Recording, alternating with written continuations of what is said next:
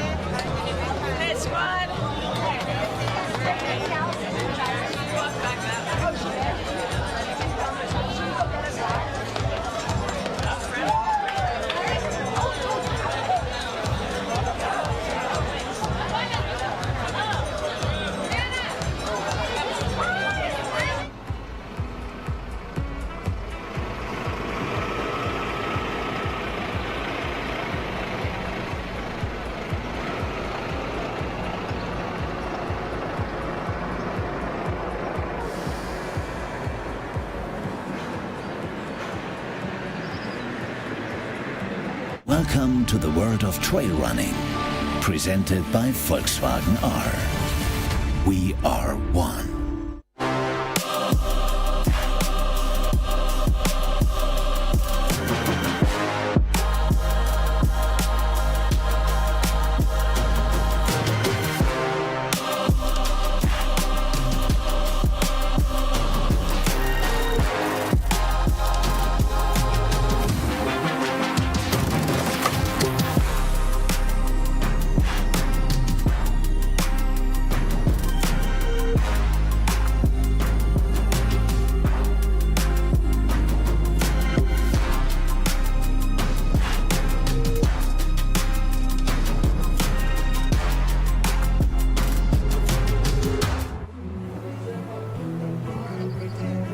Es ist 6:20 Uhr, it's 6 and 20 minutes. This is the 10-minute countdown.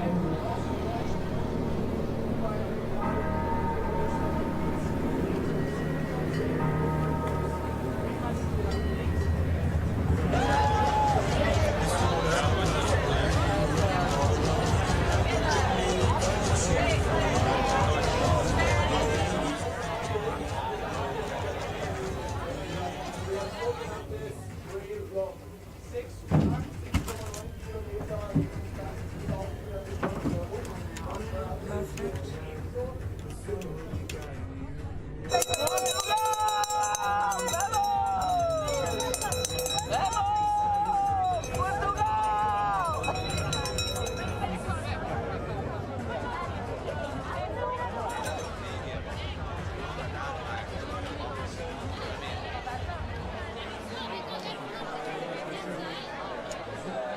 it is that way. What I'm saying is that way. This, yo.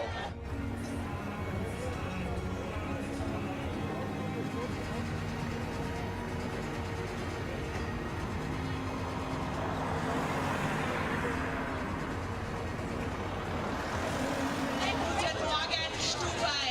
Die Athleten kommen jetzt zu uns hinter die Startlinie. Wir starten Tal. Ladies and gentlemen, another beautiful morning here in Innsbruck at the Trail World Championship. Thank you so much for tuning in. This morning is going to be a long one, so I'm going to have to pace myself, and I'm definitely going to need you throughout this whole day. Trail long, ladies and gentlemen. This is going to be the big piece of these 4 days of live coverage. We'll have 85 kilometers, 5,554 meters of elevation gain, and a little bit more of elevation loss, because this time, if you were following yesterday, they started here in Innsbruck for the trail short and finishing in Stubai, and now they're starting in Stubai higher up in altitude and finishing here at the heart of Innsbruck, meaning there's going to be a net downhill course. So we'll be probably in for something like 12 hours of live coverage, so plenty of things to discuss, to talk about, to share, and to experience all together. So definitely looking forward to it, and I hope you are well geared up. Athletes, you need to come on the backside. We will be starting out there for the Solomon Arch, so you need to come backwards. Keep on moving.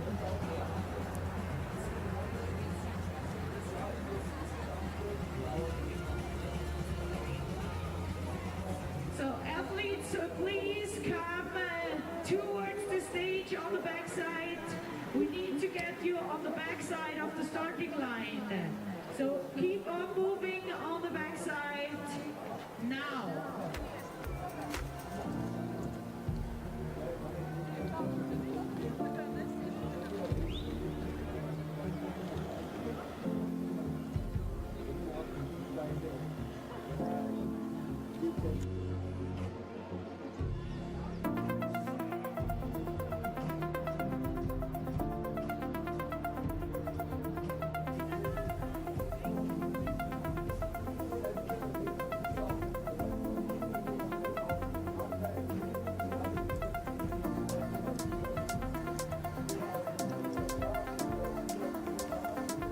It is 5 minutes prior to the start.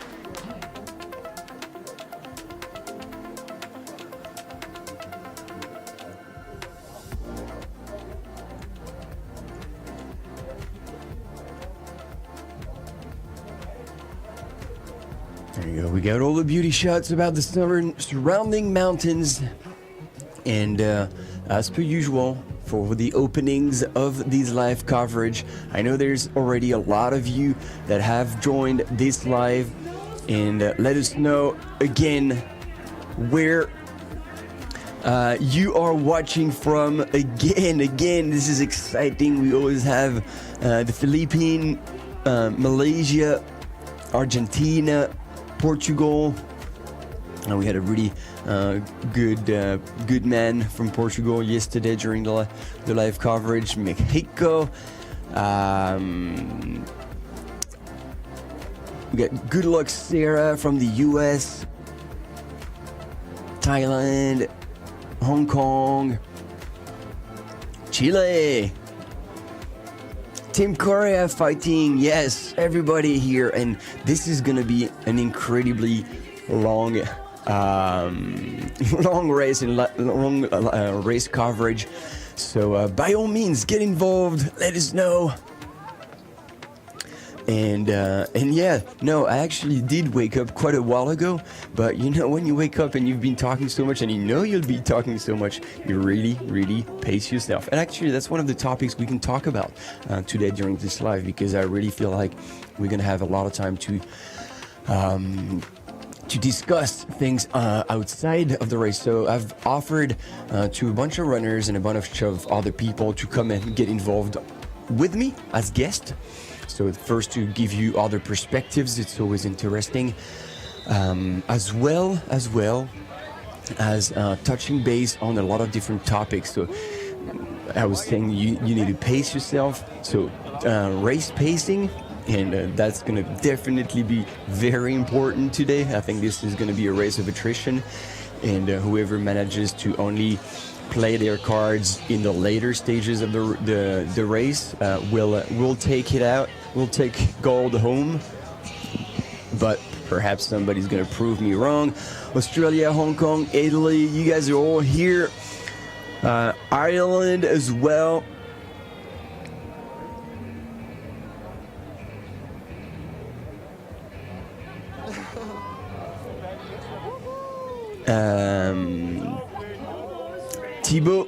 Thibaut Garivier, indeed one of the strong runners that we can expect to do well today. And I wish I had a few schnapps last night, but sadly there was absolutely none. And it was actually an early night, knowing that we were getting up early this morning, and we have indeed to pace ourselves. But you know, I wouldn't be anywhere else in the world. It's gonna be a really exciting day, I can tell you that much. And I got my list here. Let's talk about the strong runners that we can expect to be up there.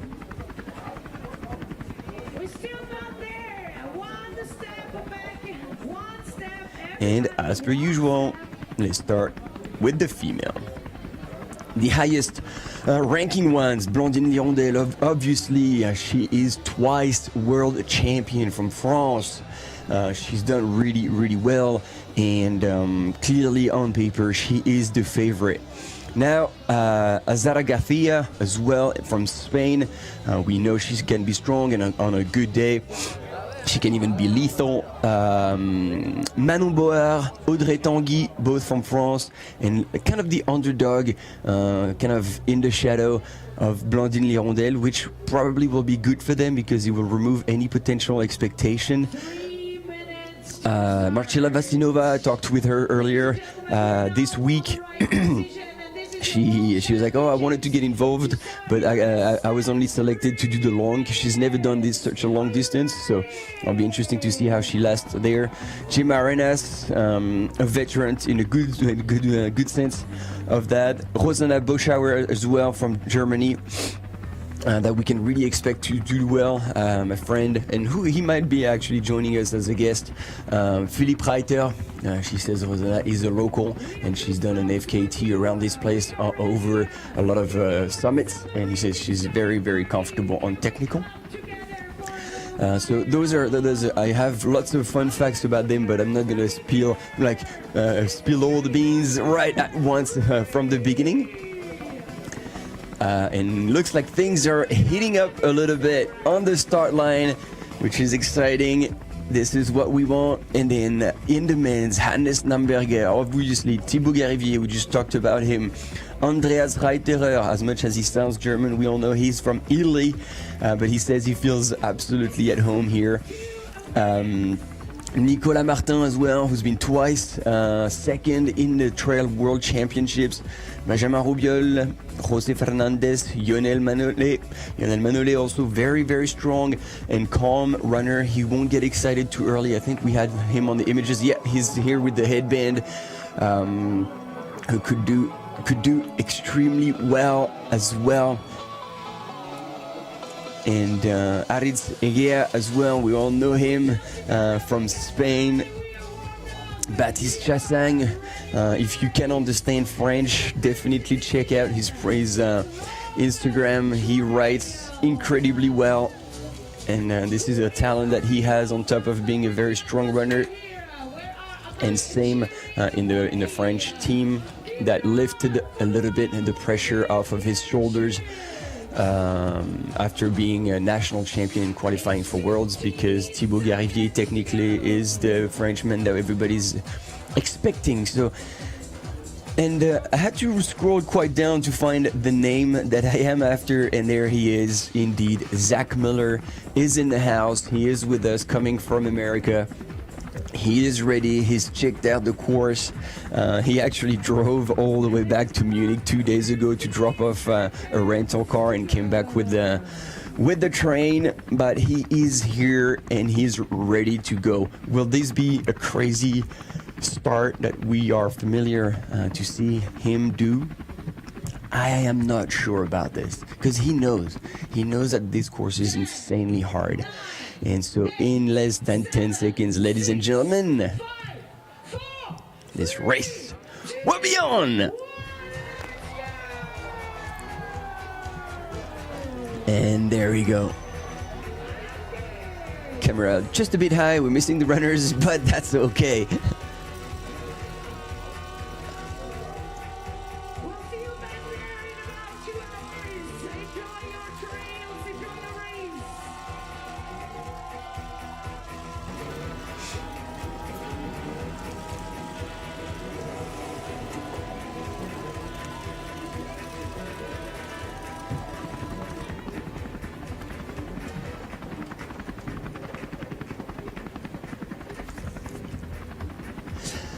So, if you were with us, just a little bit of details about the course itself.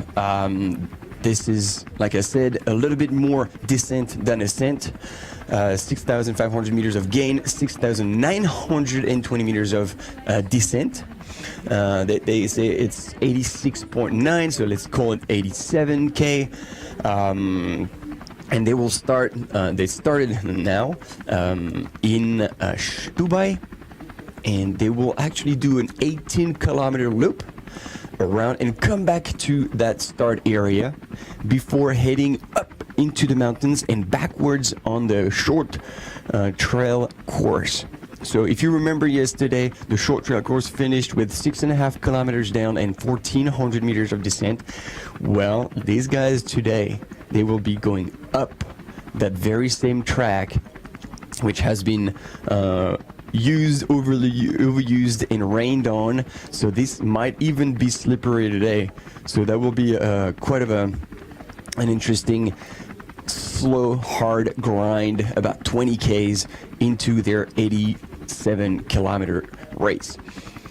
So surely it won't be a fast one, but it will be a mountainous one, there's no doubt about it. And once again, beautiful aerial shots.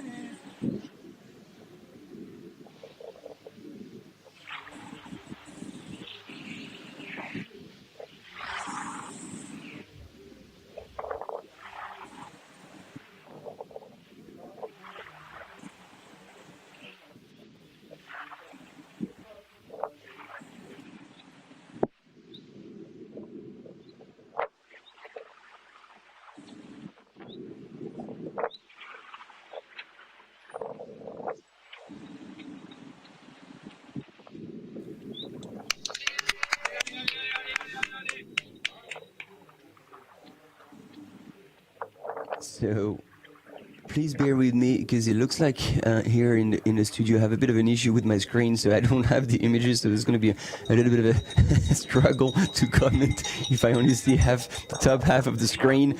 But it looks like there's a runner pulling away from the field. It might be a runner from Japan because I can only see the face, or maybe the Philippines. Sorry about that.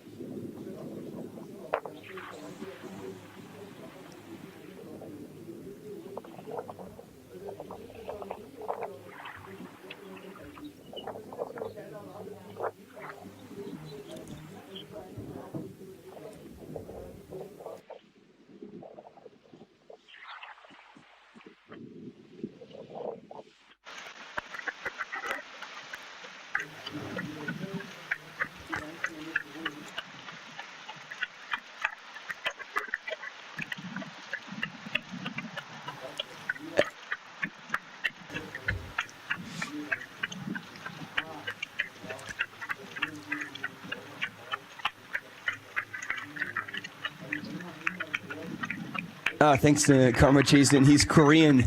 This is awesome. You know, it's the world champs, and if you feel like going up at the front and pushing the pace and get a little bit of fame, be on the images, well, so be it. I think it's everybody's day, and if you can get that, probably give a shout out to everyone at home. We really appreciate that. But you know, he probably knows that in this pace is a bit too fast, but you know, they are warming up. It is a flat section of the course, so you can stretch your legs a little bit.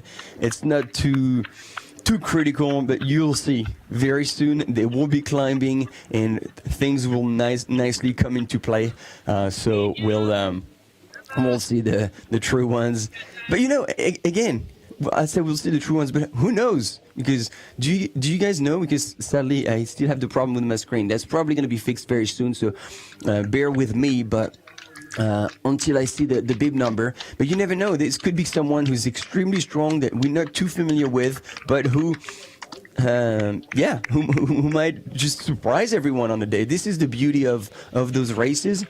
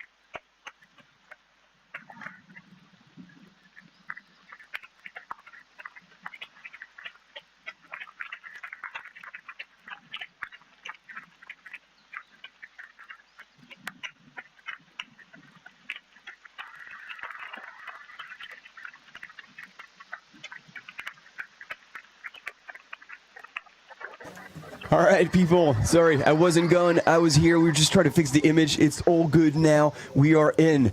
Thanks for bearing with us. And now I have it all. And this is exciting. I mean, I love that. I see a few people be like, oh, you know, almost like mocking this guy. But you know what? He's going for it. And I love that. We love the panache, the taking chances. Is this going to last? Who cares? Like, he's here, he's doing the show, we're looking at him, and I think we really deserve to to bring up his name. Sadly, like now I only have the images, so I'm gonna try hopefully to see his bib number and actually tell us a little bit more about this guy. But I gotta say, by the look at the way he runs, like he is not a beginner runner. That looks clean, that looks sharp, that looks indeed pretty fast for 85 kilometer. But again, you never know. And we've had so many people who were stuck in their countries because of COVID for so long that, you know, if maybe that guy's been training extremely hard. And and you know, he's creating the show, and that's what we want. That's what we want. Oh, so Sashio, thank you. He's called Crazy Caro. what if you know his full name, that'd be great. But I love it. Crazy Caro.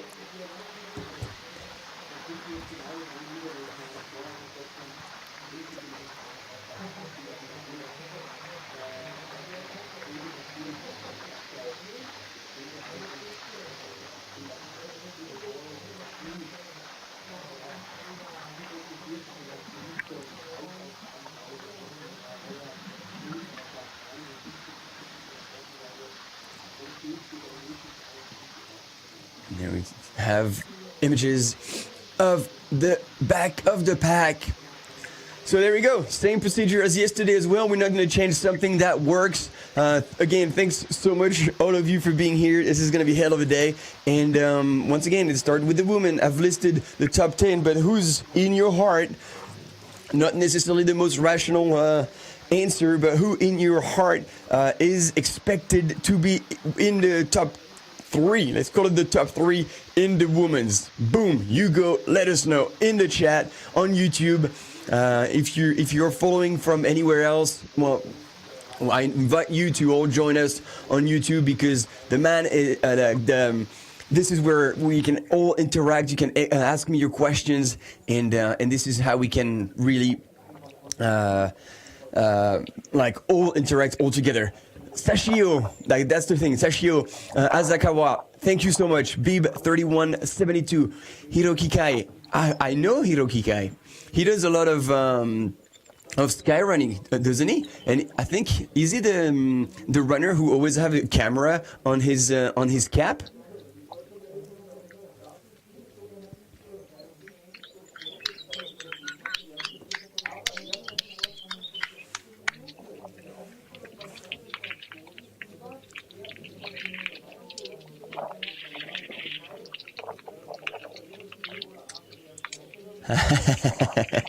Aid Station Fireball, love it. Claire Gallagher, Claire Gallagher, Claire Gallagher. Let's go, Claire. I mean, when things click for Claire, like I remember that Western States finish, she can certainly move. I don't know how comfortable she is with poles, because today it will be a freaking hiking festival. So that's definitely something that we can anticipate, that any runner who is not comfortable with poles will most likely struggle a little bit more. But I could not agree more. Claire Gallagher is an absolute legend of our sport.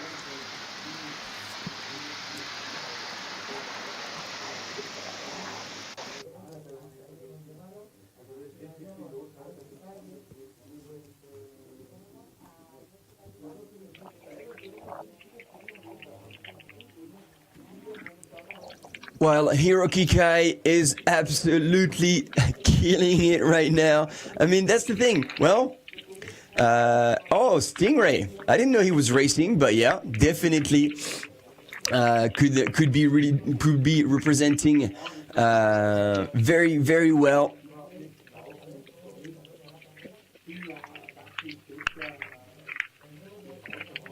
John Onifa. Yeah, I remember. Where was it? I think it was Thailand by UTMB. He was doing really, really, really well. He's a very, very strong runner. And actually,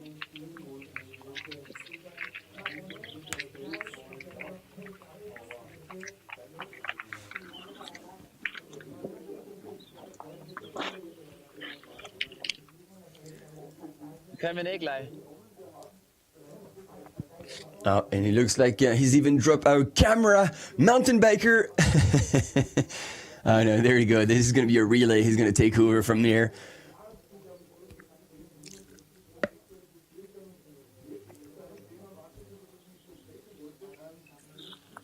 So any other name in the women's? So we had, because you guys are still missing one unless I missed her, but definitely Claire Gallagher is in the mix for sure.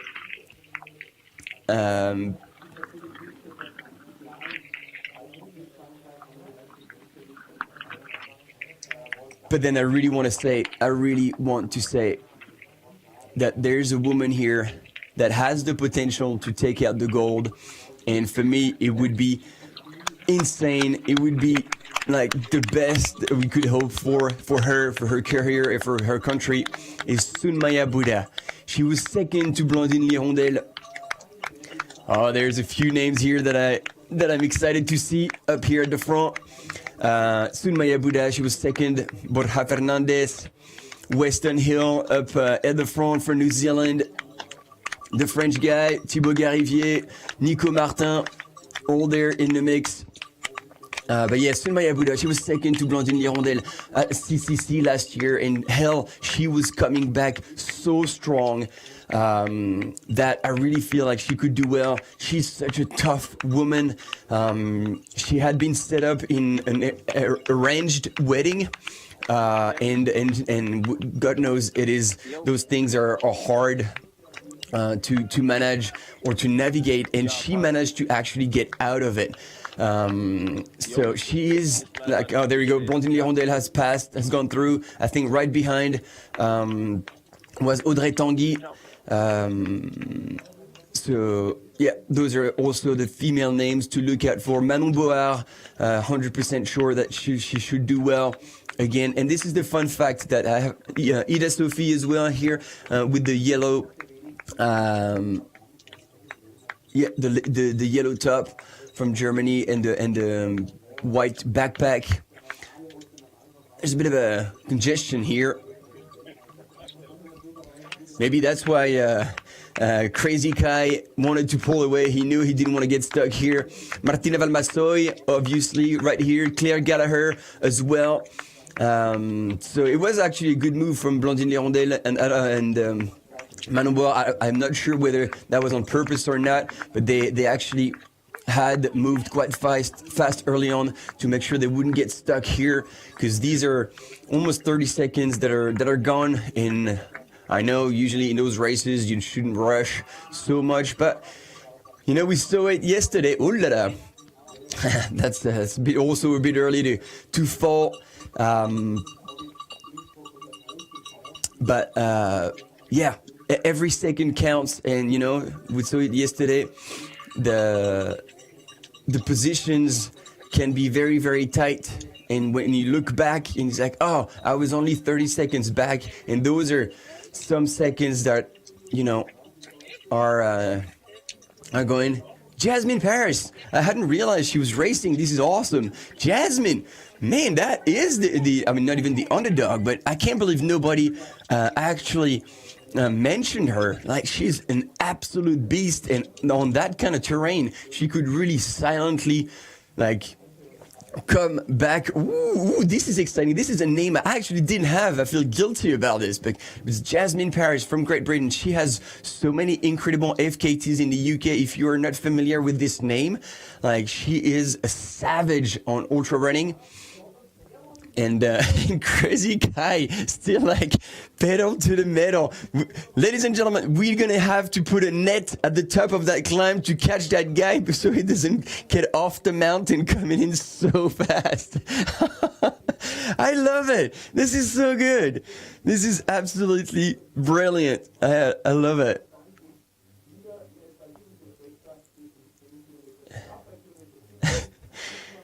Oh.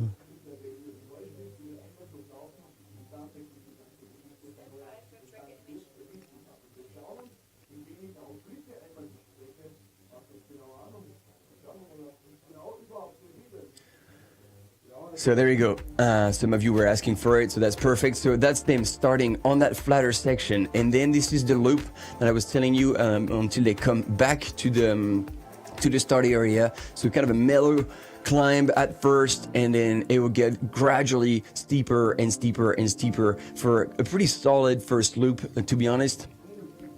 And then back across above tree line. And the views from up there are going to be fantastic on this early morning here in Innsbruck in the Stubai Valley. And that will be the first big climb of many for this trail world championship long distance. And they will head all the way back down onto the flat, exactly the way they came from. And then head out, as I was telling you, for the second monster climb of the day. This is where this is now backwards on the trail short distance that we saw yesterday. 1,400 meters of climb. First in the trees and then above tree line and on very technical terrain.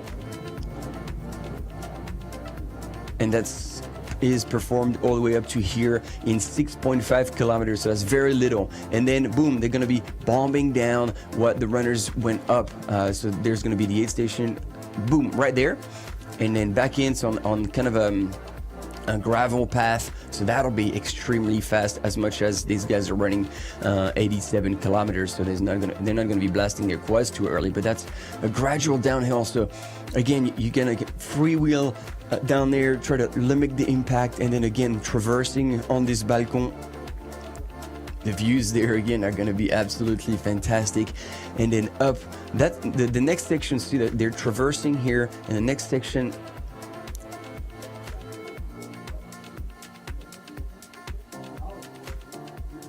Oh, we've missed that. So yeah, it was back to up to the col first, and then around.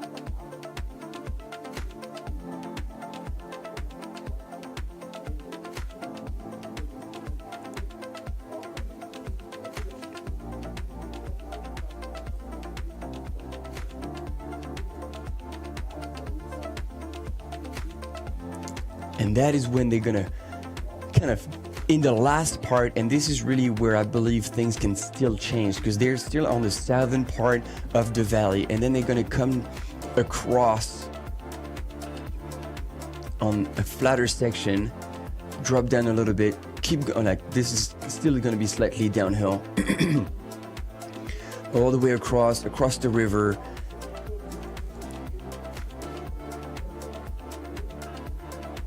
That's where we're gonna have the aid station that we saw on the short course as well, right by the river. And then they're gonna go up the northern part and much higher than where the short course was going in the opposite direction. You see, they're gonna keep climbing up, get much higher up indeed. And that last climb, I really believe this is where if anyone has still gas in the tank and manage their race well, they could put a lot of time on the rest of the competition, and then dropping down on the other side.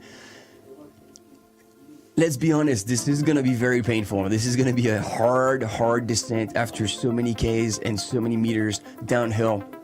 And all they have to do is just let go. But that's not going to be steep enough, that kind of descent where you completely let go and let gravity do the work. They're going to actually have to push on top of that. So right there is going to be another flatter area before dropping all the way down, and then across the river, across the Inns, and then boom, it's it. That's the finish line, and that's home. 87 kilometers and 6,000 meters, 6,500 meters of vert up and 6,900 of down.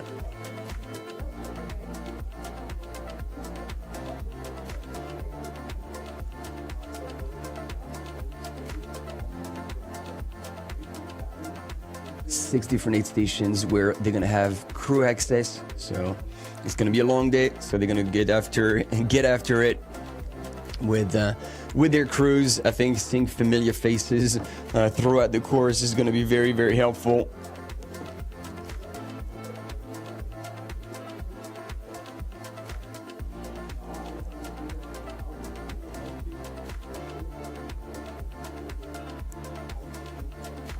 And let's see what's going on with Crazy Kai. See if he's still, and he still is indeed, and he's still motoring. The man is gonna finish that first loop and come back through the finish line with probably an hour lead on the rest of the field. Is gonna be insane.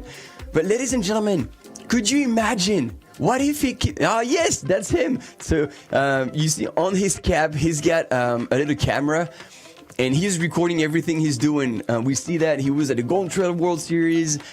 He was at some scouting races.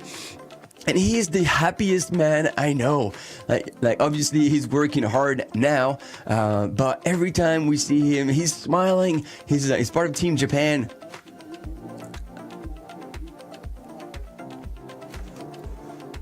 Or at least I see him often there.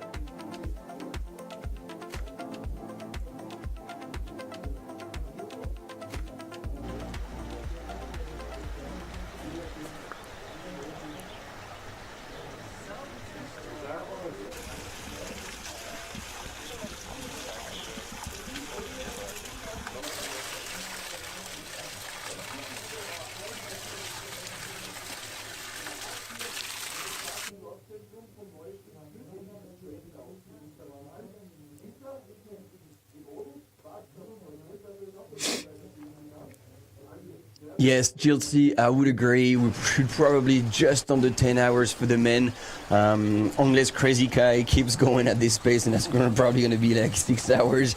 Thanks, Maria, for sending lots of energy. I'm definitely gonna need it today, but things will fall into place. We'll get into a rhythm. This is going to be good. I know you guys will be there. I'm going to have a few guests, and we're going to have a crazy race. I mean, look at how crazy that started. This is perfect. We've got beautiful spectators on the course, and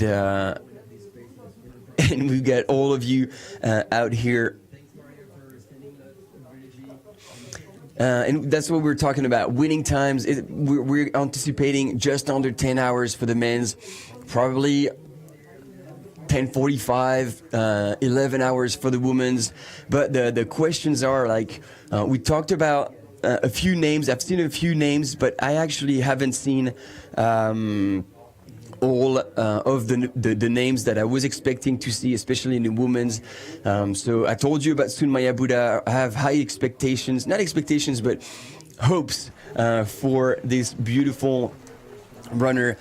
She again is always very smiley, enthusiastic, and with such a hard course and so many climbs, I think she could do really, really well.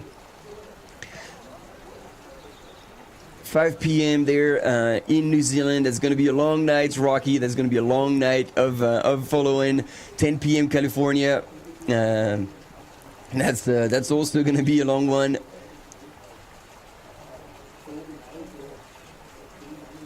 And okay, vert run. We've got 11 hours prediction. We'll talk in 10 and a half and see who was closer to the true time. But yeah, a fun fact in the women's race is quite interesting that we found out when we looked at everyone's pedigree and results. We have from France, Manon Board. Let's go backwards in time. TDS, you're all familiar with the TDS by UTMB. That is the kind of the 145-kilometer race, the most technical race of all the UTMB ones. Last year, Martina Valmassoi from Italy won it. Today, she is racing. Previously, that race was won by Manon Board. She is racing today. And then even before that, it was Audrey Tanguy who won it twice. Guess what? She's racing today. So we have actually, I think, 4 wins at TDS. Audrey Tanguy won it twice, like I said. That are like female runners that are running today, and that is a course that I feel is quite similar. So we'll see how that compares. But then again, I was really pleased to have someone bring up Claire Gallagher, because indeed she can run long. She's done extremely well at 100-mile races, and usually she doesn't show up to an event if she's not prepared. So the fact that she's here is telling us a lot. And didn't mention her again, but like obviously Blandine Lirondelle on paper is the one that we should expect to be seen right in the front, because she will be the strongest. Already twice world champion in 2019 and 2022. So we'll see how that plays out for her, but she's usually a fast runner, and that course is everything but fast. So we'll see how that plays out. And again, I really believe that, and as much as I hope not for Crazy Kai, but whoever starts out too fast is really going to come to the cashier at some point and they're going to have to pay the price for it. So yeah, we'll really see how that plays out. And then yeah, in the men's, we talked about a few. Obviously, if we stick with Claire Gallagher and the US, then Zach Miller is definitely one of the men to watch out for. Thibaut Garivier as well, if he has a good day, could be absolutely lethal on this kind of terrain. But there's just so many more. And ladies and gentlemen, there's another name on top now. Hiroki Kai from Japan is absolutely murdering the field right now. How long is that gonna last? We don't know, but absolutely love the enthusiasm of that guy. We know he can run really strong for like 40, 50K. We've seen that in many sky races or in the Golden Trail World Series. Very enthusiastic runner. Is that gonna hold? Who knows? Maybe the guy knows something we don't. And yeah, there might be a Strava KOM for that first lap, and surely enough, he will absolutely smash it. Oh, Mitch Alba. So apparently Hiroki Kai also ran the vertical race. So, you know, that was just a warm-up for him. But we love that. This is really cool.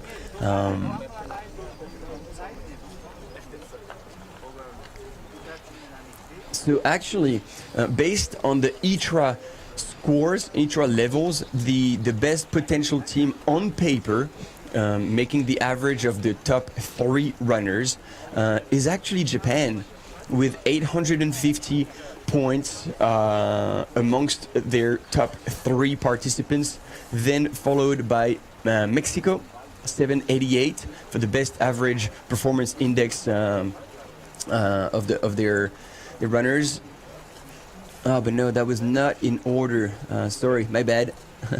I take that back. I'm gonna have to sort that out. I got an 880 for Switzerland, 883.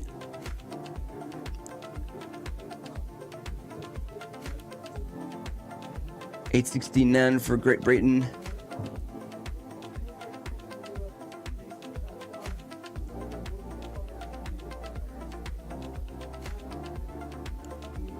And so that was for the men's. In the women's,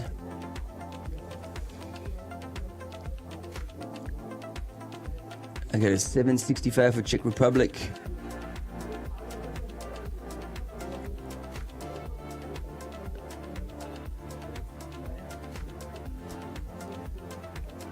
And there you go. This is the first loop that you can see right on your screen. And there's a bit of a shout out to Jim Wamsley. He's still at the start. He wants to give the competition a fair chance, so he will start an hour after everybody. No, kidding. Sadly, Jim is not in the house, stayed in the Alps. Hopefully for good reasons, and hopefully he's healthy. And yes, our man Hiroki Kai from Japan, absolutely killing it ahead of the field. And I'm looking at all the names. Emily Schmidt as well from the US. I might be wrong, but I believe that's going to be one of the longest races she would have done. So I'll see how she can hold on with this. We were actually joking about this and talking about this together. I can't remember exactly when it was, but talking about pole usage. It might have been after Istria, when she said like she.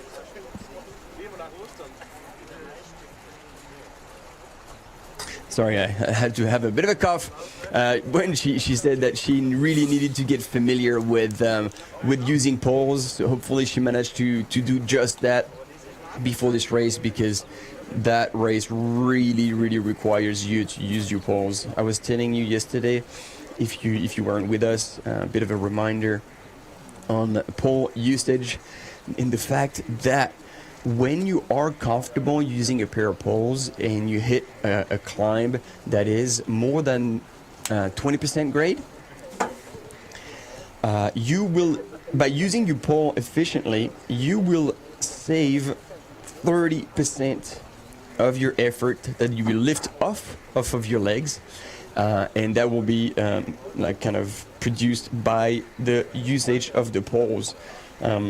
So I mean, 30% is a big number. So when you know you're going to be out for 10 hours, and in the early hours you are saving your strength, you're saving your legs on all the climbs, and that is at equal pace. So I'm saying, if you go at the same pace with poles and without poles, with poles, your legs essentially will work 30% less hard, and save a bit of energy. So one thing, however, to keep in mind is that the overall energy expenditure will be about the same, because obviously your upper body, your arms will work harder, your core, to keep these poles in motion. So in terms of nutrition and effort, you need to be mindful of that, because you're still going to burn as much energy, and so you need to fuel equally. But yeah, using the poles, and I want to be very specific here, using the poles in the right way is going to be very important. Now, it is still Hiroki Kai in the lead, and the second person you can see on your screen is actually a camera runner. So whoever has these blue jerseys, they are not racers, they are camera runners, part of the live team. And it looks like he's even been dropped. And Hiroki Kai, no, that can't be Hiroki Kai, unless he's taken off his cap. But that is another runner, and it might even be another Japanese runner. And these guys are in the house, showing off.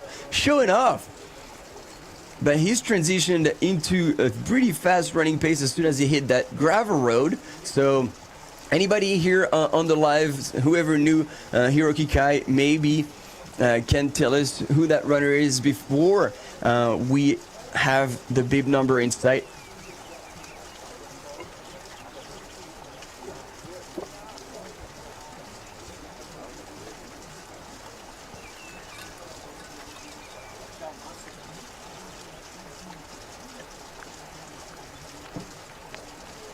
Yeah, so Hiroki Kai is in the background, just over there. So it's another runner, 31.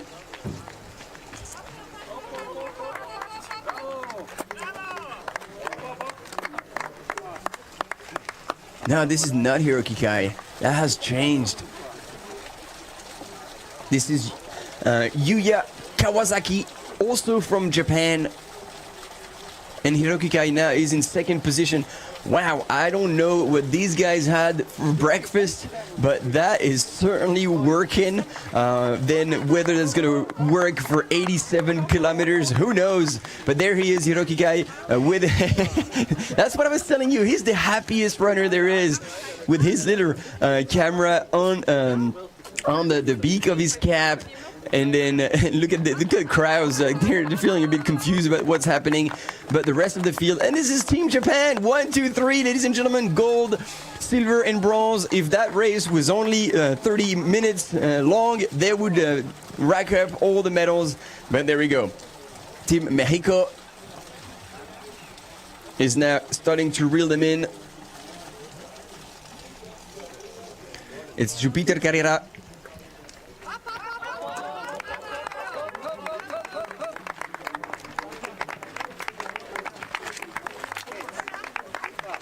Lionel Christian Malolé, I saw that. There he is. I think it was Aritz from Spain as well that I could catch a glimpse of. Baptiste Chassagne, I was telling you about this guy from the French team. Chasing pretty close.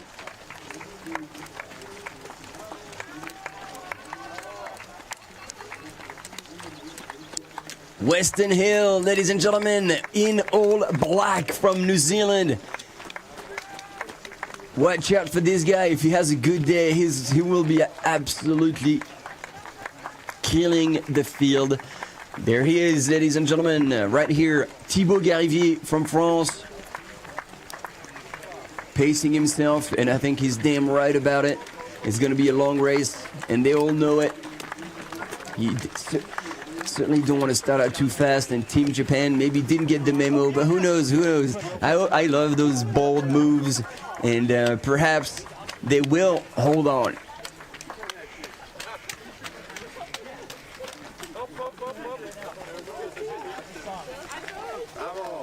There you go, Philippines.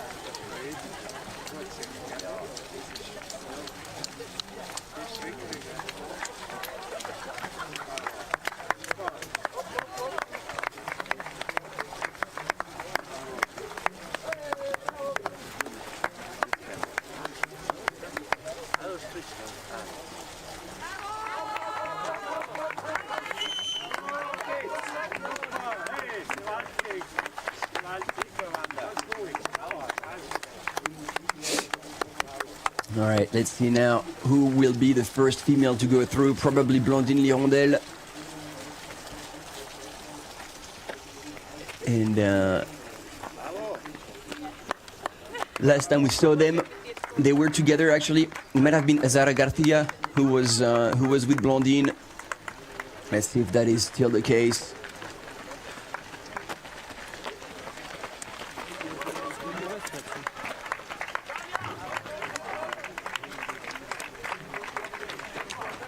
And you see the field is already starting to stretch out quite a bit.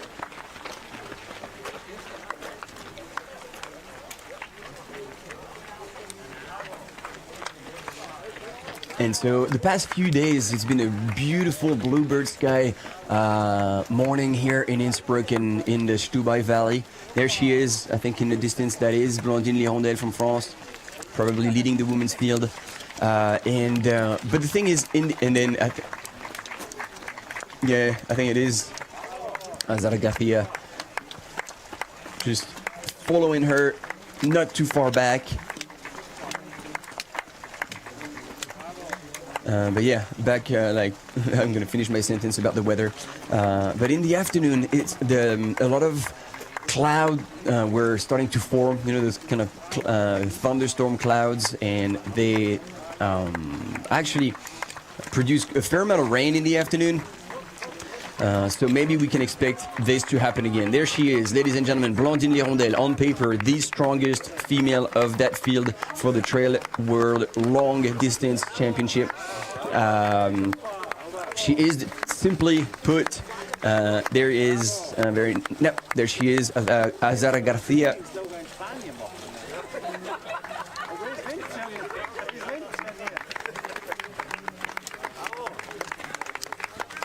and yeah, Blandine Hirondelle, 2019 and 2022 world champion, 2 titles.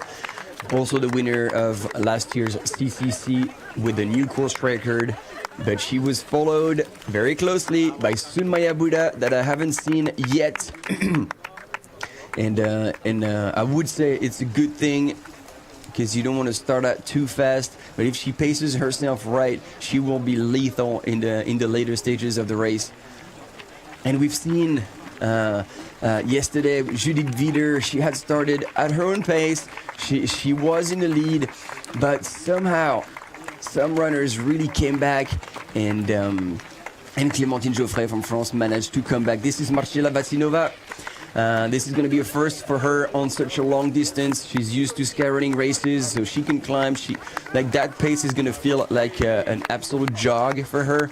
But the thing is, she knows she's going to have to sustain it the whole way. Martina Vamaisol is here. I think she's with Manon Board, which is very good. These two, if they work together, can do extremely well.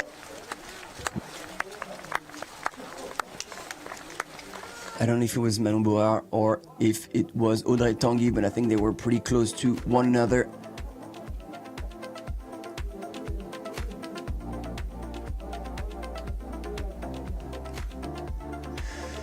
So right now, ladies and gentlemen, 3 Japanese runners in the lead of this trail long distance world championship.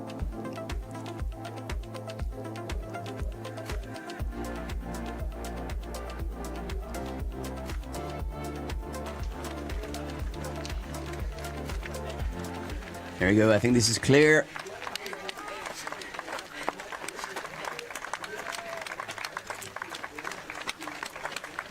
I don't know about you, but I feel like the image is not crystal clear, so it's a bit of a struggle to see all the numbers, and all I can do is guess based on the color of the jerseys as well as the running style. I know that the kind of the running style and the kind of body shape of some of these women, but I hope I won't tell you too many lies.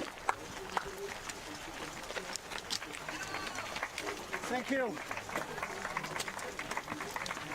And there we go. At our first checkpoint, no,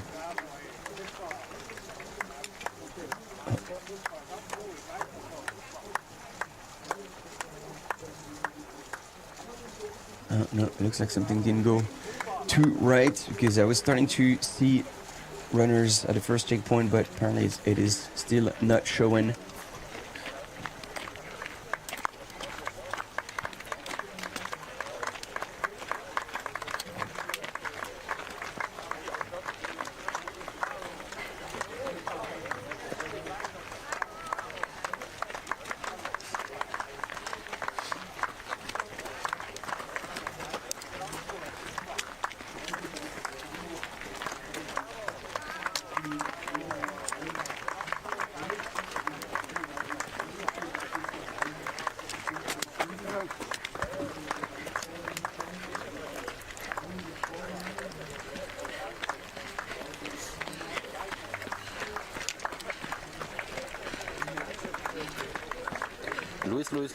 Luis für den Robert.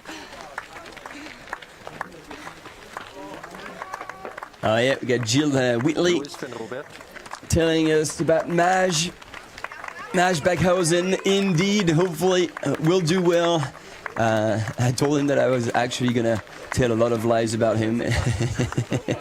He's one hell of a human. His latest achievements were that after raising awareness about like old forests being chopped in Australia, doing a long run across all these forests and to bring awareness around that and protect both the trees and the wildlife, and together with Patagonia, this has been achieved. So that he was so stoked about it, and rightfully so. So again, if you're joining us and you haven't seen the course yet, that first section, here it is. This is like where those runners are right now. Boom, that's where we had the fixed camera, and then they keep going above tree line and then start traversing and then onto the very first of a lot of downhill meters to run. But look at this, currently we could not ask for a better weather. It's still chill and crispy in the morning. It's 7:21 here local time, but this is going to change. And if the weather stays like this and there's no cloud cover, this is going to be adding a massive difficulty to all the runners, because if it's cold you put a layer on, if it's hot you overheat, and that's it. So that'll be challenging for sure. And Damon on the hill, no, so far we haven't had a split yet to see the live results. It will be coming though, and we'll hopefully see that at some point to give you a bit of an update of what's happening both in the men's and the women's field. And yeah, get excited about all this.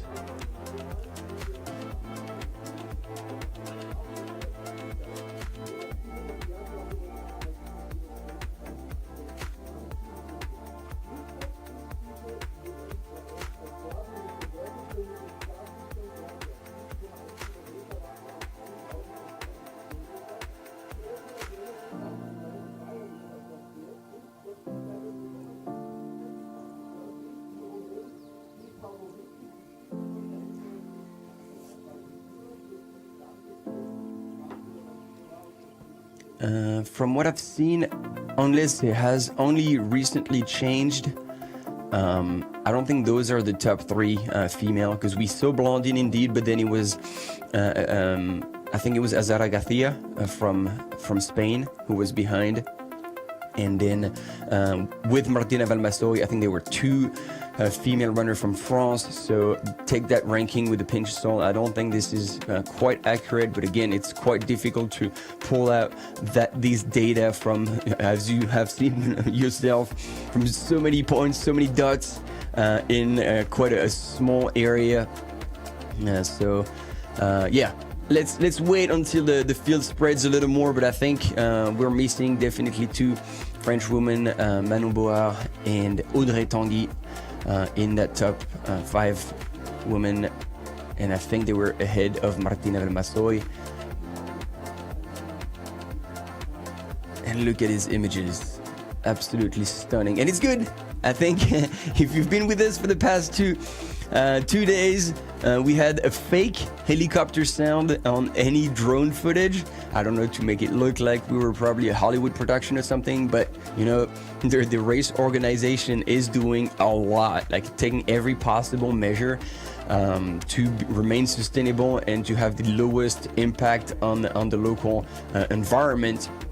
And therefore, there is absolutely no helicopter that is being used to cover those races. Those are only drones, and actually that created a bit of confusion, but be reassured, that was just a soundtrack, and now it's the proof once again that now we are shooting with drones. It's much easier. It's just almost safer, because if you crash a drone next to a runner, that's okay. If you crash a chopper next to a runner, it's going to be a different story.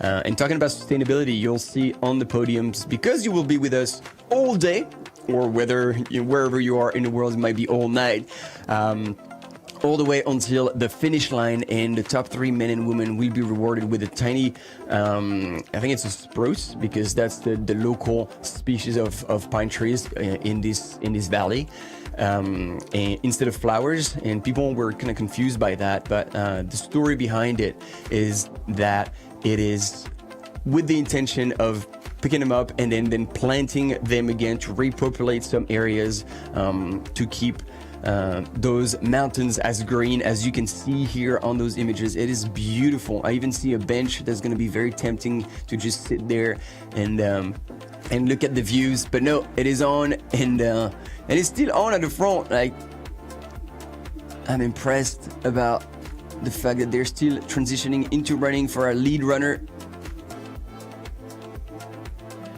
But yeah, with such a steep climb, things are gonna start falling into place. And I think we have our 3 Japanese runners, followed by another runner in red, with a white top, so hard to tell. I don't have all the jerseys in my head by heart, but with the red, I remember Spain, had a red outfit. So bear with me here, unless some of you have an eagle eye and can recognize someone.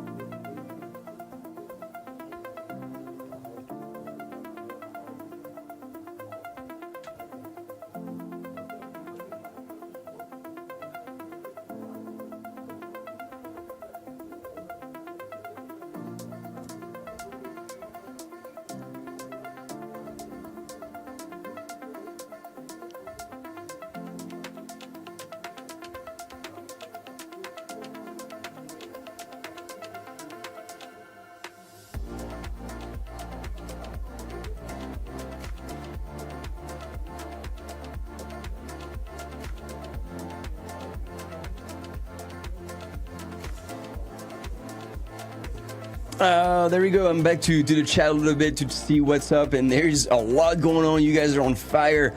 Yes, we saw indeed. Thank you. Always relevant comment. Albert Jorquera, welcome to the live.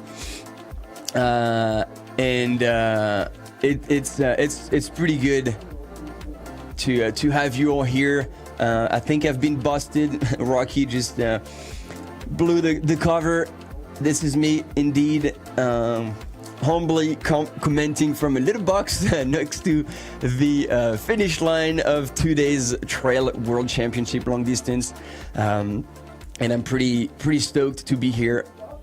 Am I a famous runner? Nah. I'm not a famous runner. I'm not even a famous commentator. I'm just happy to be here. Yeah, we're back with our camera runners to pick up the first runners. And once again, these are 3 Japanese runners. And as soon as we'll get closer sight on the 4th runner, I will be able to tell you whether this is Spain or indeed, as Albert Jorquera mentioned, Portugal. But I think they have red top and green bottoms with Portugal. Switzerland, red indeed. We saw that a lot yesterday in the women's field with Judith Wieder, who took the win and the second place, and Thérèse Leboeuf took 3rd. So let's see. We're back with the fake chopper. I think we had avoided doing this again, but no, it is happening again, ladies and gentlemen. We have put a soundtrack of a helicopter onto a drone because I mean, this is how we do it, right? Like, it has to be a crazy production. And I think this is Mexico. So this is one we had missed, actually, Mexico. Vamos.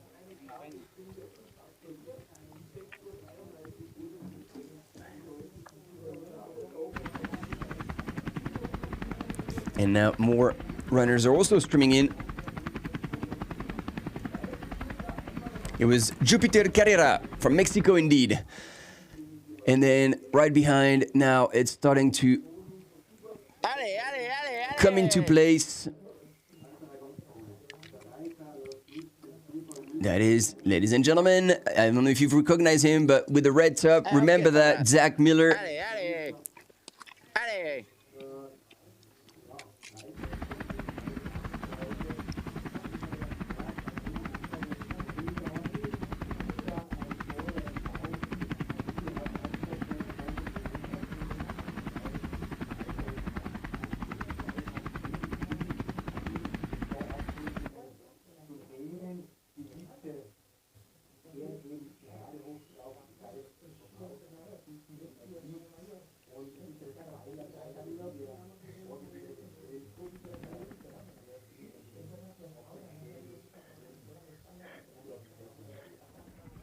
Baptiste Chassang, Lionel Christian Manole.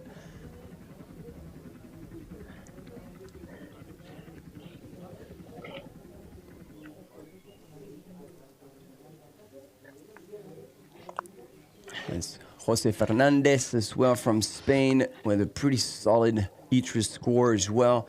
I'm surprised though that he's not using and carrying poles. for such a course, and that is surprising. But I remember another very famous Spanish runner who was going up and down mountains at a crazy pace, and I can't remember. I think this year, 47 years old. So this is not who you thought I was talking about, perhaps. But Miguel Heras was absolutely insane at going uphill, bent over, and not even hands on knees. Like, he had his hands crossed behind his back and just chilling, like he was on a going out for mushrooms or something. And then, man, he could climb up a hill without using poles. So maybe this is the same technique that Jose Fernandez is using. Borja Fernandez is here. We should have Hi, Nico. Nico Martin in the distance. And see, as much as there's... On n'en met pas trop partout pour l'instant. Ils sont partis comme des fous les Japonais devant.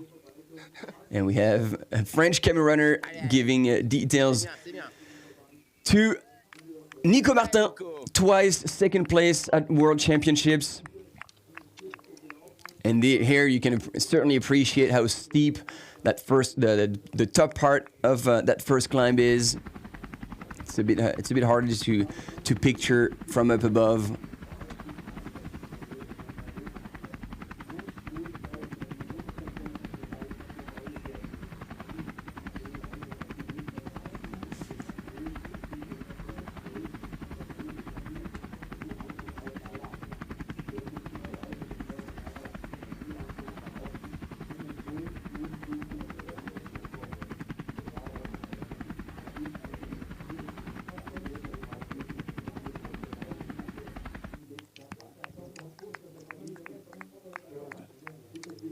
Oh yes, Riweda is in the house.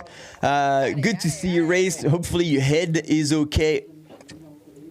Allez, Philippe, allez. Philippe Ausenhofer, ladies and gentlemen, remember, he is, so with the blue top, I'm going to write a side note. He is so strong. Like I talked with him recently, and he said, yeah, like the calm. He says, I've done the job. I know what I'm doing. And I'm going to start easy.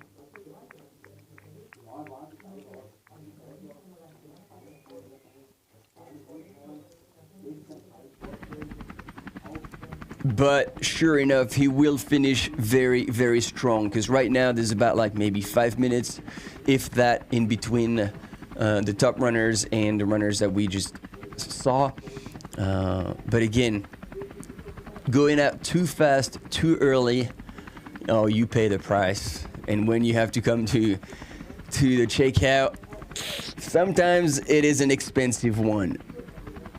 And yes,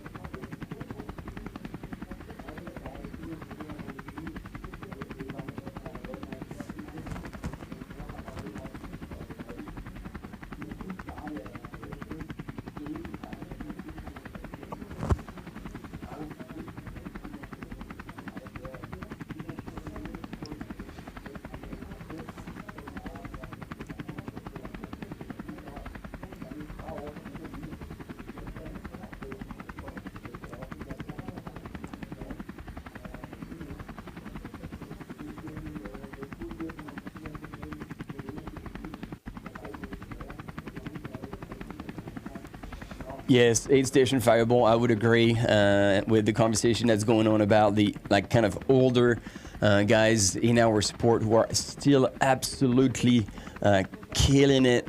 Ludo Pomeray, you're mentioning Ludo. Javier Dominguez, indeed, as well, has had so many consistent top 10 finishes at UTMB. And yeah, like the comeback from Miguel Heras was fantastic. And it's good to see, like, he doesn't speak much English, but you can see the joy in his eyes when he's talking and sharing the time. So there we go, Rocky Allen on top of the intermediary rankings.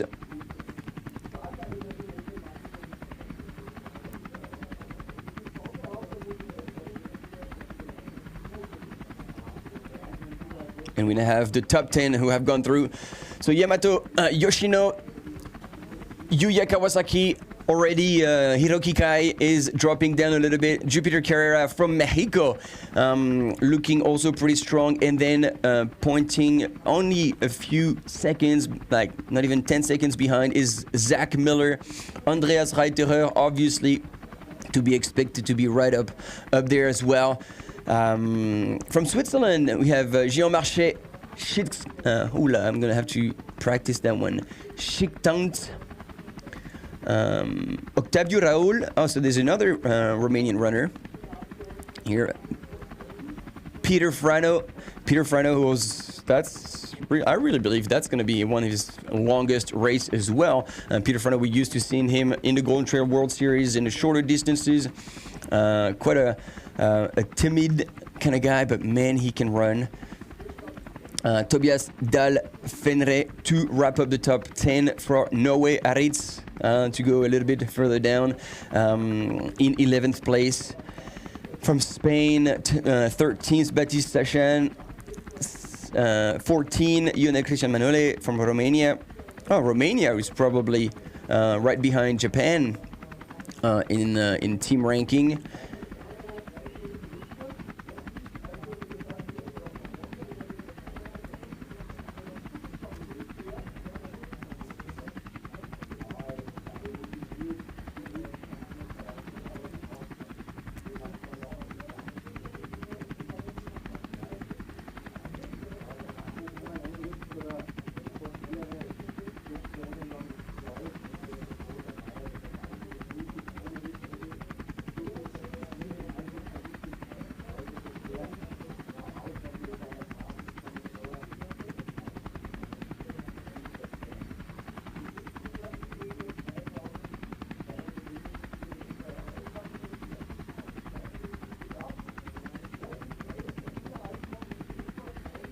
Oh, I like the chat here on this live coverage. There's a lot of knowledge being dropped. Thanks, Albert. Indeed, Nuria Picasso, if we're talking about really inspirational people, she is absolutely awesome. She's a beautiful human, and she will be at UTMB this year. She will be coming back, and it will be exciting to see her at the start line, fit and healthy. Sergi Munoz is working closely with her. Shout out, Sergi, if you're watching. Thomas Roach, indeed, I think 43 years old. The biology teacher at university. Jeff Browning, indeed, also extremely consistent. Big fan of lifting weights and uphill training on the treadmill. He had a few key sessions. Here we get the smile of our Austrian runners just behind Nico Martin.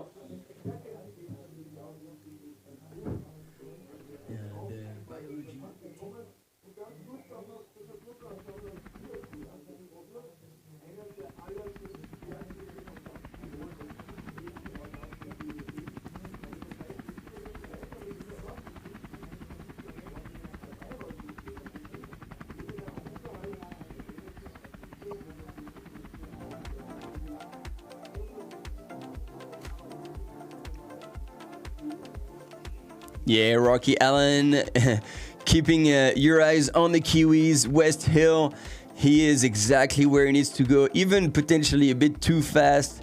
But, you know, at least he's not at the front, which is good. He needs to take his time. He's had a few really strong races recently, and at the qualifier for Worlds, he was actually, he won at the Three Peaks +1 in Dunedin earlier this year, just ahead of another extremely solid runner, but who's not here from New Zealand because he will be running Western States. And Chelsea, you're also asking about Mathieu, who came second after Kylian indeed in breaking 20 hours. And Mathieu is also focusing on Western States, so that's why he's not joining the national team in these World Championships. Different choices here for different races. Sauber, Philipp. Saustark. Venga, venga, venga. Allez, allez.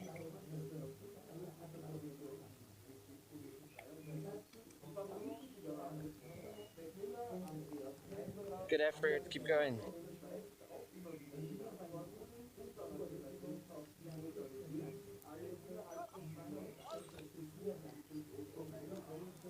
What a stellar race. I mean, remember, they were just right down all the way in that valley floor. Only an hour, 10 minutes ago. And they are now overlooking the whole valley of Stubai. Very good. And we've got a very cheerful camera runner. This is good.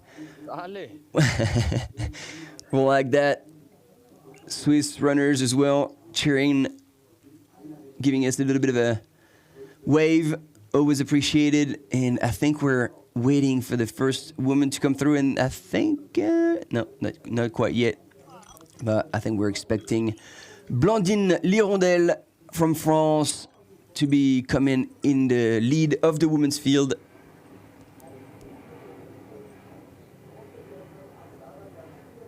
Looking good.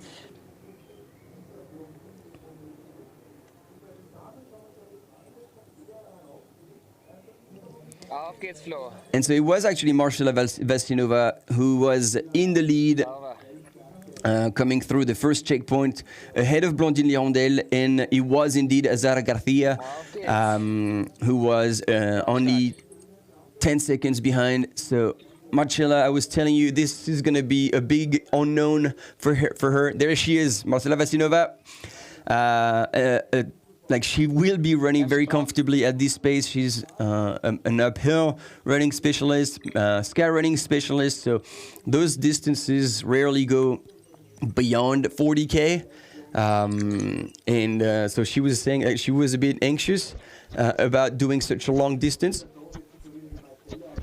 And maybe she can say that herself better than I could. We're going to have actually a quick interview with Marcela to give you an insight. But she had planned to do a few long distance races last year, but it just didn't click. And she was plagued with an injury that prevented her from doing CCC. And then World Champs in Thailand last year. So when she finally got the opportunity, she's like, I am pretty scared about this distance, but I am still also excited. Those are mixed feelings. She wanted to have a crack at those long distances, and surely she has the speed. So if she can have the stamina, that could turn into something impressive. Let's hear it from her. Hello, my name is Marcela Vasilova. I'm coming from the Czech Republic, but I'm living here in Austria, in Salzburg, for 7 years now. I'm actually 34 years old already, and I'll be running the trail long here.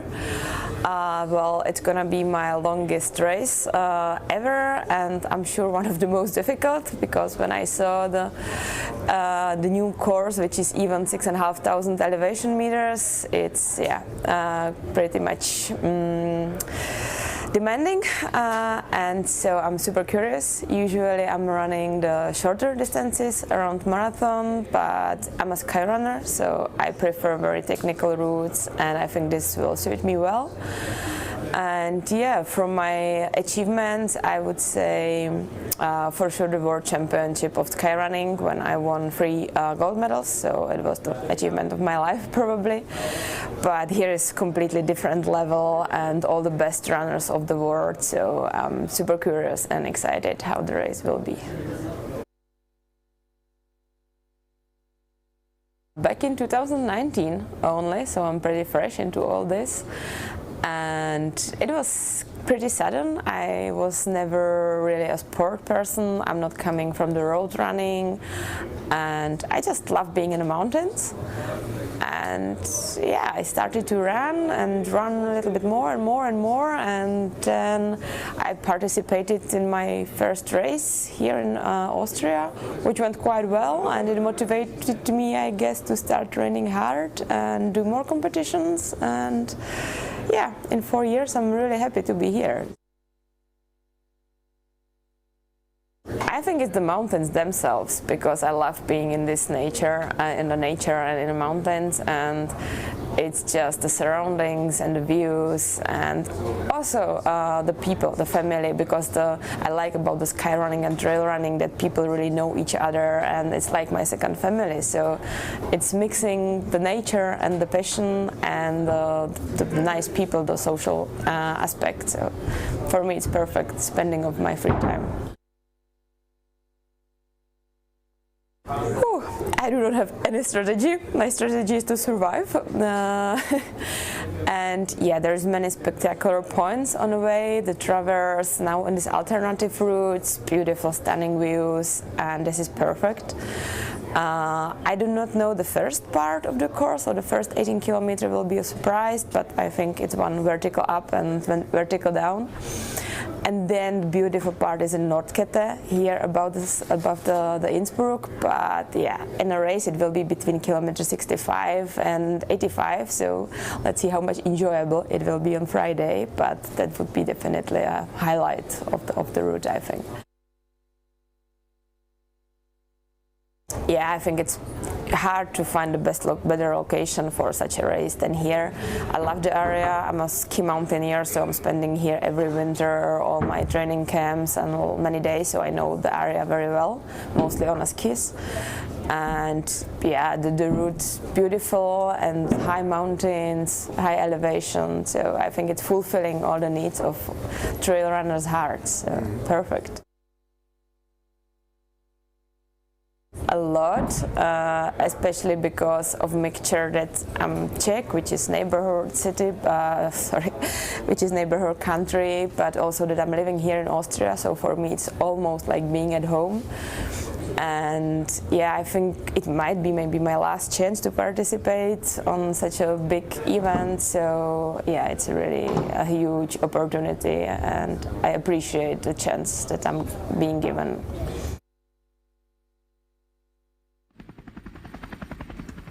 All right.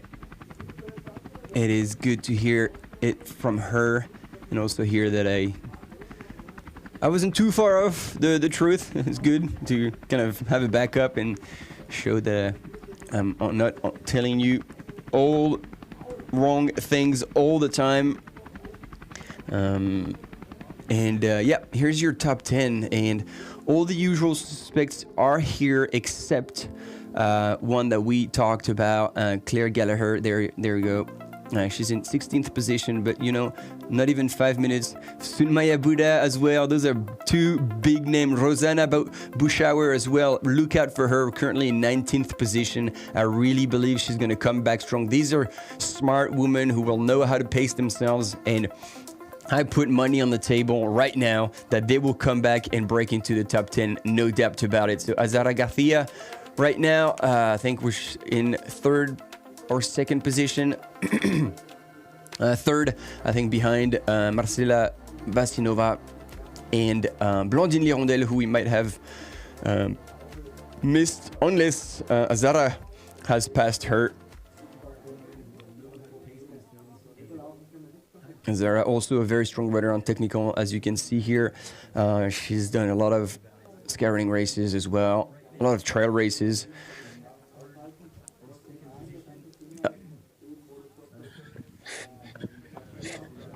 And there you go. Blandine Lirondelle from France, the double world champion in trail running.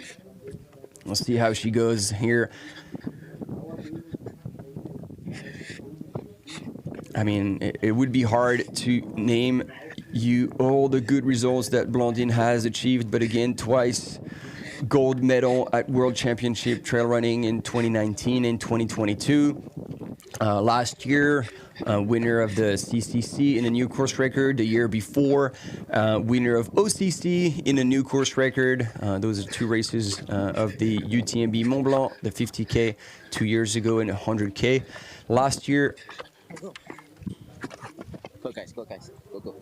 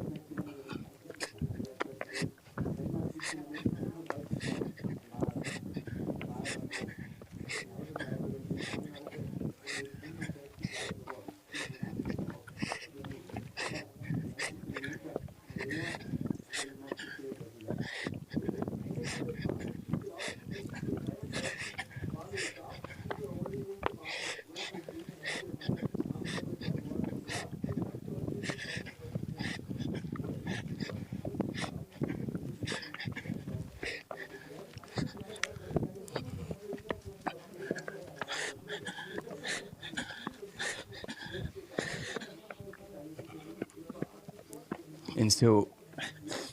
Ça va aller? Tu veux que j'arrête de filmer?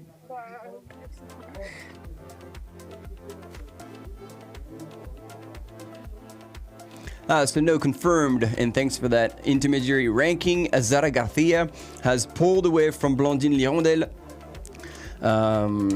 which is surprising. Either Blandine Lirondelle is not having a solid day, maybe she's stopping or like pulling back a little bit.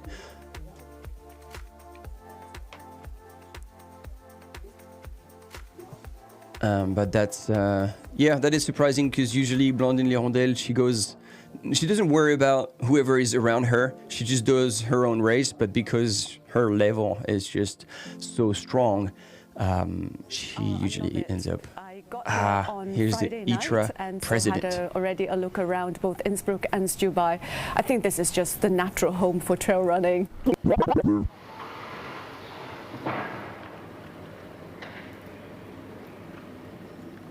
A bit of a mix-up here, but yeah, the International Trail Running Association, ITRA, is one of the biggest organizations that help us rule the sport. And I've blanked on her name, but she is the new president of the International Trail Running Association. Hopefully we'll get the images back of her interview, as well as, I believe, the president of the World Mountain Running Association, to tell us about that sport and potentially the differences between trail running and mountain running. If you guys are experts, you already know all about it. Yes, her name is Jeanette. There we go. Thanks. I have my my people, my behind the scenes guardian angels who help me out. Jeanette from Hong Kong, race director herself, and joined and accepted to take the president role at the International Trail Running Association.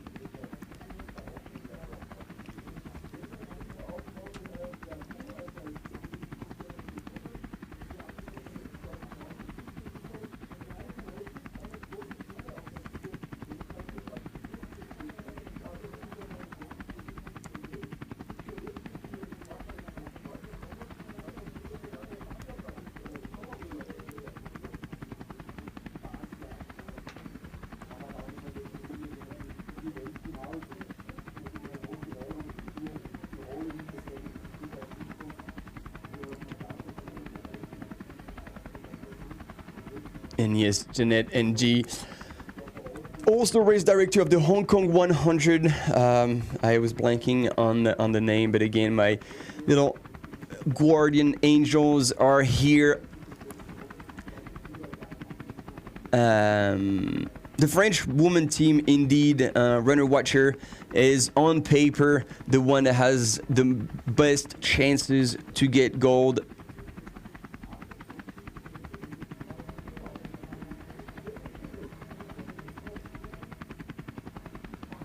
There we go. Let's have another crack at this interview. sport touristic cities in the Alpine area. I think it's the only city in Europe that hosted Winter Olympic Games 2 times, and UCI Road Cycling Championships recently, and so on and so on. So I'm not afraid that this event will not be a big success because of the beautiful nature, because of the experienced people, because of the passionate people who are really working with their souls, with their heart for the event. I have great hopes for it, and I have great confidence that this is going to be a spectacular event. There are runners from 70 countries or territories, I understand, and it's going to be brilliant. I have seen the infrastructure and everything seems so professionally done. It's going to be awesome, I'm sure. Running in the mountains is not something new. Mountain running as a competition sport on an international level has about 40 years old tradition. ITRA is a little bit younger, so it was founded 20 years after the World Mountain Running Association, and also the roots, I mean the soul, the spirit of the organization was at the beginning a little bit different. But when we are talking about trail and mountain running, actually we are talking about the same sport. It's running in the mountains. Whatever you call it, it's running in the mountains on different distances, on different surfaces, with different equipment, but in principle we can say it's the same. This is the second time we do it as a combined event, with the short races all the way to the big one, 80 kilometers long, and it's great. It has something for everyone and all types of athletes, and I think it brings more interest to trail running, which is great.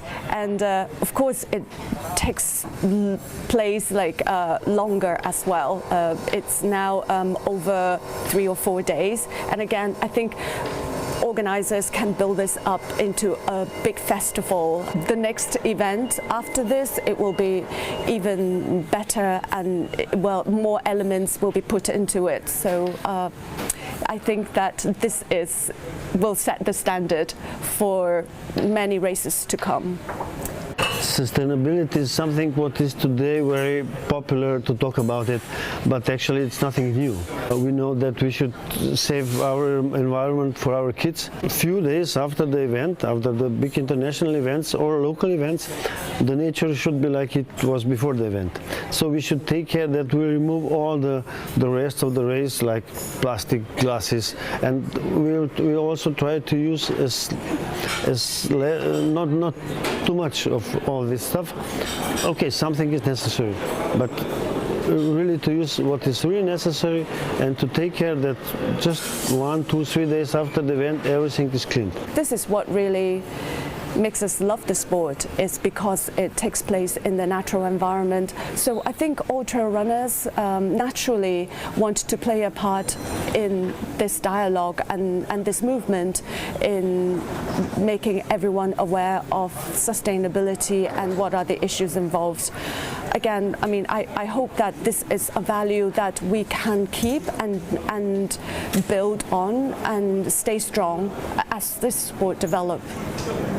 We should try to convince all the countries, all the World Athletics member federations, that mountain running is something which is really not mountain running, let's say off-road running or running in the mountains, is something that is really friendly to the users. And the users are not just the runners, the users are also the media, the users are the producers of all the equipment that is necessary, although it's a very simple sport, and also to the nature and everything what is today very important.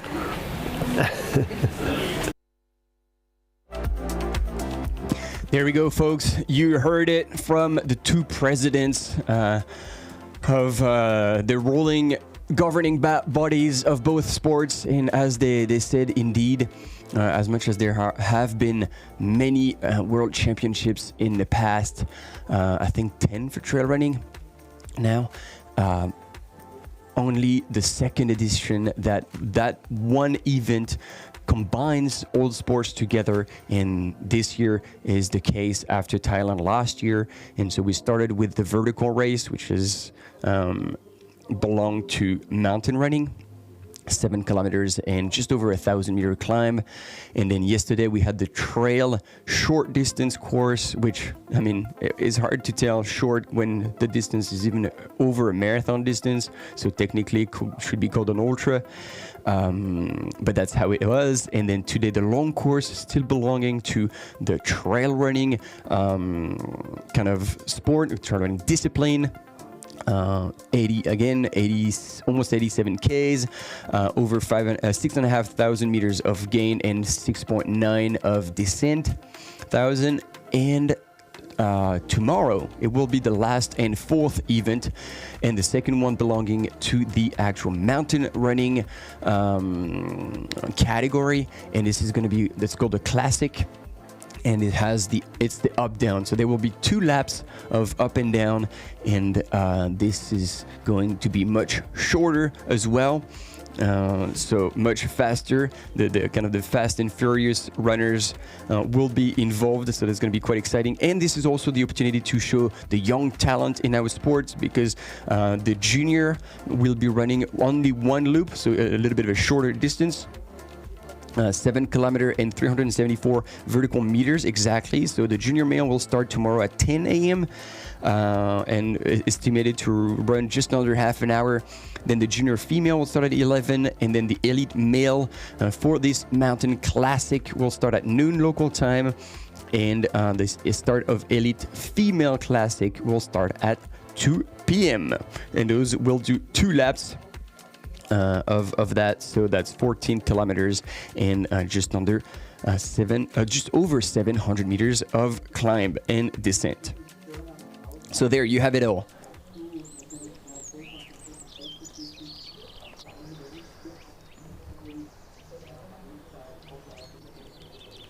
Yeah, well, that is so. Just I'm reading the comments again. With Anne, and you say that Camille Herron doesn't run long runs outside of races to prevent injury. That article has created a lot of noise, obviously. But the thing is, how many times does she race per year? And that turns into, like, basically her long runs can also be associated, her races, can also be very much associated with the long runs that other athletes would be doing. So yes, she doesn't do them in training, but considering the amount of long runs she's doing, it's a lot of the long races she's doing. It's it's not 100% black and white.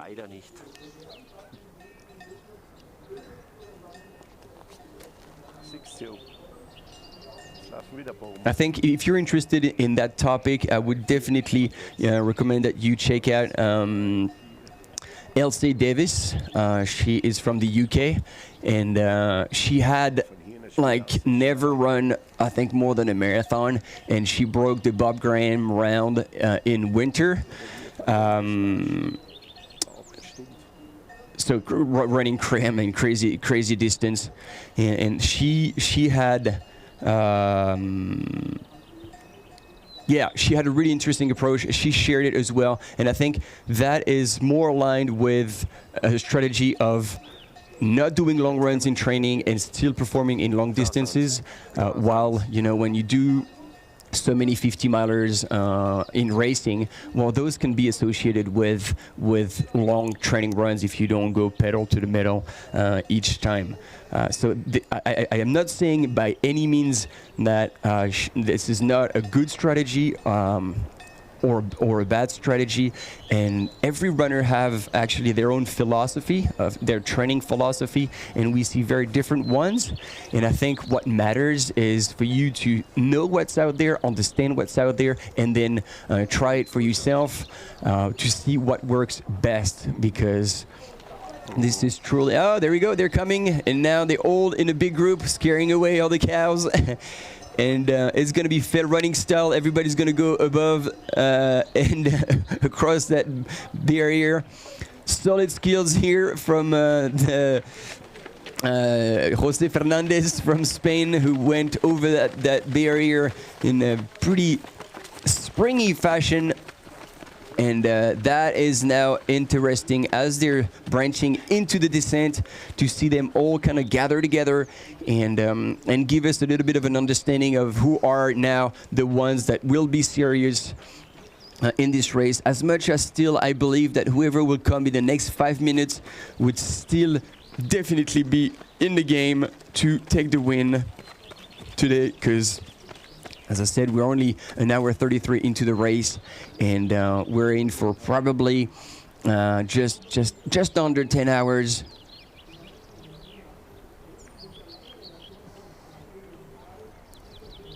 And this is Aritz Segia. We all know him too well.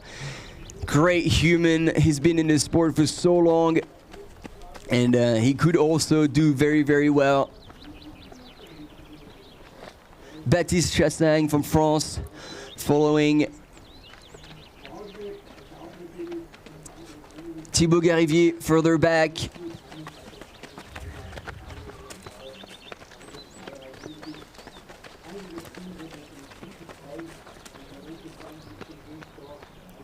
And yes, that's a very good example. Simi 89, Claire Gallagher, good point, very good point. She is also running quite low mileage. That is very true. Thanks for adding to this. Very good comment.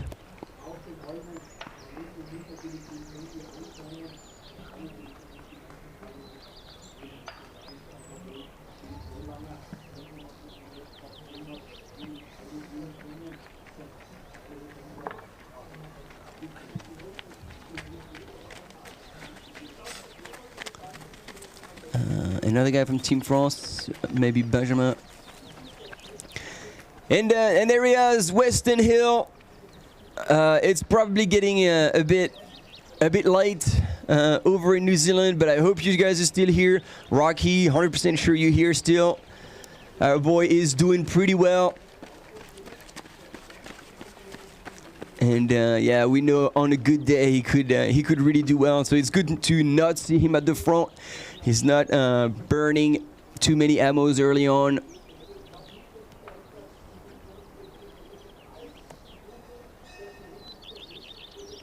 And yeah, like we've like now we're really going back and forth between the type of training, the training philosophy.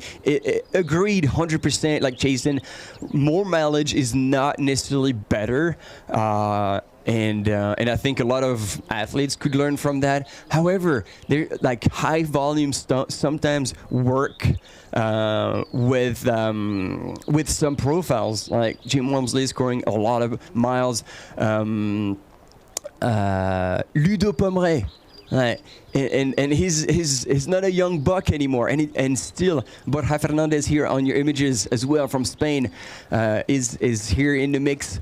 But yeah, he somehow still manages to do extremely well and preserve himself. Obviously, he's one of the few runners who has found the key to longevity, and yet he clocks insane mileage. But he keeps quality training and speed sessions. In his training plans.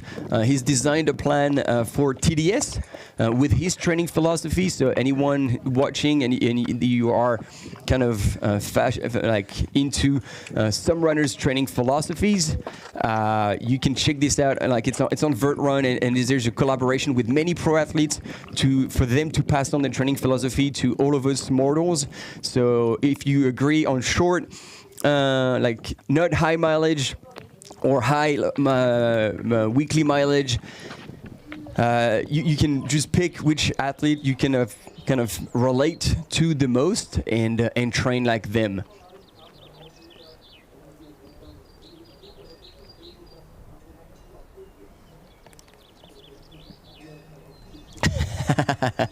Cascade AC, no one has dunked a single ball on the basketball hoop so far. Love it. I didn't even see that one coming, but yeah, good eye. Man, that would be legendary.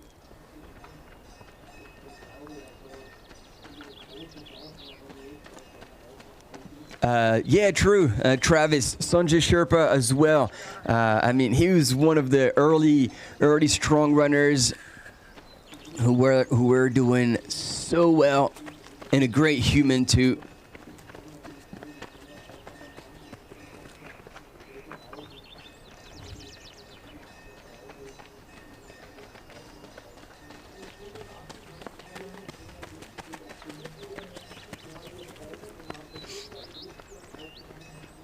And Michael, be free to run. I don't know if the poon was intended and takes off 3 days a week, but with the base jumping and paragliding she's doing, she's probably taking off more than 3 times a week.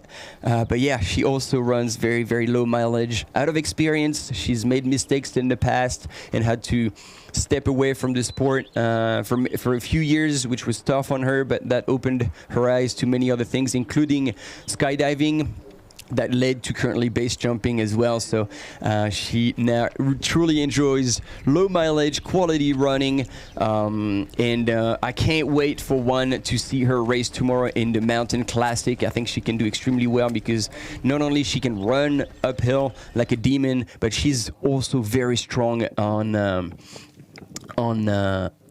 like technical distance.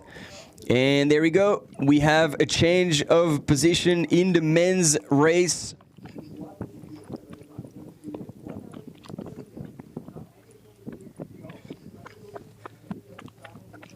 And I think you're right. I can remember who said that. It was Octaviu Raul Butacci, I think, from Romania, because that looks like the similar outfit of Ionel. That's how I recognize it. I hope I'm right.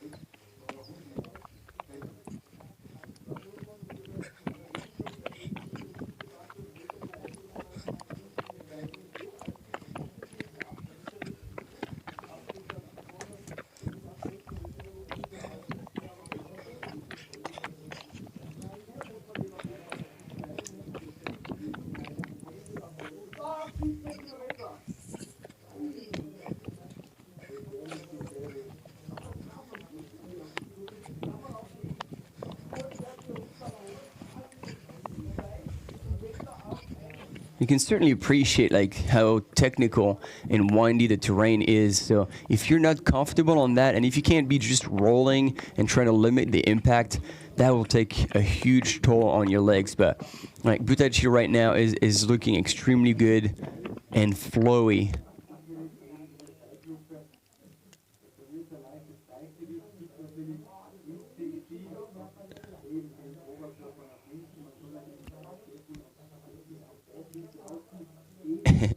And a little mistake, a little slide on the bum never causes too many issues, especially running downhill. But you see how this terrain, like I think this is a good point. See how he's going on that track, which is dirt on top.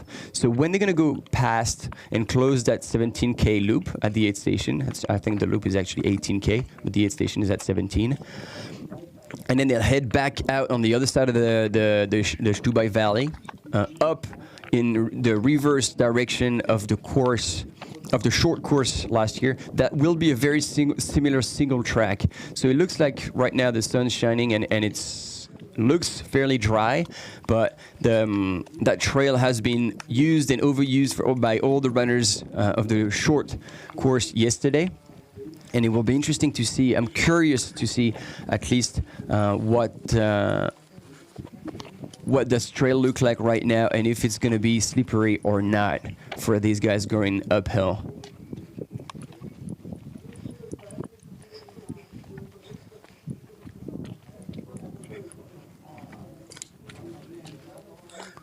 And you can see the skills of our camera runners cutting short the switchbacks to give us different angles of our male leader here in the Trail World Championship long distance that started this morning 6:30 a.m. local time, and we are 1 hour 42 minutes elapsed, and something is bothering him. I think it is like, yeah, it was a branch or it was something that got stuck on his foot, and he tried a few times to get it out. Sometimes it is indeed better to simply stop, not take any chances, and just take out whatever is bothering you, and that is done and out of the way.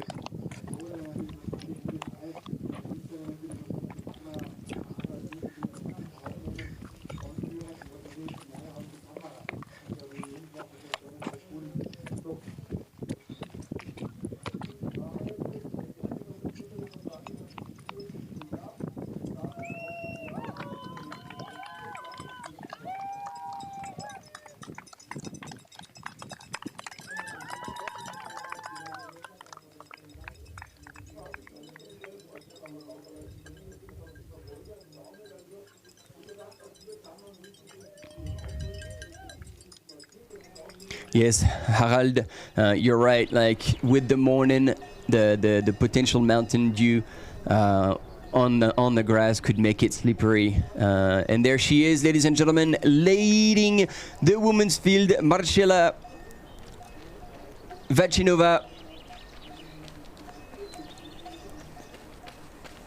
Moving really well.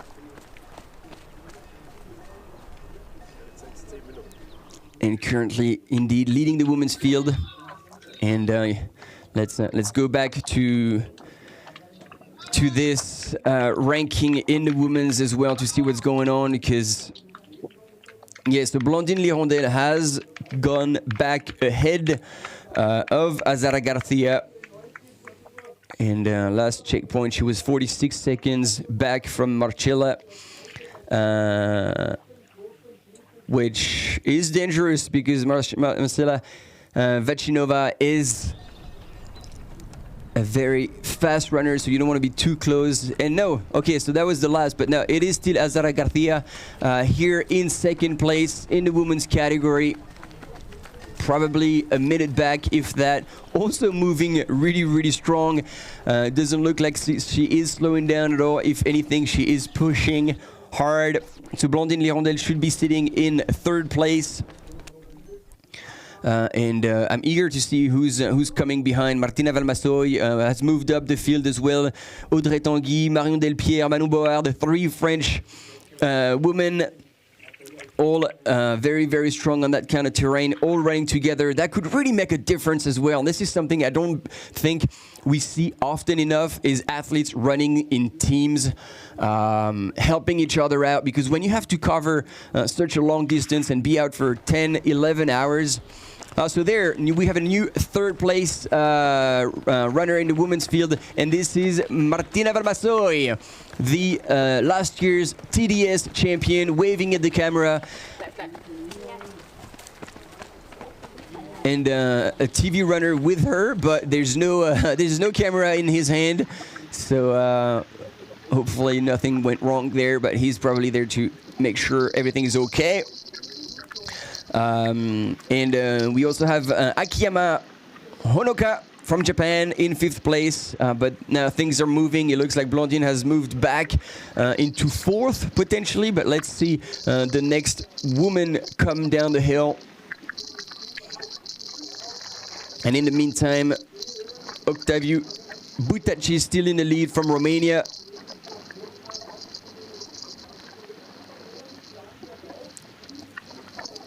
And yeah, moving comfortably on the flat, but you can see the body shape with very strong mountain legs. So this is something that lets me believe that he will last. He will be comfortable on the ups. He will have the conditioning to manage the downs as well. So let's see. But already, I don't know if you remember already, about an hour and 30 minutes ago, we had the 3 Japanese runners taking out extremely hard that long distance trail world championship, and already the cards have been reshuffled.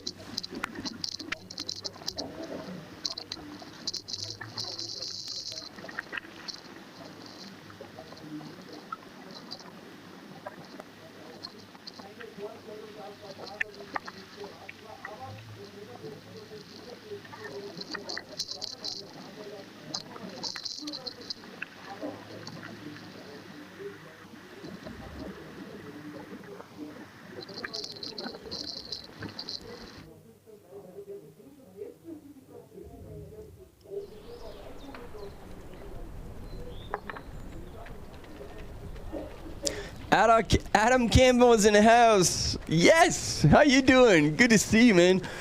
I haven't been able to catch up for a long time, but I get all the updates from our friend Philippe Reiter. It's good to see you. And then we caught a glimpse of the women's, and those were two of the French national team. Sorry, I was looking at the comments, trying to catch up with everything. And cave engraving, an interesting point here. Obviously, you have knowledge about strength and conditioning. And obviously you want to have the closest to perfect running stride, but we've seen runners with very, very quote-unquote weird running styles still doing really well. And so here we got Blandine Lirondelle, who has moved back. I think he's in 5th or 6th place. So I hope she's okay. Looks like there's a bit of a limp here. So hopefully nothing happened. Ida Sophie Egemann as well from Germany, young talent who has a lot of potential. And is that Yonel? Is that Yonel Christian Manole, who has caught up with the lead? The two Romanian runners are running side by side. 32-65.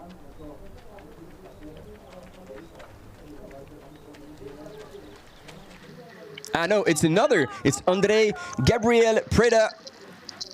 Man, Romanian team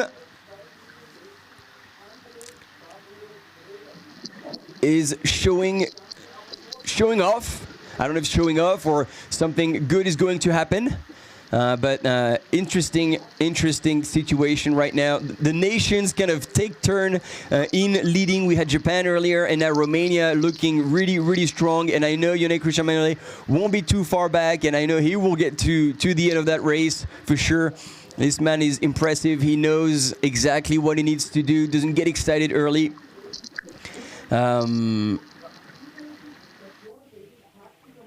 So yeah, we'll see. But yeah, back to that strength and conditioning. As much as you want to have the perfect stride, some people just run their best with like the body type or the body kind of quote unquote default that they have. Oh, something got lost here. And it still works. So I've worked with like probably one of the world's best strength and mobility coach there is, and she's from Canada, living in New Zealand, Valberg. If you're listening, big shout out. She's looking after a lot of elite athletes as well as kind of weekend warriors. So she has a very good understanding of both the elite side of things as well as just keeping people strong for everyday tasks and things like this. And she said, you know, you want and you know exactly what would be the correct way, but sometimes correcting someone who has been running for 10 years in a certain way makes them weaker or actually doesn't quite solve a problem when it's not there. That's what I'm trying to say.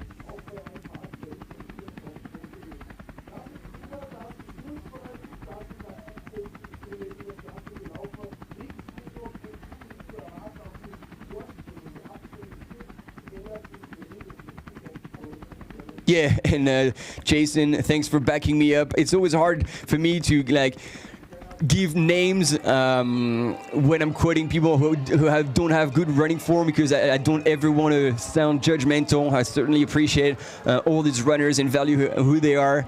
But yeah, I think you're absolutely right. And here, Andreas Reiter has closed the gap. Peter Frano here as well, just telling you about him. Yone Christian Manole here, closing that lead group. The Romanian team leader is going to be overwhelmed. There's a lot of them right in a nutshell.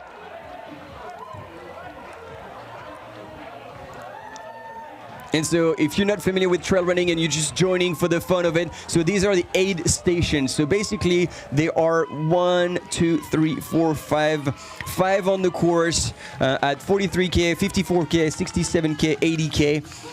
And so this is the first one they're going through, back through the start line. So that's at 17K actually, so I'm missing one. and all the nations are there waiting for their runners. Their runners would have done their hydration plan, nutrition plan, and so they will tell everyone, it's like, okay guys, when I'm coming in, I'm gonna drop everything I had with me, and I'm gonna pick up, I want 1 liter or 2 liters, depending on what they're gonna be running next. And then I want that many gels, so then they don't have to think, and it becomes really Formula One transitions. They come in, throw everything, they don't even have to think. Their team will hand over everything they had planned to pick up at the time, and then off they go. So there's this, usually they barely even stop, and we certainly witnessed that right now, right then.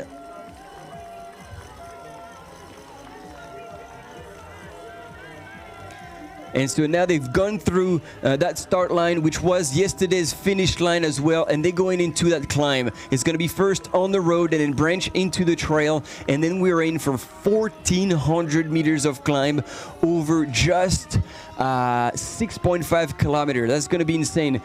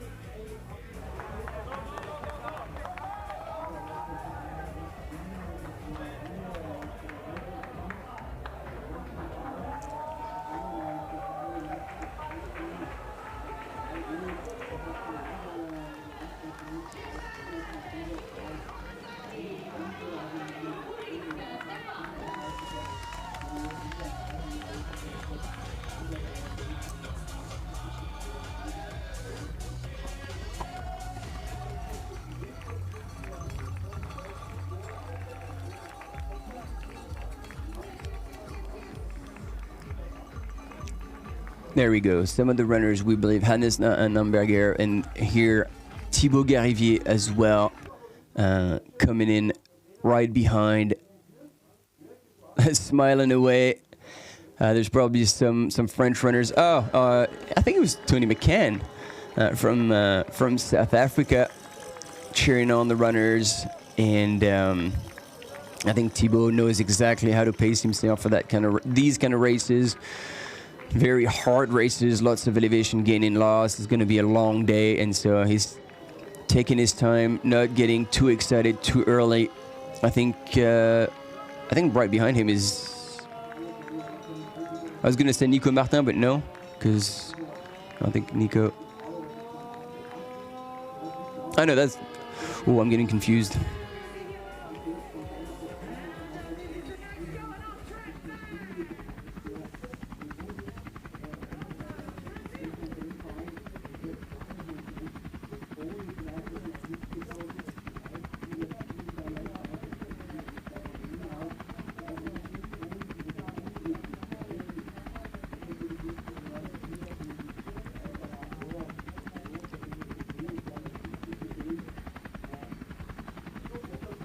So ahead it was actually Benjamin Robiol, indeed, from French national team. I confused him with Nico Martin.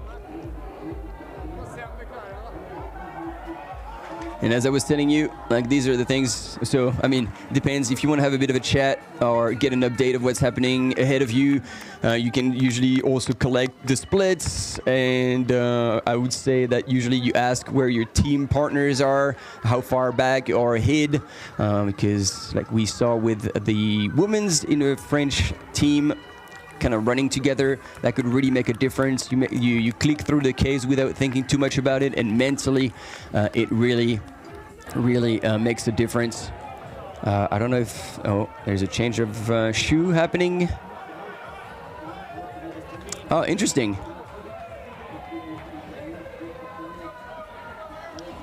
Philippe Ausenhofer probably still outside of top 20. But I had a chat with him, and man, the man is ready. The man is strong, and he's absolutely going to come back. But I asked him, okay, so what's your strategy? What's your plan? And he's like, He looked at me with a smile, confident, but not arrogant, don't get me wrong. And he was just like, I'm going to start easy. I'm going to start easy because I know it's a long race. And he is doing just that. And I think this is very smart, to do your own race, to run your own pace, and not burn too many matches early on. And he will come back.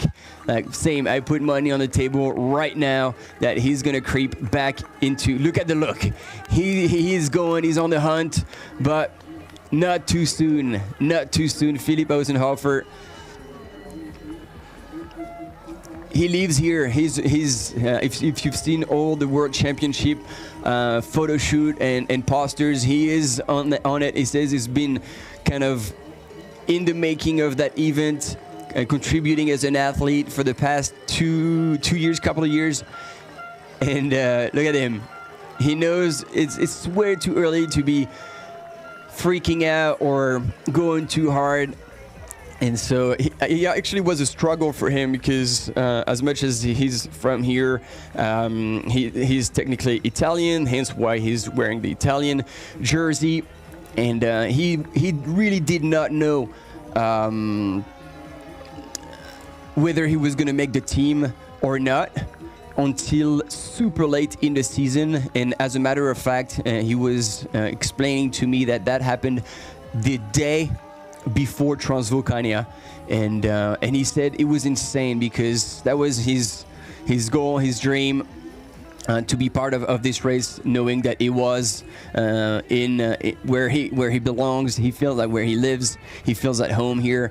And so having worked with this race for the past 3 years, like, there's no way, if the World Championship is happening here, that I cannot be part of it. But you don't choose to be part of a team, you get chosen.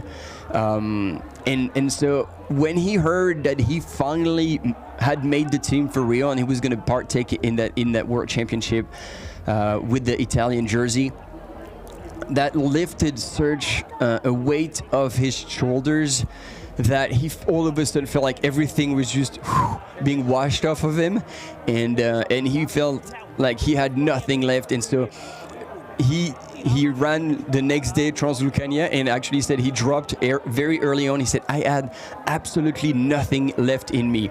But he said in retrospect, it was the perfect thing to do, because then I didn't have to push really hard in that race and try to have a recovery period.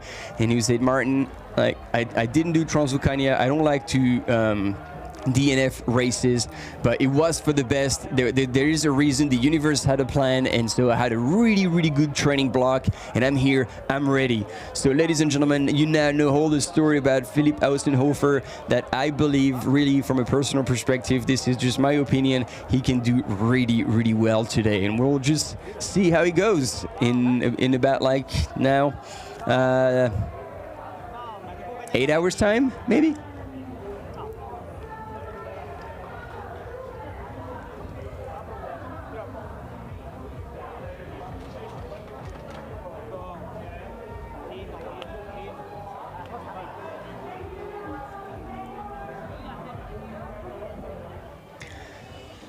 Yeah, Baggy, 78-112. I can say women. I will try to do better. But yes, please bear with me, unless tu veux que je parle français. À ce moment-là, je parle français. Or, wenn du willst, ich kann auch Deutsch sprechen. Pero si tú quieres, puedo hablar español también. So I'm trying my best. This is not my native language, but thanks. I always appreciate the comment, and I will try to do my best. I'll actually put that in my little note. Women, and actually all my Kiwi friends will say that's probably the way to pronounce it as well.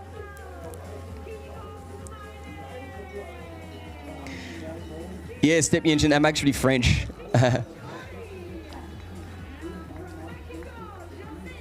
But yeah, thanks for the support. And again, any comment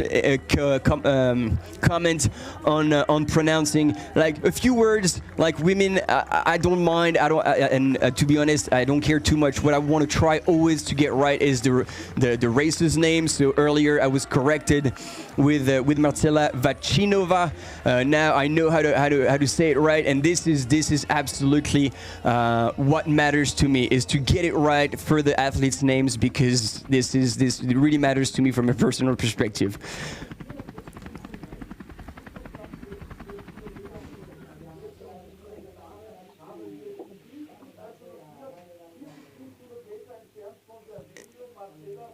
And there she is. Speaking of the devil, this is really into the unknown, and this is exciting for Marcela Vachinova. As she explained in the interview, I hope you saw it as well. Oh no! And see, she said, "Good shout out to the runner ahead of her." She nearly gone wrong. And so this is also something that, we've heard times and times again from the people in the audience, like, oh yeah, but guys, sometimes your camera runners are right in the face of the runners, or it must be bothering, when you're running and you kind of feel like you're being washed. Yes, for sure. But first, it's helping our sport grow. And when you're a leader, I can tell you that much, when you're on your own, you can very quickly make a mistake to take the wrong turn. And so there, we didn't have the sound, but I am 100% sure that it's the camera runner who said, who brought her back onto the right position and said, hey, look on the ground, look at the arrow. And that prevents very dramatic things from happening. When a leader goes off course, that is a massive problem.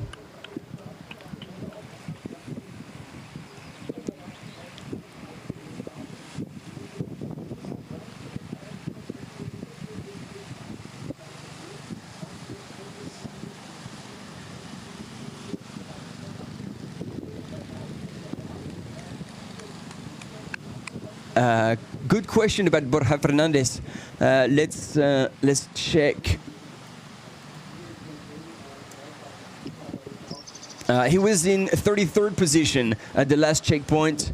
So again, a bit further back, but he can come back. He can do well. He does well in the heat as well. So this is something that is important to notice and to share. So potentially won't be affected too much.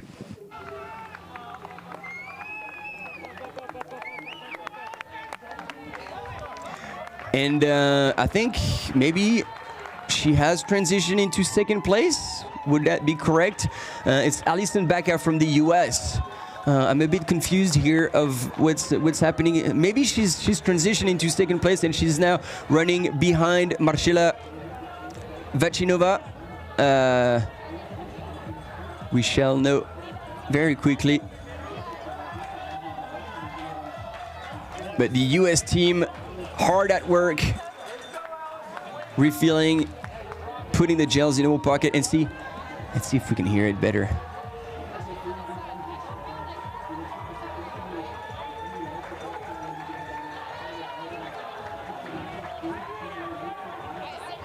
You're full, you got time. Also, apparently she's being told, oh wait.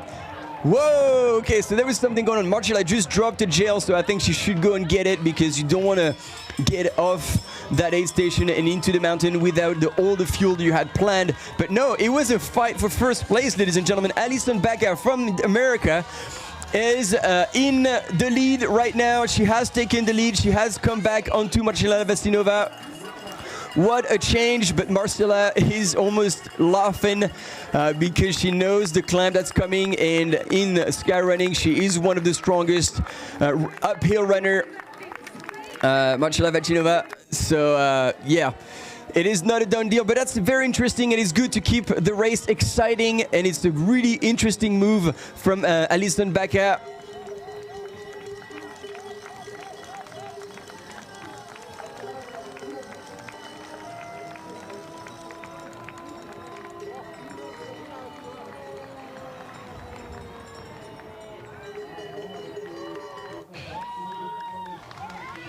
And Zara Garcia, ladies and gentlemen, strong and steady, coming out of the aid station in 3rd place. From Spain.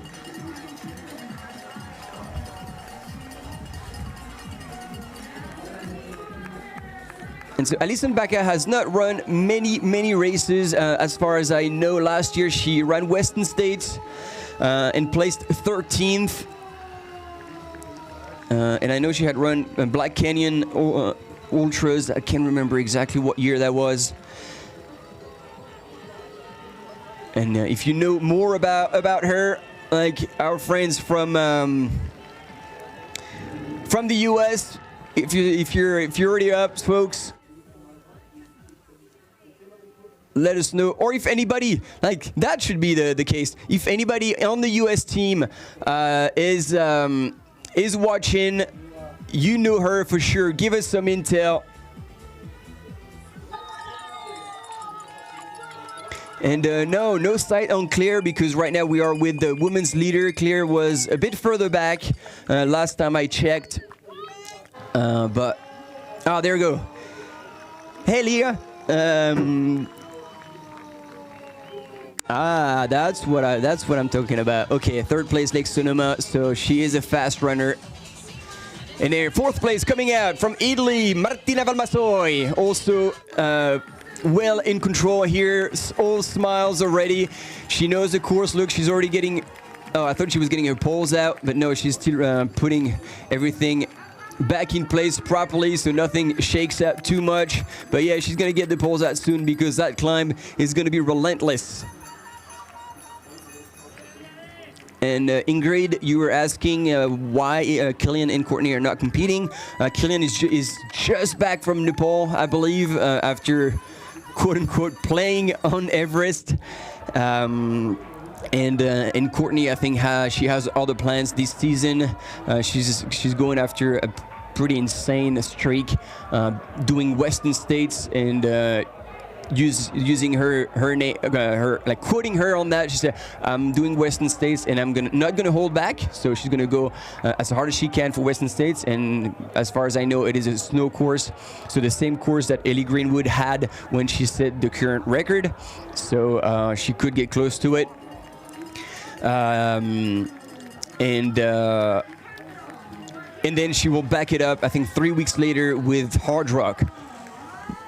So yeah, there will be quite a lot going on for Courtney. So she skips here that World Championship. I told you I was gonna have guests, and this is not the least of the guests. I'm super stoked to welcome him on the live coverage. So we've had a lot of runners go through. I've missed quite a few, but you've all seen them, and we'll have the ranking very shortly after. Manon Boa here for France. And welcome, Mr. El Signor Francesco Pupi. I mean, Il Signore. I don't even know how in Italian to say that. Welcome. Yeah, so good to be here. I just spent a couple of hours on the Italian live commentary, and now I'm switching to English. So you've already seen what's been happening in the race, yes? Yeah, you're up to date. I'm updated with everything that has been going on. I think this was just a warm up for the heart of the race. I think this first big, actually the second big climb is going to be a key section, because the athletes who will want to make their moves will definitely show up, and the strongest one will start to go in front. So yeah, it's gonna be a big climb. It's about 6.8K with 1,400 meters of elevation. Yeah, I was going to ask you, because so here on the image, Ida Sophie Edgeman, who was crewed by her partner, that always helps when you have familiar faces helping you out. But you ran this next section downhill yesterday. Exactly. And so can you imagine running it uphill? Yeah, I can imagine, and actually it would be my kind of climb. It's True. It's steep, but it's an amazing single track. Yesterday it was actually a bit slippery because there was quite a bit of mud. because of the rain that fell on the Stubai Valley. So yeah, it was not the easiest downhill, and it took about 30 minutes for a dive of 1,400 meters of elevation. That's insane. Drop. Yeah. That's insane pace. But yeah, a lot of fun. I'm not the best runner out there when it comes to downhill, but I have a lot of fun. Yeah, and I think we talked about it last night, like doing the aftermath of your race. I don't think it was a very bad downhill for you. Like you still Not managed to reel in Angers. Exactly. Yeah, I got about 1 minute gap from Jonathan Albon, who is considered one of the best downhiller in the world. So I will give myself a B for this downhill. B plus. B plus. Come on, maybe. Like, you're always too hard on yourself, man.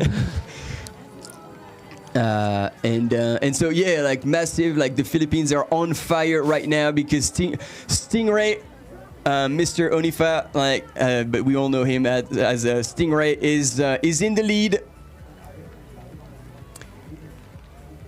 and very, very strong runner. But the thing is, we've seen that times and times again. Like he goes out really strong because he has just a massive engine, and he's done adventure races over in Indonesia and in Asia altogether, and he's lasted quite a while, so he's familiar to long efforts, but it's just the race pacing is not always quite on par with his level, and perhaps if he was looking after himself a little bit more, he would manage to do much better, because we see him usually fade in the last third of the race. So hopefully he'll prove me wrong today. That would be so awesome, because talking about foreigners, we all have the big names that we are familiar with in Europe, but when foreigners like this come and kind of shake out the tree a little bit, we're all like this, and I was actually the same. So we have Ida Sophie, a bit of an interview with her. Trail long. What's your strategy for such a long and hard race? I think it will be a long day, so I hope that I'm able to not start too fast. That's pretty much a challenge, because I'm super nervous and super happy that the start will be in just 10 minutes. I think it will be very hard, so the nutrition and drinking has to be very well, and yeah, I hope for a good day. You said it, 10 minutes. What are your last preparations for the race? I will do a small warm-up, and then I hope to see my family at the start line for a little kiss and goodbye, and yeah, then I'm ready to go. Thank you very much. Good luck. Thank you. That was Ida Sofia Egeman, the ambassador for this World Mountain and Trail Running Championship. Correct. Yeah, together with Philippe Osenhofer, we're talking about this. Yeah. Phillips lives in Stubai, and Ida lives in Innsbruck, and she's always posting beautiful photos and videos from the trails around Innsbruck, so give her a follow. And there we go. What do you think about how the race has played out for this first loop? I was reflecting how the first 10K of yesterday's race would make very little difference for the final result. I think here is a little bit the same for this first loop with 17.5K with 1,200 meters of elevation, so quite steep. It's so easy to get excited and get caught up in the competition and start out too fast. Well, I mean, to me, there's three things that I want to notice. Yeah. First, Blandine Lirondelle dropped out to 22nd, way back. Did she twist an ankle or something? I don't know, but she was limping. Something's wrong, and I don't think. I mean, I hope she's not gonna make it to the finish, and she's gonna call it a day, because running on an injury is just not the right thing to do. I hope I missed her, but I haven't seen Claire Gallagher as well in this top 30. So I hope I missed her. Let's have a closer look.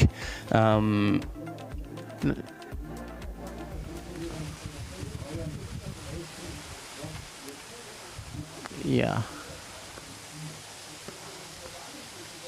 So maybe something's gone wrong. Either Claire has stopped at the checkpoint 8.2 kilometers because she still hasn't gone through, or maybe she hasn't registered their big question marks. So these are the two names that I was definitely thinking about, like seeing definite up in a lead, and that isn't happened. So Marcela Vacinova here might have taken back the lead.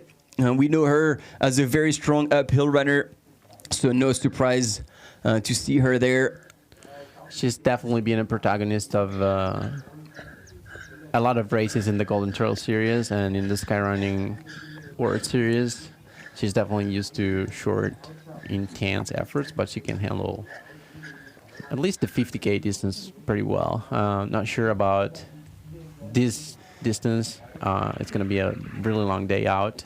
So yeah, she was explaining to me, and then in an interview that was her first attempt at such a long distance. Yeah, but this is something that has been intriguing her for a while. So she, I can relate. so she was like, okay, I've been wanting to do it. Last year she was sadly she was injured, so she was supposed to do CCC but couldn't, and then also couldn't do the Worlds in Thailand. So she's like, okay, now is my chance. But she admittedly was a bit scared about what was going to happen. And so we're probably out. Maya Buddha here from Nepal. She's a very interesting runner for the North Face. And talking about Stingray and doing well for kind of foreigners outside of the usual name, Sunmaya Buddha, second place last year at CCC, coming back extremely strong on Blandine-les-Rondelles towards the end, showing that she still had some in the tank.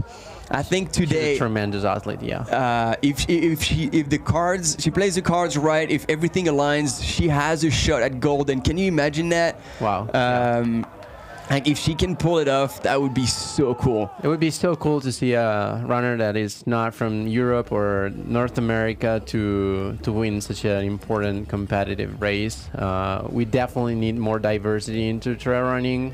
So for me, it's always important when we see runners from South America or Asia or Africa, which are, of course, countries where the sport of trail running is historically less developed. It's actually something that we've been working on with the Pro Trail Runners Association. That is a new project that we launched as professional athletes last year. So far, there's been a really good response because over 200 athletes have joined, among the best in the world.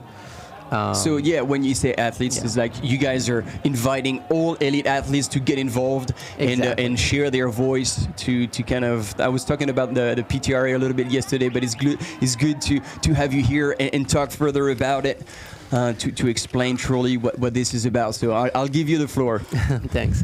Yeah, I was actually one of the founders and promoters of this project, and I think it's really the right time for this kind of association to form. The Pro Trail Runners Association is a non-profit that has the main goal to give the athletes a voice that is at the same level as federations and circuits and race organizers and brands.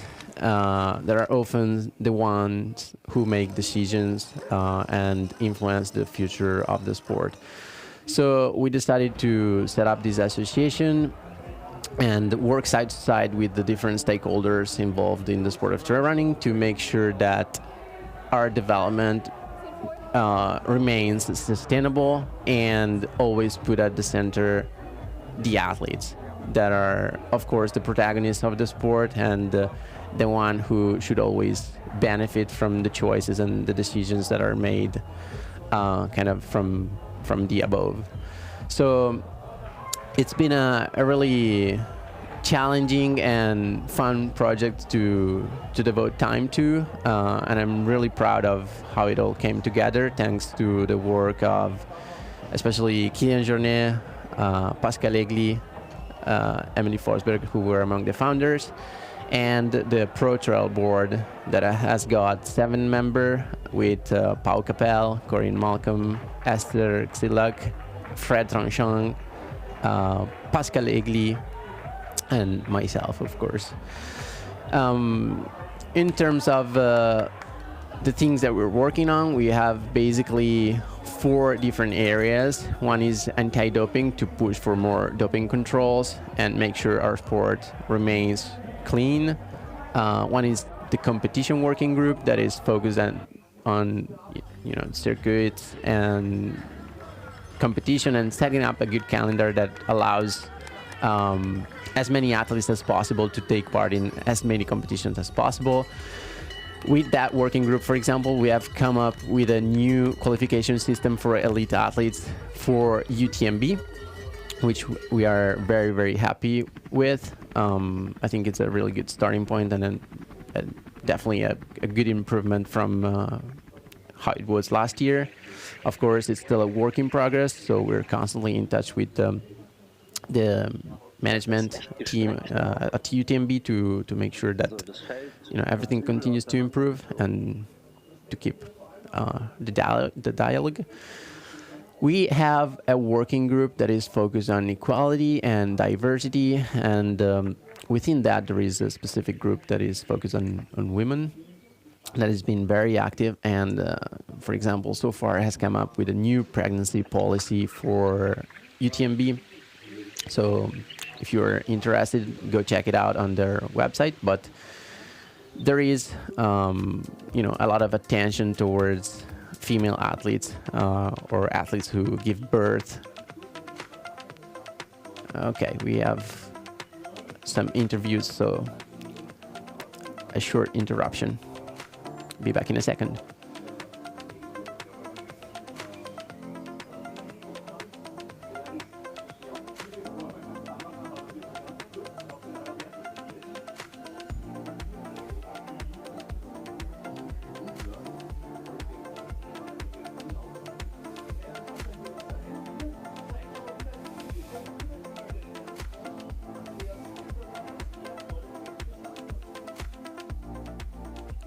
Here we go.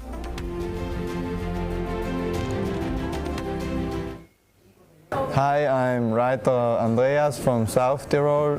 I live in a little town, it's called Hafling.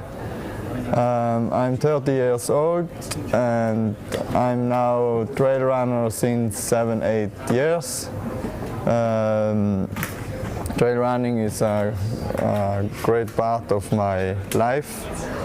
And I'm also at home. We have a hotel and I work in the kitchen.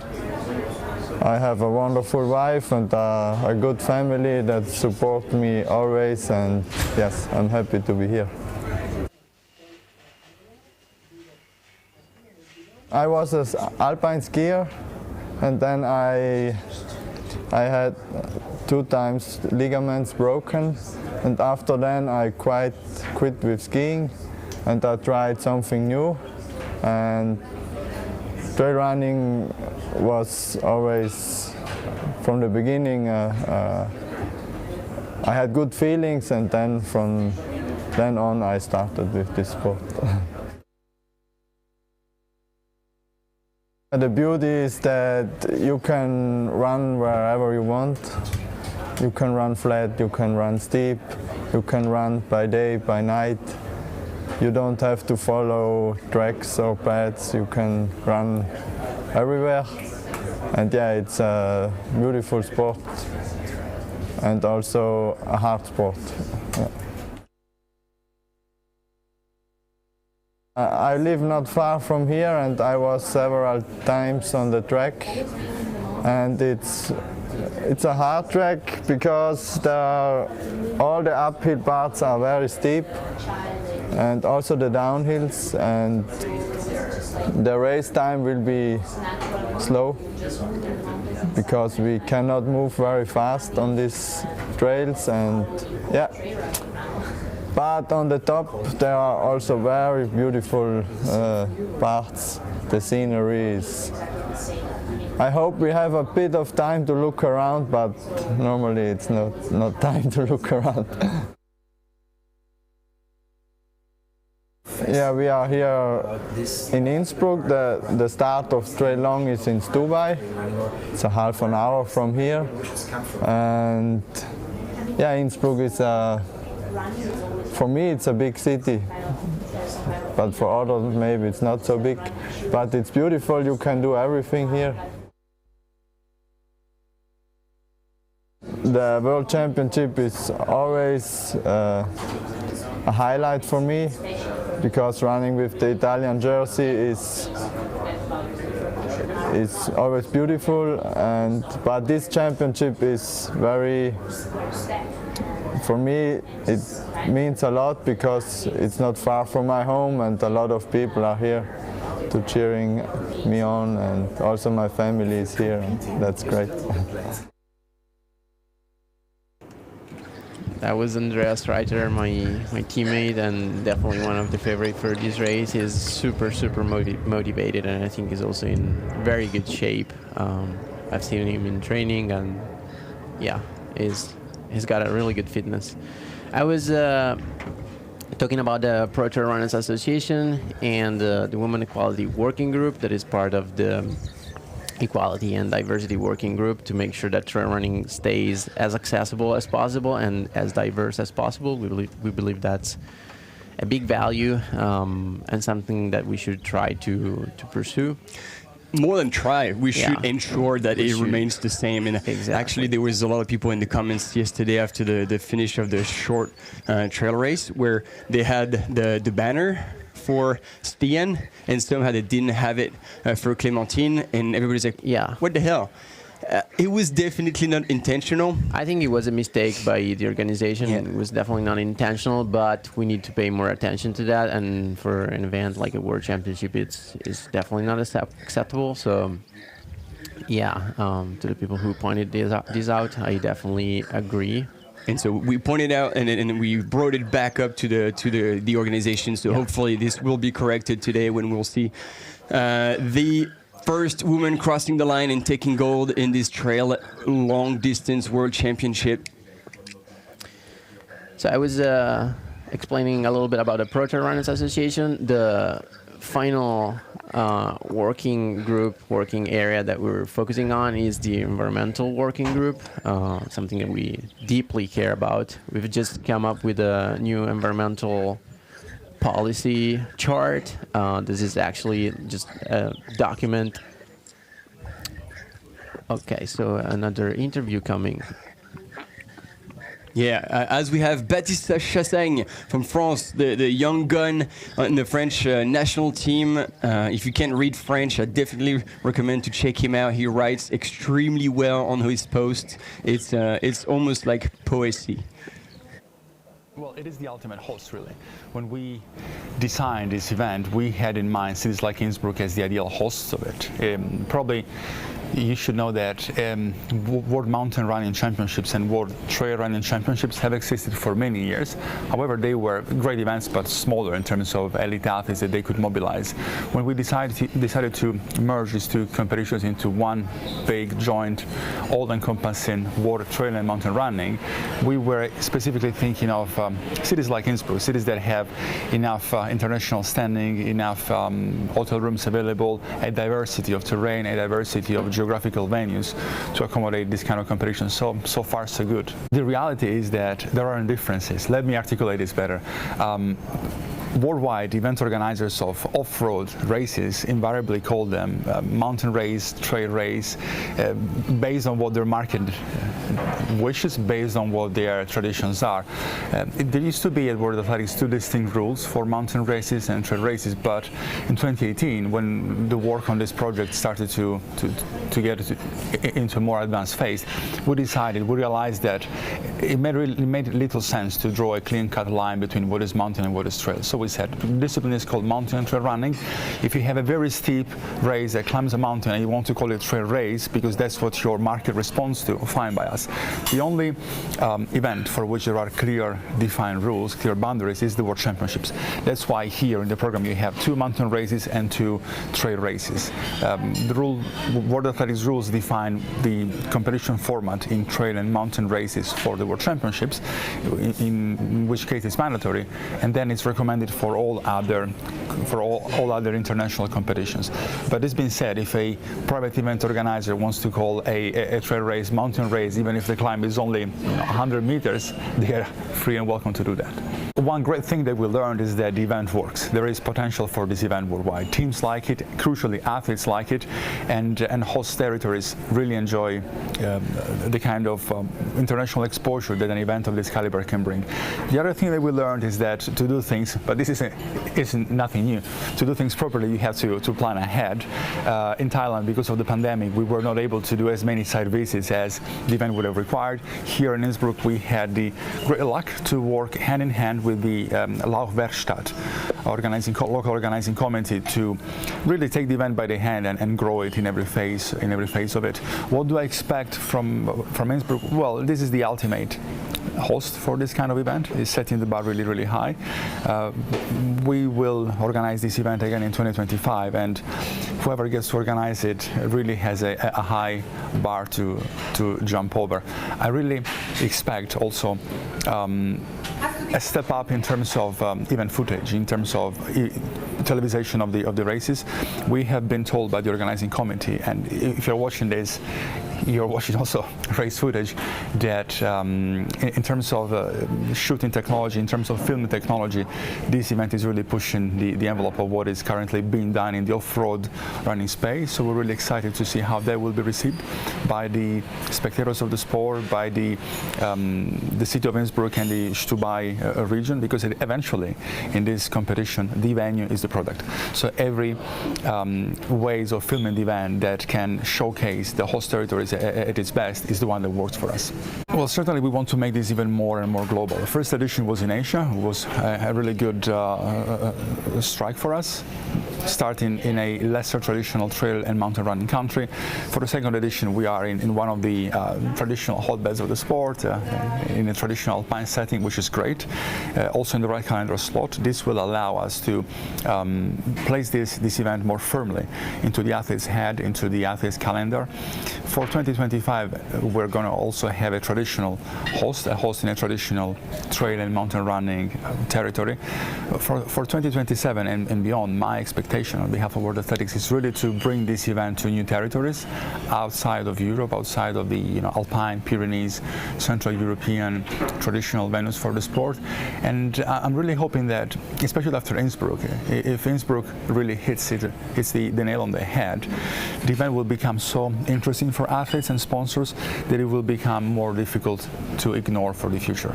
So the idea here is to really grow the event to a point in which athletes and their trade teams, because these athletes, let's not forget, they represent their national teams. They are here in Innsbruck-Stubai to run for their national team, but they have to make a living from the sport. They are professional athletes who year-round compete in races representing their sponsors.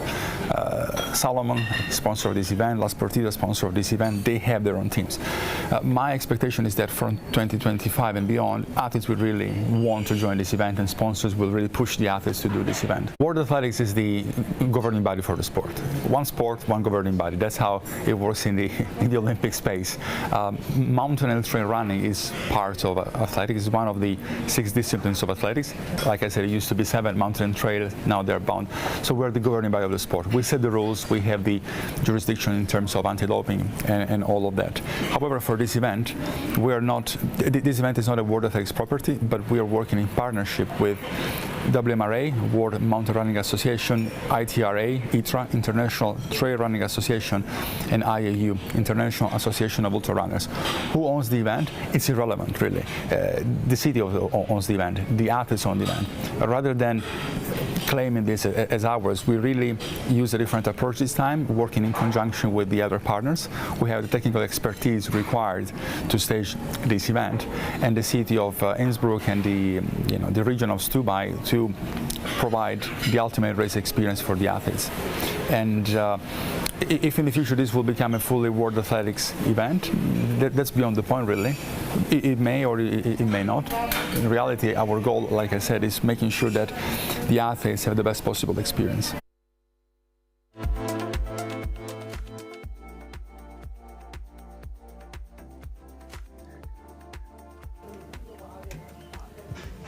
Very interesting interview with a few key topics that are brought up, and especially I think the biggest one was how to make it interesting and valuable for everyone to partake in World Championships, knowing that he said it rightfully so, that today professional trail runners are sponsored and supported by their main partner, their main sponsor, and these guys usually are not the same that are on the national kits, and so that creates kind of a conflict of interest, and therefore when a brand is supporting and putting a lot of money and support and care into an athlete, and then this athlete is going to race under the national team with a different brand, it's hard to justify that investment from the athlete, because like to prepare for a race like this, and we've seen it with Stian, like this has to be one of your only goals in a season. So if you make this your goal, then clearly that's going to compromise some of the other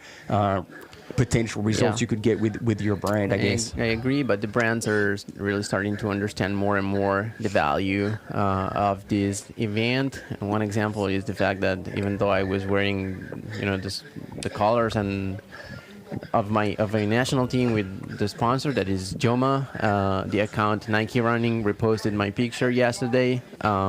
Nike is of course my own sponsor, so I thought that was really cool and an example of how it means nothing, the jersey that you're wearing, but it's who you're running for, who you belong to. In this case, for me, of course, my national team, but also my sponsor that values me as an athlete, not for the jersey that I'm wearing. Yeah, and I think you have another very good point. Is showing like how much support your main partner, like Nike Trails, is putting into you, and be like, hey, if this is one of your season's goal, we'll support you in that, because they know that if you do well in a World Championship, that's going to fulfill your cup personally, and you'll feel supported with that, and then still as an athlete, like that will grow who you are, your personal brand, and then you can then promote them in return. And so that's the kind of symbiosis that is not still common right now in the scene. Not in trail running, but I would say in athletics, in track and field and road running, it definitely is, because the World Championship remains the #1 event for many events. So I think we're starting to shift towards that direction. I think it's really positive. Yeah, I mean, there's going to be a quick commercial break, but then we can talk about this unless you have to leave, and it's fine. I will have to leave, but I think I will join you in a few hours. We're going to be here all day to cheer my teammates and all my friends, all the runners. Yes, regardless you have the chance to be out here, so just get out on the course, give them a big cheer for us. Francesco Pupi, thanks so much for being here. Highly involved with the Professional Trail Running Association, the Italian national team, runner for Nike Trail. Thank you so much for being here, and he'll be back with us. What I was trying to go with this, as we still follow Baptiste Chassagne from France, who's I think currently in 8th position, was that I think I agree with Francesco, and the good commercials are coming, so we'll touch base on that topic right after.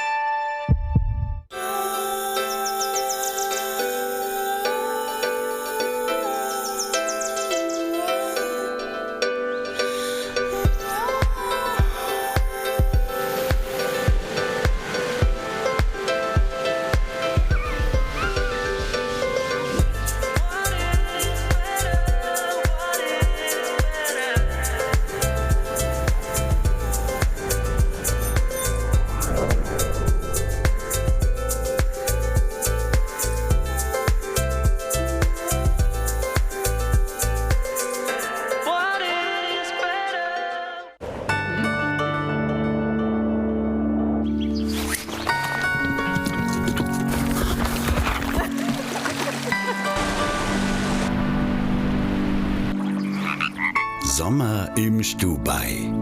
Bewegt dich. Stubai.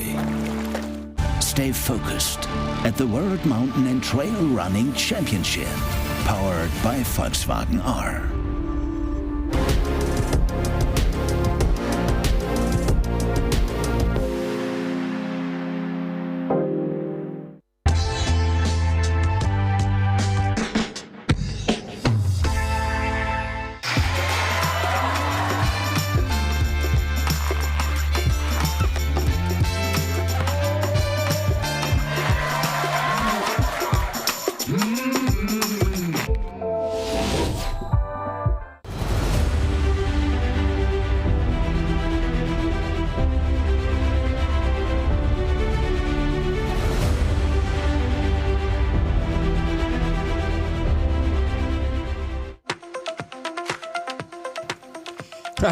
All right, team, we're back.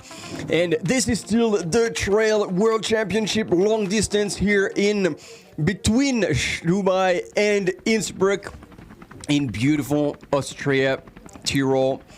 And yeah, we're in for a hell of a ride. I've been able to scroll back up the chat a little bit. I've missed quite a few things, but it's good to see you guys. Jordi Zaragoza has joined us as well. And yes, Pupi was there, and Albert, I think, always has the educated comment on those conversations. Very interesting debate. Maybe Federation should pay part of the salary of the athlete coming to World Championships, and that's exactly what I had in mind. What I was going to say when Francesco he said he had to leave for then, which totally understandable.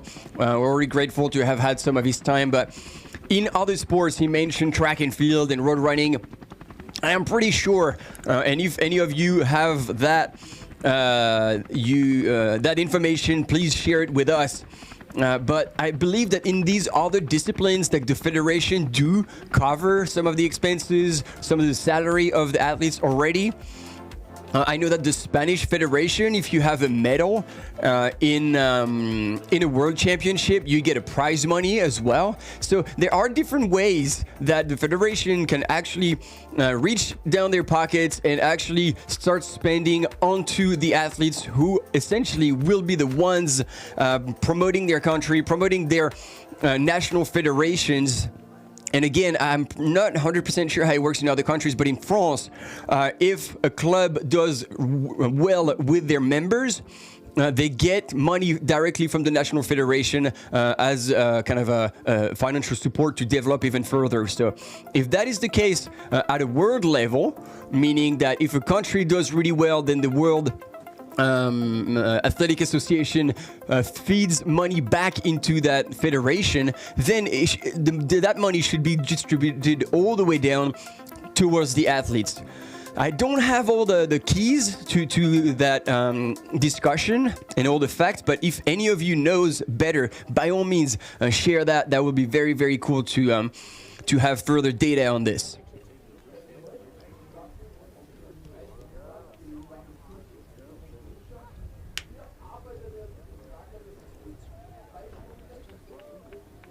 And so here we've got, I don't think it's even drone footage, it's probably the next camera runner who's higher above.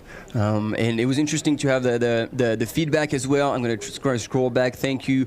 Nomatera Crawlers TV, who was telling us that apparently some of the camera runners were trying to get driven or get a shuttle to a different place up onto the course to catch up with the leaders.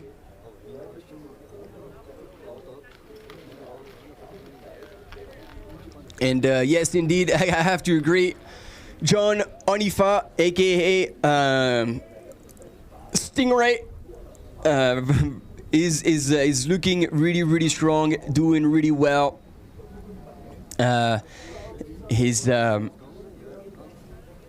He's shown incredible talent in a lot of races. Quite a few were back home.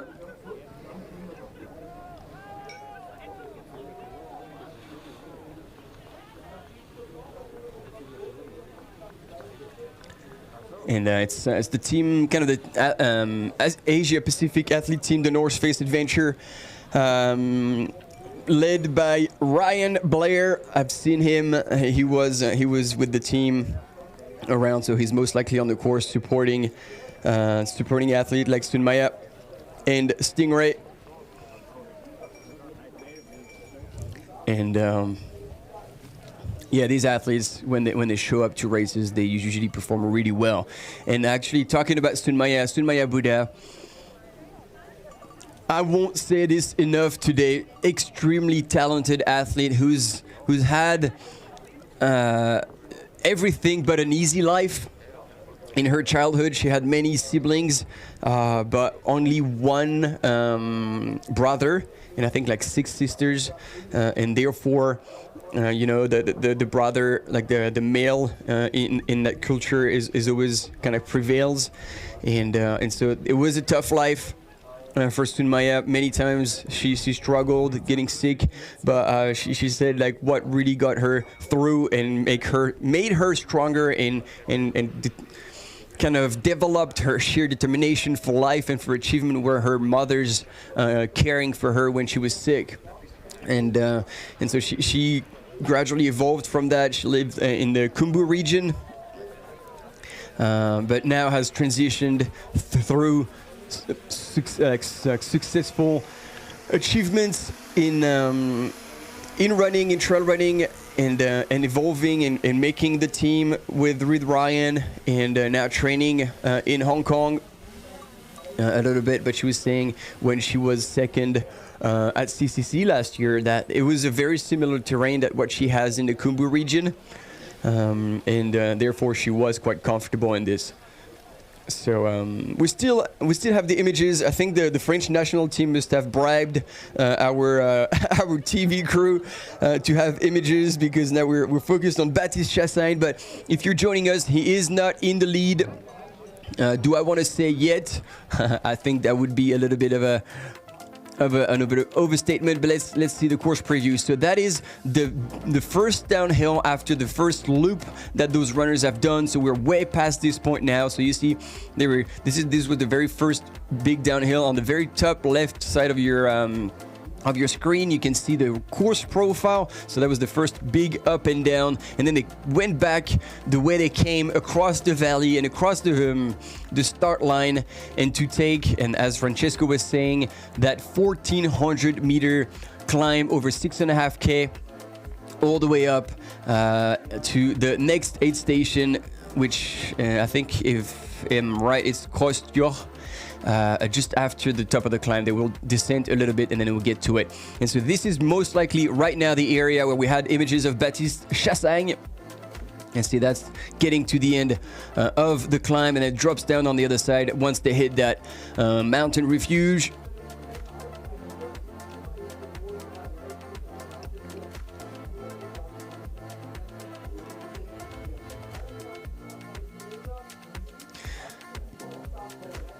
I mean, nuts, you might be absolutely right, because I'm still based on the previous ranking, but maybe Baptiste has made a hell of a move and is now in the lead. That wouldn't be impossible. Like we had been told by the French team leader that he was in good shape, and because again, like he felt no pressure, feeling that Thibaut Garivier was the man that everybody was watching in the national team, as much as Baptiste Chassagne still was the national champion this year in trail running. That's how he got his qualification for Worlds. So Nuts, I think you might be right. I will therefore double check with other people, send a few messages to hear it from the field, see if we can get a little bit of further information.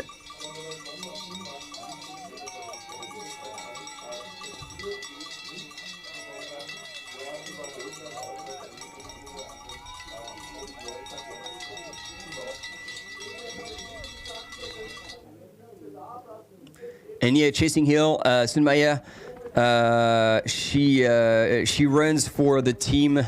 So it's North Face Adventure. I think they have Chorus as well. But yeah. So see, I agree. Rocky, on the other hand, has a very good point. Like if you made up 13 spots in that early stage of that climb, that would be quite insane.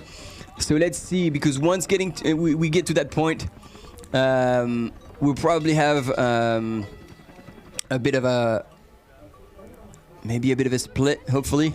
And behind is Fleuriroux, happiest man in the world today after his partner scored the gold in the short race last afternoon, yesterday.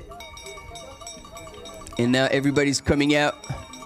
So Baptiste, like seeing the behavior of the spectators coming out to cheer the runners, maybe indeed that would be the case that Baptiste Chassagne has moved into the lead and he's the first runner to go through. So he caught a little bit those spectators by surprise who ended up coming out to cheer the rest of the field. And he's looking back. So he does have an attitude of a man who's leading right now, looking back to kind of get a gauge of how much of a gap there is on his competition. Baptiste Chassagne, if that is the case, that would be insane. And I would agree with you, Nuts. He is an incredible runner.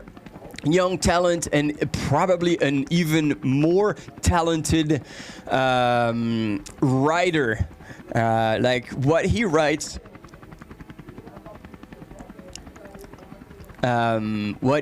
is just incredible.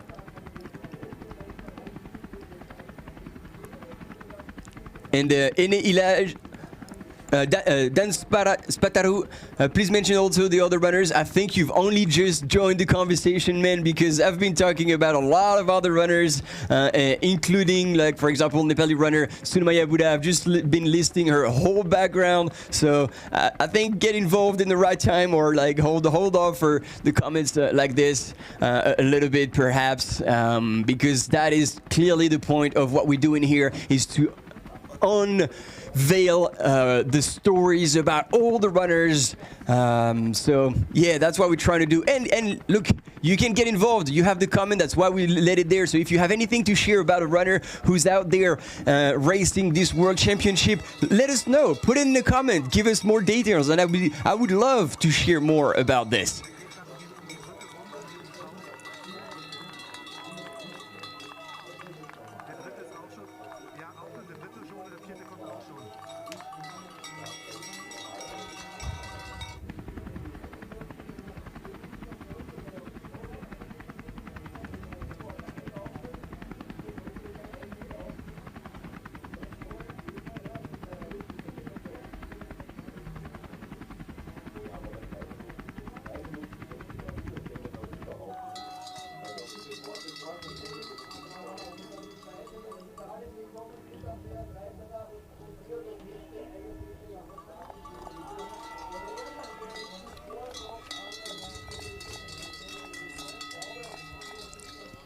No, the distance is close to 87 kilometers, but there's actually 6,500 meters of climb and 6.9 thousand meters of descent. So it's a net downhill. There's 400 meters more in the downhill than in the uphill in that race.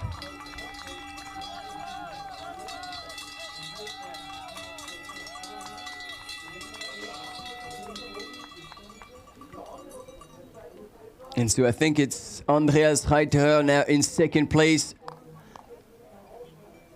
chasing Baptiste Chassagne. Things are starting to get real in that second massive climb, 1,400 meters.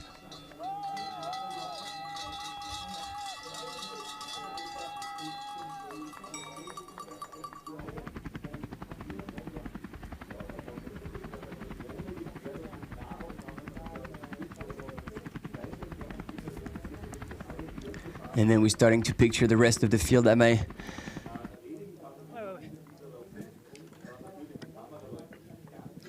Chassagne transitioning into running, still using the poles. I mean, poles should be part of the military equipment on such a brutal course. And it's good to see this young man, Baptiste Chassagne, incredibly talented young runner who will run with his heart today. Super stoked to be representing the national team. He's got a lot of friends, very good friend with Thibaut Barognan, who had an insane race yesterday, just falling short of the podium, 4th place. That was still incredibly strong, and the two men were both national champion in the short distance and in the long distance. They really appreciate each other. They spend quite a lot of time with one another at the national team camps.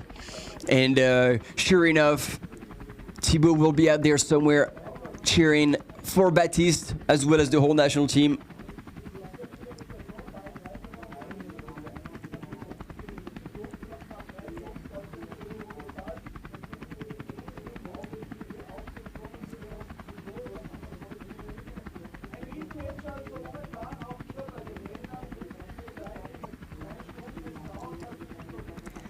And so these are the last switchbacks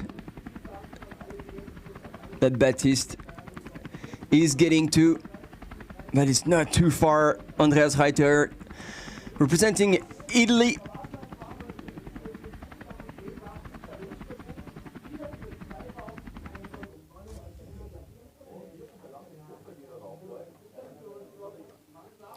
And this is one of the chasing groups.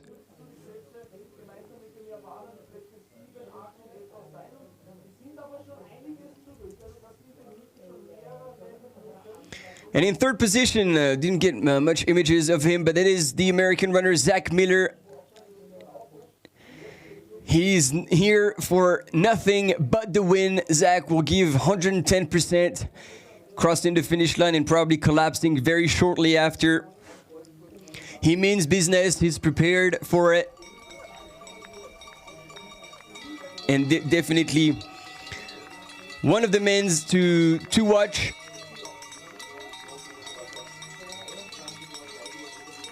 Oh, Aritz Agia as well, coming back in the top 5.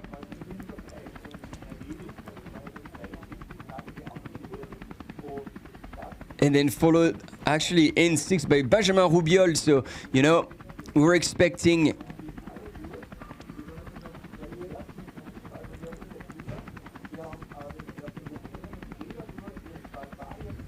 his teammate Thibaut Garivier to be higher up so far, but this is not the case.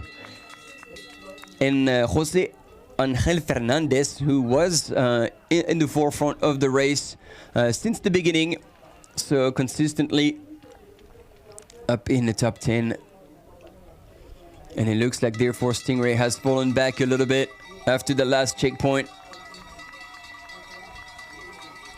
And I see, I think he was further ahead, but Peter Frano, I don't think he had poles on, was up in the mix. And the bells are ringing.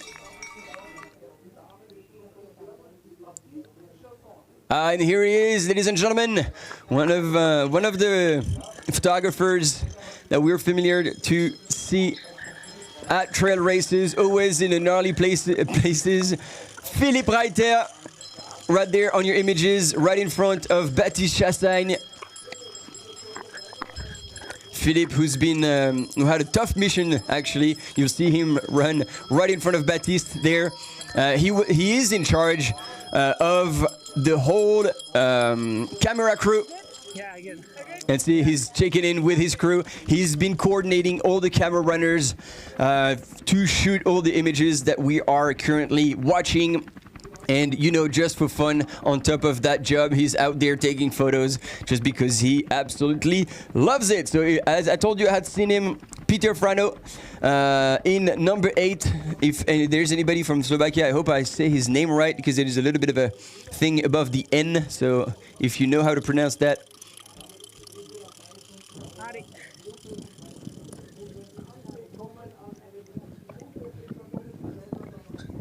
And that's transitioning into now kind of a balcon run.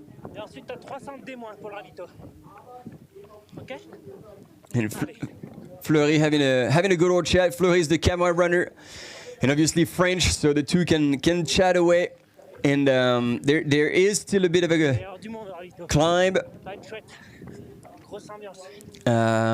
until, I mean, those views are absolutely insane, as much as a little bit pixeled. But you can see the drop on the right-hand side, and Bat is flowing onto that single track. There's still a little bit of a climb, and then there's going to be a 300-meter descent into the aid station. Oh, sweet. Thanks for the confirmation. Got that one right, so good. Thank you very much. I always like to check before saying names over and over again the wrong way.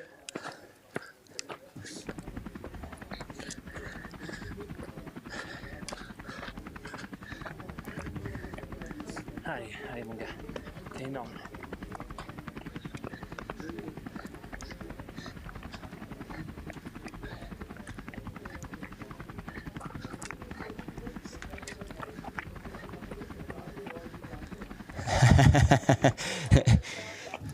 Yeah, well, you know, cave engraving, Zach is the worst finishes, in my opinion, no grace at all. You know, you're not here for grace. Like, if you want to be here for grace, you do ballet or you do, like, I don't know, like ribbon gymnastics. But, like, this is grit and determination, and we've seen, like, Emile Zatopek, even Steve Prefontaine was just like, I'm not here for pretty. It's all gut and effort and grind, and leaving everything out there. I think from an athlete's perspective in endurance sport is all you can wish for. So again, I love that everybody's sharing their feeling, and I am still encouraging you to do that. I will challenge you every once in a while. I will share my opinion when I can. If I do it too much, also let me know. I don't want to do that.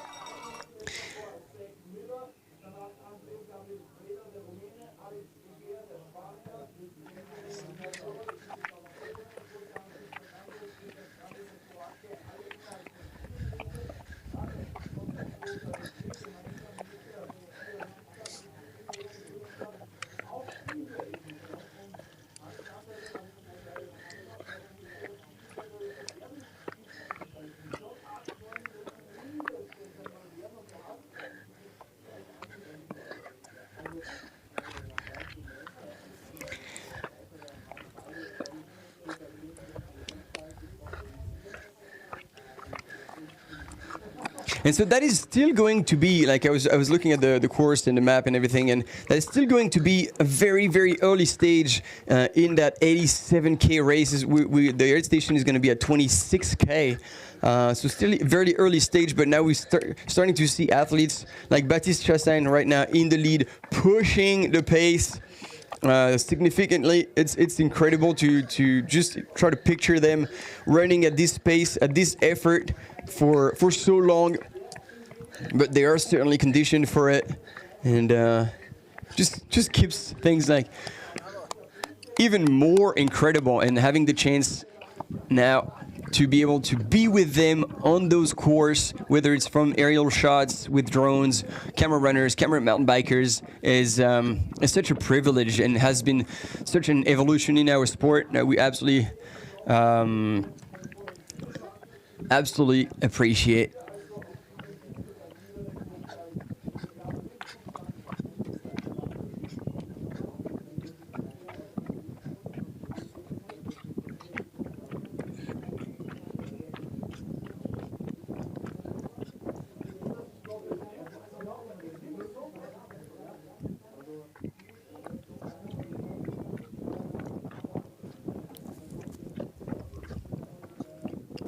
All right, we've seen a lot of the men's.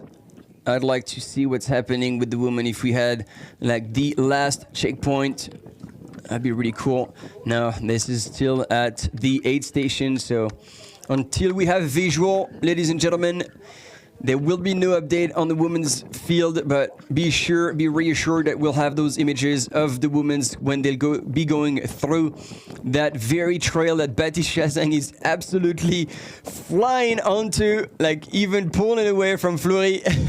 This is insane. He probably is trying to make a difference. He will see 100% if he was looking back, and we saw him do that. That Andreas Reiterer is really a very tiny minute, or at least was, behind him at that aid station. Oh, not aid station, split point, excuse me, because the aid station is actually at 26K. Andreas Reiterer also with big ambition for this World Championship. Zach Miller as well. We've got a lot of people who could really pretend to the win at this point, still in the top 10. One that I'm missing, and I was thinking he'd be higher up by now. I'm trying to see how far back he is. Oh yeah, 43rd, Philipp Ausenhofer. So I hope everything is okay for him, because I knew he was going to take an easy start, but that looks like a very easy, or I don't know, probably rough, in which case he is a bit further back. Lionel Christian Manolet, 15th for now, but the guy is extremely strong on 100-mile races, so he knows how to pace himself, manage nutrition, hydration, effort, everything. So we could expect to see him here. One that I would love to stay in the top 10 is Peter Frano, because I think that's going to be his longest race to date. He's familiar with shorter races where he can really run fast, and so I don't know, maybe just like Marcela Vachinova, when he was selected in his national team, they're like, hey, how about you do the long, and you know, it opens the door, you think about it, and if that's the way to wear the national jersey, maybe you stretch yourself.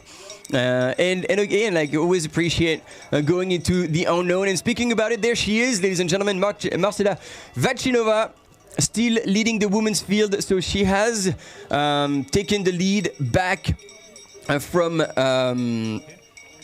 oh yeah, so yeah, I was I was on the wrong page. Alison Bacca from America.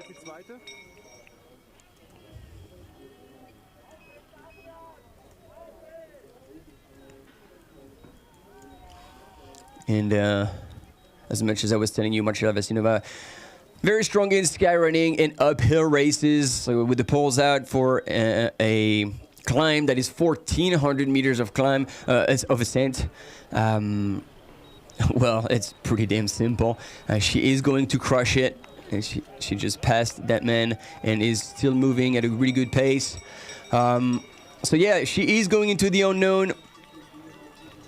But if she is healthy, you know, we've seen a lot of runners coming from shorter distances into longer distances and perform extremely well because they can carry over that speed over longer distances. And then as soon as you train for longer distances, maybe we fall back into the debate that we have early on in the chat about, like, should you do very high mileage in your training, and in which case there might be a little bit of junk mile, a little bit of slow miles, and then it slows you down. And actually we had the example yesterday with Luca Del Pero, who took third place yesterday. Oh, I was worried about Fleury for a while. I thought he was rolling down the hill.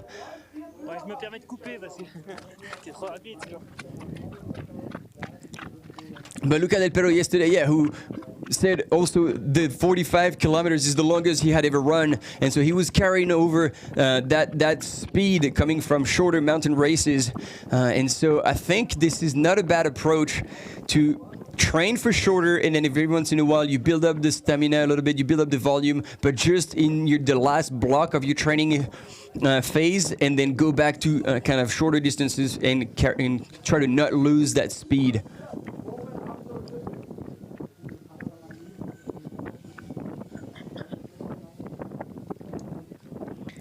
I'm very impressed right now by the pace that Baptiste Chassagne is going out. It might be in a day of his life because he is a strong runner, and all the French that are watching the live in English will know about this for sure. And he's also like a very great human. And right now, absolutely crushing it. Back to the females leader, Marcela Vachinova. Marcela transitioning between power hike and run, and I think that's a very smart move because clearly with her abilities she could be running on that dirt road, but she is paying attention to her pace, not going too crazy. She knows it's going to be a long day, and it's good also to see her fuel and hydrate on the way, because you cannot afford to fall behind, because in ultras there are always going to be highs and lows, and it is up to you to kind of welcome positively whatever is being thrown at you. And go through the lows with a positive attitude and look after yourself until you get out of them. But hey, if you can avoid creating lows by like messing up your hydration or nutrition plan, well, that's as much as you can do.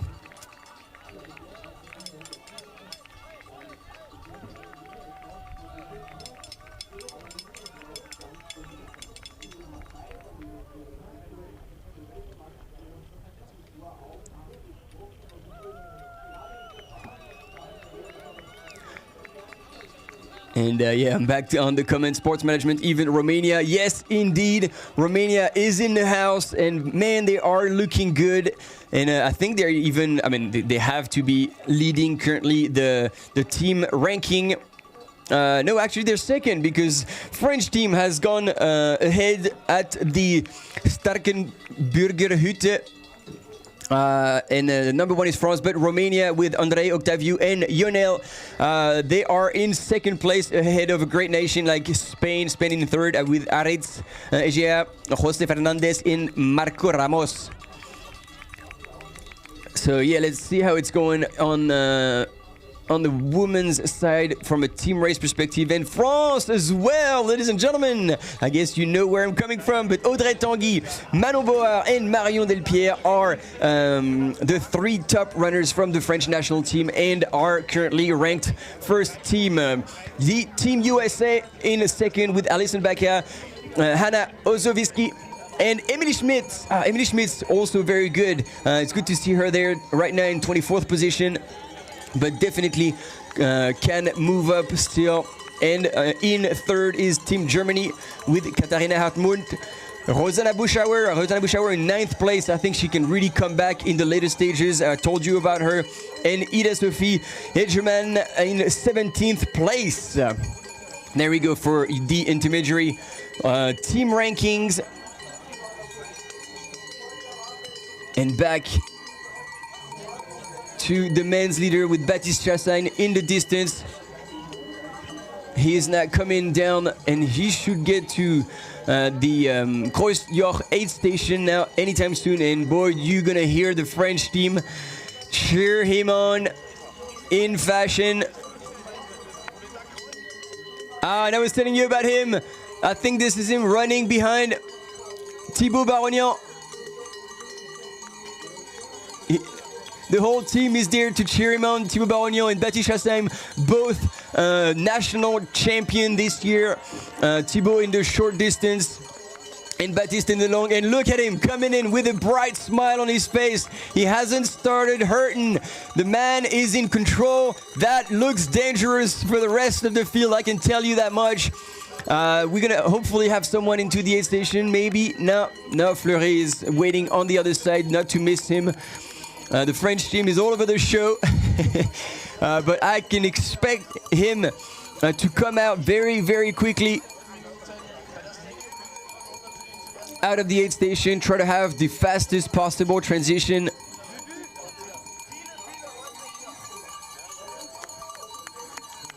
And there he is, boom, right away out of there. And he's looking to the right. He says he can't hear. It was the team manager on the right. Hopefully doesn't take a tumble. From Team Matrix, there we go. You see him here. Team Matrix, French team. And so he's probably giving him a bunch of indications.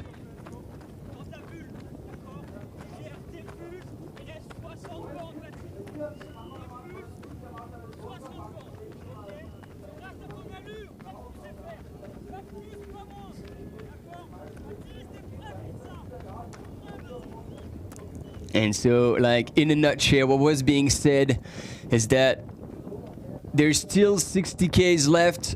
So don't run outside of yourself, run within yourself. You know how to do that. And he says run with the pulse. Regarde les pulses, and it's so look at your heart rate. Run with the heart rate because look at this. He's taking the French way. Every time there's a switchback, if there's a Frenchman, he's gonna go through straight down.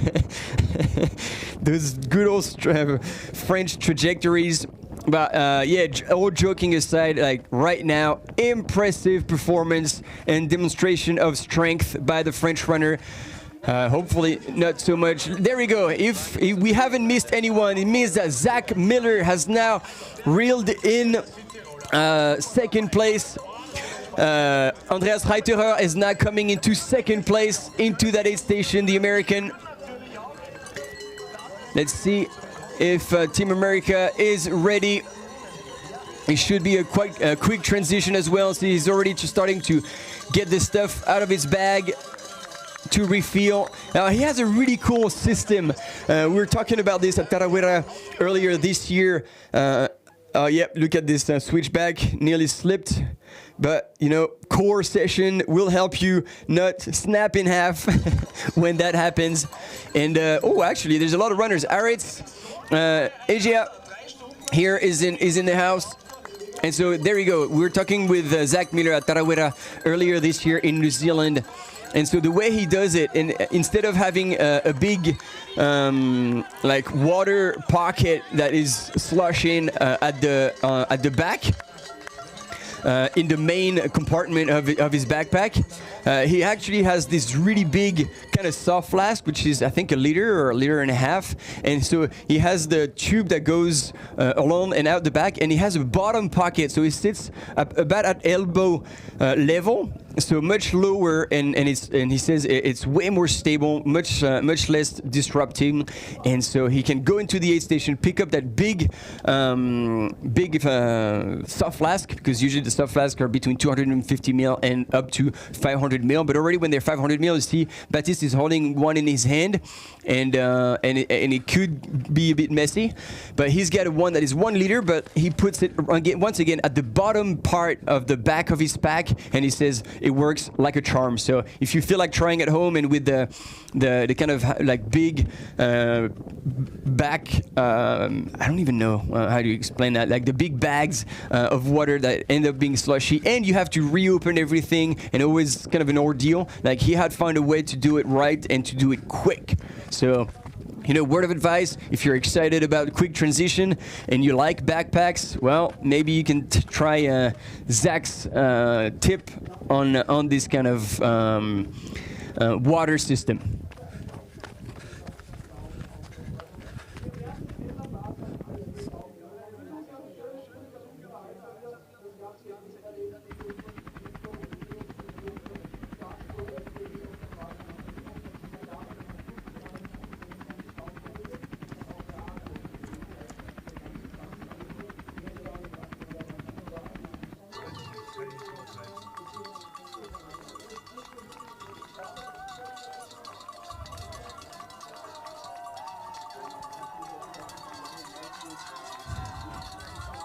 So yeah, thank you guys and girls on the chat for correcting. Indeed, I had missed the image of Andreas Reiterer still in second place. He was very shortly into the aid station,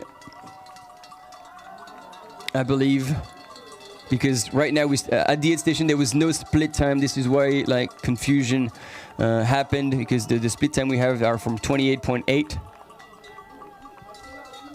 Yeah, so this is the aid station. So he was still 45 seconds back, and then Zach was 2:15 back. So yeah, as we stayed with Baptiste Chassang as he was getting out of the aid station, essentially Andreas Reiterer was right on his heels, 45 seconds back.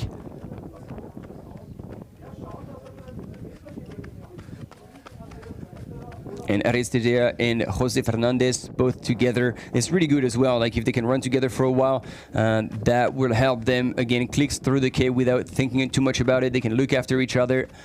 And that is always very comforting. I remember during Western States last year, Ruth Croft and Emily Howgood, both in Team Terex, ran about almost 50K together, and that really made a difference, because they said essentially it was just like as if we were in a long run, just not getting ahead of ourselves, looking after each other. And comparatively, when you're a competitor either chasing or being chased and you're on your own, well, you have to be way more focused, looking where you're going, keeping on top of your hydration, nutrition, and sometimes, not sometimes, it is more taxing mentally, and considering how much energy the brain is using to process any type of thoughts. Well, if you can go brain dead, that's always a little bit of energy saved. Good to see Thibaut Garivier also coming back, breaking back into the top 10 from France.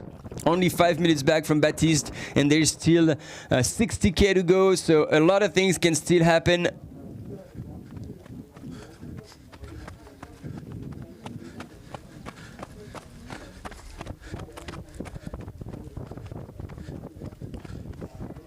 And I feel like this kind of big gravel road, you have to negotiate that with as little pounding as possible. I call this the unicycle. Like, if you can all picture a unicycle, it's a fixed pedal set, just like a fixie. And therefore, if you want to go faster, you have to have a leg turnover that's just faster, and always kind of increase the cadence. So therefore, you never have a long stride, and you don't hammer the ground. It lowers the impact, and if you can manage that, actually, you will lower the muscle damage, the breaking muscle fiber, and kind of push back the time where essentially your legs are going to feel pretty damn painful. So also, if you have downhill running techniques, by all means, share them in the chat.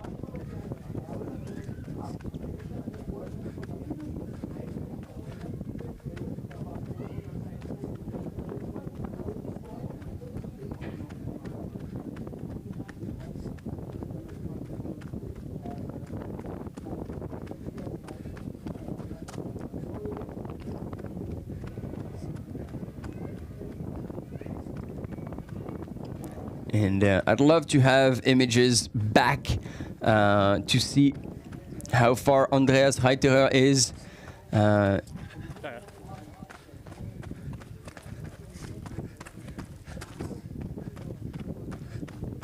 you don't want to take the wrong turn down those switchbacks.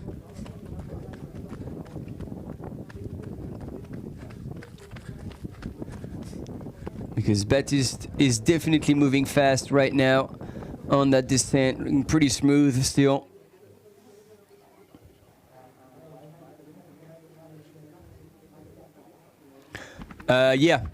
Confirmed nuts. Like that, I asked myself the same question, and I think on the uphill I could see a little better.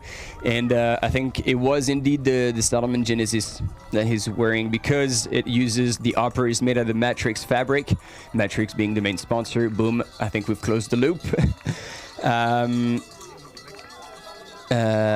And it looks like Zara Garcia, but I think just ahead of her in blue was Martina Valmasoy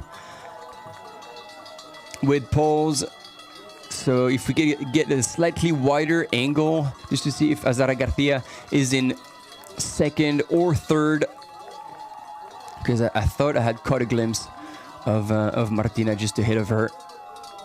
Yes, there we go. This is Martina. So if things have not changed, and if we haven't missed any woman, Martina Valmasoy making the best out of her poles. She has won TDS last year. She knows how to go up steep hills with saving her legs. Meanwhile, Azara Garcia, she is going just without it, hands on knees, a bit bent. And those are very different styles. Whatever works for everyone. But yeah, these are the two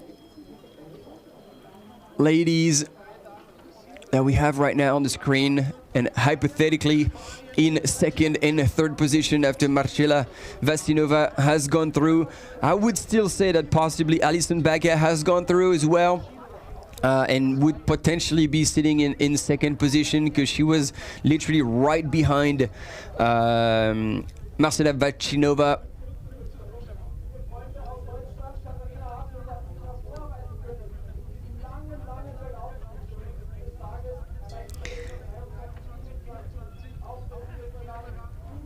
I love the comment, Cameron. Could watch West run all day. Such elegant form. I would even say such elegant man. Such a good man. And yeah, it's good to see him still up here. And those who know him knows that if he's on a good day, he could really, really crush.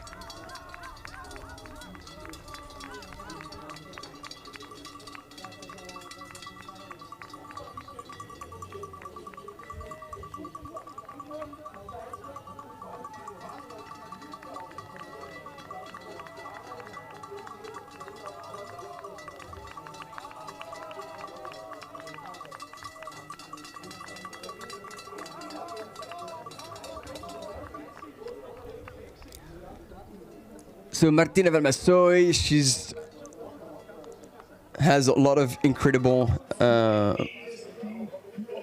we're at the aid station here. Pulling away.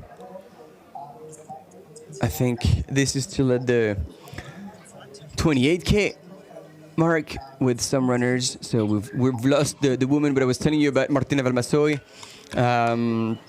Last year's TDS champion after doing a lot of bike packing, long distance bike packing. She has the women's record of the most meters climbed in 24 hours on skis. She broke that world record. I think it was not last winter, but the winter before. So she does a lot of like hard endurance events that help her then perform in long endurance trail running events, like ultra running events. And she has like therefore very unique training philosophy that yeah, a lot of people can relate to, you know, like mountain people, like, oh, you know, I don't want to train on a track, I don't want to do too many like hard sessions, I want to be out there as much as possible. Well, again, it is possible, and if you follow her like training philosophy, then there's definitely something to be learned from Martina.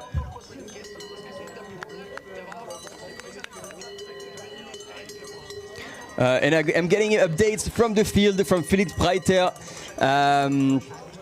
We saw him on the images. I was telling you about him. If you don't know him, he does a lot of really sick shots from many trail races. He's always in the mountains.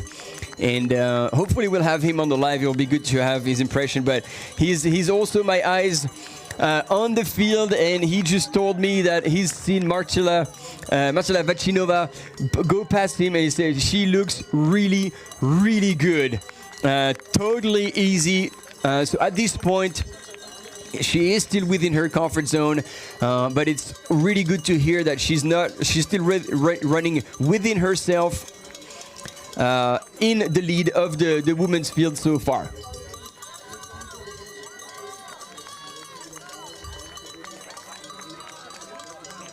And then behind was Azara Garcia. She's oh man, she's been in the trail running world for many years and always scoring very strong results. She's 39 years old, and she ran the 85K earlier this year at Transgran Canaria that she won. Like she's won the Mozart 100K last year as part of some of the best results she has achieved. She has done many other things. In the trail long distance 80K last year, though, she was 33rd. So definitely not her best result. But yeah, she's won like classic races like Salomon Ultra Pyrénées.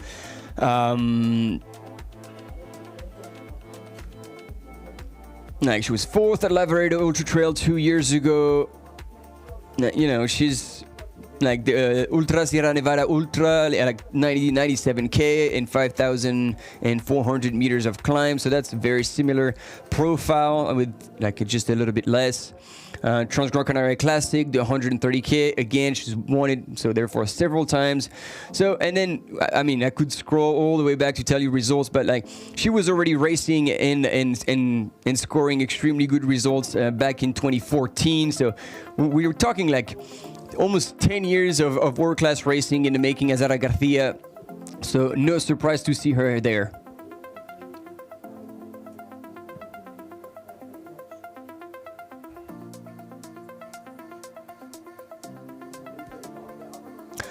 And ladies and gentlemen, just because you may not have been there yesterday, you might have been at work or pretending to work and follow the live, but if you haven't, very shortly we're going to have a recap of yesterday's race, the Trail World Champ short distance.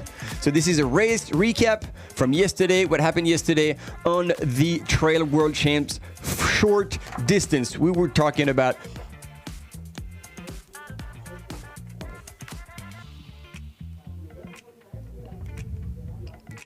We are looking for our Tom Wanninger. He comes from Fichtach and we will support him.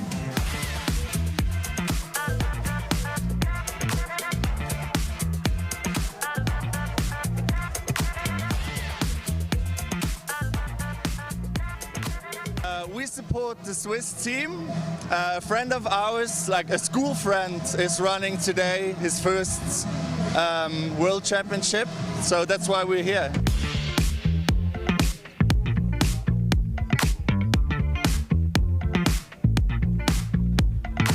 Yeah, we just arrived, but we're very curious to find out. So we have the tickets for the shuttle buses. So we hope we see the runners as much as possible. So yeah, we're looking forward to it.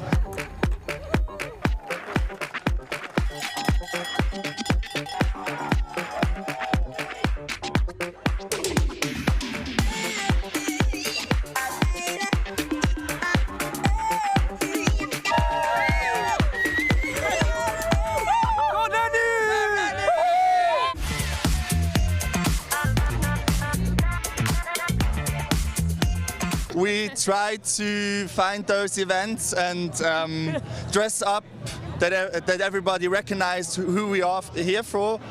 Then we take our cowbells and our scarves and everything and cheer as loud as we're able to do.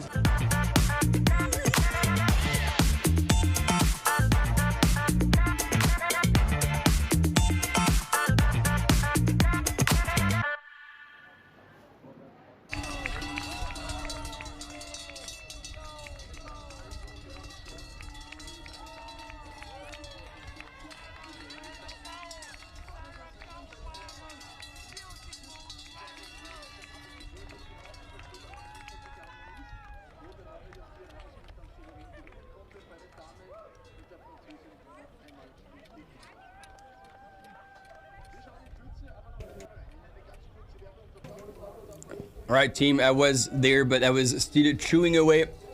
I am also trying to eat whenever there is a chance to keep up with you all for these 10 to 11 hours.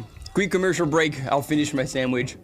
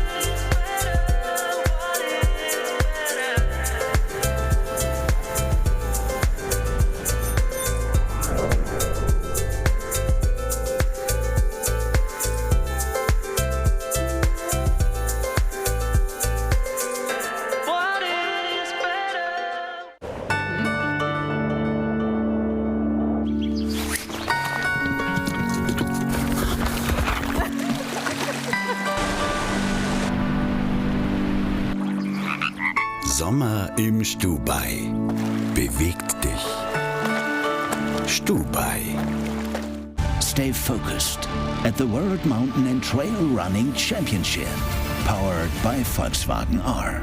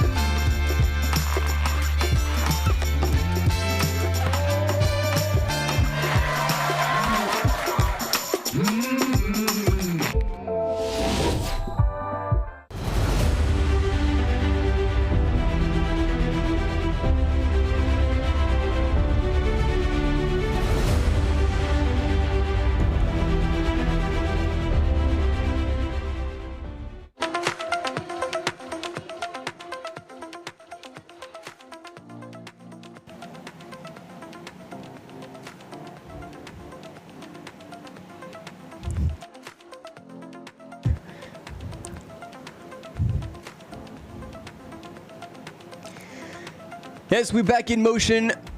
And we have now a split between the top women, Marcela Vasinova, quite in the lead right now. To get so that was my expectation. So Alison Bacca from the US is still there. Katharina Hartmut also there. We missed her, and then together Martina Valmasoy and Azara Garcia are therefore in 4th and 5th position, followed by Ida Sophie Edgeman. So that's your top 5 right now.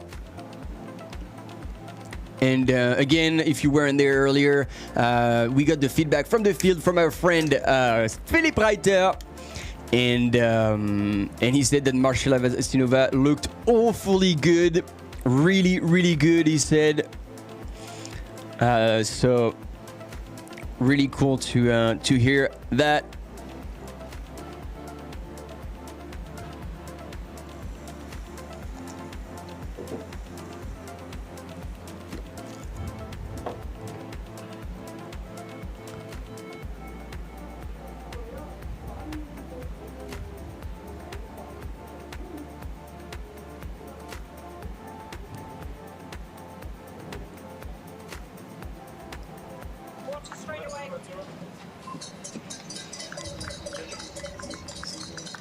So images of the runner Florian Reichel, also an old-timer in trail running.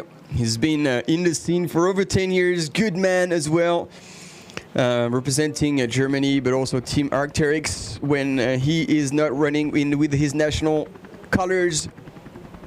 And here, once again, our fake helicopter drone. Yeah, this we brought it up, and earlier this morning it had switched to a different soundtrack, but I think we're back with the good old. It's almost like the kind of Vietnam ambiance type as we're flying over these beautiful Tyrolean mountains. And I think that was around this area that we had in the background, so it must be right in the opposite side where we had these Tyrolean Dolomites, as they call it, 2 massive mountain walls.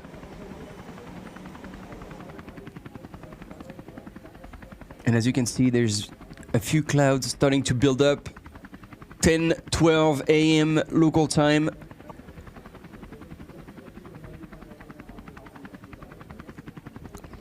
And all these runners getting to those mountain refuge, which are not the aid station. This is just the kind of almost the top of the climb.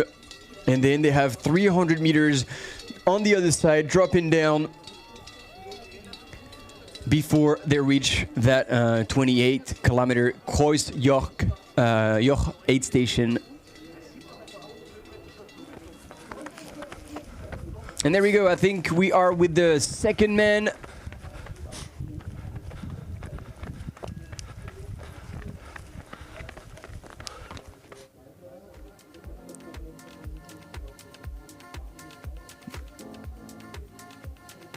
Yeah, I wasn't sure. That's why I stopped. I was like, oh, maybe there has been something that happened and he would have passed Baptiste Chassaing, but no, Andreas Reiterer still looking like he's in second place. Expat Adventure Turkey, total distance 85 kilometers. With so truly, because I mean there's been different numbers communicated, but 6,500 meters of elevation gain and 6.9 thousand meters of elevation loss.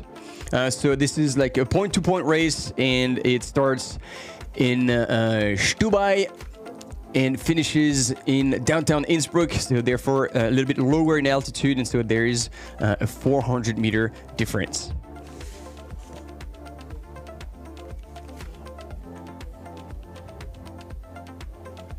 Rocky is our weatherman as well, on top of many other roles, and very helpful. Thunder and lightning expected approximately 12 p.m. Local time. That's going to be interesting. All the runners pulls out to keep out. And I think somebody just freaked out seeing Martina Valmasoy come in to the aid station, I guess. Oh no, this is Marcela Vasinova leading the women's race. I'm looking at a bit too many places at the same time. I got confused for a second. And I think those images confirms what Philipp Reiter was telling us. Marcela Vashinova is looking extremely great. Smile on, cruising into the 8th station. And so far, indeed, looking very comfortable. Not losing any time, getting the flasks out. And again, like I explained it, you get to the 8th station, you know exactly what you're going to get rid of. You drop everything on the floor. Your team is here to pick it up, no problem. And then you pick up flasks, gels, fuel, for whatever you believe you're going to need for the next section until you see them. And they will see their crew in another... next aid station will be held at 43 kilometers into the race. And you can see she's chewing away, putting all the gels. So she is really losing no time. Marcela Vashinova. And we have our camera runner with her, so we'll stick with her for a bit. And it will be interesting also potentially to compare her style and her pace compared to Baptiste Chassagne that we had earlier. And Jordi, yes, absolutely. This is by a long shot the longest race she would have done. She wanted to do CCC last year but was injured, and then she also wanted to qualify for Worlds long distance, but she still hadn't recovered. And so she said to me, well, this time I am still scared about the distance, but I am intrigued and I'm going in for the right reasons, so I just can't wait to see how it goes. And we'll see. We'll see if it goes. Indeed, it could sound like a bit of an aggressive start, but we've seen Stian coming into longer distances. He wasn't as long as this one, but when he did OCC, that was his first long distance, and he took it out home and took the win. So it's yeah, it's always a gamble, but you know, for the live commentary and for the race scenario, we love that kind of thing.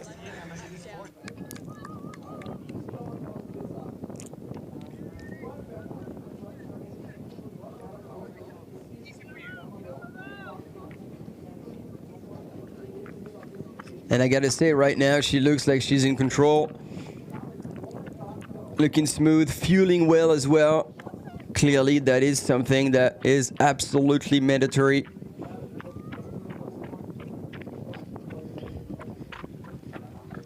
I don't know what shoes she's wearing. Those are Nikes. Huh. Interesting. In the distance, running for Italy, Martina Alvamasoy is coming into the 8th station. So will she be the second one in the women's?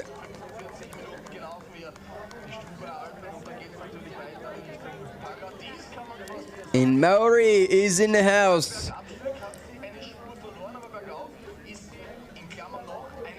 ¿Cómo estás, amigo?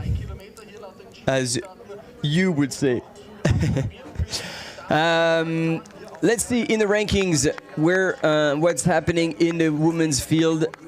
And yes, so far nobody has come through, so that would be confirmed if nobody comes in the next like 15 to 20 seconds, because Martina Valmasoy here representing Team Italy is probably 200 meters away from the 8th station, if that, so she would have made up one more spot and passed Alison Bacca and Katharina Hartmut that we saw on the kind of the live tracker, and therefore she would be in second place.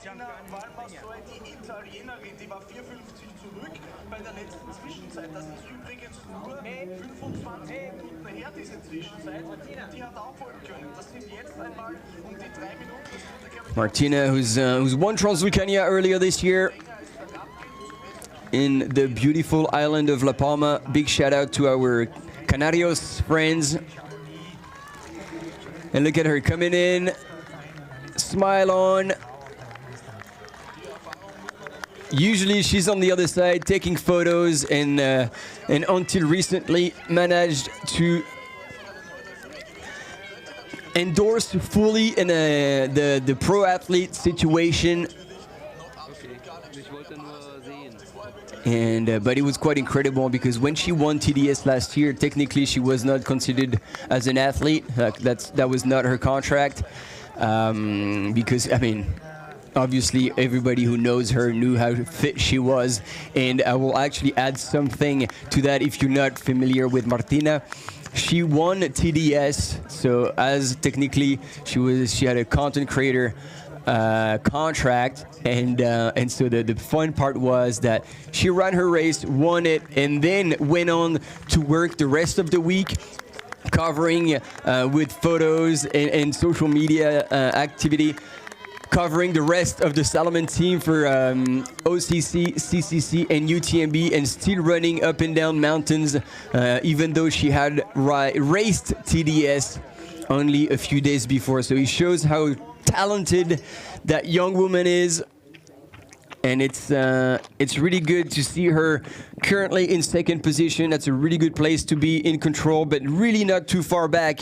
About 30, just over 30 seconds back is Katharina Hartmut from Germany, together with Azara Garcia, another 7 seconds back. So second, third, and fourth, sorry, in a nutshell. And there's,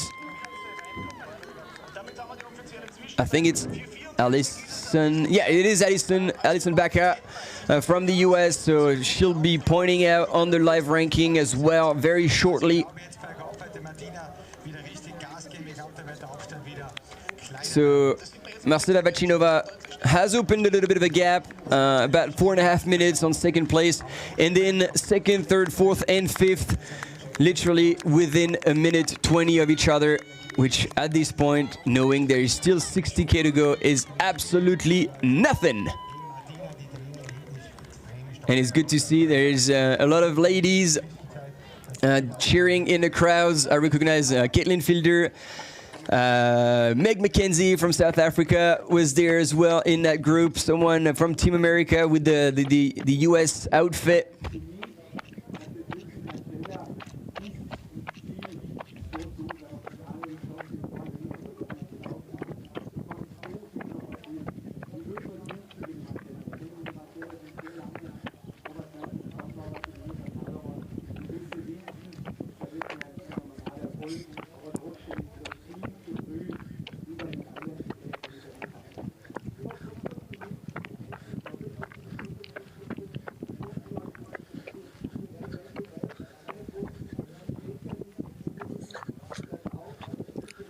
Oh yeah, sorry, I missed your comments about the shoes. I don't know which one they are. I know they're not the Ultrafly. This is a question we can ask our Francesco Pupi friend. He is sponsored by Nike Trail, and so he will know all these shoes by heart.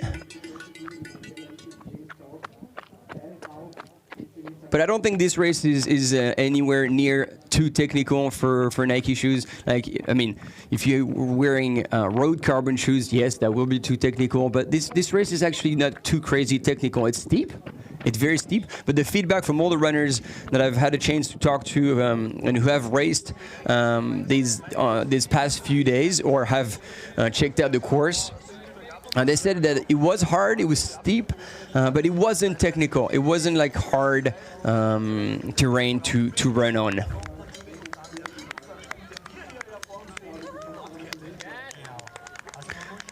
So there she is, I think, yes, it is Rosanna Buschauer,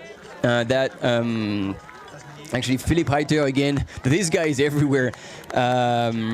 Was telling me about. She's from the area and she's done several, or like at least one big FKT over linking some of the summits around the Innsbruck area.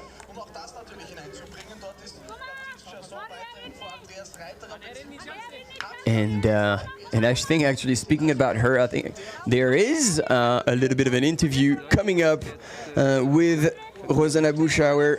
Rosie, still with a smile on her face, local favorite. And I believe we'll hear it from her very shortly.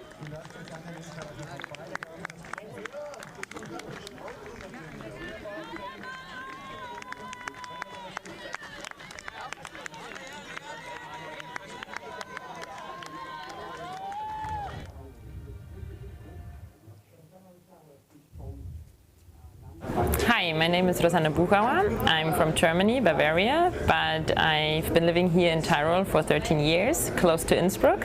And I'm running the long trail this Friday at the World Championships, and it's my second World Championships. Last year I've been lucky enough to go to Thailand, and expectations are quite high because family and friends are watching, so I try to give my very, very best and be as fast as possible, and yeah, run according to the plan I made with my coach, and then make the finish line in a really good time.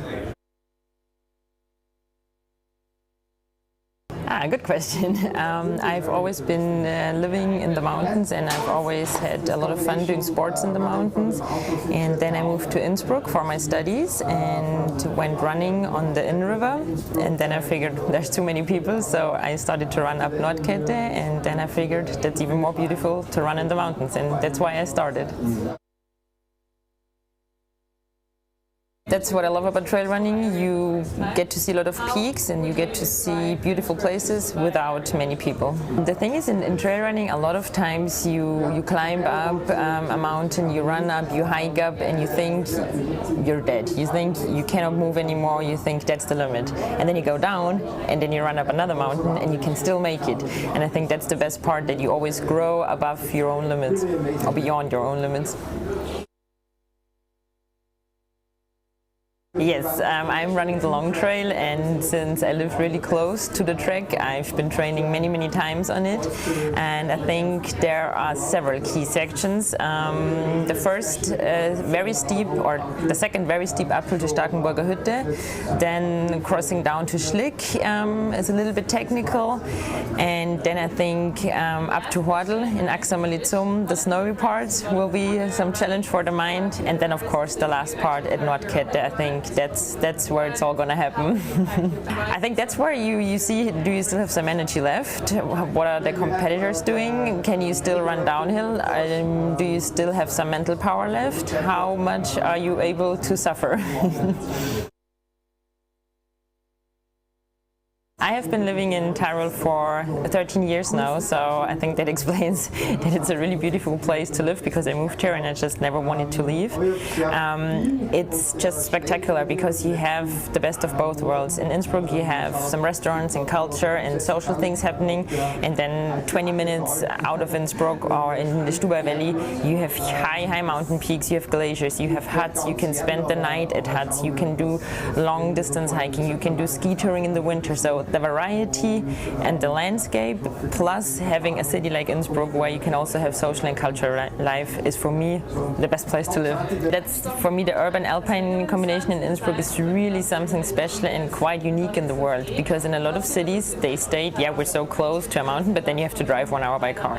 In Innsbruck you can really put on your running shoes, run 2K, and then it goes uphill. And then after half an hour you are up somewhere on the Nordkette, you can go for a run in an alpine terrain, you can have a drink at a hut, and then you can still make it down for the movies or for a restaurant. So it's really, it's not going in the car in between, so starting in the city but going to the alpine area. To me personally, the championships in Innsbruck and Stubai mean a lot, because yeah, I live here and I grew up in Germany, in Bavaria, which is also quite close, so I have so many friends and family and work colleagues on the track, which is some pressure, but of course I want to show them how beautiful the sport is and how emotional the sport is, and I hope I will be able, yeah, to prove and show that on Friday.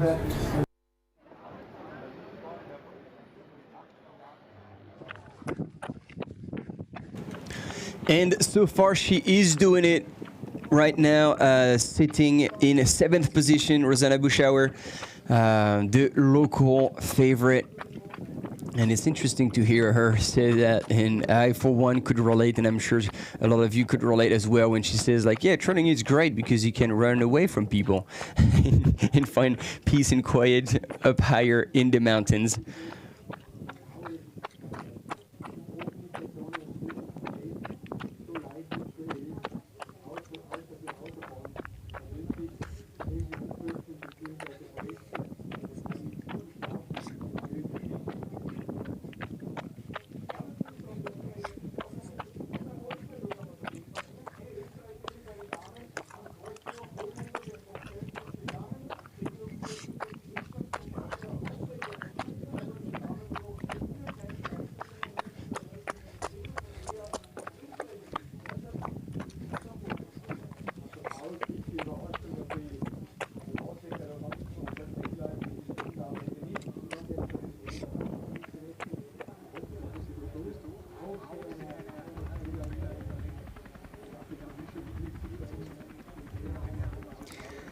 And look at him fly.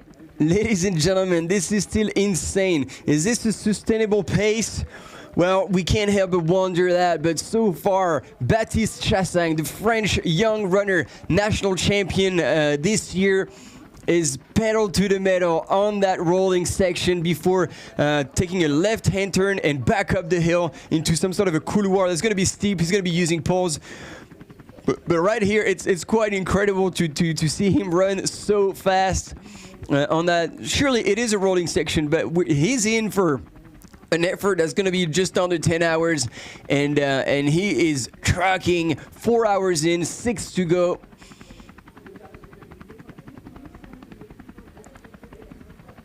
Very impressive performance, and yet Andreas Reiterer from Italy, also a local of this area.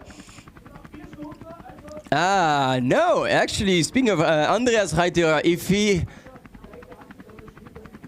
if we haven't missed anyone, this is Andreas Reiterer. So he would have been making a sneaky move onto Baptiste Chassagne at some point here and is pushing away. So stand by. We don't have the true information. Is this the first runner we're catching, or is this the first runner, period, in this trail championship long distance? We don't know. But right now, this is not Baptiste Chassagne. This is 100% Andreas Reiterer with the blue t-shirt of the Italian team. So has he made a move and has he pulled away from Baptiste Chassagne? This is yet to be seen or understood. Maybe we'll have actually an idea about the split if we can get the GPS tracks. There we go.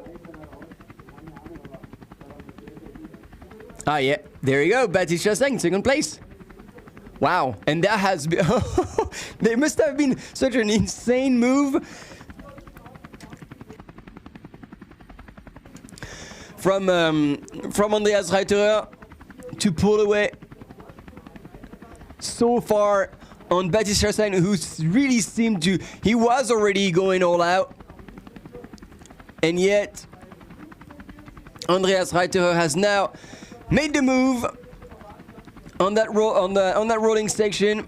We never know, and we would have missed the action, so it's hard to predict whether it was a massive push from Andreas Reiterer. Sometimes in an ultra you have to stop for natural reasons, so maybe Baptiste stopped for this. Maybe he left a bit too much gas on that previous 1400 meter climb and is now kind of paying the price. It's hard to tell. But, ladies and gentlemen, there has been a change in the men's leader, and this is now Andreas Reiterer from Italy.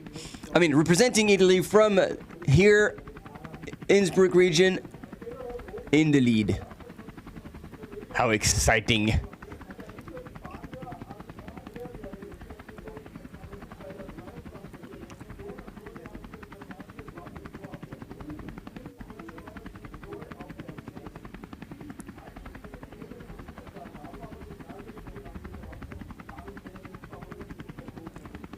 Yeah, Gary, it kind of throws me off. I just don't understand the rationale behind it, but at least we're all pleased to hear that it wasn't a chopper, but it was an actual drone. So it's like, oh yeah, well, if they want to play with the sound, that's all right. But we know now that it's not like a massive chopper just going through the valley and disrupting the wildlife and everything, and creating potential like danger, has like some sort of hazard. Because I mean, if there's any issue, that doesn't look good. So there we go. That's the left-hand turn I was telling you about into that little bit of a valley.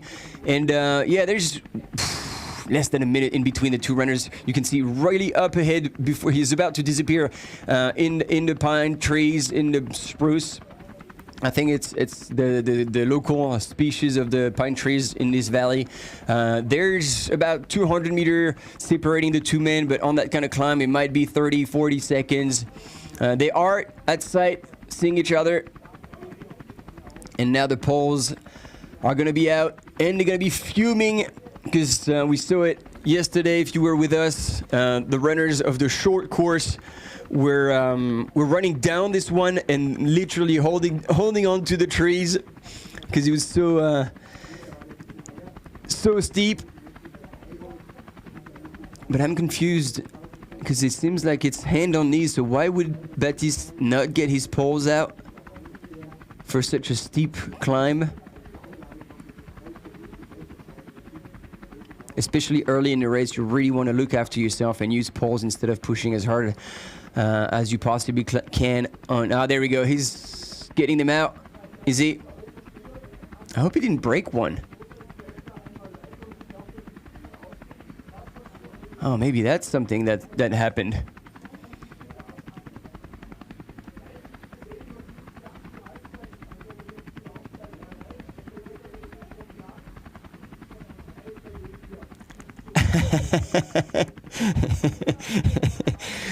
Bram, I love the comment. With the chopper standing in the aerial shot, you can expect a play fluch de Valcourt. Love it!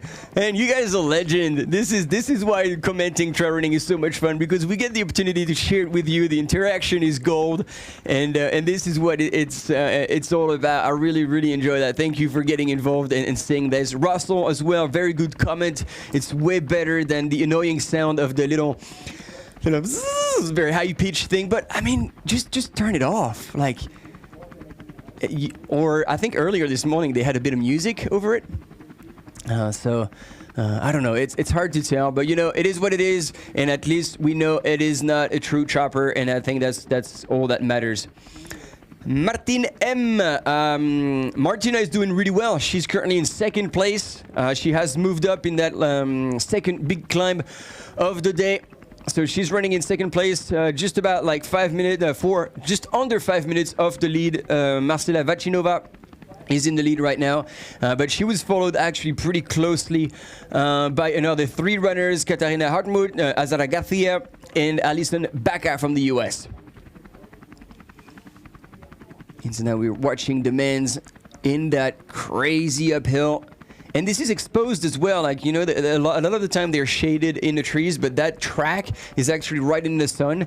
And 10:38 a.m. local time, I can tell you that much, it is getting toasty in the sun.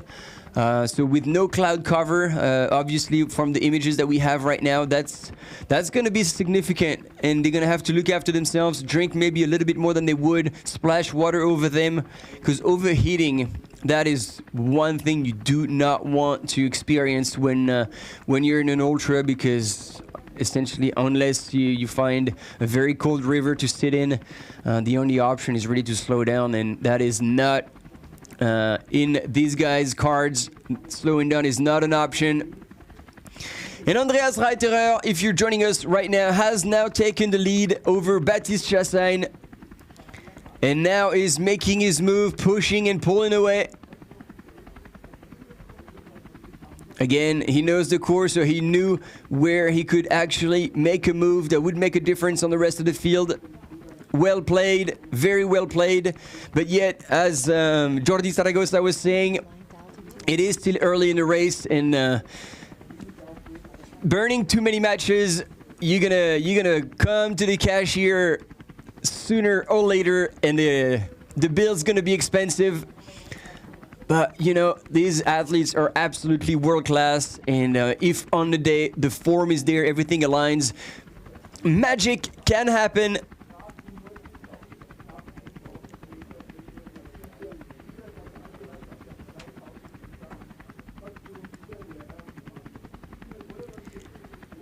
And Peter, yeah, that's right. There was an ultra runner that used only one pole.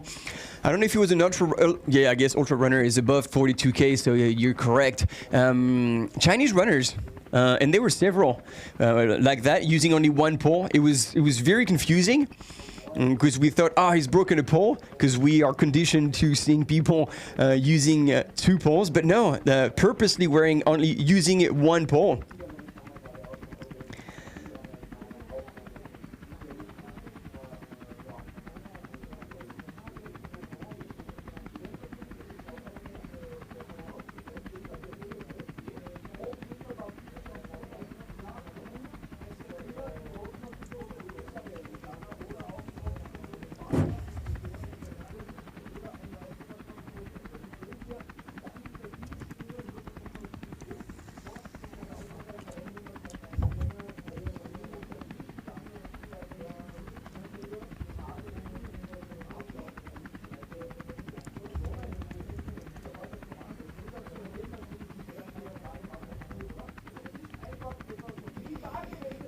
So I don't think we've talked enough about Katharina Hartmuth from Germany. She's currently sitting in third place, only 30 seconds-ish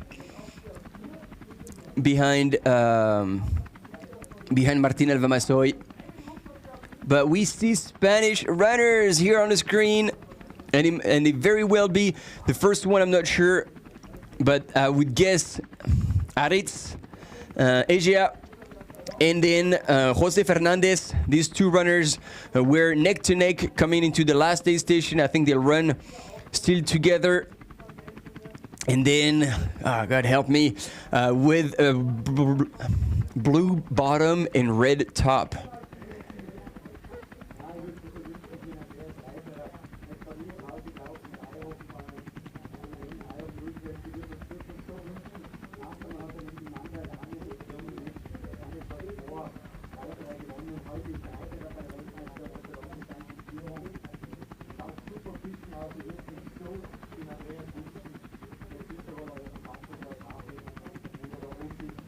And look at that beautiful valley looking into the Stubai Valley.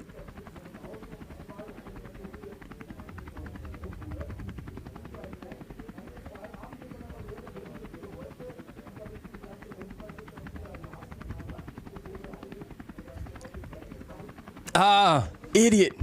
I'm an idiot. Sorry. I'm pretty sure it was Zach Miller with the run neon. There you go. You got it. Thanks. You backed me up. Zach, top 4 with the... Oh, now I'll know because I've made a mistake. This is called experience. But yeah, red top, blue bottom is Team USA. And it was indeed Zach Miller still in contact, top 4. And knowing how this man can last.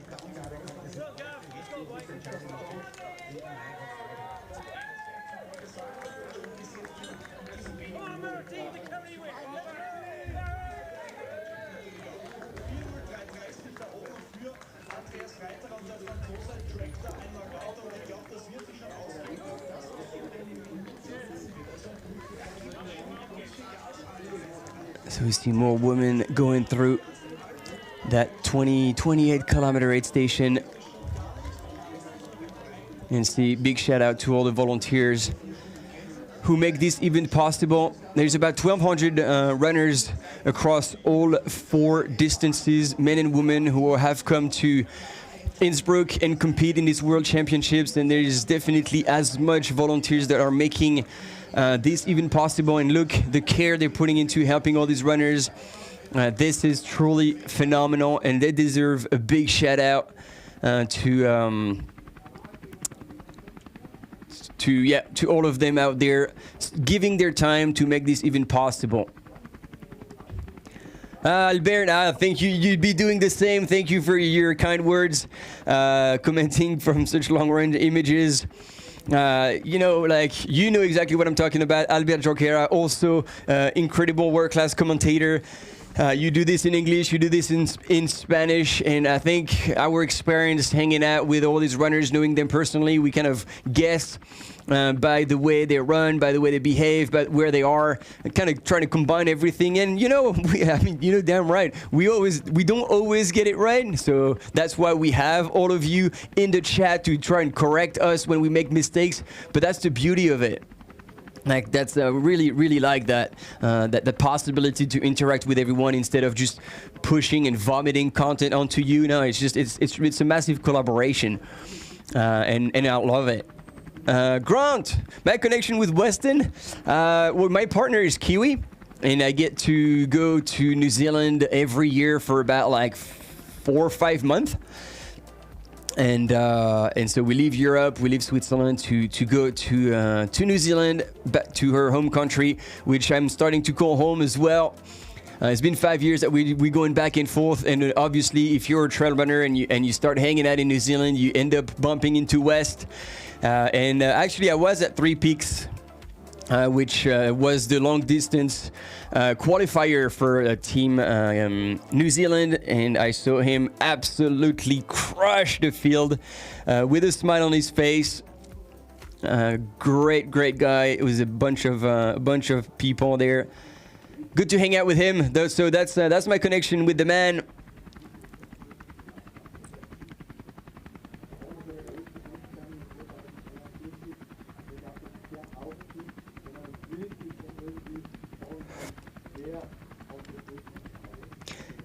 Hey Nuts, welcome back. No, I hope that was an important meeting because you missed something. Actually, Baptiste Chachang is not in second position, and Andreas Reiter has put on hell of an effort. And we didn't see that, but once we had drone images of a man running like a demon in the distance on the flatter part, and then really pushing the pace on this very uphill. Andreas Reiter had taken the lead. Very, very strong. And then I think it was Jose Fernandez and Aritz Egea who were in fourth and fifth. And Zach Miller was also in the mix up there, all probably within, let's say a minute and a half of each other. And yeah, I was the same. Philip King, Justin Jasmine's Paris in the results. When I saw her on the images, I actually had not paid attention enough to that list and realized she was there. And I announced it earlier. I hope that she can have a really good day. I don't know how she does in the heat, but she is an absolute beast on anything that the harder the race, the better she will do. And she's just so consistent, and I love how humble she is. She doesn't care about fame or anything. Actually, it seems like she tries to stay away from it as much as possible. But yeah, man, she crushes. She crushes. And so I was stoked to be here, and I'm sure the GB team is also very excited to see her race there today.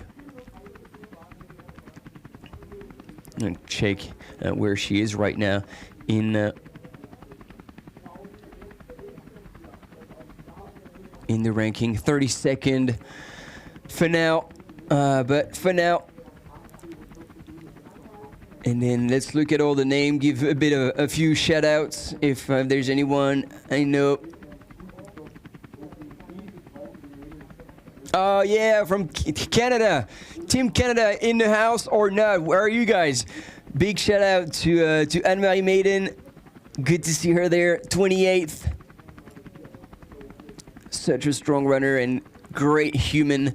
And then moving up, Sunmaya Buddha from Nepal on team 18th position so far. Just ahead, Emily Schmidt from the US.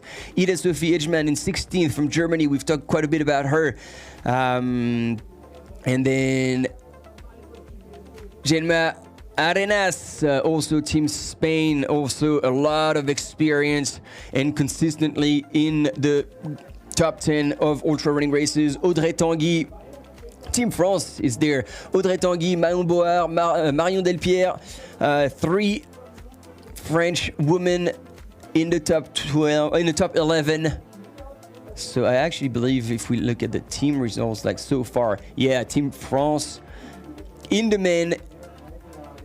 And actually, no, it's Germany. Germany who has the lead currently after 28.8. That was after 28.8 kilometers. It might have changed since. But Germany was first with Katharina Hartmouth, Rosanna Boschauer, and Ida Sophie Edgeman. And then for France, Marion Delpierre, Manon Board, and Audrey Tanguy.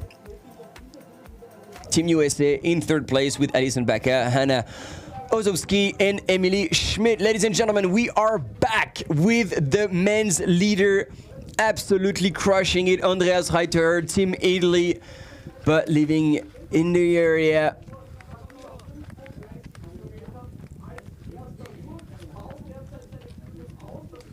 Man, he looks strong. And you see, at this level, using poles and using them efficiently, not having to think. See, like in that little section of the trail when you have dirt on both sides a little higher, you have to put your poles, position them in the right locations, and you just, if you're natural and if you've been practicing enough, you don't even have to think where you put your poles. It's just gonna come naturally It doesn't cost you anything, and it's only helping you to propulse yourself further, faster up the hill. And he is absolutely crushing it. And yeah, this is a really cool information. Less than 50K to go now, but what a 50K that is left to be done. They are still here in the highest country, highest point, close to the highest point in the race. I think they've gone past it. It was at 2,400 meters of elevation. And now climbing back before traversing. And just like essentially going in reverse, I believe, from yesterday's short course.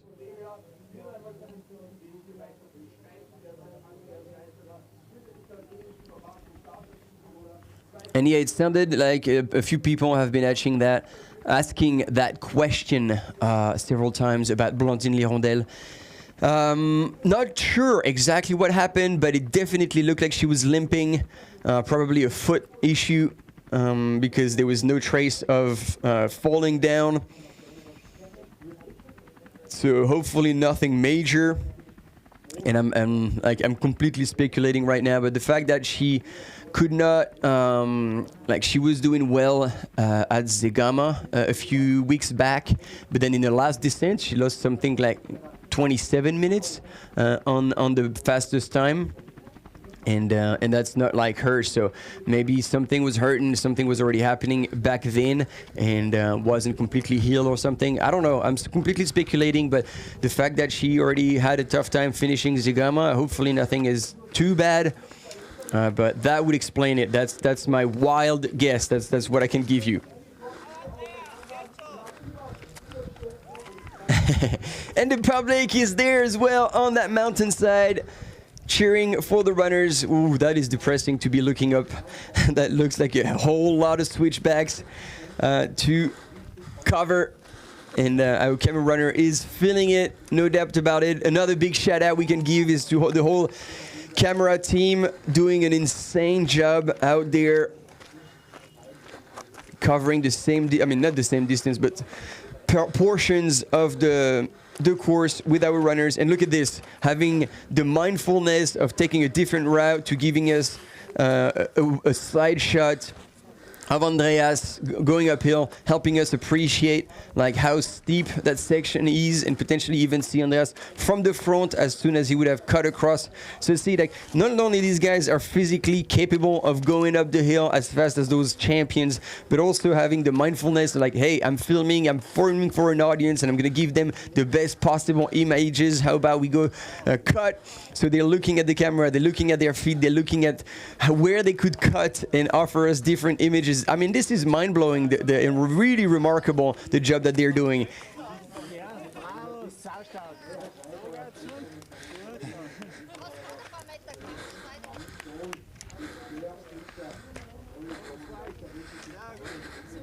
And the local public here to support Andreas Reiterer.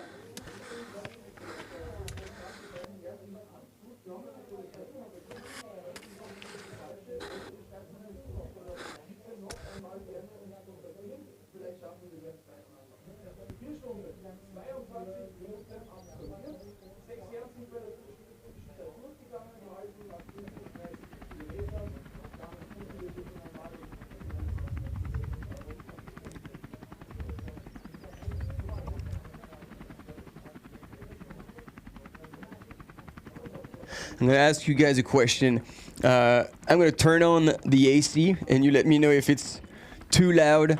And if it creates like a background noise that is not bearable, then I'll turn it off. But like it's, we're starting to cook in those little boxes. We're right in the sun, and if I don't want to pass out at some point, I'd rather turn it on a little bit. So let me know if the background noise is too bad. I will for sure turn it off. But I just want to make sure it's not like altering the quality of the audio. And Marit, that is a very good question. I actually don't have the exact answer, but if you stick with us, today we'll have Philipp Reiter joining us, and in the live as a guest, and he will he's the one in charge of coordinating all the camera runners, and so he will definitely have a much better understanding than me at where they are positioned and how far the section they are covering. So I'll actually write down that question so I don't forget, and I will definitely ask Philippe when he'll be with us. Good question. Thank you for actually asking.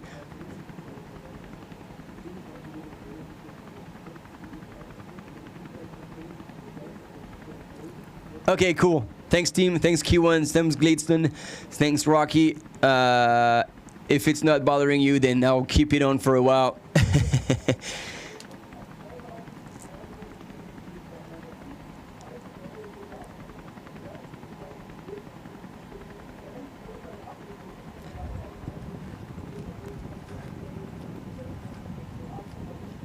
Yeah, Bram. Or I could be commenting from an ice bath. That would that would be pretty good. All right, so this is this traverse, and then once they get to the core, if they're still stick, because I know at some point they branch out from the short course to carry on, but I don't remember exactly where it is. I'm gonna check. Because they were coming, as soon as he's going to get to the core, they were coming from the right and then crossing snow patches.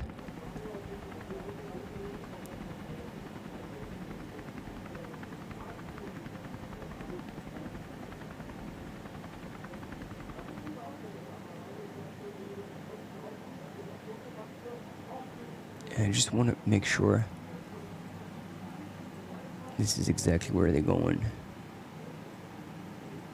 But this very well might be the point where they actually branch out, and instead of turning right, turn left. So wild guess, ladies and gentlemen, we have 10 seconds to say whether he's going to go left or right after this long stretch here at the core.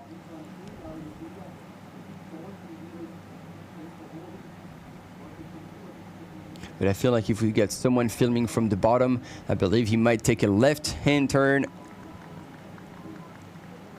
to come into that side, which would mean that he's not going to go through the snow fields and come down the opposite side of where the short course was running. There we go. That's the one.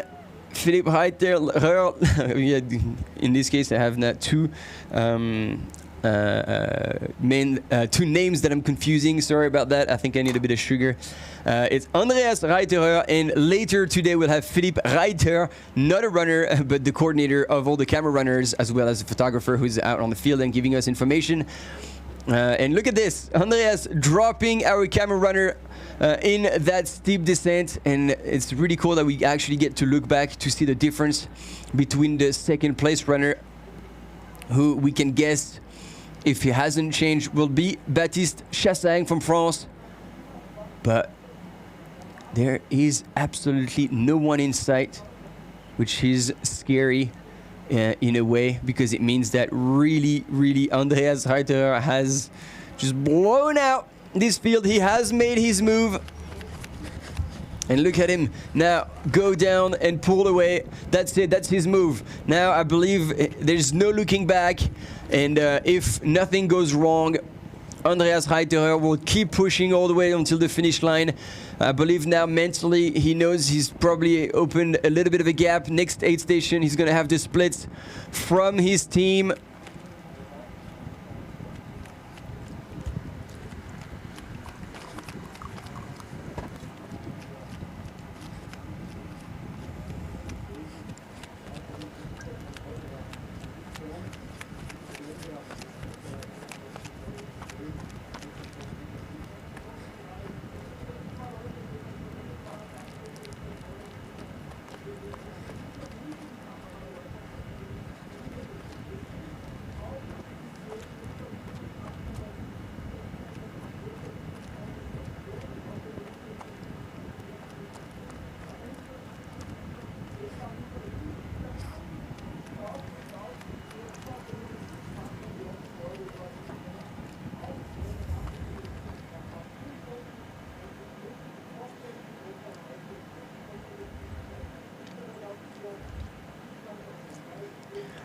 Okay, time to count the points. We have now the top 10 at Hulst, 35 kilometers into the race. Andreas Reiterer.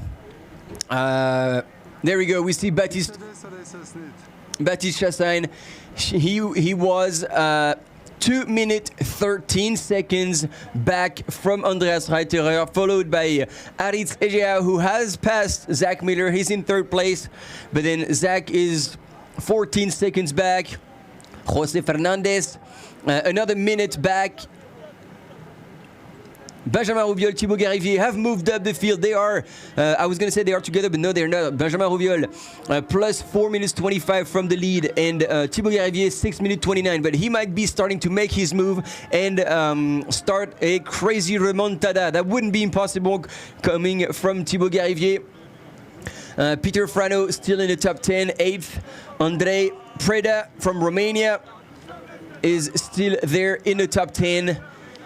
And it's Jan Schicktank from Switzerland who's running up the top 10. And Drew Holman, ladies and gentlemen, from USA. I did not realize he was there. Massive comeback from Drew. He is a really strong runner as well. Drew Holman, so cool to see him there. Didn't realize he was running. I should have done a bit more of my homework. And there we go. Zach Miller in the distance.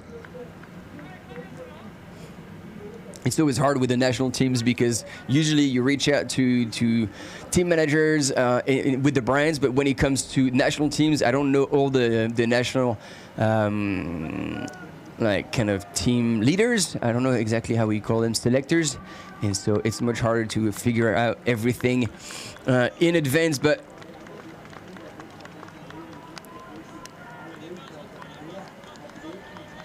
and I think it's Benjamin Rouviol who's right behind Zach Miller, so he might actually have passed Jose Fernandez. We'll see when we have images on the descent and see them come out on the other side. There you go. And very quick transition here.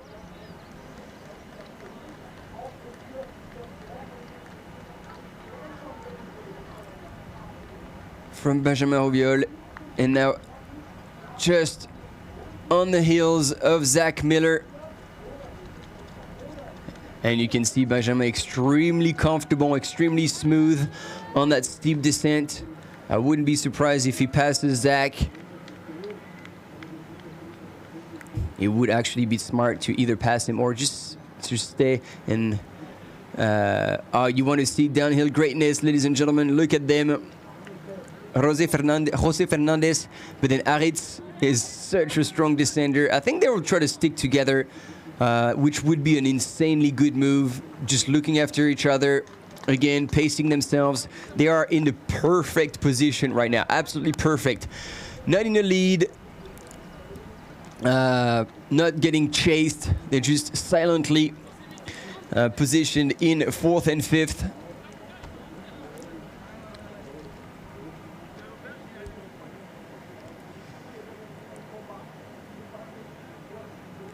And so next we should be seeing Thibaut Garivier. I think that's him right there. Yeah, for the French team. Thibaut Garivier, I'm sure he paced his effort right. It would be good to see his face. Baptiste Chassagne. Now in that descent, in 2nd place. He was 2 minutes back, which wasn't too far, but has lost the lead. And it seems like he still has 2 poles in hand, so you know our speculation to be like, oh, maybe he's broken one, he's not using them. Not too sure why he wasn't using them in that last climb, but poles seem to be there and intact.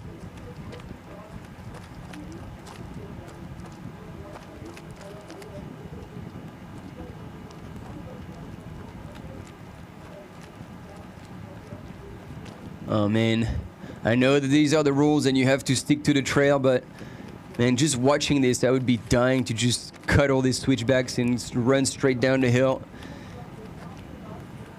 I think those runners are going to be feeling a little bit loopy, going left and right and left and right and left and right.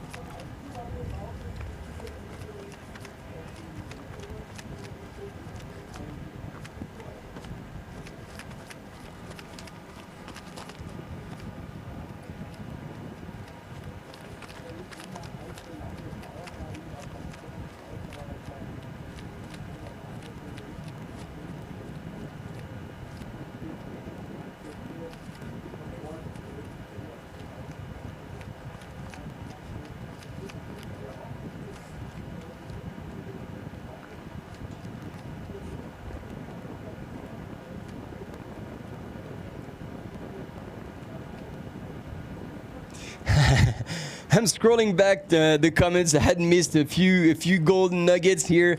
Love the comments. Again, thank you so much for participating. It's great. Asking like about Baptiste Chassagne. Yeah, Michael, be free to run.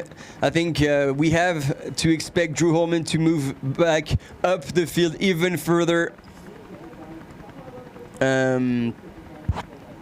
Mon Kai, topless with hydro pack on bare skin, looks painful. He's actually not topless. I'm not even sure this is actually acceptable or allowed. Let's say. Let's put it in a better way. You have to wear your national jersey, but those are such small singlets that are they kind of get hidden by the packs. But he has truly a singlet under the pack, and I agree. Wait for Garivier to come back. Thibaut is a master at race pacing, and I would also put money on that for him to come back.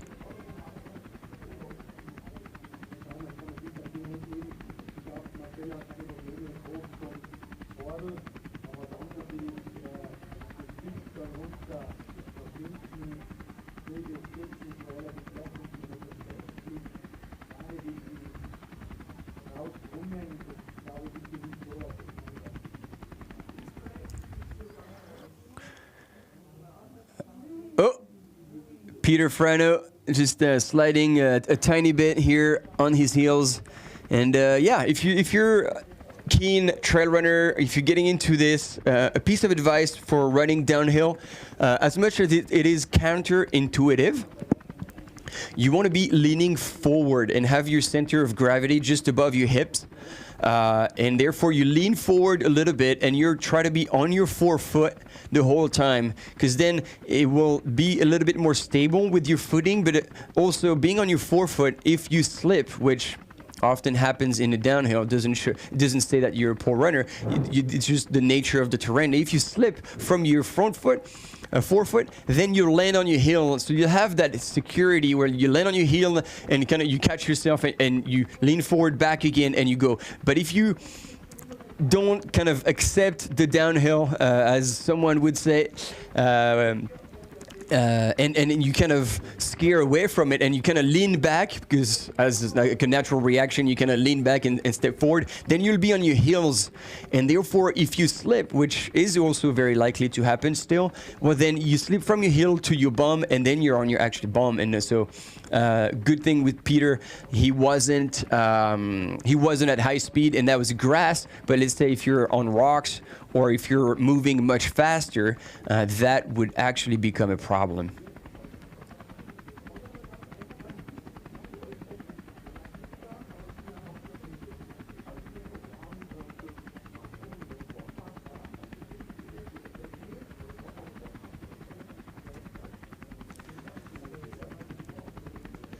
And so as was indicated on your screen, I believe one of the dots, so the last dot, because they have the blue jersey, is from our filming crew, and right in front, then as indicated, would be our lead female, Marcela Vachinova.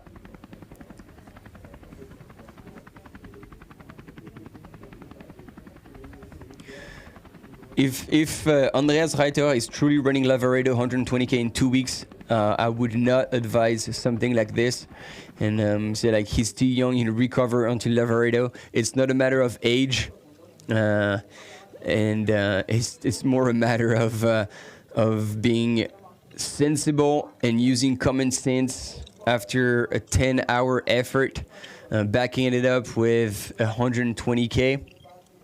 I'm not your mom, I'm not your coach, but I would most certainly advise against it. Ladies and gentlemen, Zach Miller, it's good to see him.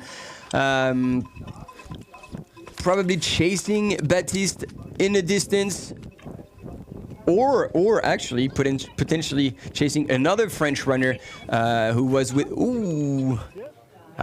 camera runner. That happens as well. Yes, indeed, that's Benjamin Roubiol, who's coming back in third place. Pretty good descent here from the French runner. We saw it, and I was telling you he might pass Zach Miller. He looked extremely good. Hopefully he didn't push too hard in that descent. You really want to preserve your legs when it comes to running downhill at this stage. Usually you can really unleash everything in the last descent of an ultra, but before that, it's a bit difficult. And I think on the images we have our good friend Francesco Pupi.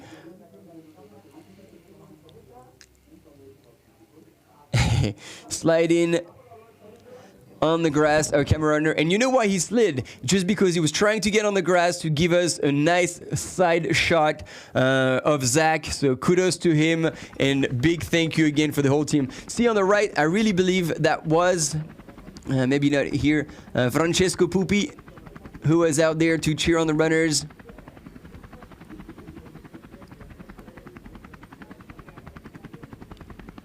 Just below. Because, I mean, that one on the side with the blue shorts. This is definitely not Francesco. This is probably a woman from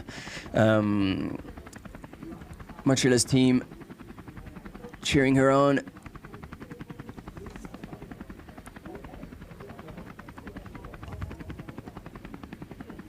I don't know how big the Czech Republic team is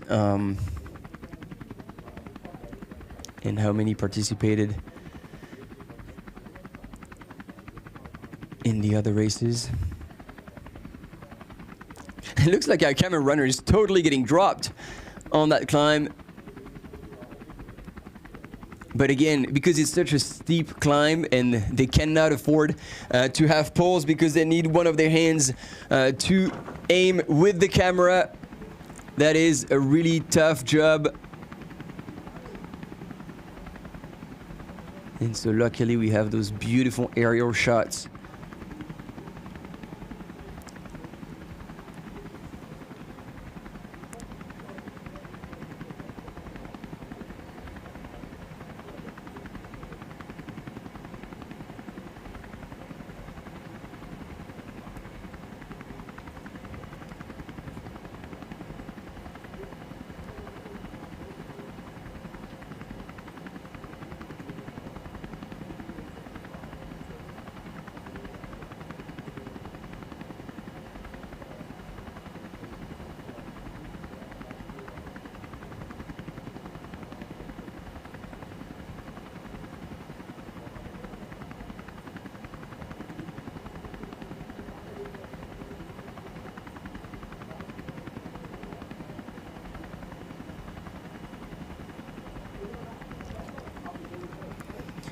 So I'm going back with the comments. And yeah, there will always be people doing insane stuff, insane back-to-back races or long runs and stuff like that. And, you know, some people get away with it. I mean, so far, Courtney DeWalter has managed extremely well the insane distances she's running, and she's still healthy. And knock on wood, it will remain as Surge. And pushing the limits even more this year with the back-to-back Western States Hard Rock combo. That's serious.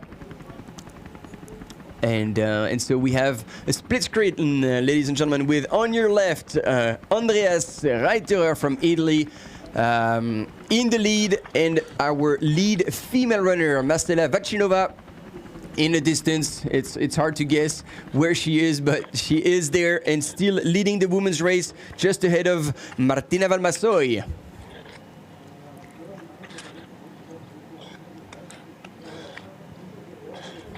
And yeah, Bram, like seeing Zach Miller not pushing hard is not very likely, but that's what I love to see. The man has learned, he's kept his attitude of leaving everything out there, but he's also learned that there's a time for everything, and pacing himself so he can really let everything go in the later stages of the race is also very smart, and that's why I really believe his racing has improved significantly. You also can see him at the aid station, like he's a man who thinks way more than we all believe. Like, he's very, very smart, very detailed and precise in his preparation. As you see, like he's almost like he should have patented it, but like he's got his own hydration system that he figured out was much better than whatever he could find on the market. I remember at Tarawera, he was in his room fixing his headlamp because the cable had broken, and so he had welded everything together and then taped it for the race, and he didn't look worried at all. He's like, oh yeah, well, something happens, you fix it.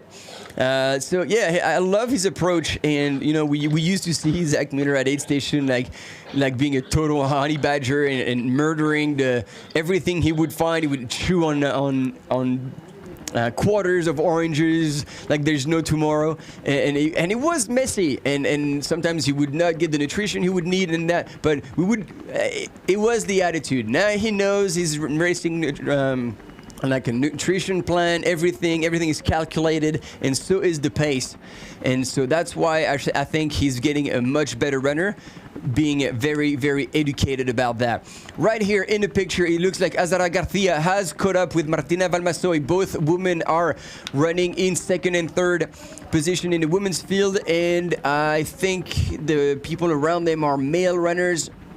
So these are the second and third place currently runners in the females field. And I'm really impressed by Azara, like the fact that she can still keep up and move strong on such a steep hill, not using poles. We'll see if that strategy pays off in the later stages of the race. And no, I missed Katharina Hartmut.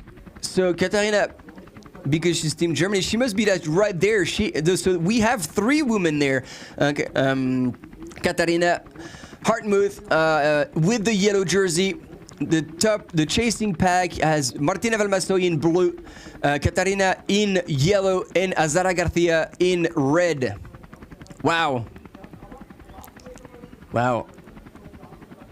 The battle is on with these three women, and if they can find some sort of an agreement, helping each other out, pushing each other out, rather than try to outrun each other. Those are very different strategies, although at the end the result is very different, because if you help each other out, you're kind of running with sisters rather than running with enemies, and you can really lift yourself up from that to try and go chase Marcela Vacinova.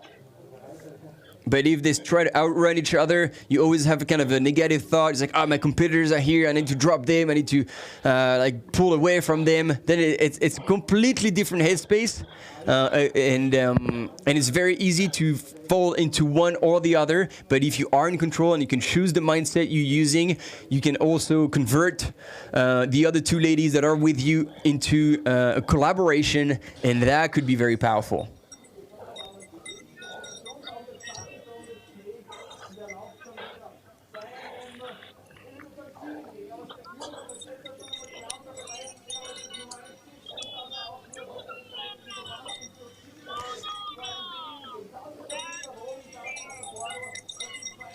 And yes, Simi89, Zach is planning to run UTMB this year.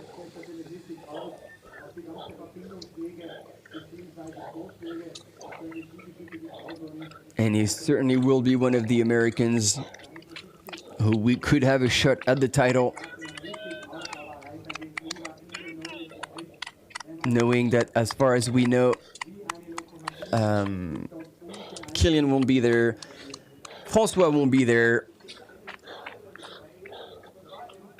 So we'll be missing some of the very big names in the sport.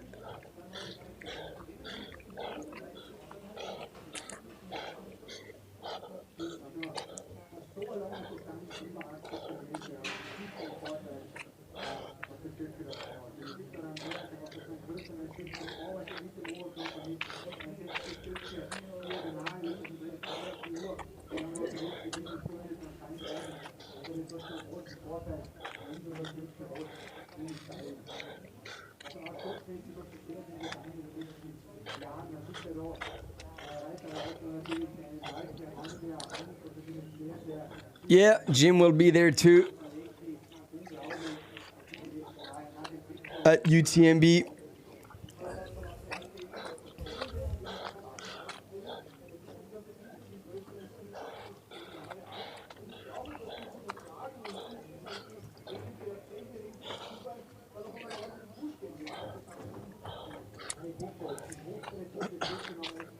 For sure, he's making a lot of people talk as him potentially be the first American male to win UTMB.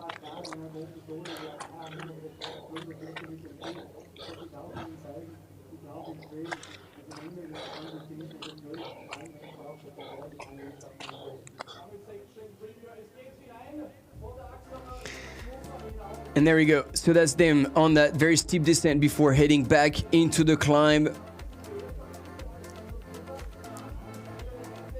And this is where this is uncharted territory at Hödel, which will be an aid station at 43 Ks.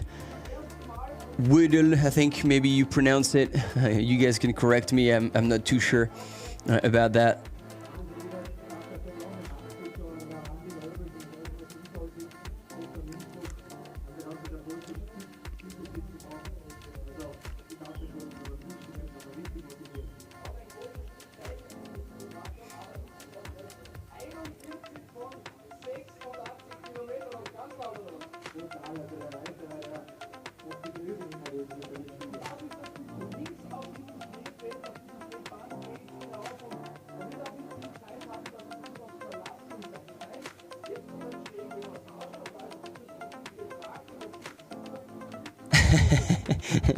I'm going back the comments, and Yulen is in the house.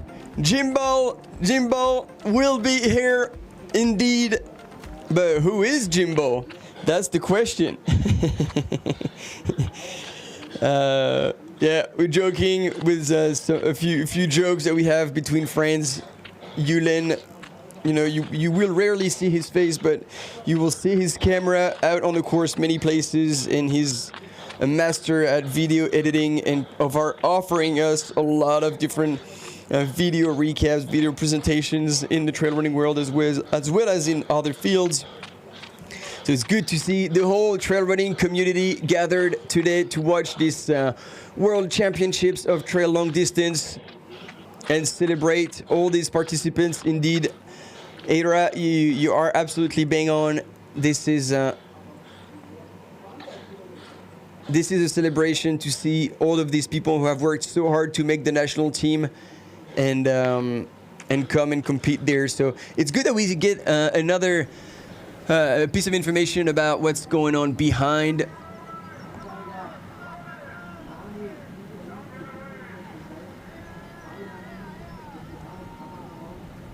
And it looked like there wasn't any sign of Baptiste Chassagne, right?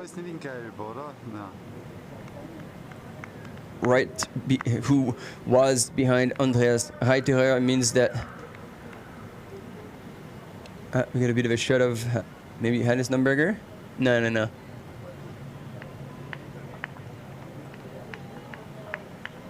Bit of confusion here, and can't really help with what's going on.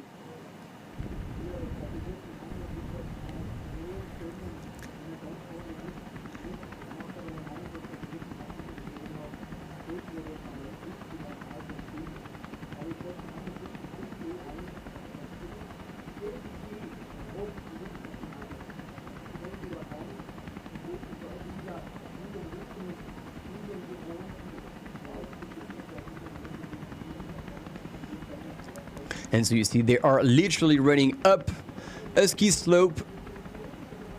Austria and the Innsbruck region being obviously famous for winter sports.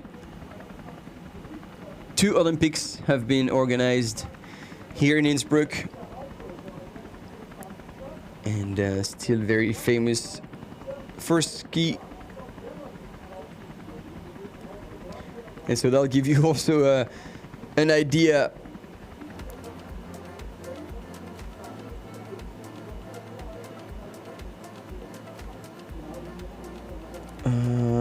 I think we're a bit confused with that because Azara Garcia, yes, indeed, was with Martina Valmasoy and Katarina Hartmuth. However,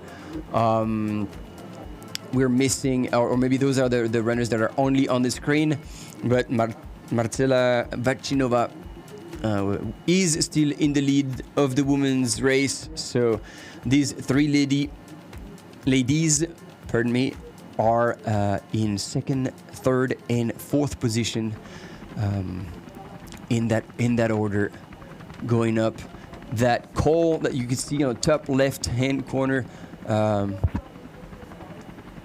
No, I think I'm getting confused with a different call.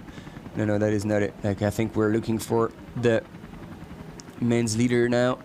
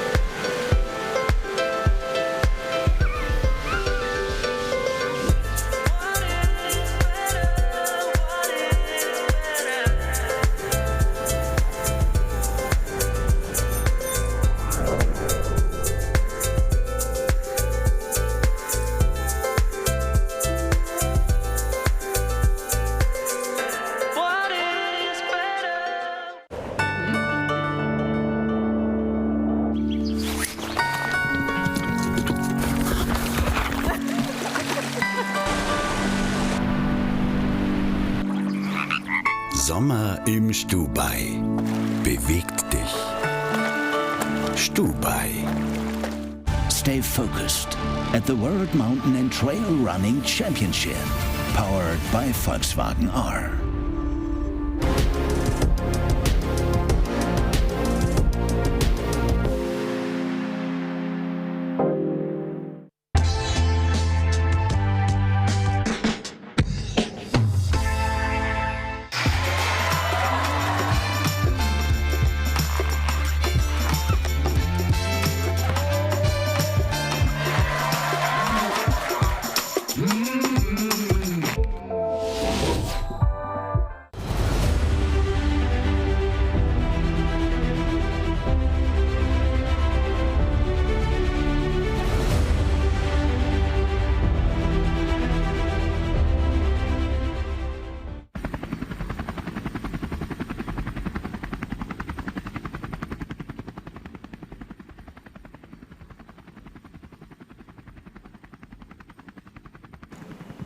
All right, team, we're back in the house after this short commercial break. And it is quite a performance right now that Andreas Reiter from Italy is doing, and he is certainly pulling away from the rest of the field. He looks extremely strong.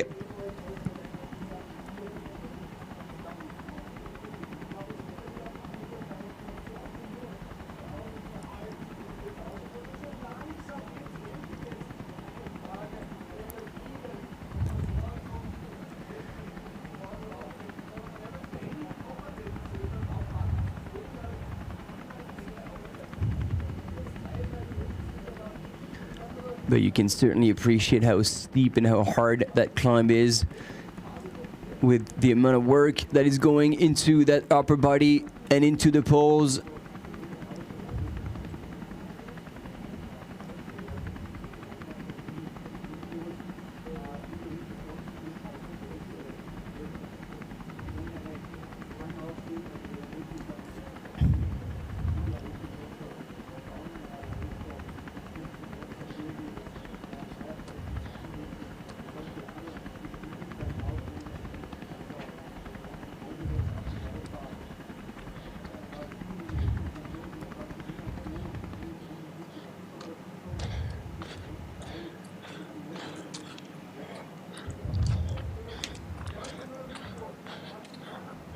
Ladies and gentlemen, Benjamin Rubiol.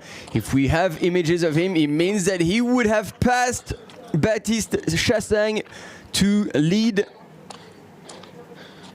the French team, and currently in second position behind Andreas Reiterer.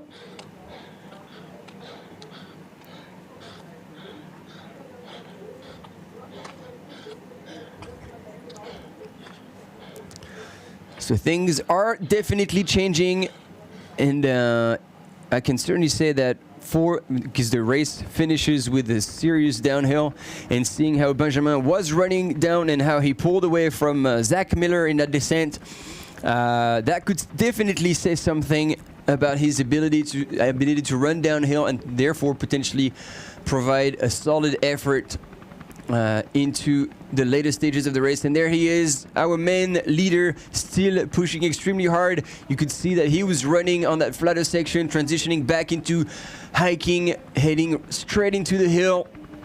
Our current leader, Andreas Reiterer.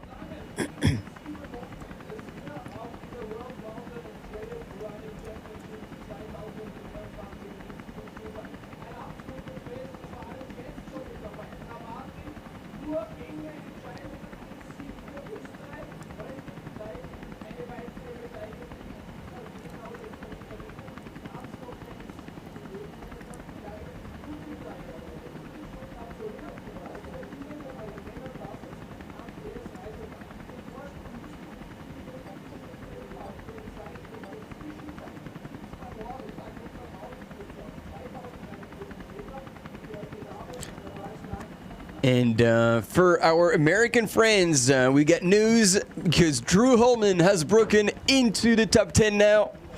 Drew Holman, who's raced quite a lot in the US and achieving pretty significant results, like in 2020 was winning Bandera 100, third at Western States 2021. Last year he was fifth at Western States, third at the end of the year at Ultra Trail Cape Town 100K, so definitely a very, very strong runner. Those races, however, are much more runnable than this course, so let's see how we can put it together. But you never know, when you have such an engine, if he's trained a little bit with poles, that would really help him make a big difference and potentially keep creeping up in the rankings. But right now, Drew Holman has broken into the top 10, making a very good comeback.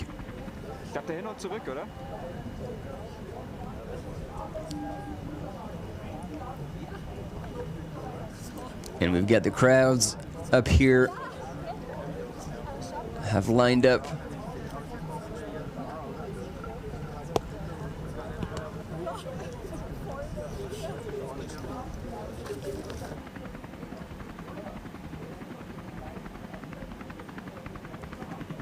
Look at the power that this man is just displaying right now, going up that hill that looks like an absolute wall. And yeah, I think we've even lost the camera runner for good.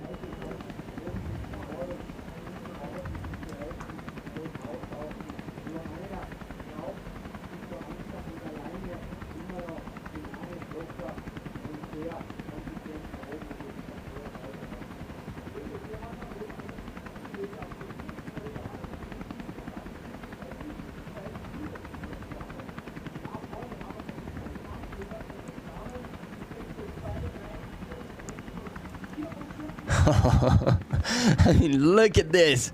This is insane, and this is what we were telling you before we started this morning at 6:30 a.m. from Stubai.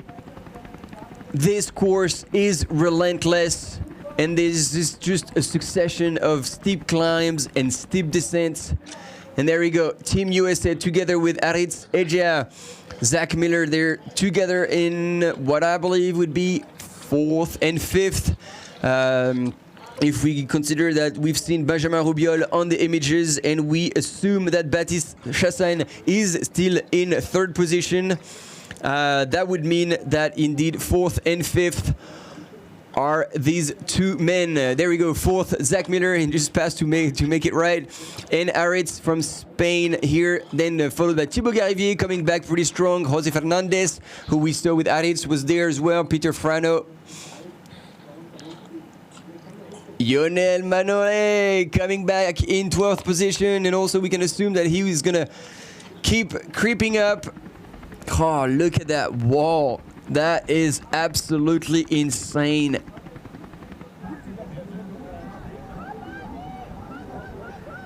And there we go. The crowds are here. And they're gonna certainly set that mountain on fire to welcome Andreas Reiterer through that point. Everybody likes a local legend. And you see, as much as we had blue skies, we're starting to get those kind of early afternoon thundery clouds covering most of the sky by now. And now the runners are going through the remains of the snow that are covering those downhill skiing tracks.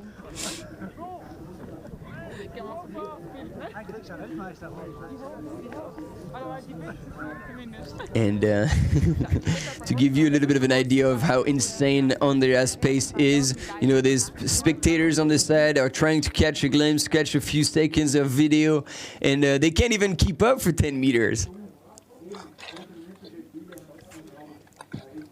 In the meantime, well positioned and chasing from the US of A, Zach Miller, together with Aritz Egea, also a veteran of first shorter races, skyrunning, and Golden Trails, and then has transitioned into longer races, and successfully so.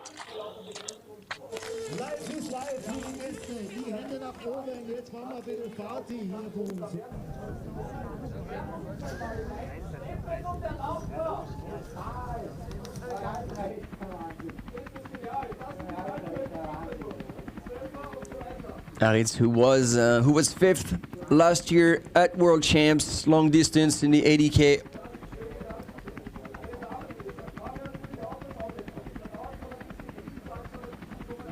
And he had raced actually quite a bit last year. Remember, he started the season at Transgran Canaria 60K that he was second in.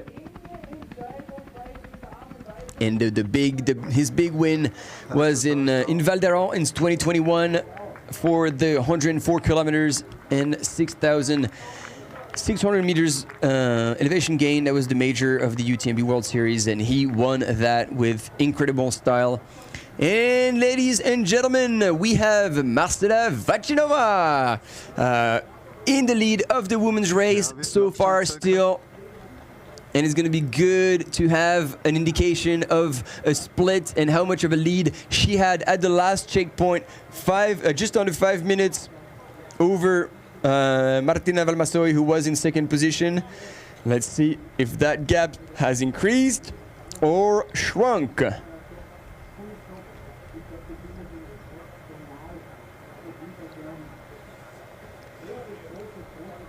And I guess we had that split. I hadn't realized it had showed up. My bad.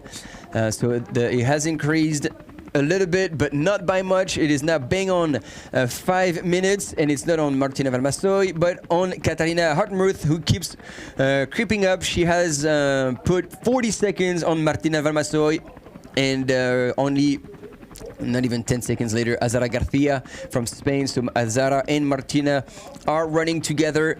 Another minute and a half later, from the US, Alison Baca is still there and looking pretty strong. Rosanna Buschauer also moving up the field in sixth. Only 7 minutes and 13 seconds of the lead.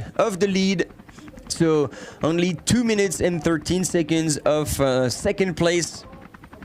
And the two French ladies as well, Marion Delpierre and Manon Board, are still in the house. André Tanguy seems to have dropped down a little bit. exciting things happening also in the women's race. For the past 2 days, actually, the women's race ended up being a bit more exciting, a bit more things going back and forth.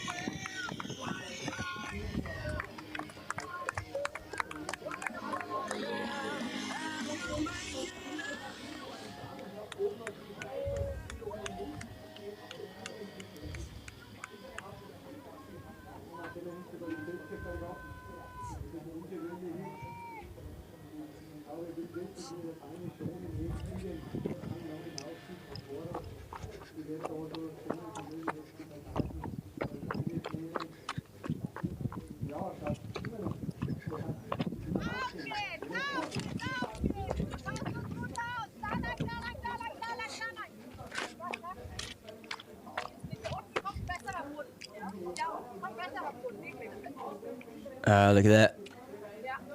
Taking chances here. But usually Georgia doesn't hit after a few days, so you should be okay. But it looks like that pipe was coming straight out of the mountain, so she should be safe. But it's interesting, you know, like she feels like she's empty. She's been drinking maybe more than she believes she would, and she sees that little pond, no, not a pond, that little fontaine right on the side, and she catch a glimpse of it and then react, and then goes and fill in the flask to drink a little more than what she originally had. There's no issue with that. This is not forbidden at all. Because, for example, runners could also grab snow on the side, so that's totally legit. Marcela Vastinova in the lead and also well aware of what is going on around her, so that's definitely a good sign.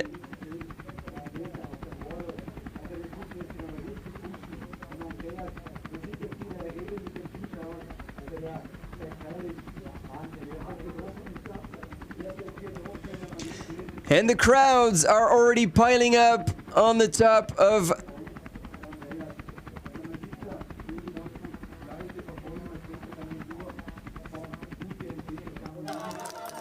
I don't know how to pronounce that, but I think we are indeed.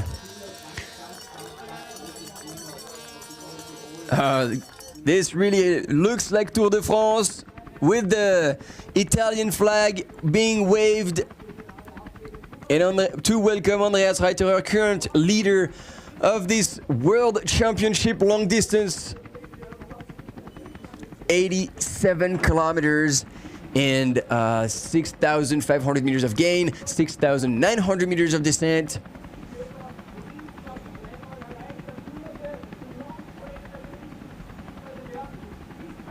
And all the countries are here waving their flags, cheering, waiting for their runners and cheering Andreas Reiter. Look at that, his hands in the air, cheering the crowds, giving back what he's receiving. The cheers are so powerful. He's going to get into the aid station. Hopefully we can transition with the camera runner that's with him so we can have a quick glimpse of what's happening inside that beautiful building. It looks like all the tables inside are lined up. And he's going to be with the Italian team.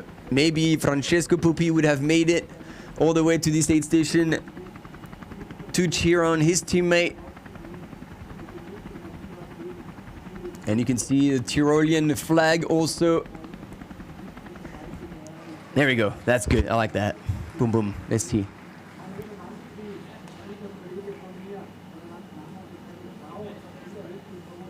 Look at him, composed, quiet.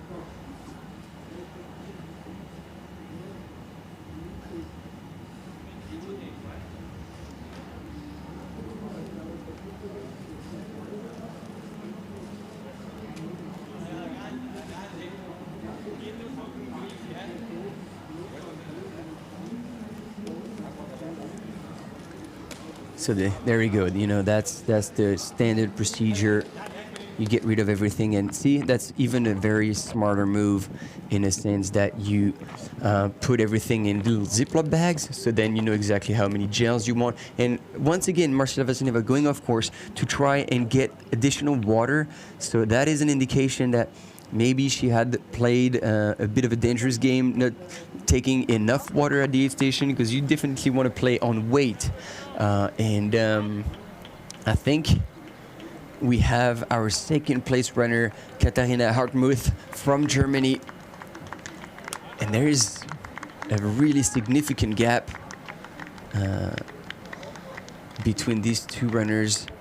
It's got to be way more than 5 minutes, because Marcela is already halfway down that long descent. So obviously she would have lost a bit of time going of course to pick up a bit of extra water. And Martina is already in the descent, so could Martina be back in second place? Look at her go downhill. Like I was telling you, she is a really good runner on anything technical, and that's what I like to see as well. Look at her use her poles, and that makes a massive difference, because as much as she's not leaning onto them, she's using them to balance herself and reduce the amount of side-to-side motion that is required to keep her balance. And so simply for balance purposes, she can just use them and make sure that she just flows downhill, while Zara Garcia, who was right behind her, looked a little bit more shaken going down that hill. So I'm a bit confused about those images. So I don't know if it was all live or if it was a bit of a replay, but maybe there has been a bit of a change between Katharina Hartmuth, Martina Valmasoy and Zara Garcia, as we just saw, are together. But it won't be good to see and have confirmation at the next split point. One thing that is for sure is that Andreas Heiterer has absolutely zero respect for the competition, and he's pulling away in style. This year, he is so far the strongest man, and I honestly, knowing that he has prepared for it, he knows the course, therefore he's not going like a loose cannon and going too hard, blowing up too many matches. He will know. Look at this, Thibaut Garivier, ladies and gentlemen, using snow to cool himself down, while Andreas Heiterer is already dropping down the other side onto that quite technical descent, and again showing incredibly smooth style.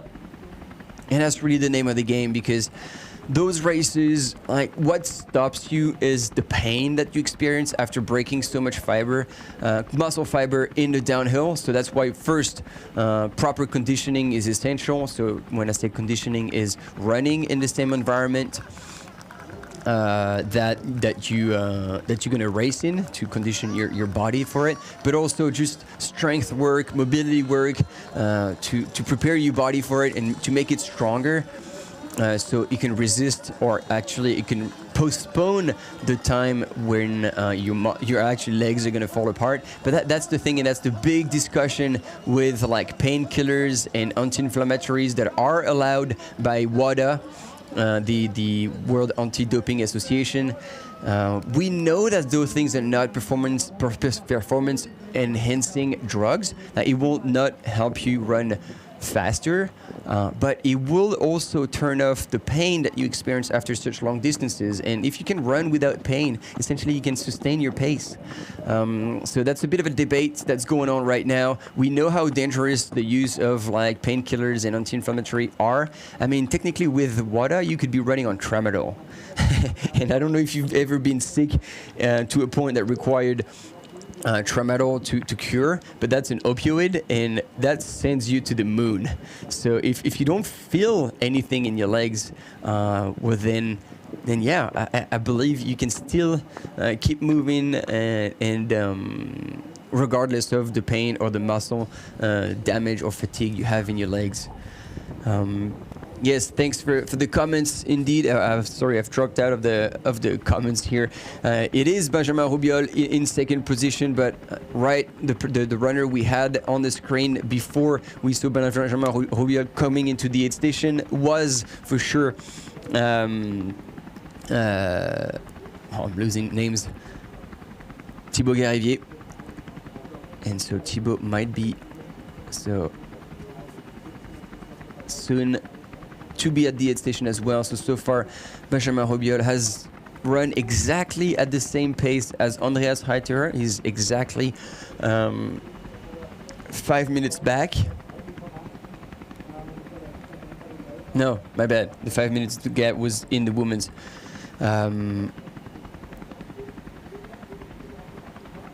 But Benjamin Robiol is coming back very strong, and I was really impressed at the way he ran downhill when he passed Zach Miller. And yeah, if he carries on like this, 5 minutes and kind of 45K to go, like more than a marathon, a lot of things can happen. This is 100% sure. Thibaut Garivier, also from the French team. Would that mean that he's now in third position? And there we see him, Benjamin Robiol, leaving the aid station after refueling with the French national team. And so they will all be able to communicate all the details to Thibaut Garivier, potentially give him a push as well to try and catch Benjamin Robiol, because if they can actually run together, that again mentally would make a massive difference for the last 45K of this race. Back with Marcela Vacinova, our female leader, after 5 hours and 20 minutes in this race. We're getting close to lunchtime, but so far we haven't been fed, and I'm starting to fade. But I'm sure something will come eventually. Martina Vacinova getting to the bottom of that very technical descent, and she'll take a left-hand turn and back onto another monster climb, the one we had aerial shots of earlier. That's up the ski slope, so she'll run all the way down. In the distance, you see the four-wheel drive car, the white car, and then once she hits that, she's gonna take a left and start climbing again. Like I was telling you, this course is absolutely relentless. And so I was telling you lies, as much as we had Thibaut Garivier on the images, the third and fourth runner who pointed into the aid station are Arts Egea and Zach Miller. And within the same second, so they are still running stride for stride. We saw them together on the last part of the up. And those two men are extremely dangerous.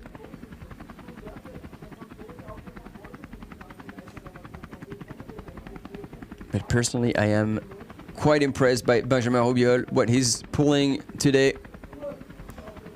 He looks extremely strong, extremely smooth. And again, seeing him run downhill, choosing potentially the fastest path. Look at him go. Butter smooth, no impact, preserving the legs. I mean, look at how hard that downhill is. And I'm trying to look much further down in the distance to try see if we can catch a glimpse of Andreas Reiterer, but no, he's not to be seen. He is quite far ahead.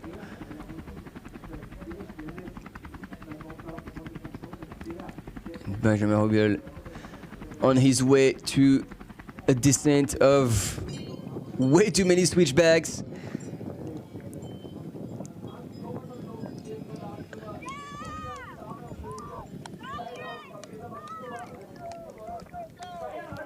It must be good to be getting back to civilization once again and getting the crowds.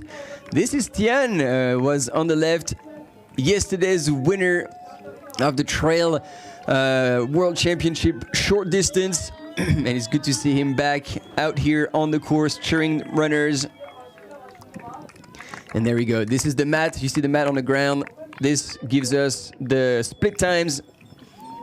And so we'll see Marcella's times pop up.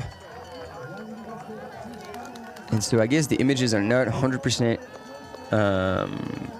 right when it comes to time, because Marcella, from the timing mat, it looks like she's gone through 2 minutes ago, and only 1 minute behind was Katharina Hartmuth, so she definitely had put on time put time on Marcella, and that might be the start of a strong comeback. We had those stories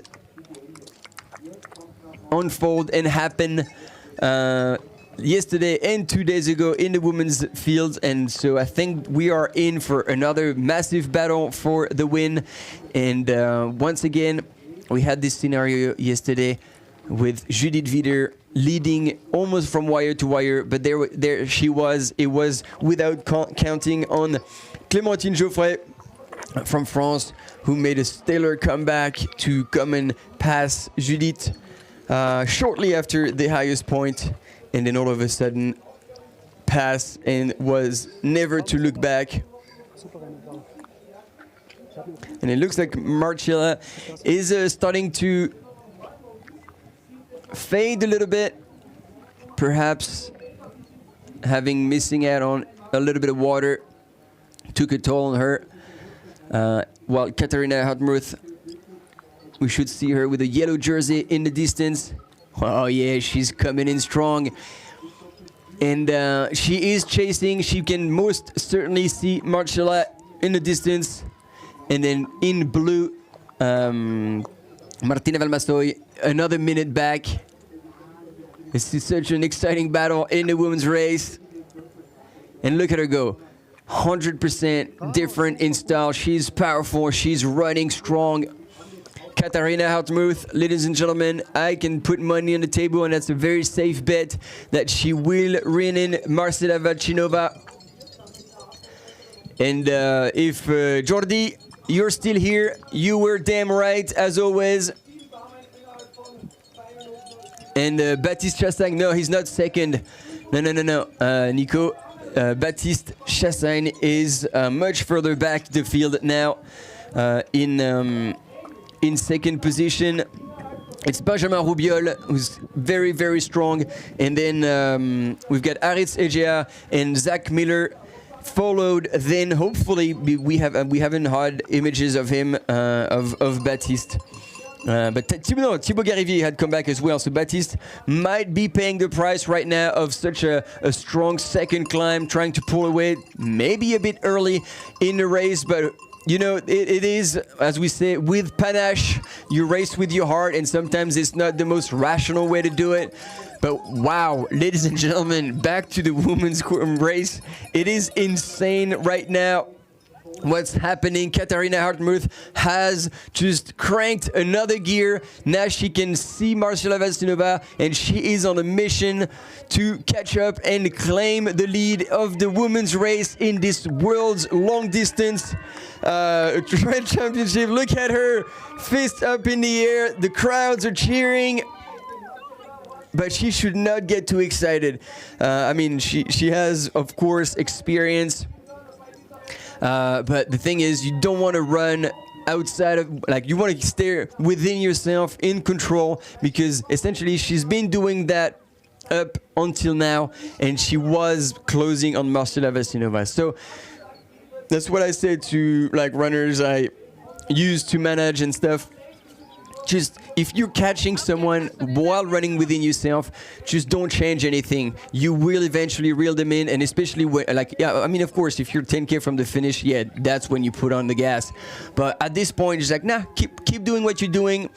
And it's actually killing the other runner in a slow death, because they can smell you behind. There you go, see the switchback. Marcela Vasilova absolutely knows that she is being reeled in. So now it's a mental battle. And whether she's going to try and retaliate and maintain the lead, or maybe she's going to let Katharina pass her and then hold on. There's many questions that are going to be answered very, very soon in that women's field. And I am really impressed by Katharina right now. What a comeback, and what a strong comeback.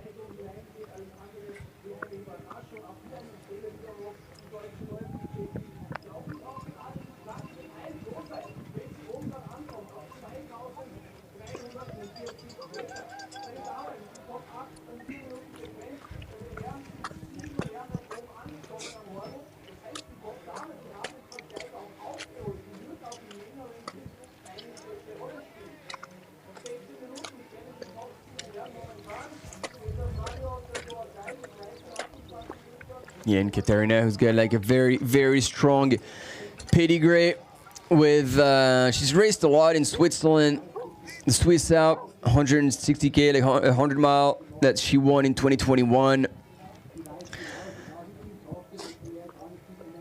Innsbruck Alpine Trail Festival 2020, 100K that she won as well. And then back to last year, she was third at TDS. Interesting data here, third at TDS, knowing that Martina Valmassoy won TDS and she's also in the race. That Manon Board as well won TDS. We talked about this a little bit earlier this morning. But back to Katarina. She won the Eiger Ultra Trail 100K as well, Swiss Canyon Trail 80K. That's her sweet spot. And then she's raced the Trans-Gran Canaria Classic 130K earlier this year in February. And she took 4th place. Meanwhile, our camera runners still holding on.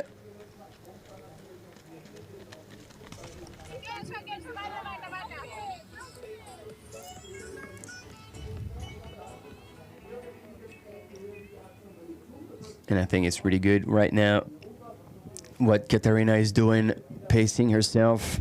I was worried that she would get excited to try and catch Marcela Vachinova, but no. I mean, obviously, in that little downhill section, she is running, but she won't pace herself, and it's good when you know you're hunting and you know you have the advantage on the runner ahead of you. You just slowly screw and screw and screw.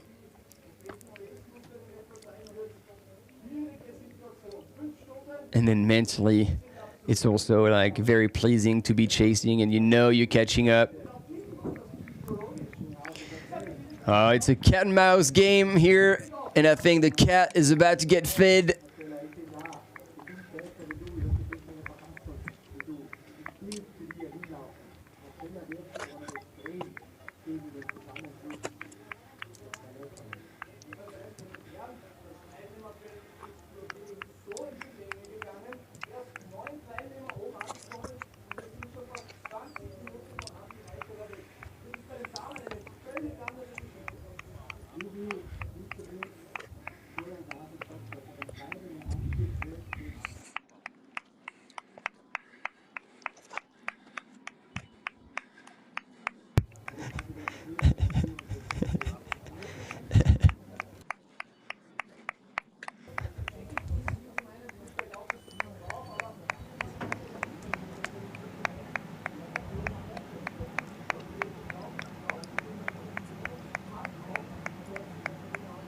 So I mean, it's clear at this point that Katarina is putting on an effort to close on Marcela Vachinova. I'm really eager to see what's happening behind, and if there's going to be more changes in the women's race anytime soon.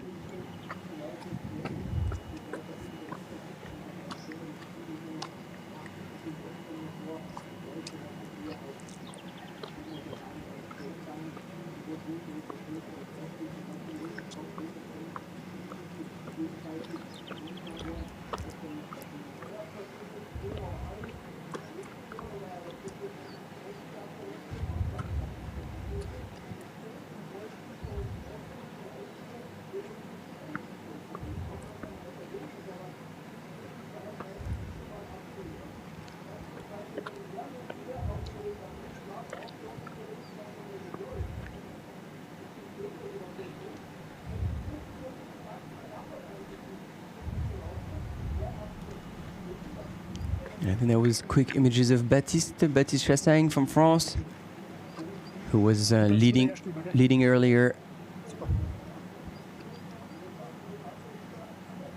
And so now we had the 2 camera runners, obviously one, and this is good for you to kind of realize what's going on here. So we have always camera runners one for the lead, one for the chasing pack, the chasing group, or in this case, the chasing woman. So this tells you how much resources are being displayed and made available to have this live coverage. And at all time, I think we have 5 or 6 different sources that then the studios can mix and choose which are the most relevant to show you to create those race stories. So yeah, it's really cool to see that and have the opportunity to like explain a little bit how things are working and for you to witness the behind the scenes and who is getting involved. And now there we go. Probably one of these 2 gentlemen will follow the leaders, and maybe the other one will wait for 3rd place female.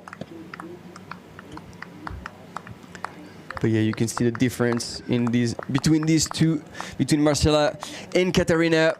Marcela seems to now be working on fumes almost.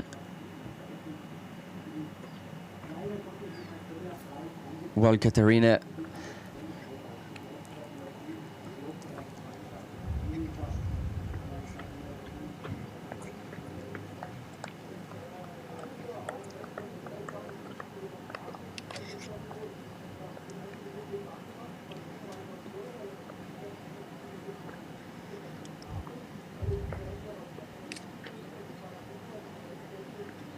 And yes, I agreed. Michael, be free to run. I was just looking at that silently. Now Drew Holman is in 8th overall. He's still moving up the field, and I really can't wait to see things unfold for him.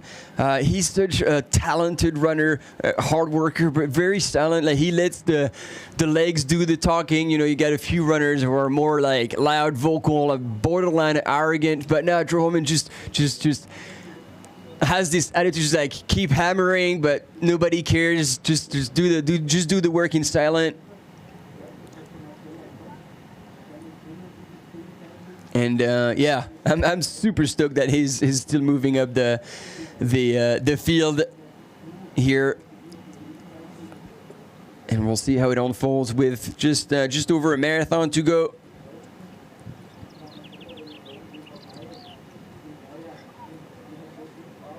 And man, things are close. Things are really close in the women's field, because then in 3rd place, 2 minute 32 from the lead was Martina Valmasoy, and then from the US, Alison Baca still definitely there, 20 seconds back, and 2:50 from the lead.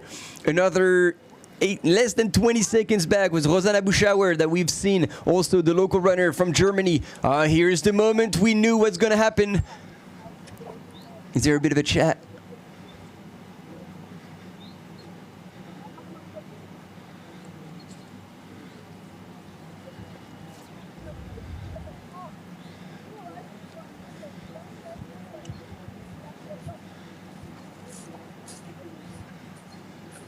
Because Marcela, she actually speaks German, so they're probably able to have a very clear and meaningful conversation. I don't know what it's about, because I can't even hear. Not that my German understanding would be spot on, but I could potentially catch a word or two, but it's just too far. But it's good. It's good to see these 2 having a friendly conversation.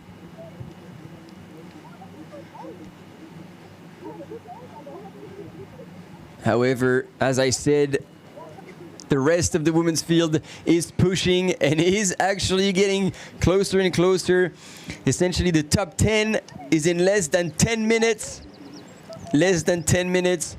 That is really nothing. 38 kilometers into the race. Not even halfway. Everything has yet to happen, and they're in that climb. We had aerial shots earlier.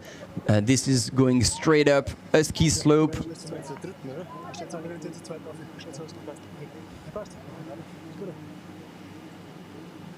And there we go. One is dropping, and one is following the 2 leaders.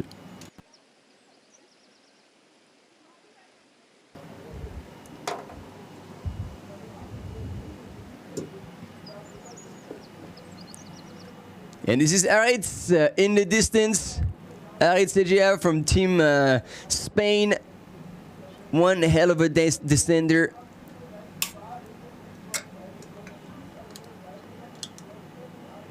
And I think earlier he was with Zach Miller, so I don't know if there's been a bit of a difference that has been made between the two men, and if Aritz has pulled away from Zach in that really long descent.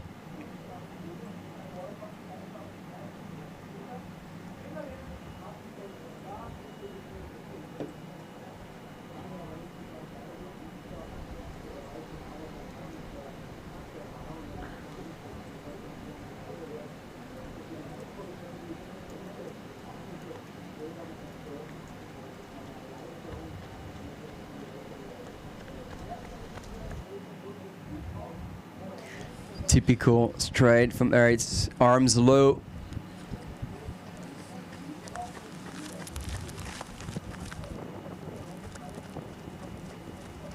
Relaxed shoulders, and that's a man that can surprise a lot of people and finish quite strong.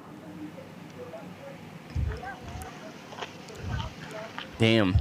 So now two front ladies are having a bit of a chat on that climb, but if they slow down too much, I know a few names that will be reeling them in as well, and it's going to be back to square one.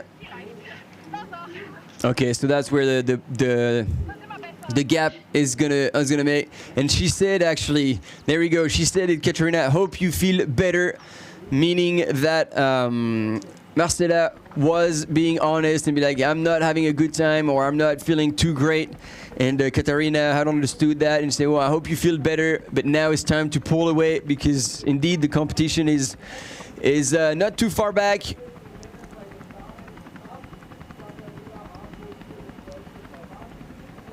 And chasing hard.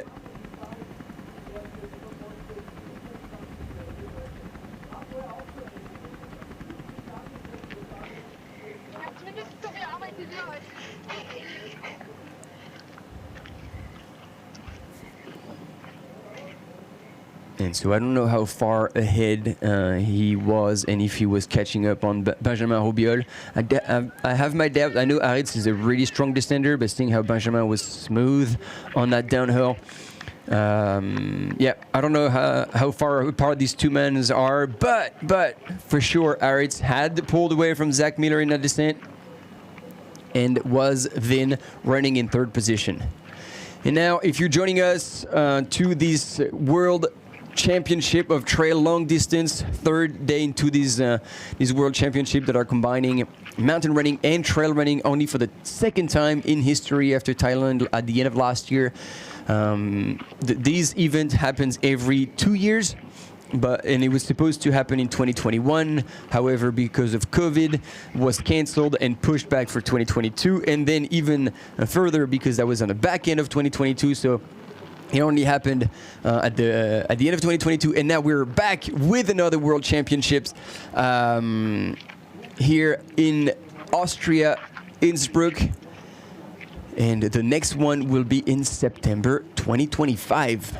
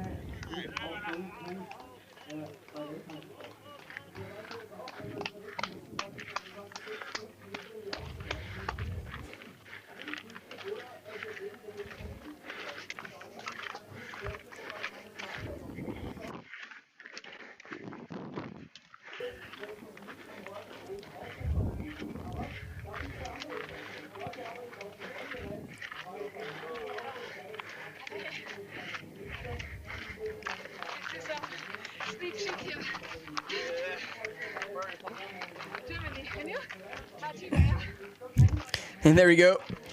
Looks like Katarina is one chatty runner.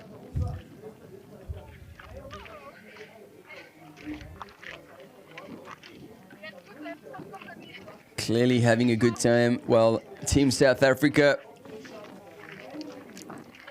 might be hitting a low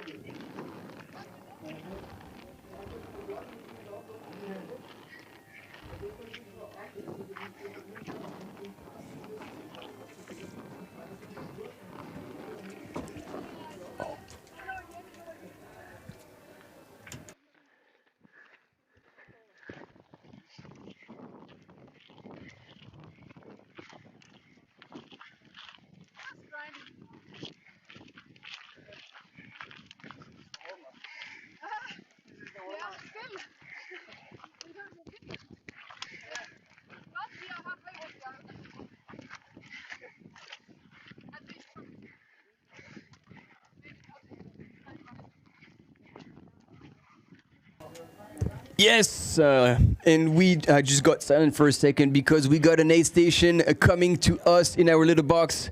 So, well, this is not the healthiest of food, but that will keep us going. And so we need to keep going and keep commenting with you all. Are you guys in the house? It's about like 12:17 local time. What time is it in your part of the world? Looks like you guys are all over the place.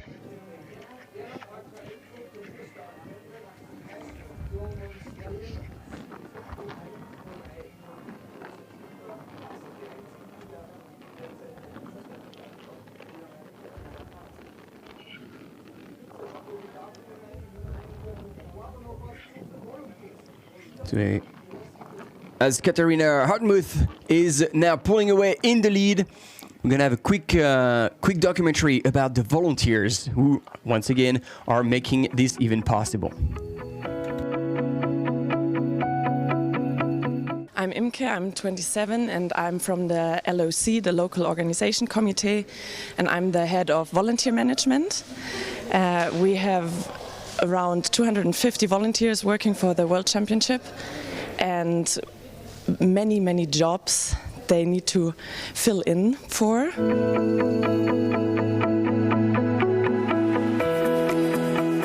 A day for me is being like on the phone, checking that all the volunteers, wherever they are standing, are feeling good and have everything, and if they have a problem they can't solve at the spot, they call me or one of my colleagues and we get there and take the decision of them.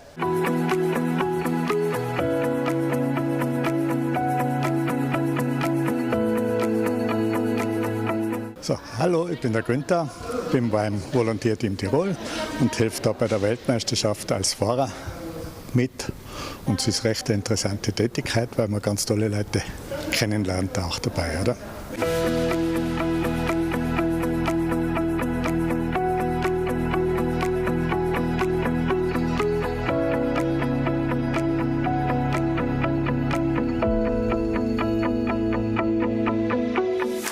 Hi, my name is Noah. I am 24 years old and I am a volunteer at the Trail Running Championships this year in Innsbruck. My job today is to be a track marshal at Innsbruck, and I have to look that the track is free and no bicycles can pass by.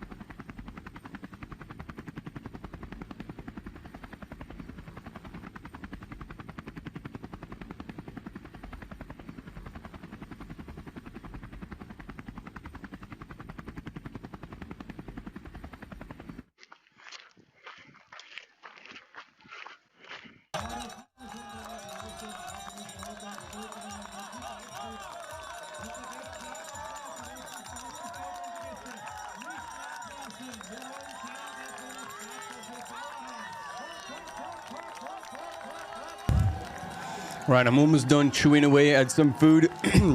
And another local legend, Philipp Ausenhofer, who we really expected to do well, seems to be quite far back. We had the question in the comments. What happened to him? We don't really know. We know he wanted to do like to take a conservative start, but that's a bit more conservative that probably he would have hoped. So we don't really know what has happened to him. However, we're delighted to see he's still running. He's still in good shape. Nothing bad happened to him, and yeah, hopefully he can still move up the field. And here, if you're joining us, Katarina Hartmuth is absolutely crushing the field. Has come back onto Marcela Vacinova.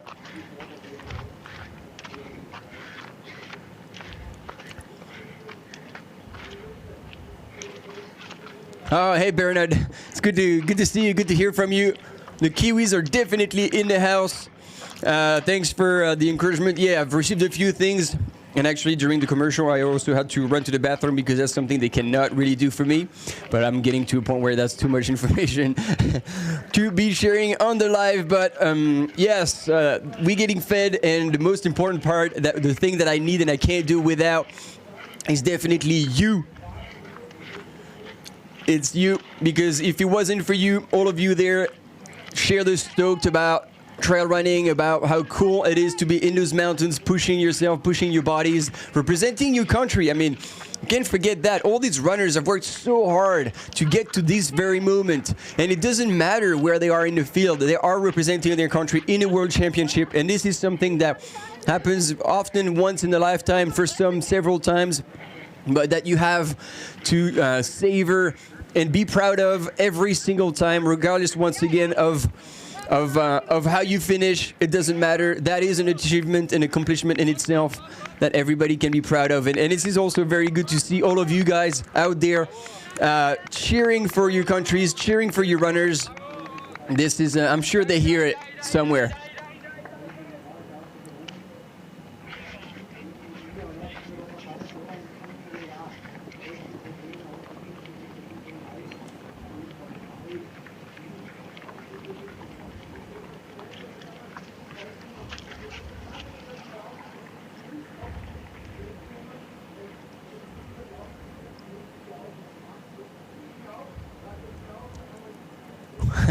Albert, nah, you would be there.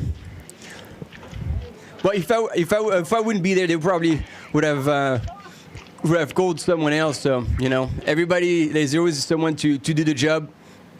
Hopefully there could be co-commentators so we can have a proper conversation. So Albert, I'll put your name on the list. I'd love to have you over. I'm hoping still to have a few guests. Philipp Reiter should show up. I've talked to Caitlin Fielder, one more Kiwis, who hopefully will show up during the day and talk about her race yesterday. She finished 12th in the short race. Not quite what she would have hoped, but I mean, when you think about a 12th in the world, it's pretty damn good. And it's good to see you guys following from everywhere. Yeah.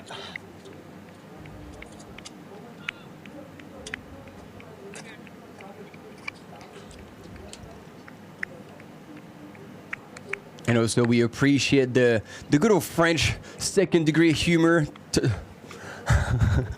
that I will not field the trolls. So you're saying check the sound system, but like it is checked, and the other mic is on mute. Do you still hear me twice? Is there an issue? I could definitely report that to the studios, and they can potentially correct that.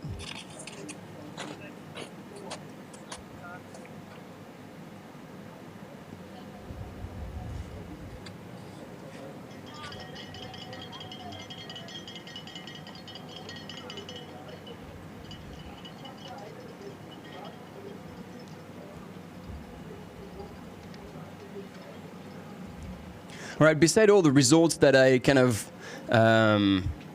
had and already shared with you all, does anyone know Katie, like Katarina Hartmuth, like personally, that you guys can share a little bit details? Oh, okay, thanks for the feedback about the sound. That's perfect. Thank you so much. You guys are onto it. I should ask more questions. Yeah, cool. beautiful. Good to see Normal still in the house. The passion lives certainly amongst many companies, but Normal is born out of passion. So good to have you with us.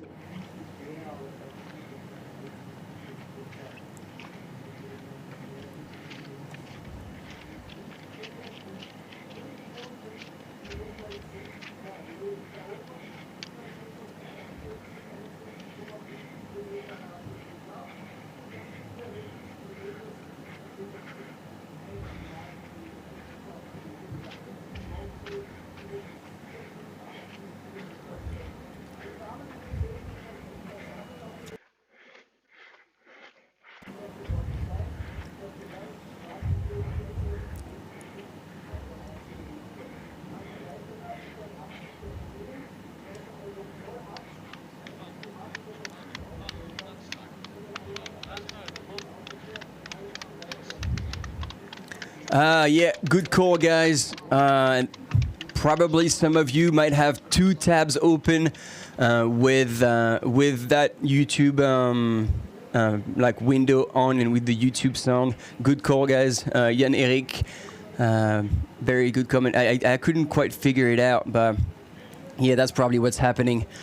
Anyway, also what's happening is that we have had, like in the last 20 minutes, a massive change of leader. Katharina Hartmuth from Germany has taken the lead and is looking insanely strong. We had, no surprise here. Like I said, if you weren't with us, she's been fourth in the Trans-Gran Canaria Classic earlier this year in the 130K. She was third at TDS, and this was an interesting fact because in the women's field right now, in this Trail World Long Championship, there is Martina Valmassoy, who is the TDS winner last year.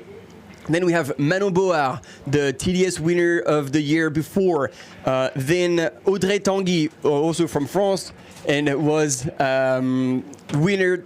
She won TDS twice, so it looks like a good reference at TDS will make you potentially do well, because all these women that I just mentioned are in the top 10 overall right now in this Trail World Championship long distance.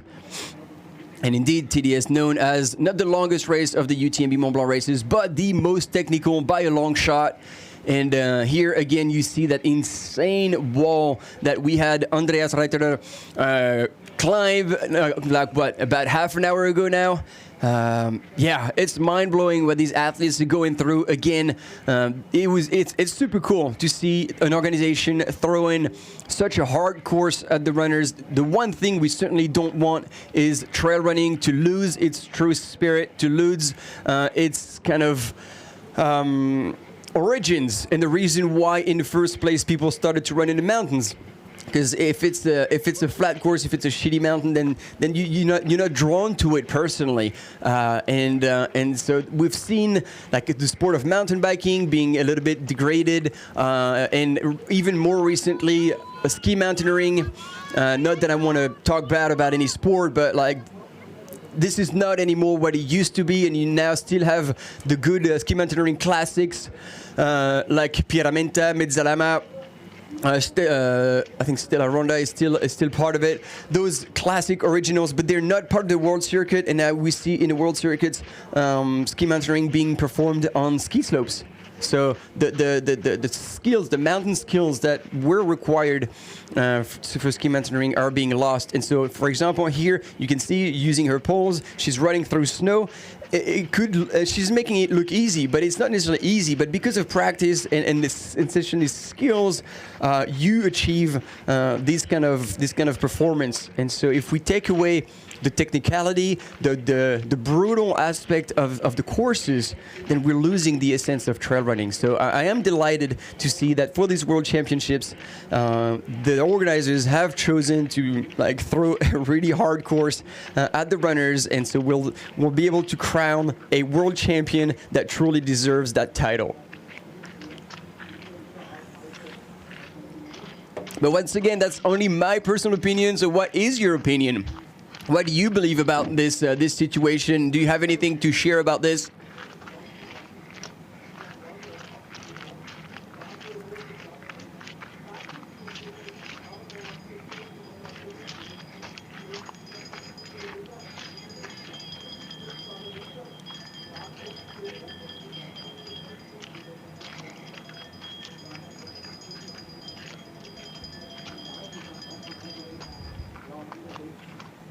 Yeah, that's why I hesitated. Thanks, Sam. Still around is on ski slope, apparently. So my bad for this one. I don't know the whole circuit very well.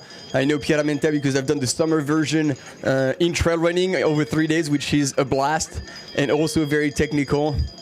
And as well as Mezzalama that I did with a bunch of friends. And clearly I was not ready for it because that was an insane course, but enjoyed it. The camaraderie of team racing is always something that adds a little bit of extra taste, extra happiness through these experiences.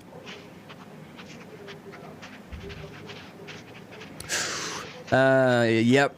The remontada of Baptiste Chassagne might be compromised because I think he blew out a bit too many matches early on. But one other runner who's coming back extremely strong in second place currently, Benjamin Rubiol. He's doing an insanely well-managed race and he's showing that he's also very strong and could... I don't know. Anything is possible. What do you believe he could come and challenge Andreas Reiterer? Andreas Reiterer, man, he looks strong and he had pulled away with kind of a 5-minute lead. But you know, things happen. We've seen Marcela Vassilnova. She was looking good, and all of a sudden, I kind of lost a little bit the strength and the spring in her stride. So obviously, this is because she's running in the unknown on that kind of distance, while Andreas Reiterer is an absolute master and has as much experience as you would hope for in a race like this. But yeah, it's questions, lots of questions, and the answers will be found out pretty soon. And yes, indeed, Zach Miller is in his race, and he's in 5th place, I believe, on top of my head, because there has been a few changes. He was written 4th place. Yeah, there we go, at halfway point. But I think Aritz in 3rd might have pulled away a little bit. So yeah, no, I think you're right. My bad. Thibaut Garivier, however, we're talking about remontada. Thibaut Garivier, the last checkpoint at 41K, was coming back into 5th position. And that is saying something from the Frenchman. He is not done there. He's not going to stop there. He's going to carry on. And that's going to be getting tougher and tougher because as you get closer to the first position, I mean, to start outrun Zach Miller and Aritz Egea, Benjamin Rubiol, those are big names to be trying to catch up with. But we know that Thibaut Garivier on a good day can do insanely good performances. So I think we're going to get also a very exciting race in the men's field as well as in the women's.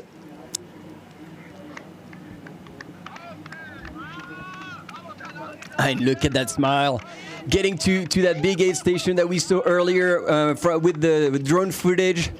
The architecture of that one is quite splendid with huge glass walls.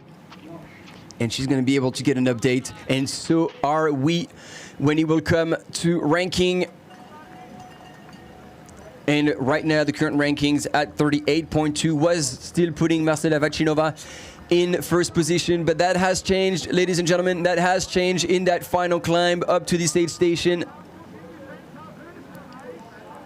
And Katharina Hartmuth is indeed in the lead, and then question will be as well because Martina Vamasoy and Alison Baca were only 2 minutes 50 off the lead.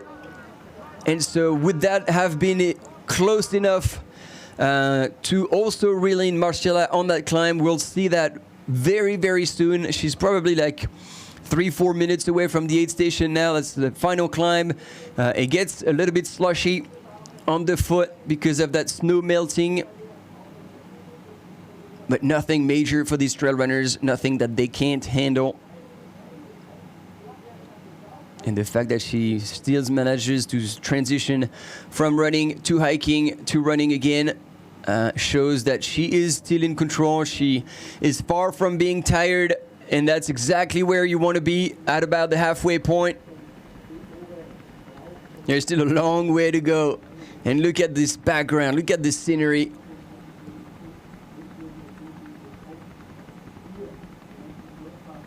What a privilege to be racing in such environment.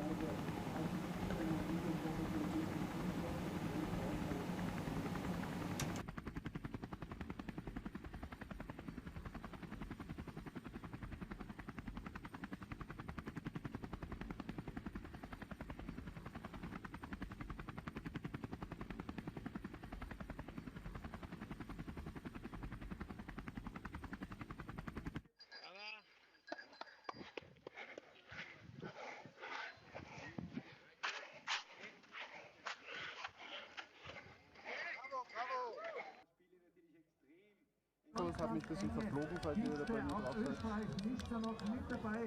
Die Claudia Rossecker ist nur wenige Minuten hinter den Führenden hinten nach. Also da ist auch Österreich noch stark vertreten in diesem Stollenfeld bei den Damen. Es führt ja nach wie vor Marcella aus Kirchen, Katharina Hartmund aus Deutschland, dicht dahinter und Italien auf Platz 3.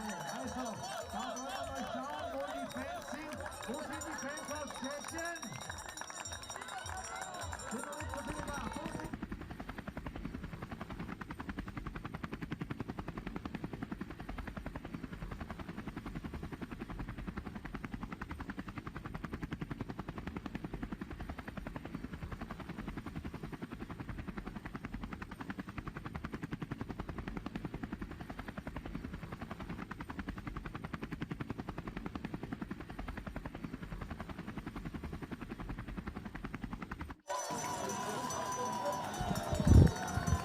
Wow, look at this crowd. Now, she can't put off the smile that she is getting from all these crowds cheering her on.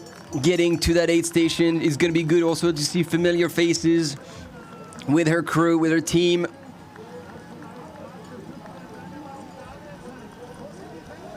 In the comment,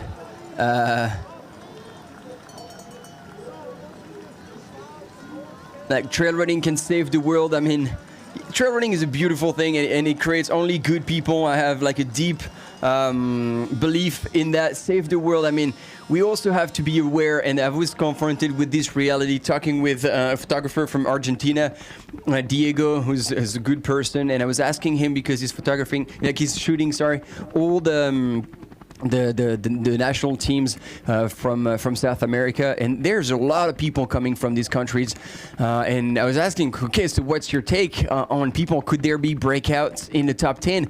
And he says, no, man, like our strongest runners actually couldn't make it. And I say, oh, why? Was there like did they fail at their selection race? He's like, no, they just don't have the money to come and participate. So I mean, to do trail running, as much as you need a very little amount of equipment, there are still money things involved, and this is why, like, you know, it can save the world, but like our world, if you can listen to me, we're living in a pretty damn good world and in a really good position. Obviously, that we can surely we are all grateful of being it, but there are a lot of people in this world who don't even have access to shoes, and therefore no chance to think about trail running.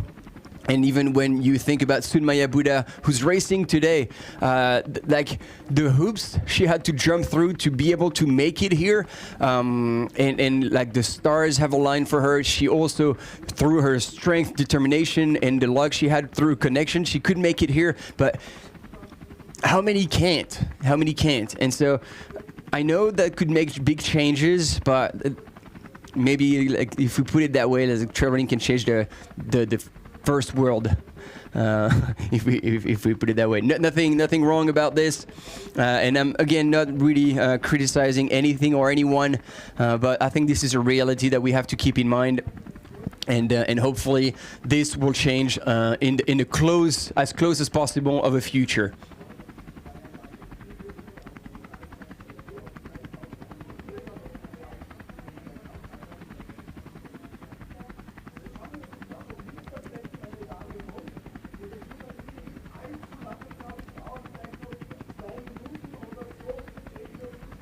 And Derek, I agree. And then this is something that actually the runners, there's a commission, I don't know if Francesco mentioned everything about it in the PTRA, is diversity and inclusion.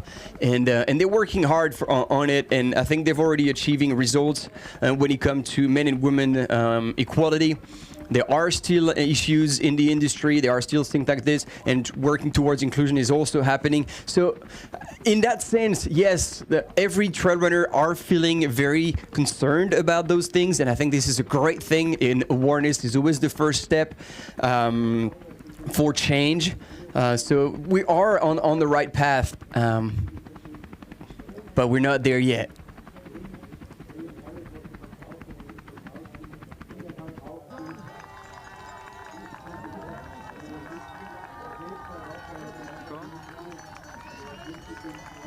But enough about this. Now, Katarina Hartmuth, look at her fly. Look at her fly. Weird. She actually took a bit of time at the aid station, which I gotta say is good. You want to take your time. You don't want to rush yourself on those long runs, because if you end up not eating, drinking enough, or looking after yourself, it's always really good of a mental reset.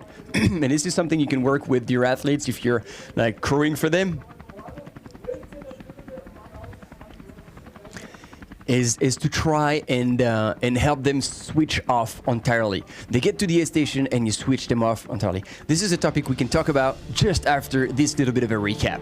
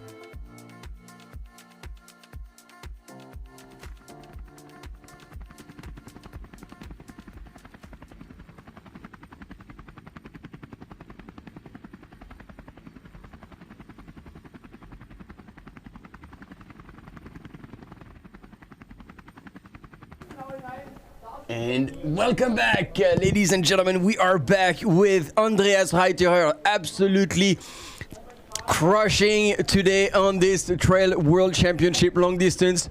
And that camera runner better move the hell out of the way, because he's not going to be able to keep up for much longer, and you don't want to bother the runners. He's not part of the organization. You can see he has no blue jersey, so that's always what we ask everyone, is to stay mindful of the runners. And oh, look at him! Look at him run! He looks like he's on a jolly. Yeah.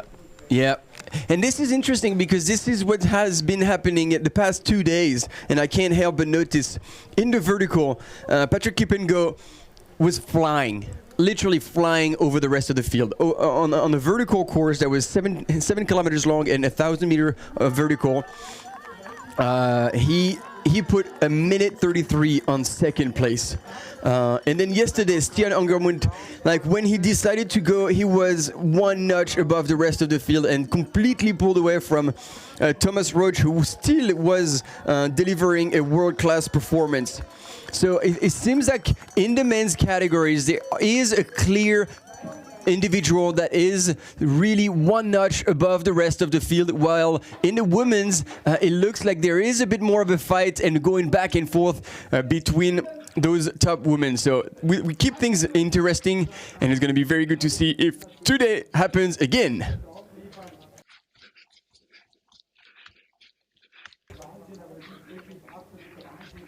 So we've seen Marcela Vasilova.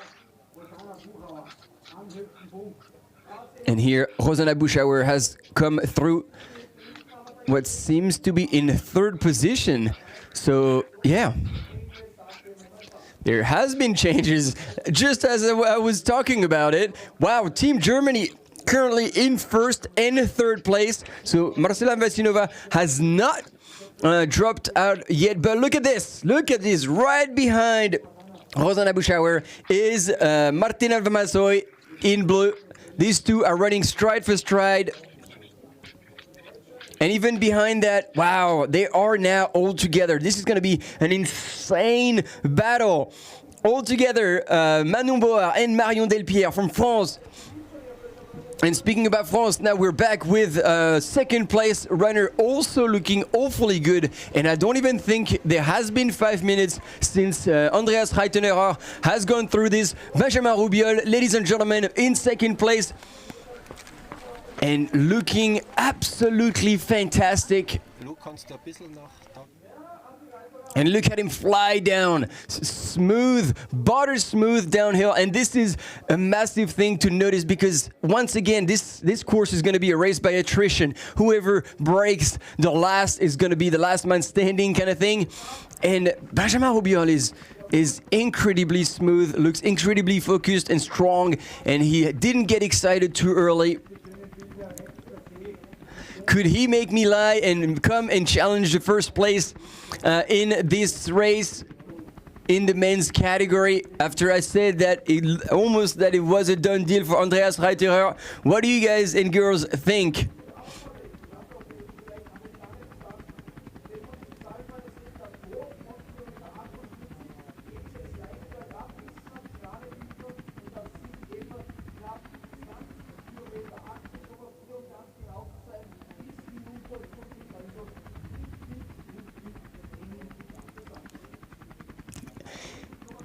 Yeah, look at this. Katharina Hartmuth has put on a bit of time on Marcela Vasilova, 4 minutes, but then there's only 3 minutes between the next female runners, and 3 minutes is absolutely nothing. And so anything can still happen. But once again, and those aerial shots give us an even better understanding of how strong Benjamin Rubiol is from France. Team France is also looking really well right now. Leading behind is the USA with Zach Miller and Andrew Holman and Eric Lipuma. And third is Italy with Andreas Reiterer, David Echeraz, and Philipp Auserhofer. And in the women's category, so far, the team ranking is France with Marion Delpierre, Manon Board, and Audrey Tanguy, followed by Germany, Katharina Hartmuth, Rosanna Buschauer, and Ida-Sophie Ejman. And once again, the United States of America with Alison Baca, Anna Osowski, and Emily Schmitz. Haha, look at that. This is so cool. Running with what looks like the traditional outfit.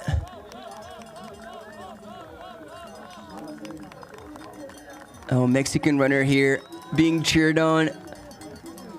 That is what a true world championship looked like. All the cultures, all the runners are there gathered and shared and cheering everyone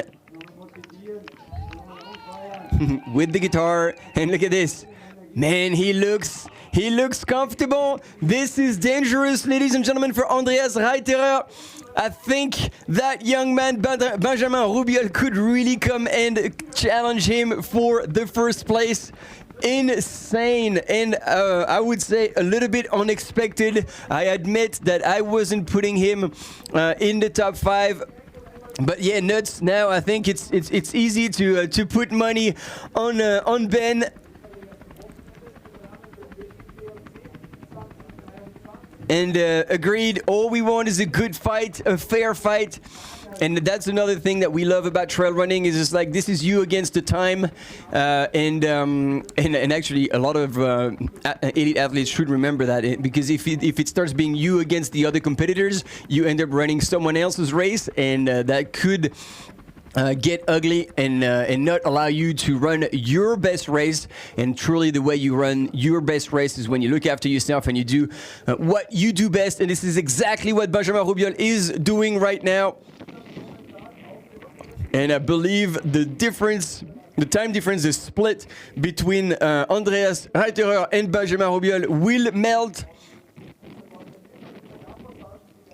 Seeing how this Frenchman is tearing apart the trail in such a smooth fashion. Like, this is the most impressive part to me. It's just how almost it looks like he's just hovering over the trail. No impact, nice and flowy. And look at that view. He looks like he's literally going to dive off the cliff into the valley. And that's precisely the valley they're going to go across in some 10 kilometers. And they're going to go across and back on the Nordskette, higher up than the short trail course went yesterday, before dropping back down into the valley, across the river and into the finish line.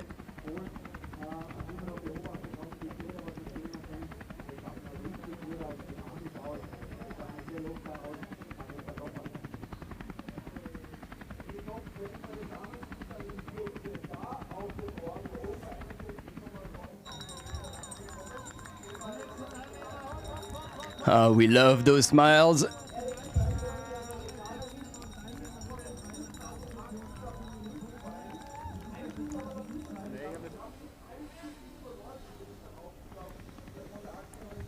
And so we're waiting for third place. Is that going to be Aritz Egea from Spain? Next runner coming through. Will Thibaut Garivier have made such a move that he would have moved up the field? Zach Miller, I think you're right in the comments, that also someone we can expect. And ladies and gentlemen, there's some blue.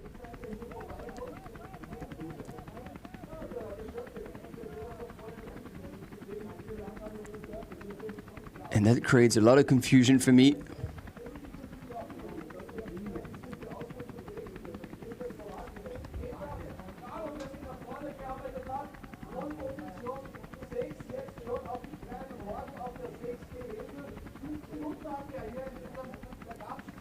But that is Peter Frano, ladies and gentlemen. No poles, and still absolutely crushing it.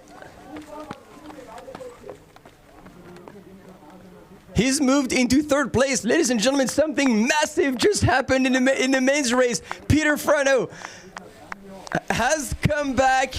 And you know, he's in the same situation as Marcela Vasinova. He hasn't raced long distances yet, except that, contrary to Marcela Vasinova, he is not fading away, but instead moving up the ranking. He has passed Zach Miller, he has passed Thibaut Garivier, he has passed Aritz Egea to be in third place. If we haven't missed anyone, like maybe I'm getting a bit too excited, but I don't believe anyone else has run through yet. So he is in third place. Peter Frano, there we go, we got the checkpoint.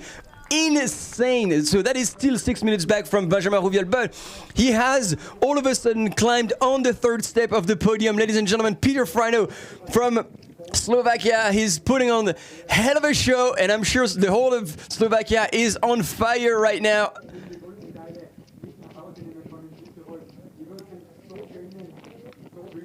And yeah, and what's insane is that he is not using poles. Right, okay, not too far back, but still there. Aritz Egea from Spain. Let's not forget Aritz. He can really finish strong.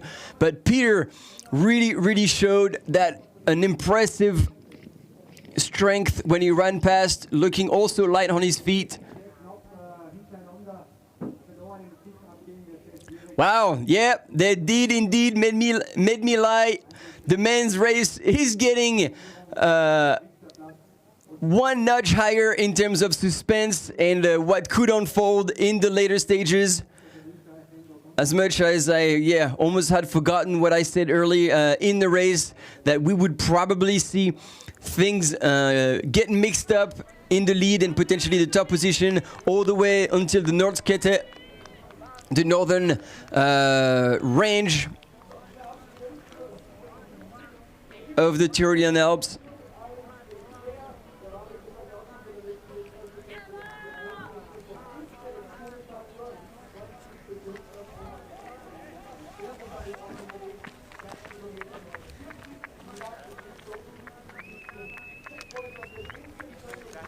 Jetzt kommen sie aber ganz schön getaktet da.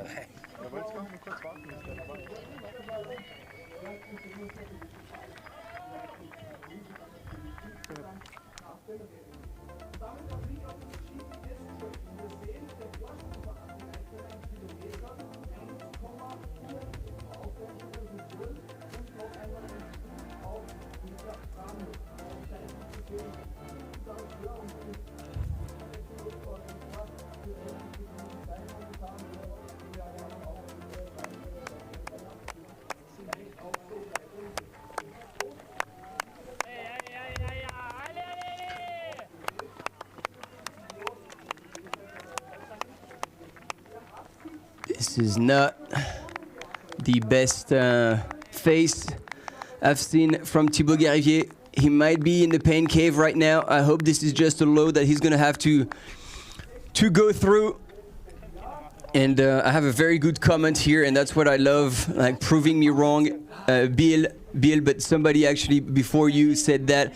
David Kulik, Peter Frano was 5th last year at CCC. That is absolutely correct, while Aritz was, I think, 9th. So Peter was stronger there, but also Peter was at the World Championship long distance as well, where he took 8th place. So my bad, I completely take that back. I've known Peter only on short races, and I actually had completely blanked on his results in longer races. So my bad, and thank you so much for correcting me on this. I really appreciate it. This is how we make this live much more, how do you say, efficient or like collaborative in a way.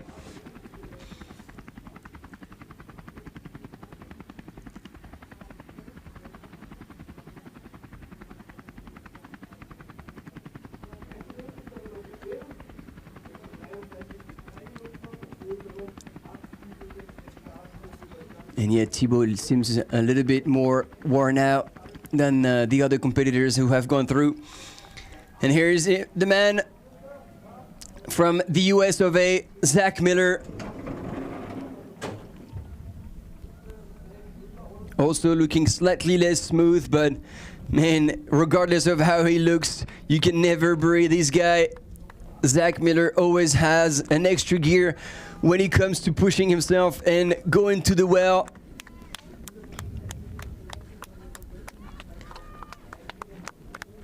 It looks like it's pretty hot, and I've heard someone's voices, so I'm gonna text them and ask them what the temperature is up there.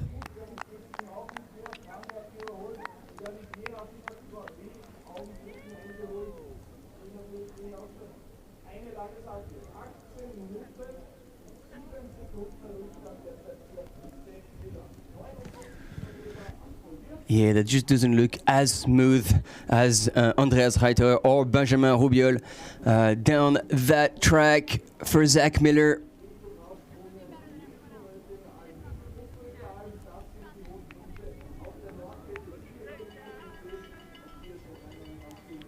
But not taking anything away from this gentleman's performance. It is outstanding what they've done so far, and already the ground that they have covered in just under 6.5 hours elapsed in this Trail World Championship long distance.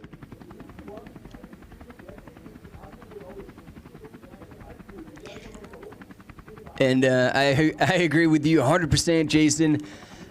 He will grind it out all the way to the finish. You can certainly count on that. That's one of the things we all can be sure about. He will give his best, his 110%. But sometimes it is just not enough to come and score the win, a medal. It's insane, absolutely insane, what Andreas Reiterer, Benjamin Rubiol are pulling together on this day, on this World Championship. And look at the crowds trying to cheer him on, give him a second wind.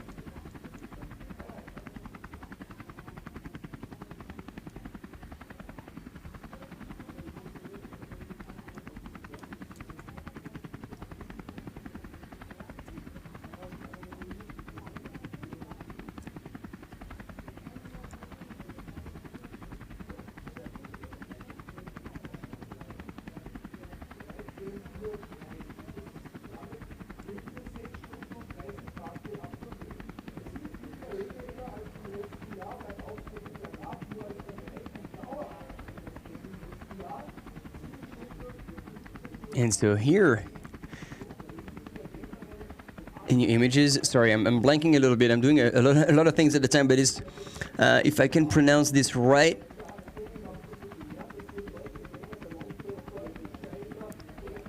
Tomáš Farník from Czech Republic, here in second place.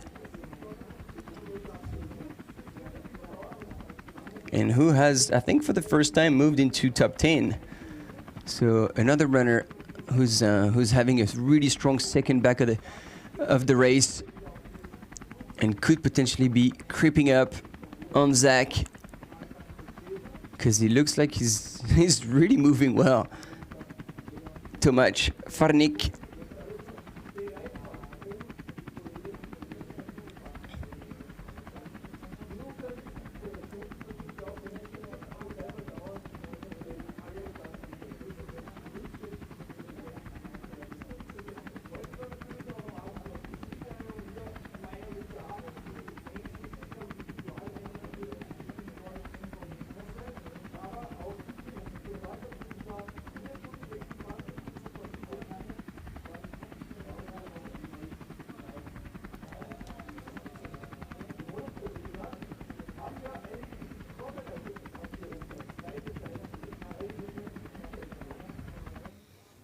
All right, second part of our volunteers video to put them forward and for you to understand everything they are doing indeed for these World Championships.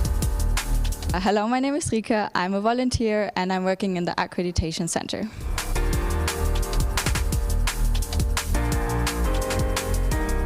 So I'm working in the Accreditation Center, so we get volunteers, media staff or other service staff, and they get the accreditation from us, and yeah, we just give it out to them so they have access to the area. So we work around 8 hours a day, and we have over 3,000 people, almost 3,000 people that get an accreditation here in the Accreditation Center.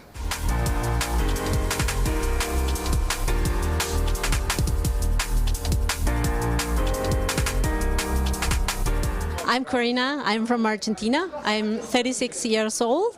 I live in Innsbruck since 3 years. I work in a store, so I like to talk to people, I enjoy it, and I love to live in Innsbruck. It's a paradise.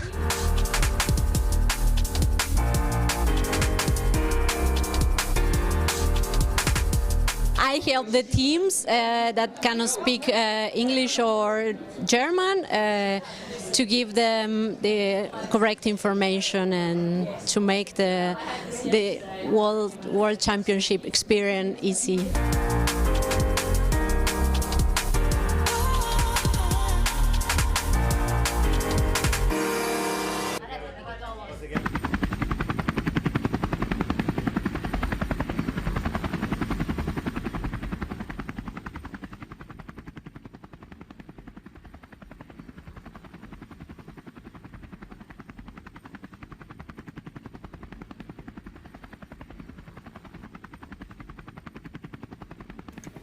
And the runner in red that we just saw on the screen while I was still chewing away in silence was Walter Munster from Switzerland, and therefore a bit of a letdown to our American public who was getting excited about Drew Holman's comeback. He has now dropped at least down one spot. So let's see if that's him coming up. Or if that's, nope, that's probably a spectator trying to move away to a different location. But Drew Holman, who was in 8th position at the last checkpoint, has now moved down one spot. And ladies and gentlemen, Andreas Reiterer at the 8th station right there, refueling. 53 Ks into the race.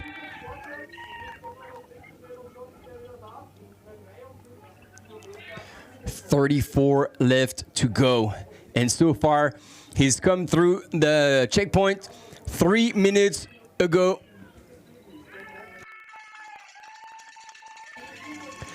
And which means Benjamin Robiol at the last checkpoint was 6 minutes back. And so we'll see if there has been a bigger gap or not. And look at him go. So that was the checkpoint when he came into the 8th station. So sometimes we want to have the checkpoint when the runners come into the 8th station, and sometimes we wanted to have it when they actually leave the 8th station, because then we can have a split on how much time they have spent actually at each 8th station. Also give us a good indication about like their crew and how efficient and how sometimes seconds are made and places are gained.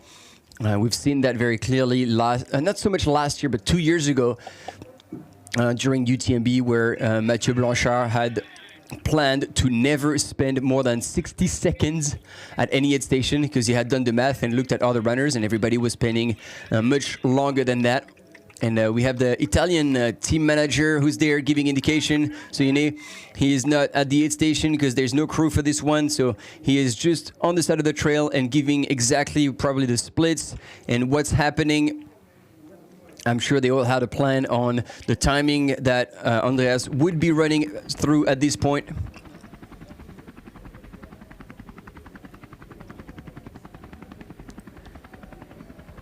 And so, yeah, when seconds can be made at 8th station, that makes a big difference. And I think up right on the crest here is Drew Holman in 10th place. So we must have missed Thomas Joly de Le Bottinière.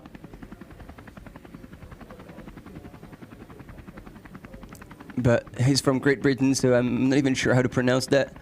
Thomas Joly de Le Bottinière. No, sorry, that's my best.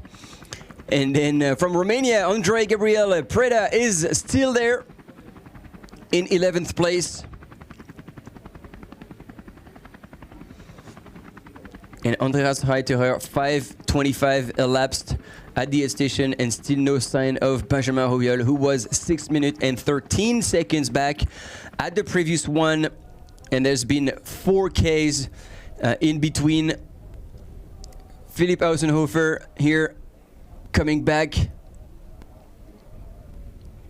And there's still something to play in the team for Team Italia. Because right now they are in 3rd position, but if they both move up ever so slightly,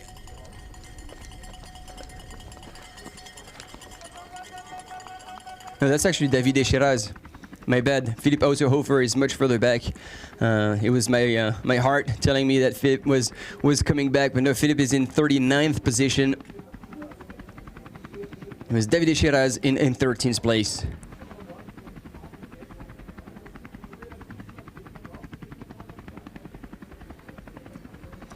So there we go. They are running really stride for stride. Benjamin Robiol has now come through the 8th station with a 6:06 minute behind Andreas Reiterer. He was 6:13 behind, so that really doesn't make much of a closure of that gap, if I can say it that way. So these two gentlemen are running at about the same pace, which will make it hard to see.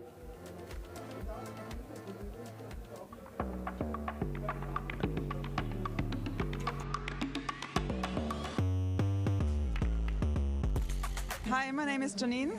My name is Anna. And we are responsible for the social media marketing of the World Mountain and Trail Running Championships 2023 in Innsbruck and Stubai. And yeah. Come with us, we show you what we do the whole day. My daily routine, waking up early, meeting with Janine in the office, and then we check the day, what is going on, and make a little plan what we want to communicate. Yeah, that's it. So, and then we start. We are on the venue and try to get all the emotions from the event and make a good social media work, and yeah, that's it.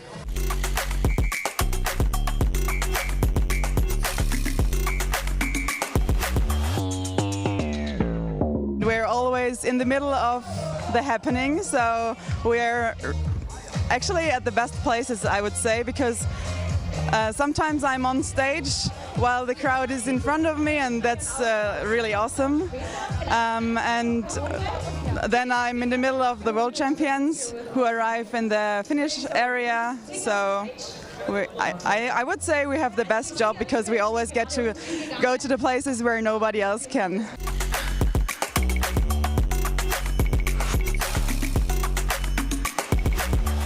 Social media is not only handy, it's also a lot of planning, a lot of preparing, so that it has to go really fast when it's on, and so preparing is everything.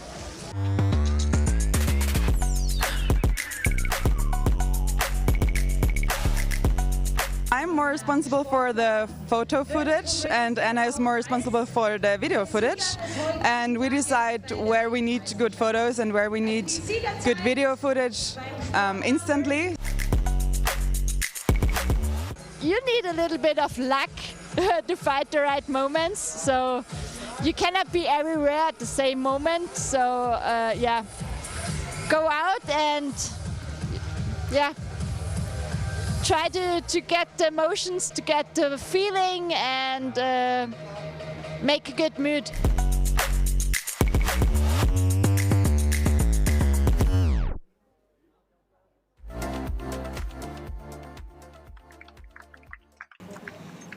And there we go. In the meantime, we didn't quite see the aid station, let's say, transition from Benjamin Roubiol. But he is back, looking around on the side. Thibaut Barognan, who was 4th yesterday, the whole French team is there to cheer him on and sending him like a rocket on the rest of that course. There's about 34 Ks to go, and not easy ones. The next ones are going to be downhill and then flat across the valley. But then they're going onto the Nordskette, and that's going to be a hell of a climb. The one last climb of the day. Pretty significant. I'm sure we'll have a course preview at some point, and that's going to be probably a deciding factor. Whoever has gas in the tank to really push hard, and then all the way until across first the Nordskette, and then down into town. Essentially, one last descent that is actually quite long, nowhere near as steep as the descent of the short trail course yesterday, but still significantly long, lots of elevation loss. And yes, it's pretty hard if you have spectators right on the course, because as you have seen, this is now a mountain biker that has taken the relay to run, or essentially follow, Benjamin Roubiol.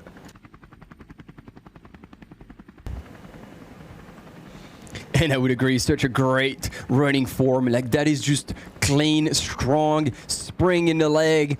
Like, this is how you want to look in a 10K. But like, considering now his run over 50K is quite mind-blowing, and hard to realize how much there's going in the preparation for such a race.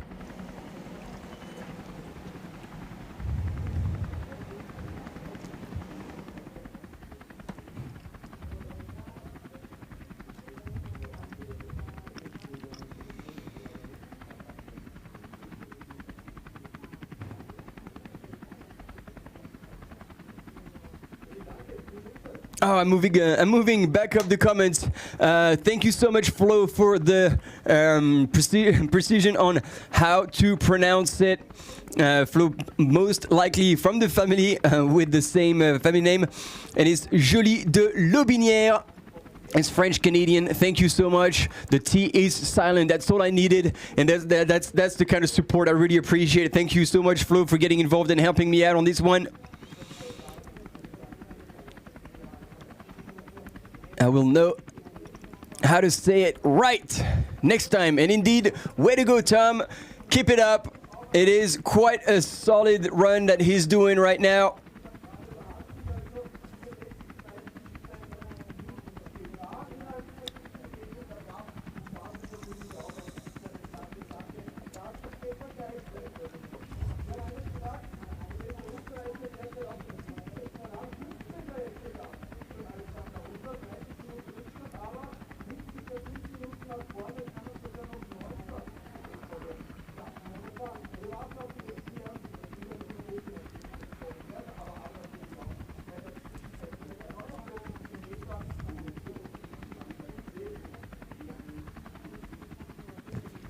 I wonder if we could have images of the women's race, because I'm sure there's quite a bit happening.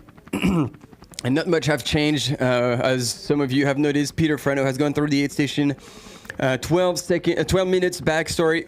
So he has gained a little bit, probably like 20 seconds on Benjamin Rouviol, or actually no, on the lead, sorry, because the split between Benjamin and Andreas Reiter has also shrunk by about 10 seconds.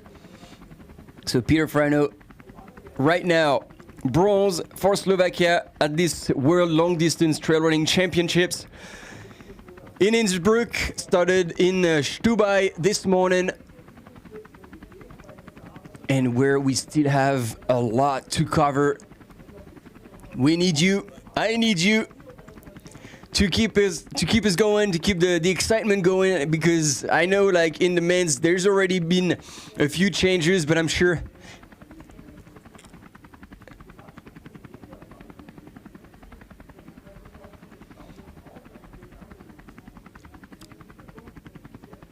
so it looks like what we have here is we'll have a media day where all the runners shared all the content that we're offering you right now.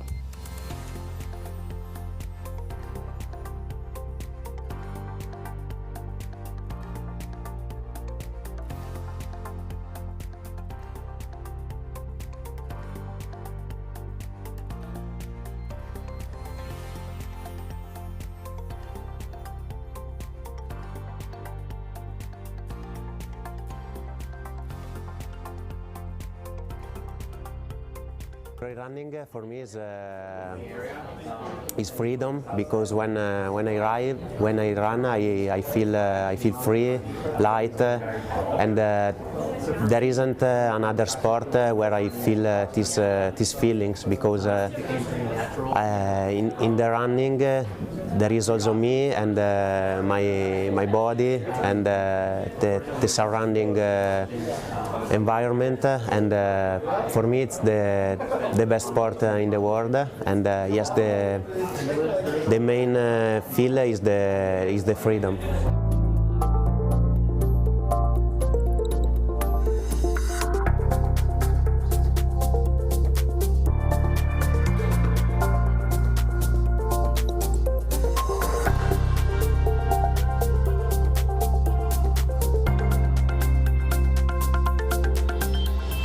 I've ran since I've been at school and tried lots of different disciplines, from track, which is a bit too flat and got a bit bored running around in circles. Went on to cross country, which is a bit more interesting, a bit more fun, and then did my first hill race back up in Scotland where I grew up. Absolutely loved it, and yeah, it ran on the mountains and trails since then.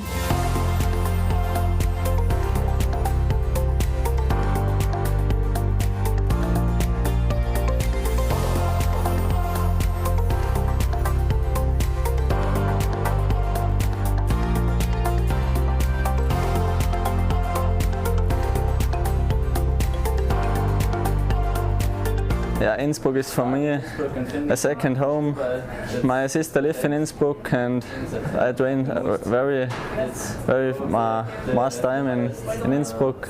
And Innsbruck is a beautiful city, and yes, I'm looking forward to the next days here in Innsbruck.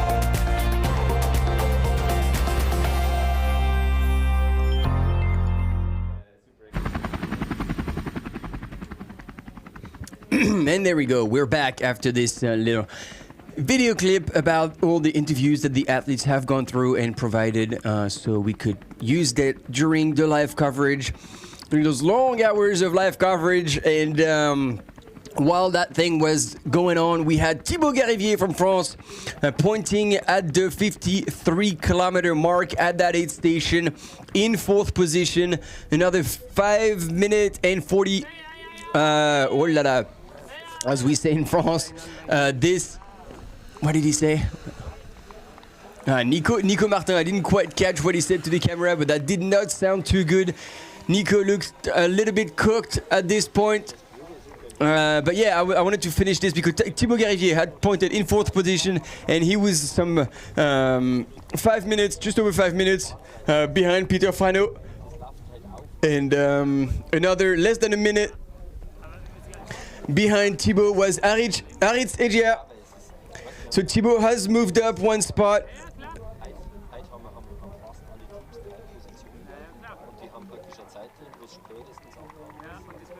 In those 4Ks.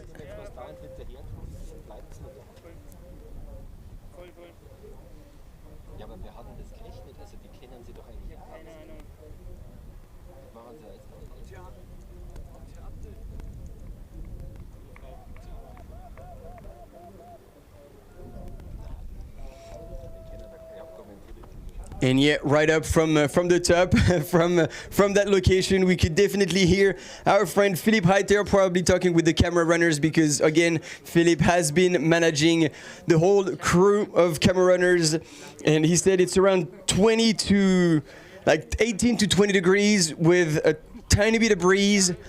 Which would be perfect for the runners, but the thing is, when you add the sun onto that, it might start to feel quite warm, and because they're on exposed ridge, there's not much of a shelter, not much of a shadow, of an overcast.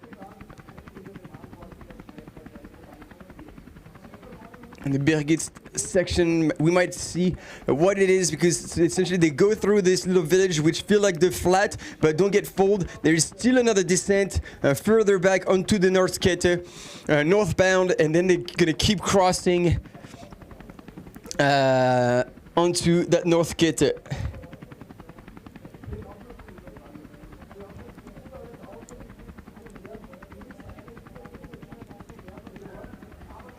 And so essentially, it kind of goes down in 2 levels. So they're heading into that first little plateau, but that is still much higher from the river. So they're going to go through this and then drop down another level onto the valley floor, across the river, and then up onto the final climb already of this crazy day.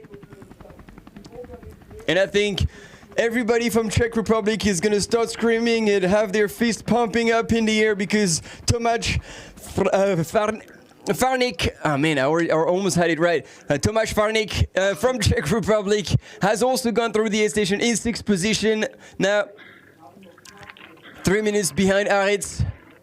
And look at this. Look at still the spring in this gentleman's legs. It's insane. Benjamin Roubiol, 2nd place from France, is moving extremely well right now.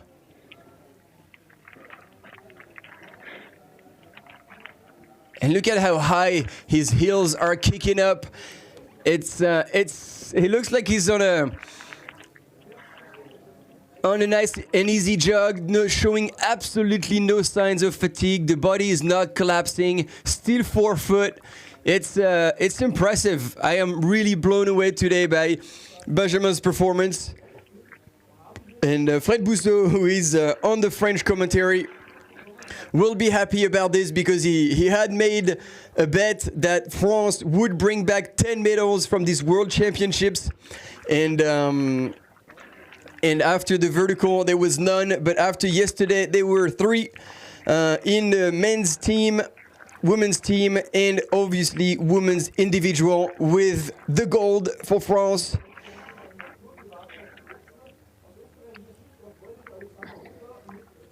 And for the checkpoint at 53K at its station, the Zach meter has yet to point. So the descent must have been pretty painful for him because he was 18 minutes back from the lead, and now we're 23 minutes elapsed. So he must be hurting by now.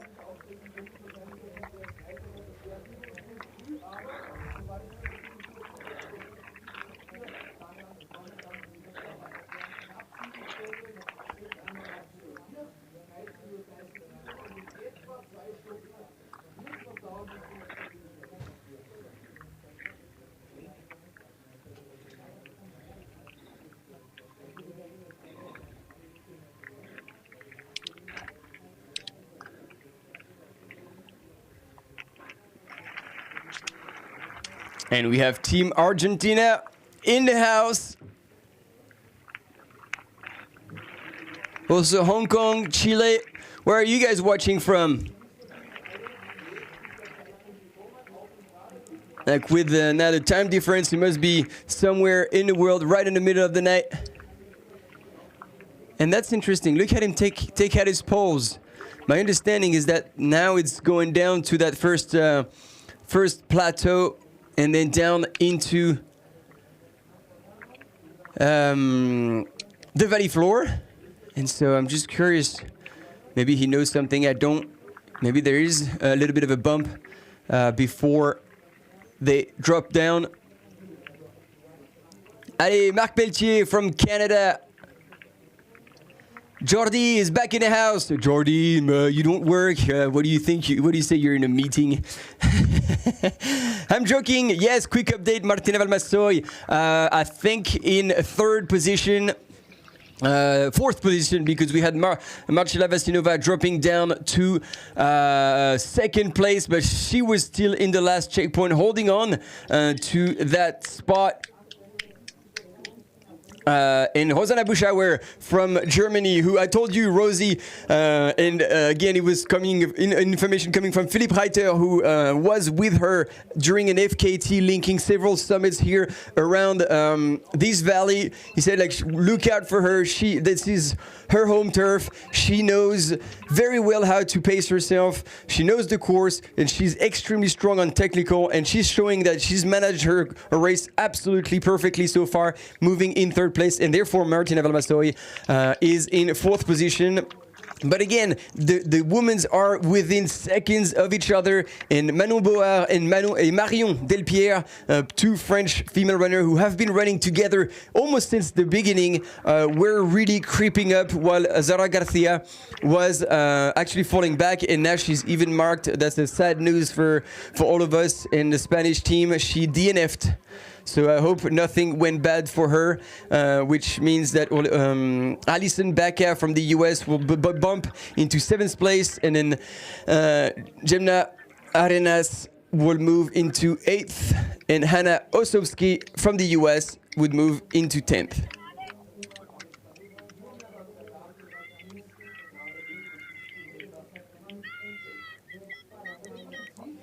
Oh.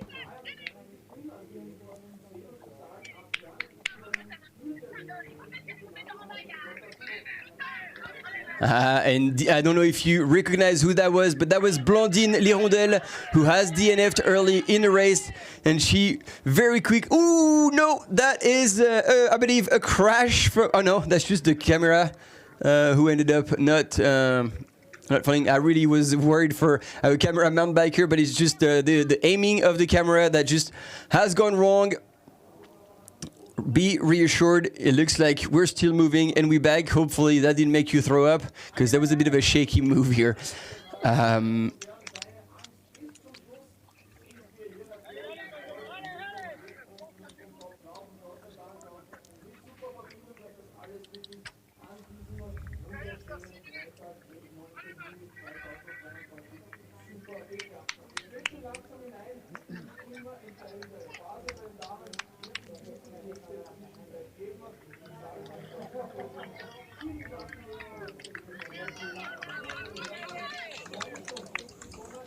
Yep, he saved the camera indeed, but I guess it was better to maybe drop the camera for a second rather than completely fall off the bike, because we still need a pilot on those bikes.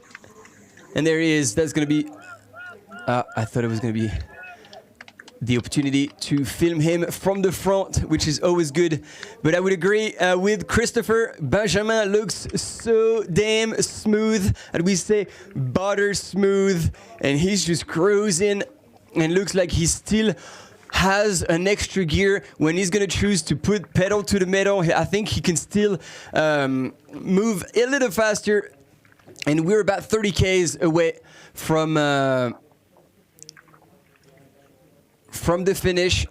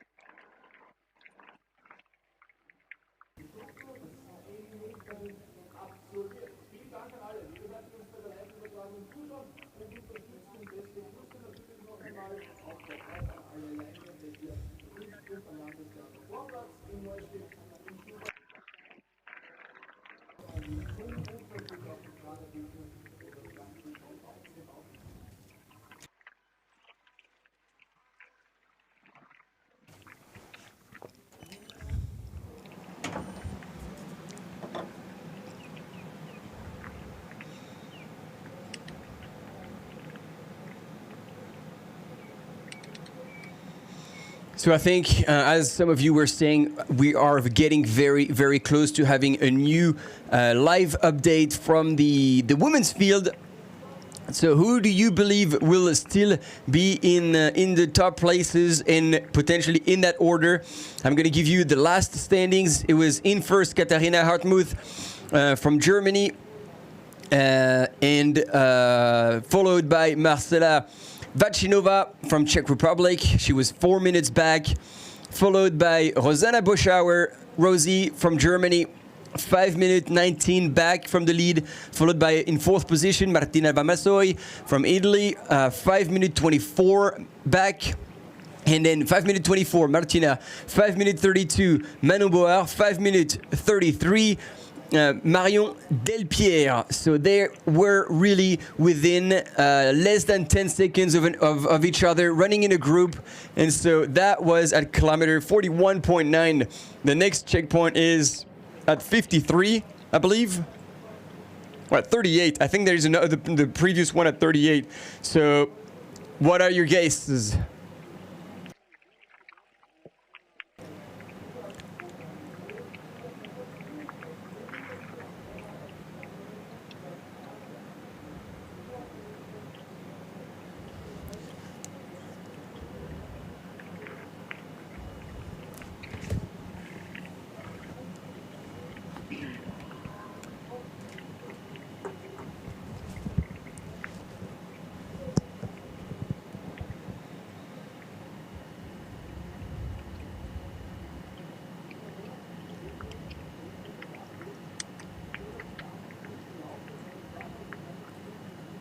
No, that's true. Manu and Marion, they're not too far from the top.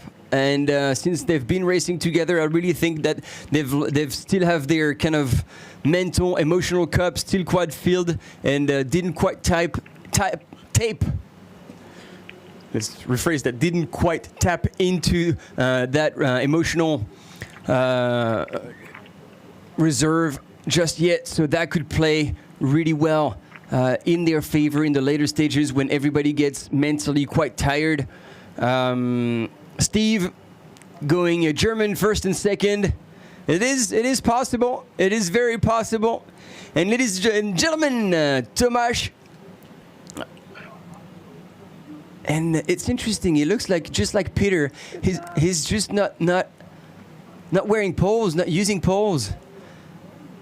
The only really strong performance that I remember from a long race of someone performing without poles was Hayden Hawkes at CCC when he established a new course record that has since been broken last year by Peter Engdahl. And Hayden Hawkes from the US didn't have poles for that. But usually for those races now, it's almost like a must when you want to perform well. But they are proving us wrong, because right now they are standing in the top 10, and better yet, Tomáš Varník from Czech Republic is in 6th position, Peter Frano 3rd position, and that is from Romania.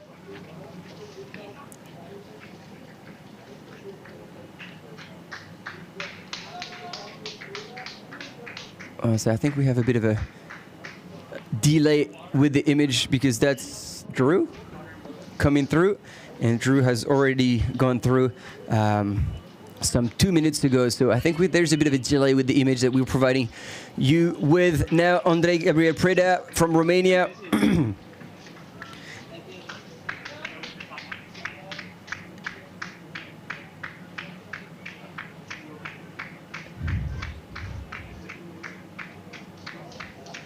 And Ramon Mantes from Switzerland, followed by Eric Lipuma from the US. Lipuma. And Davide Sheraz coming in with a smile. Man, they're all within seconds of each other. Ionel Cristian Manole should also be in the mix. Another Romanian runner in 15th place. And Alexander Hütter from Austria, first Austrian runner in 16th position. And Drew, I don't know what he's asking for. Oh, to get water poured over him.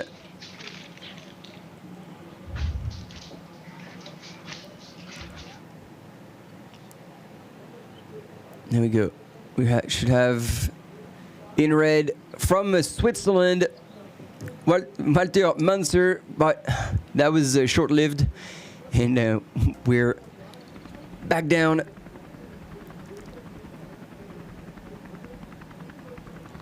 And look at the man.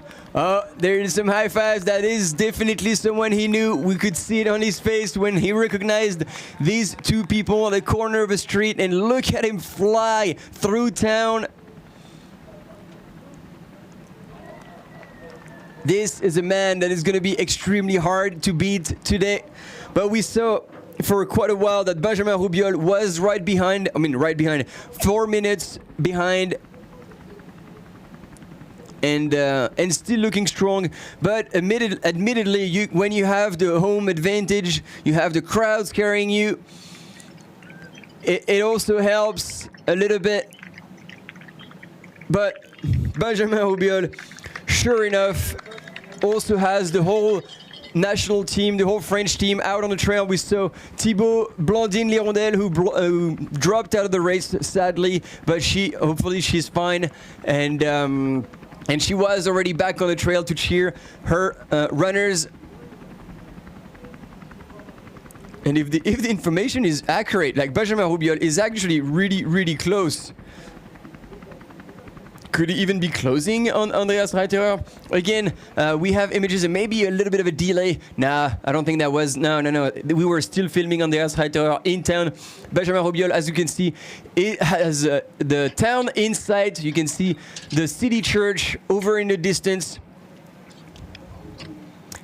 And stopping to refill a little bit. I think temperatures are raising. It is getting hot, and those runners are trying to cool themselves down. And I believe they will not be the only ones taking advantage of that little fontaine on the side of the trail.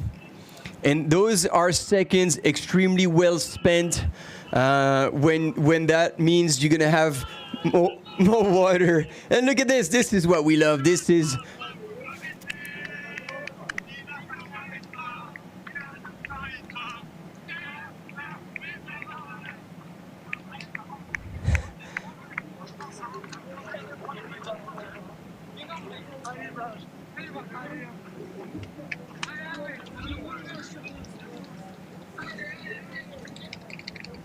I could not quite catch what these guys were saying, but they're speaking in French, so I don't know if they know him. I don't know if this is just here to support another French runner, and this is the split between the top 3 runners. Andreas Reiter, who has now gone through town. Benjamin Rubiol, who is in the middle of the fields, coming down into town. I think he's now closer to town than it shows on this GPS tracker. And Peter Frano. Peter Frano making a beautiful race, beautiful comeback to right now being standing on the 3rd spot of the podium so far, kind of holding the virtual bronze medal in these World Championships with 6-minute gap onto 2nd place, but also another solid 5-minute lead over Thibaut Garivier in 4th place. And Peter Frano was looking pretty strong, so I don't see him fade away. So it will be Thibaut Garivier who will have to put on a solid effort to try and come in, creep up onto the podium for a potential medal. So there he is, our Frenchman Benjamin Rubiol coming through town. We'll see the split with Andreas Reiterer, and I think that split would have shrunk a little bit because we are now 3 minutes and 54 elapsed, and there we go, 3:41 on that section, ladies and gentlemen.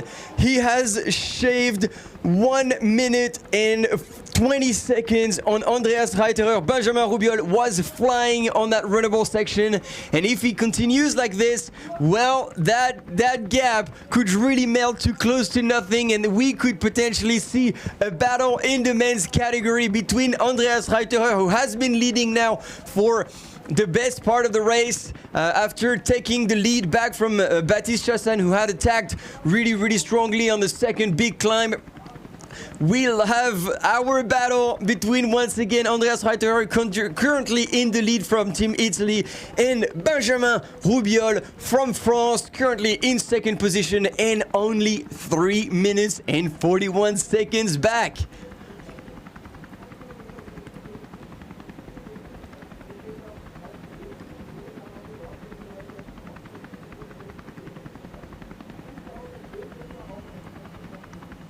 Oh, this is quite incredible what's happening here. And what a demonstration of perfect execution, and I gotta say world-class fitness, because you can't run like this after so many Ks. It's looking still so smooth. I just crossed my fingers. I was gonna say, like, he's going into somebody's property. He's gonna get to the back. Hopefully there's no dog in there, because that could be a problem. And the camera runner here did not do too good of a job in screaming at him to bring him back. Oh, that is very, very sad. You know, one wrong step, and all of a sudden, all that time that he had made up on Andreas Reiterer just completely gone. Yeah, that is too bad, but that is the game. You saw it right there. There were several flags. You just need to focus. You need to look up where you're going. Hopefully that's not going to be creating negative self-talk in his mind, and he's gonna. Yeah, that's exactly what you need to do, but easier said than done. Like you can see, he's gonna fly past it, and there were arrows on the ground. There were flags on the side.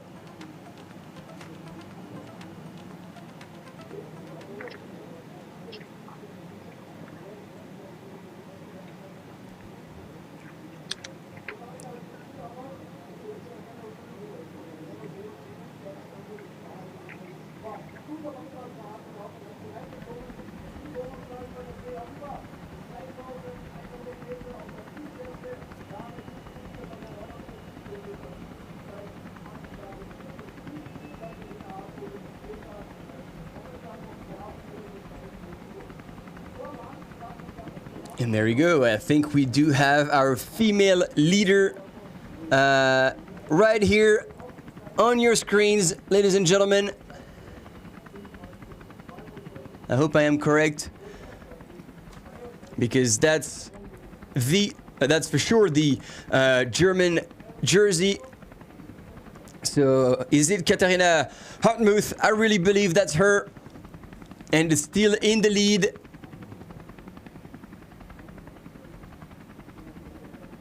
Yes, confirmed. There we go. Katie Hartmuth still moving in the lead.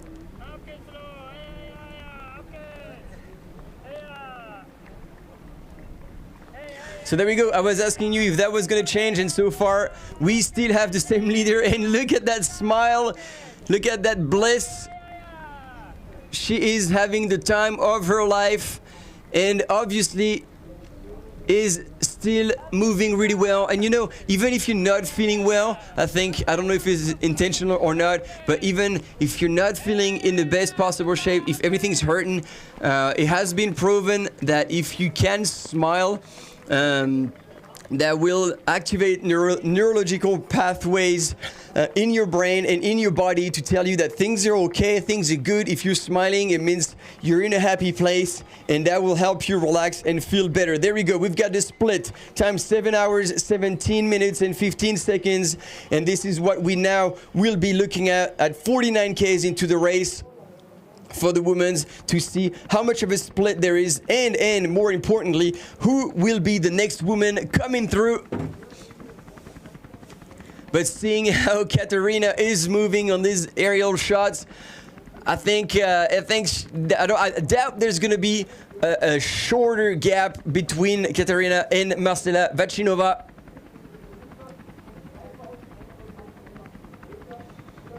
So I'm very curious to see whether we'll see Marion Delpierre, Manon Boer, and Martina Varmassoy, who were respectively 6th, 5th, and 4th, plus like trying to creep up on Rosanna Buschauer as well, and who will have made the best move at this point. I think it is close to impossible to tell who will be the next 4 female runner coming through that checkpoint. But yeah, make you guess. Let us know.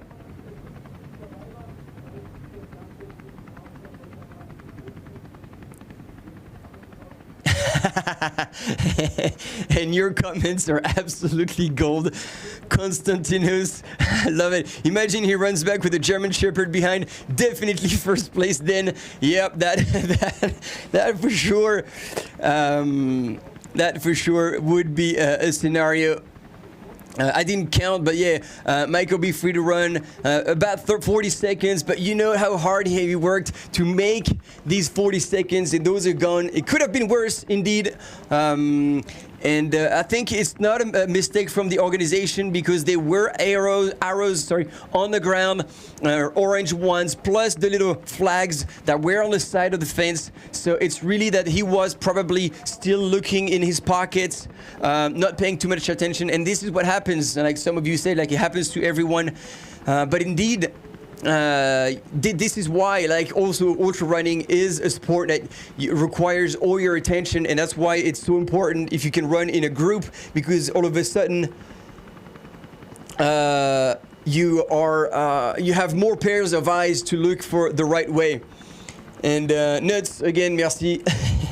You're correcting me. It's Marion Delespierre. That's getting to the end of me, but I just can't afford to fade out right now, because we at least have 4 hours left of running. And yes, Zach Miller is falling back. We saw him where we have currently those aerial shots at the top of that descent, and it looked like he was hurting. And if you quads a shot, going downhill is just absolutely terrible, and it hurts. Ladies and gentlemen, still moving extremely well in 3rd place, no pause, Peter Frano. And it's good to see everybody out in the village to cheer him on.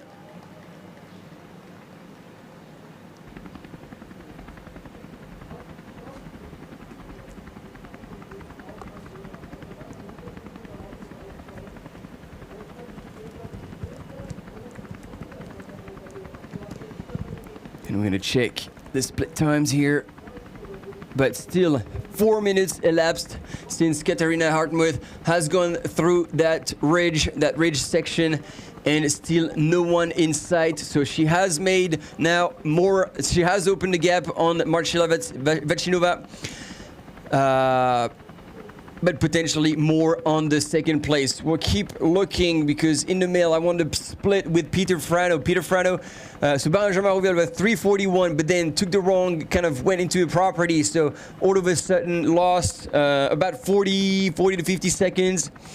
And then Peter Frano was 11 minutes and 47 seconds back from Andreas Reiterer, the leader, and therefore some 8 minutes back from... oh, there we go. And this is a French woman, ladies and gentlemen. And I've been corrected, so I'll be able to say her name. It's Marion Delespierre from the French national team, who is coming into second place.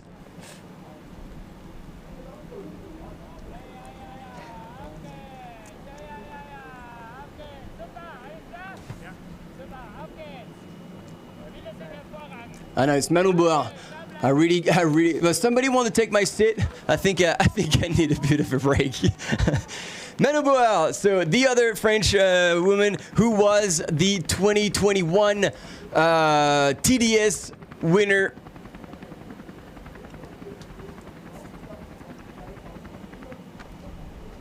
And it was an amazing family affair, because her dad was also running in that race, and actually they are still all together, Rosie and Marion, so all of them.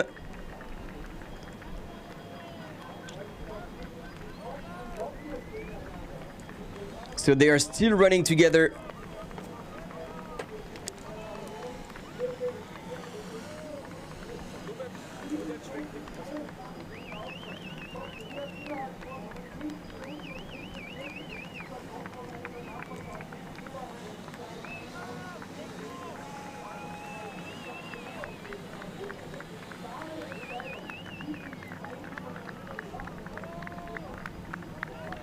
But it looked like Rosanna was hurting a little bit. She had the pain face on, so hopefully she's okay. And it's just going through a low. See, taking the poles out for every bit of climb to alleviate the pain or the effort of the legs. While Marion, it seems to be pushing a little more. Up in the front, getting the crowds to carry her up and over, and now it's all downhill to the next aid station, another 4 kilometers away.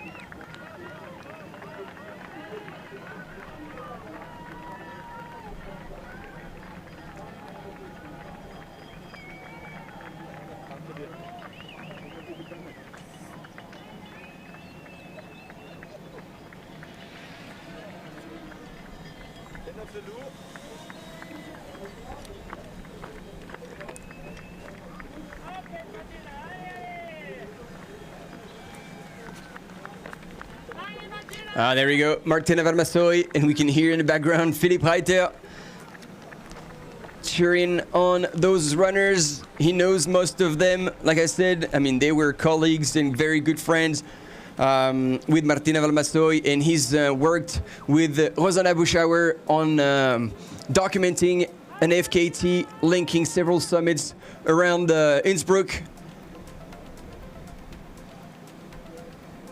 So yeah, as I think it's Cyril who said that, it's like Germany versus France in this top 4, like a soccer World Cup final.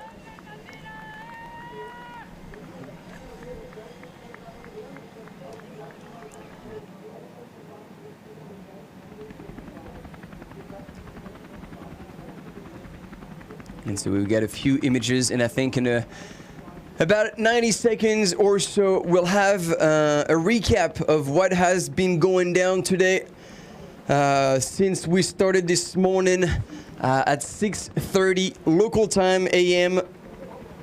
Those runners have done first a huge loop first and then come back to the start area after 18 kilometers and then went on to do the second monster climb of the day, 1,400 meters of ascent in 6.5 kilometers, and then undulating on the high country. This is actually on that shot where Andreas Reiterer made his move on Baptiste Chassagne to take the lead and not look back anymore. And then we have another 3 climbs, and we'll cover everything.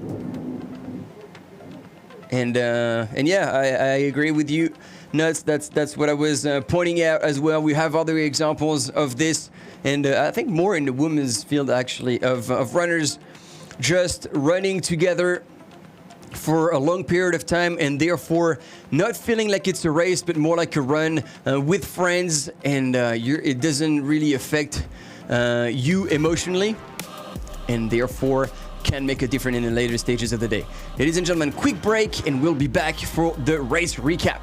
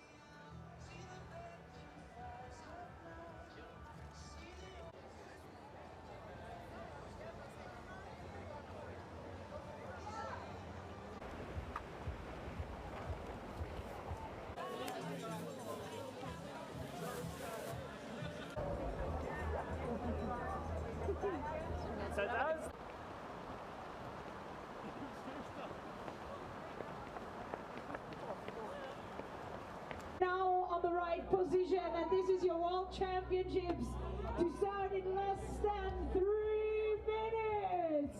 Are you ready? You're looking awesome, you're so great. 2, 1, let's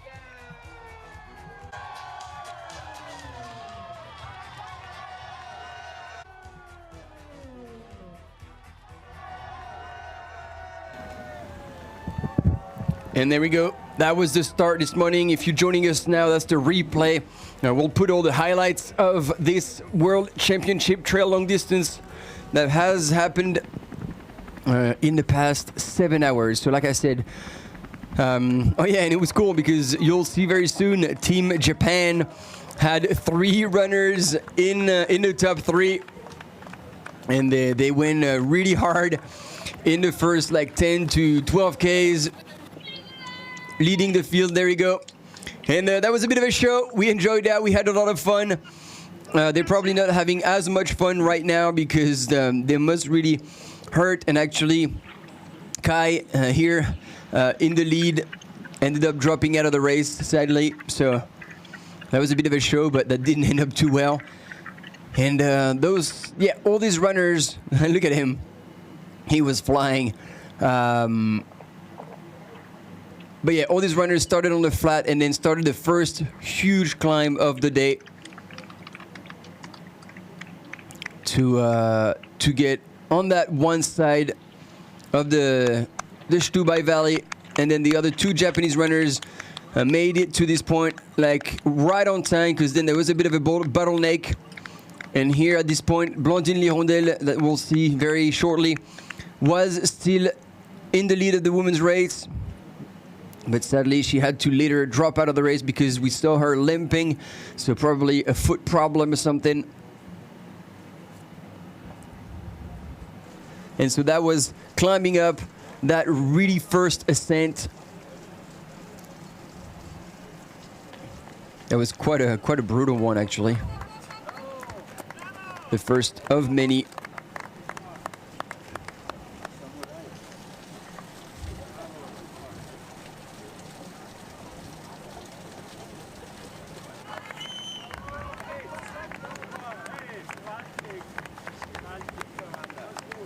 essentially climbing some 1,200 meters in about 7 kilometers. Oh, excuse me, not even 7 kilometers. 5 kilometers. And there she was, Blandine Lirondelle in the early stages. On paper, she was the strongest double trail world champion in 2019 and 2021. But sadly, she couldn't repeat that situation. But again, when there is something going wrong, there's no point pushing it and making it worse. There's plenty of other things to do. Marcela Vacinova, who's experiencing this long distance for the first time and was doing extremely well for the first kind of 40-ish Ks, if not 35 Ks. Martina Valmassoy was there as well. Manon Board, Marion Delespierre. Yeah, all the usual suspects, and you can see those single track weaving onto the mountain in very beautiful switchbacks. And their Team Japan still crushing it, but those were the early days, and the excitement eventually did fade off. Lionel Christian Manolet, Jose Fernandez from Team Spain, who we saw that in a comment, apparently took a really bad fall and had to, I don't know if he dropped out of the race, but really had to move back. We didn't see Aritz yet, but he was about to make a move, and is still standing right now in the top 10.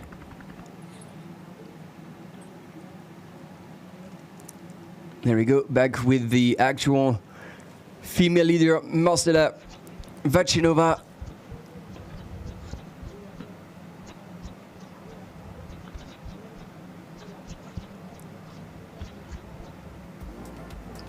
And after traversing Azaragathia and after traversing this whole kind of flatter area, they started drop down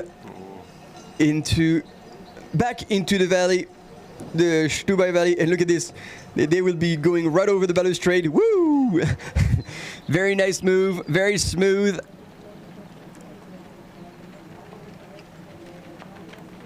And here, Andreas Reiterher was already hunting down those runners, positioning himself in that downhill.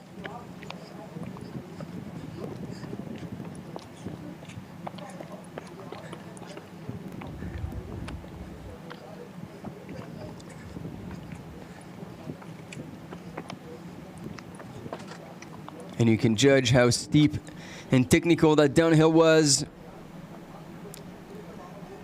Meanwhile, the chasing pack was there. And I don't know if we'll see, but we had a pretty hilarious comment when they go through that property. It was actually a basketball hoop, and somebody in the comments was questioning whether anyone was going to dunk it, but we didn't see that on the images. And we can certainly appreciate the quality and the skills of our cam runners, filming in front, filming back. Here, Azara Garcia, I think, was in 3rd place at the time. Here's the infamous now basketball hoop. She was chasing Marcela Vacinova.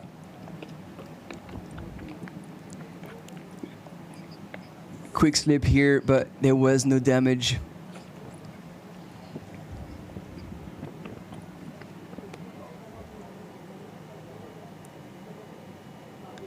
And I think it was Andre Gabriel.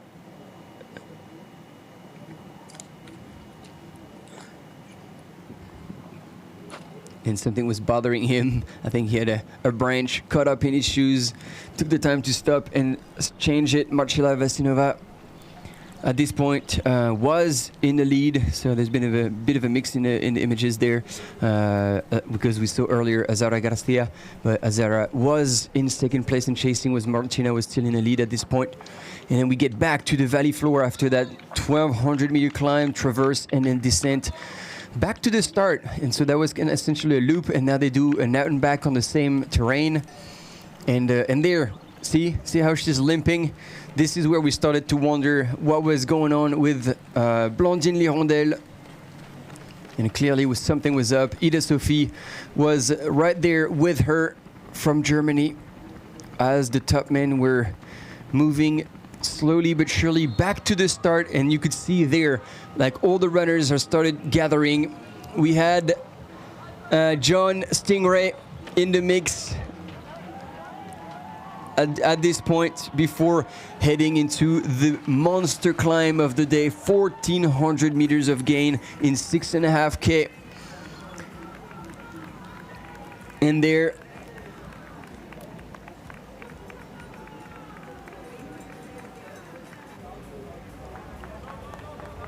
it was Octaviu Butaci, the Romanian runner, who was still in the lead.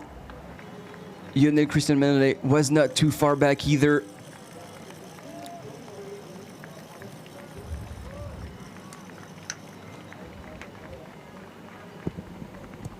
And on they were on the road for about 800 meters first, which is, if you were with us yesterday for the Trail Short World Championship, yeah, Philipp Ossenhofer here was changing his shoes. I think there was something up with it. We weren't sure because he was quite far back in this early stage. He said he wanted to pace himself, but couldn't quite know what happened at this point.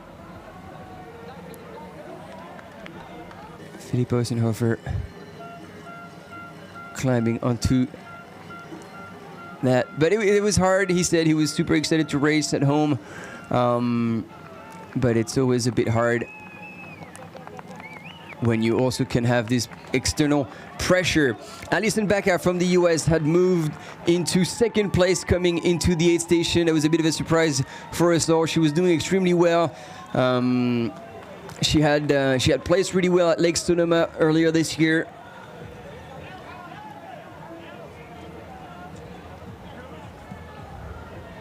And was moving pretty well through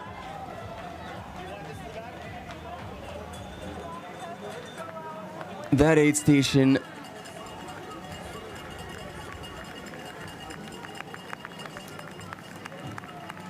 And actually, no. At this point, they were kind of like side by side, and Azara Garcia was chasing in third before that monster climb, getting cheered on by Team Mexico.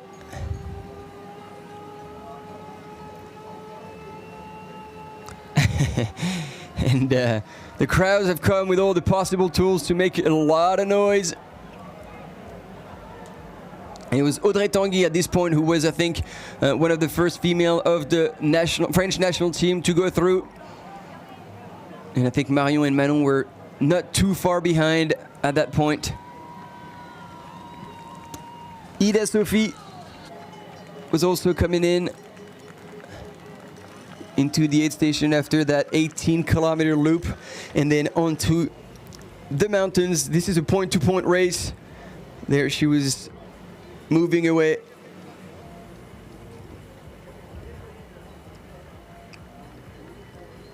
Onto, once again, what was the biggest climb of the course, 1,400 meters over 6.5K, and that was Rosanna Buschauer, Rosie, who's managed her race extremely well, because now she has moved into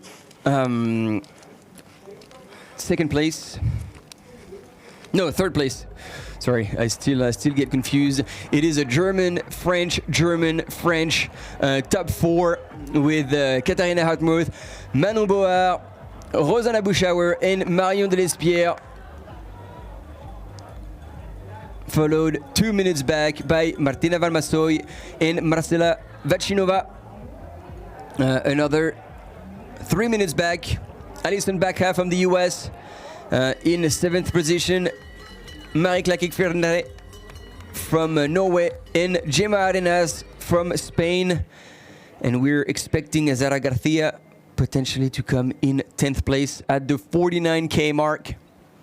So I'm talking about what's happening now. I just wanted to give you an update looking at the females standings right now. And this is where Baptiste Chassang from France had put in an attack. That was bold. It was early in the race, and that was hell of an effort to move, because I think at the aid station he was in 13th place, and all of a sudden must have gone really pedal to the metal to pull away from everyone and take the lead and try to escape. But sadly, if you've been with us, you know the outcome of this attack. It was short-lived, because once he got to the top and started the traverse, this is where Andreas Reiterer has made his move, and boy, what a move it must have been. We didn't have the images of that, but that was insane, seeing him run on the flatter section of the Balcon de Traverse. He was absolutely flying, and from that point on was never to be challenged up until now.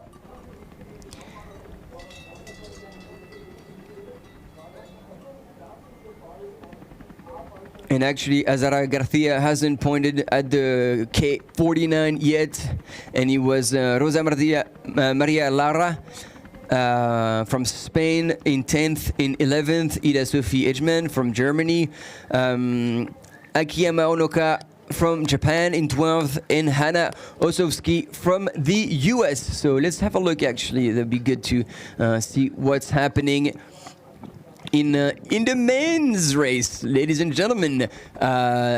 We do have the US of A in going for gold, the team with Zach Miller in 8th, Drew Holman in 10th, and Eric Lepuma in 11th.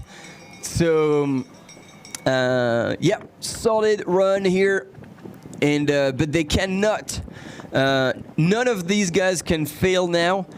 Because Preston Cates has DNF'd, and so to be a team you need 3 runners, and Caleb Olson I think did not start, and so didn't Jim Walmsley. So there are only 3 runners male left in the race, and all of them need to cross the finish line to qualify. But if they take gold, that would be such an achievement and an accomplishment for these gentlemen, and a great reward of their efforts. So then standing in second place currently of the team standings is France, with Benjamin Roubiol in second place, Thibaut Garivier in 4th place, and Paul Matou in 17th place.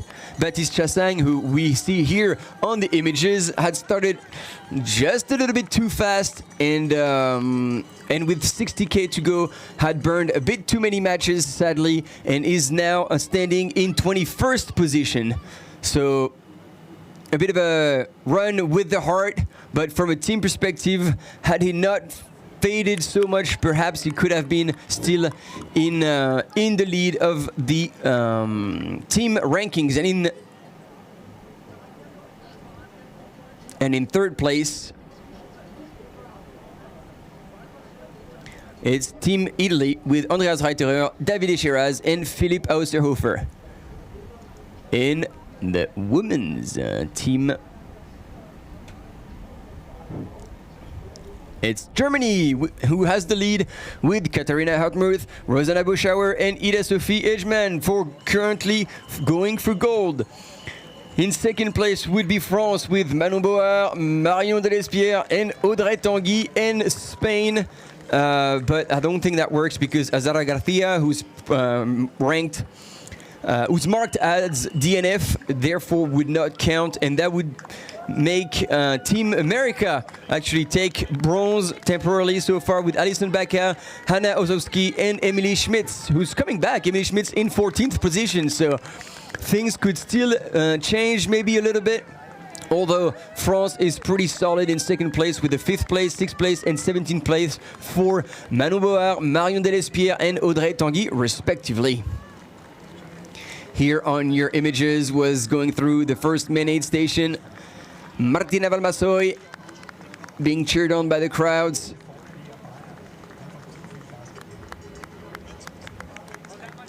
And at this point, running in 3rd place,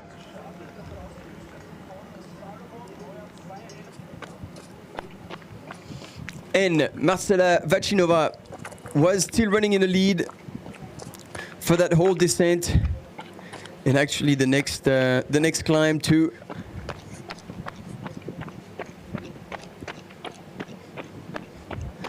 things were about to change.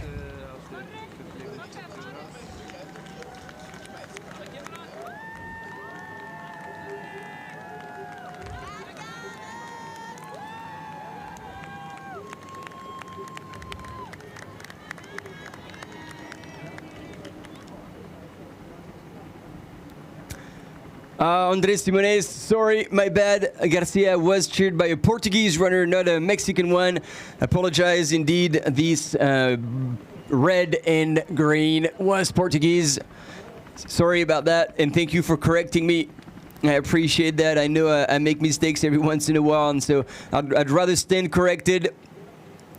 And Nuts still has his eyes on the results, on the individual results, and see what's happening right at the front of the men's pack. And it looks like Benjamin Rubiol indeed has not made up. Well, I mean, technically he has, because he was in 4:10, I think.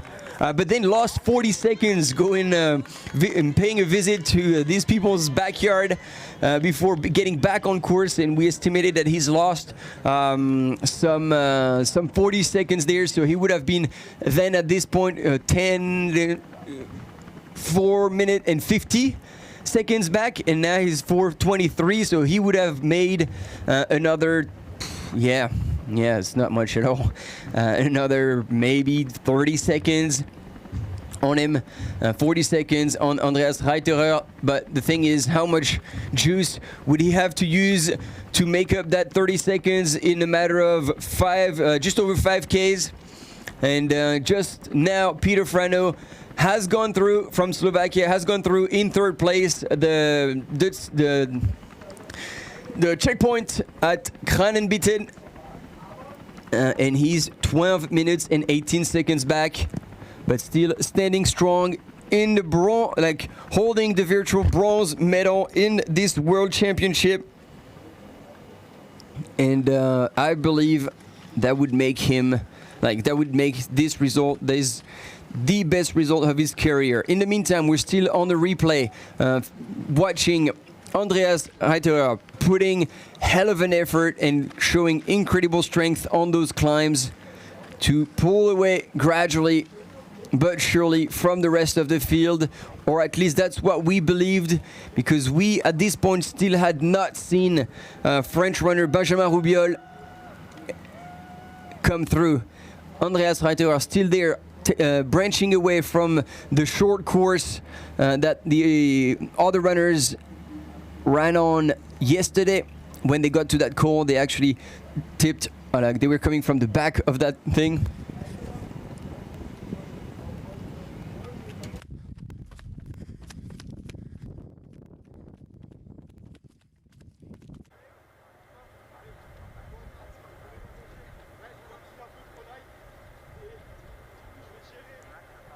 Ist das oder ist das nicht?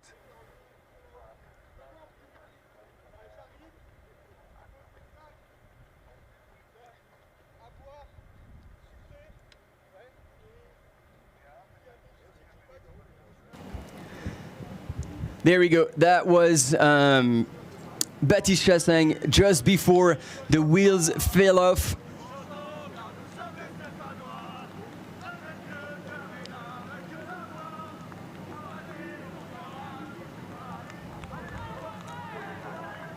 And then it was Zach Miller, and right behind him was Benjamin Rubiol, who was starting to make his move nice and steady. And you will see what was the indication for me that Benjamin was going to potentially come back is right at this moment. Look at him going down very smoothly, very controlled, but yet extremely quickly and efficiently. And Zach Miller in front of him, and I was like, I think there might be something. I think he's going to pass Zach Miller. I had no idea how much, not only he would pass Zach Miller, but how much further up the field he would be moving, and currently standing in second position in hell of a fashion.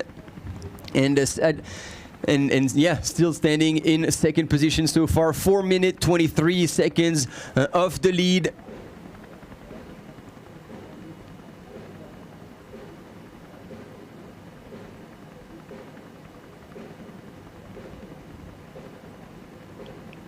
And yeah, sorry, I missed your question, Cornell, but Denise had the right answer. It's the top 3 runners of every country. But so to qualify, you know, the runners can bring in, I think it's up to 6 runners, and then so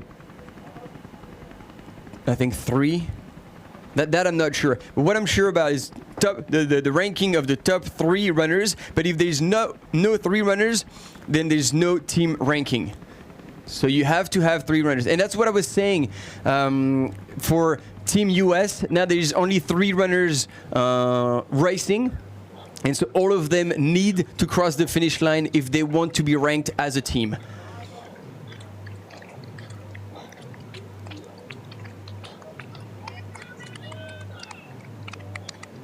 Hola Maria, ¿cómo estás? Thank you so much for the comments. Always love a little bit of a boost.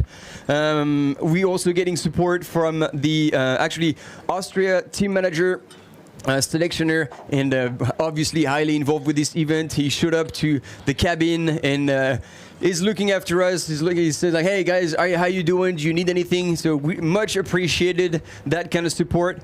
We need that kind of fuel, extra water, extra drinks. I don't want to show you what's in the bin, but if you can guess by the noise, those are cans, many cans of energy drink to just keep us going. I'm going to be wired tonight. And yes, Paul Matou is also coming back very strong. If some of the French trail runners, French crowd are listening to this English channel, you will certainly be excited about Paul Matou's performance. He is coming back in true fashion. And here at this point, Marcela Vasinova was still in the lead, and you'll see her also drop down into that long and steep descent. And it's actually going to be at the bottom of this descent that things will change, tables will turn, and Katharina Hartmuth from Germany will take the lead. But you know, I don't want to spill the beans too much. I feel like I'm getting excited. I'm going to let you enjoy it. So these are the replays. If you're joining us, these are the replays of the 7 hours of racing that have occurred since the start this morning, local time 6:30 a.m. in Innsbruck.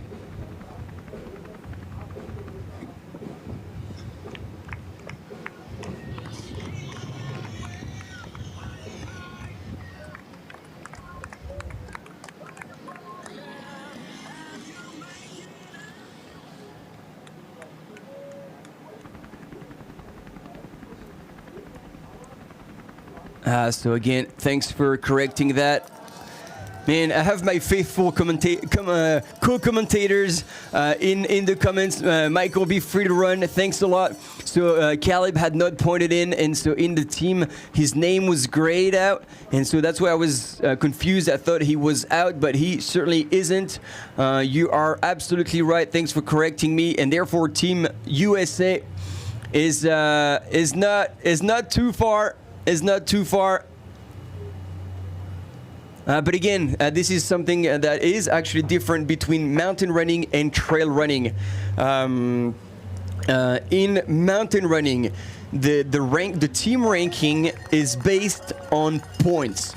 So every position gives you a point. If you're first, you get 1 point. Second, you get 2 points. And obviously, the team that has the least amount of points amongst the top 3 runners of the country wins. Now, in trail running is by time. And that's why it's a very different race strategy, because in mountain running, well, if there's no one ahead of you or no one behind you, nothing will change your ranking. Then you can relax, you can chill, because your ranking is your amount of points. But in trail running, in those disciplines, the trail short distance yesterday and the trail long distance today, it is actually time. And so right now, France is leading with a total time of the top 3 runners of 22 hours, 28 minutes and 34 seconds. And second place is Team USA in 22 hours, 56 minutes and 23 seconds. So this is how you differentiate teams in trail running.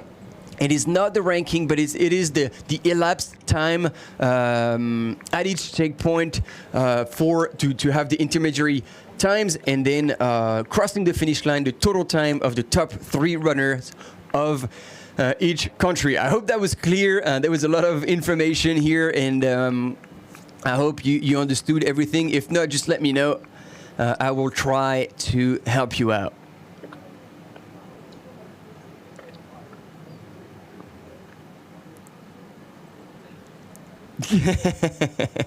Yes, I love that when my friends give me shit. Come on, Martin, I'm getting soft. Yeah, I am getting soft. But again, we've got support coming in. There's more cans about to be popped. that will be good.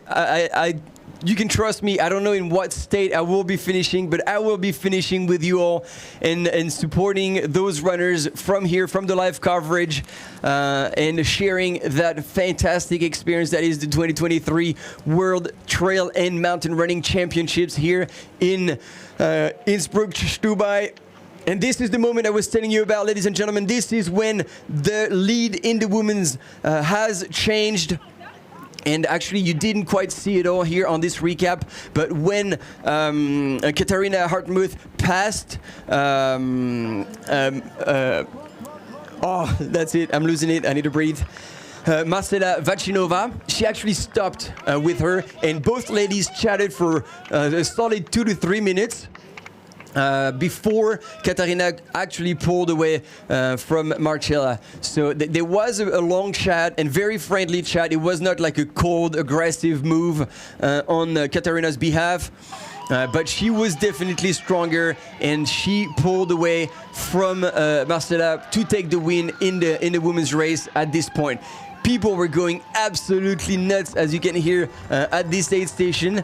And since then, slowly but surely, Katharina Hartmuth has managed to hold on to the lead, looking extremely strong, and so far with a comfortable lead over second place at 49K. Was it 49? No, we do have another update at 53Ks, and she is 4 minutes ahead of Manon Board. And ladies and gentlemen, this is the move that we were telling you about, that Nuts also had announced. These two female runners coming from France, Manon Board and Marion Delespierre, have made, because they've raced together. They started way back. They were not even in the top 10. And slowly but surely, they let the legs do the talking. They let the experience speak. They managed their effort so well to come to the 53K marks. And there's still a lot of Ks to be done. It's about like the total distance of this World Championship long distance is 87 kilometers. So at 53, there's still a long way to go, and they have made their move and creeped up onto respectively second and third place for Manon Board and Marion Delespierre. So they have now passed Rosanna Buschauer, who had moved up also. She might, when we saw her at the last section at kilometer 49, she looked like she was working hard and hurting. Here on the images, Peter Frano has made a move and come into third place at this point. Extremely solid runner from Slovakia, and I think one of the few who did not run with poles. So to his credit, that's a big difference. And but Manon Board, Marion Delespierre, and Rosanna Buschauer were all within 30 seconds of each other, and another 4 minutes back was in fifth place Martina Valmasoy. That's it for the update of the current standings. We're trying to talk a little bit about both situation. This is still the images of the replay that you're seeing of Andreas Reiterer going through town. This is kind of the first plateau, and then there's going to be another downhill, and then on the true valley floor before going onto the Nordskette and essentially going on to the last climb of the race. Right behind him, a Frenchman who had made the move and was moving extremely comfortably, Benjamin Roubiol. But there, look at this. He goes straight into these people's driveway, did not realize what was going on, And here on the right side of your screen, you can see the flags, you can see the little ribbons, and you can see on the ground when right now, wait for it, on the ground there are orange arrows that are pointing out to that direction. So clearly that is a mistake from his perspective. And it is too bad, but it is what it is. This is part of the race. You have to keep your head up, and we believe he lost some 45 seconds doing this, but didn't seem to be too affected. And again, with the more recent splits that we've seen, he is creeping up on Andreas Reiterer, but not, I guess, not at a pace that might not be enough to come and challenge him. That is still, however, yet to be decided. Here on this point, Katharina Hartmuth from Germany was coming on top of that climb. Sorry, I'm kind of slowly dying myself.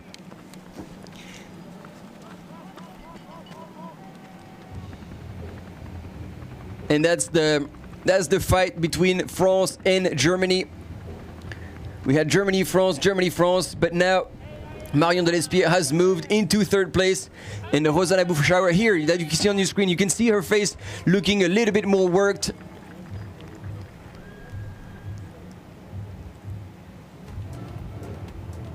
And this is probably why she dropped down into fourth. Alison Bacca from the US now has pointed together with Marcela Vachinova from Czech Republic. They are 6 seconds apart, so they must have been running together because, oh, no, Alison Bacca was behind Marcela, so she must have passed her and gone now to claim the 6th place in the women's standings.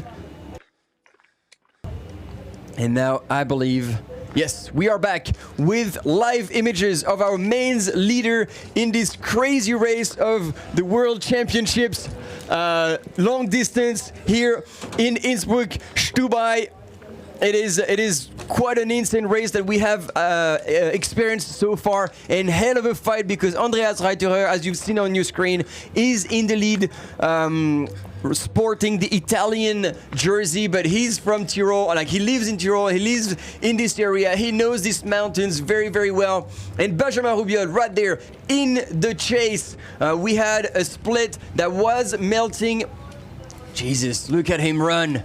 Look at him run. What a beast. What an absolute beast of a runner on that climb. He is still tiptoeing, running, pushing extremely hard. He has not given up the chase. Ladies and gentlemen, Benjamin Rubiol from the French national team is pushing. He is on a mission. Nothing is impossible. Is he going to be able to come and worry Andreas Reiterer on that race in the really later stages of the race? If we rewind back to 7 hours ago, I was telling you that I had the feeling that on the Nordskette, on that final climb, and then the traverse, and then the way down into the finish line, anything was still possible, and we might see some changes. At this point, it might indeed happen. Now we have Peter Frano. We'll see how it is for the Slovakian runner to tackle that massive climb on the Nordskette without poles, at a point where the legs are starting to be worn out. And in the last checkpoint, 65k into the race, still Benjamin Rubiol was 4 minutes 23 back, which is a substantial amount of time, and at the same time close to nothing. And then this is Katharina Hartmuth from Germany, still in the lead, and I gotta say, still looking really, really smooth. Running on that douche grade climb is always the hardest. You know you have to run because it's not steep enough to hike, but it costs you a lot physically to be able to do that. Let's try to hear it.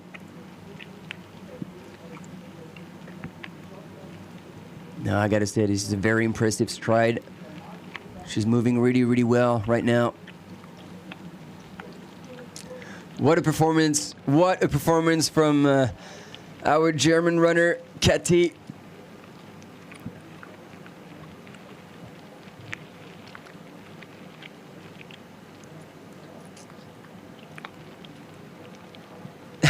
I had not been on the chat for a while, and appreciate the feedback. Martin is a boat, love it. Yeah, I mean, Albert, you're pretty close, but there's no AI taking over my voice. However, mojitos are flowing, and I'm going to start making less and less sense as time goes by. But okay, let's stop joking, because this is not about me. This is about those runners, fantastic runners, all sporting high and proud the jerseys, the colors of their countries. And look at this. Speaking of colors, this is not me drinking too many mojitos, or you at home. You do see d'abord, you have two French ladies and gentlemen, in the second and third position of the women's race. Manon Board and Marion Delespierre are here, are chasing, and there's still a lot of distance to cover. Will we see a change in situation? That would be an incredible scenario. On the women's side, after the victory of their fellow runner in the women's short trail.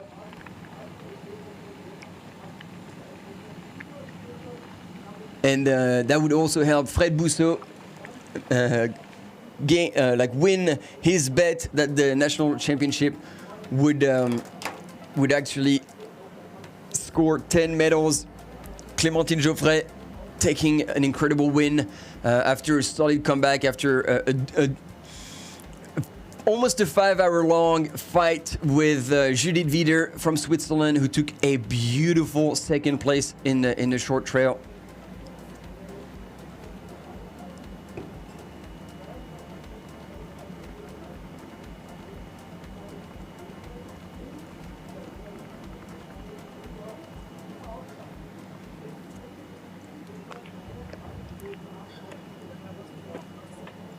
Here we go, moment of truth. Final climb. He's looking at his watch. He knows the kind of splits he needs to hit. And it's good to hear our camera runner breathing hard. It means that Andreas Reiterer is still charging up that hill.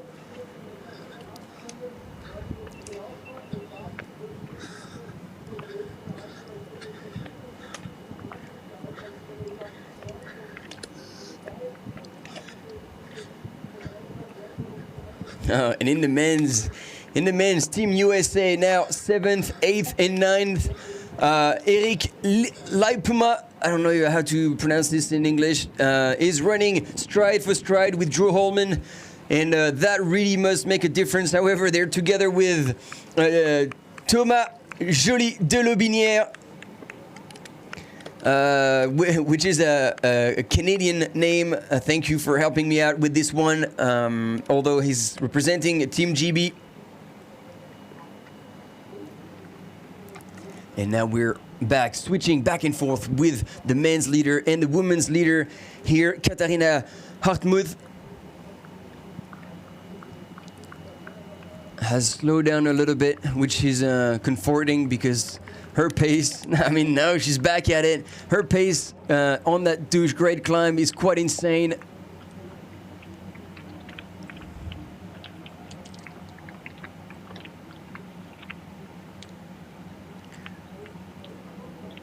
But look at that. They are not giving up the chase.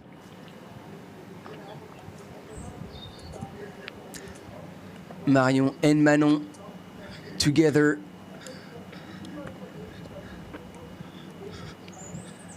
To try and reel her in and potentially offer France a first and second place. But that's not a done deal, because honestly, Katharina Hartmuth is looking pretty strong and still moving smooth, and so is Andreas Reiterer.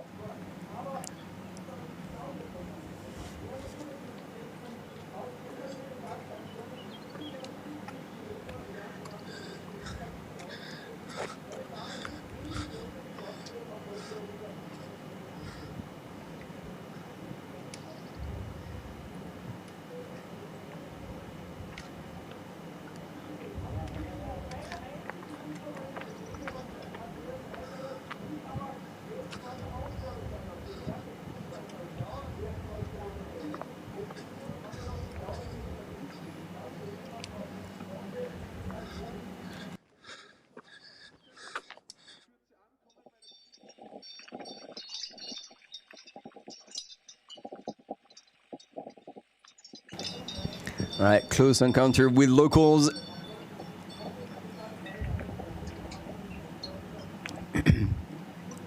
Ah, beautiful. So they're opening the gate, but then it looks like one of the cows is taking advantage of that open gate.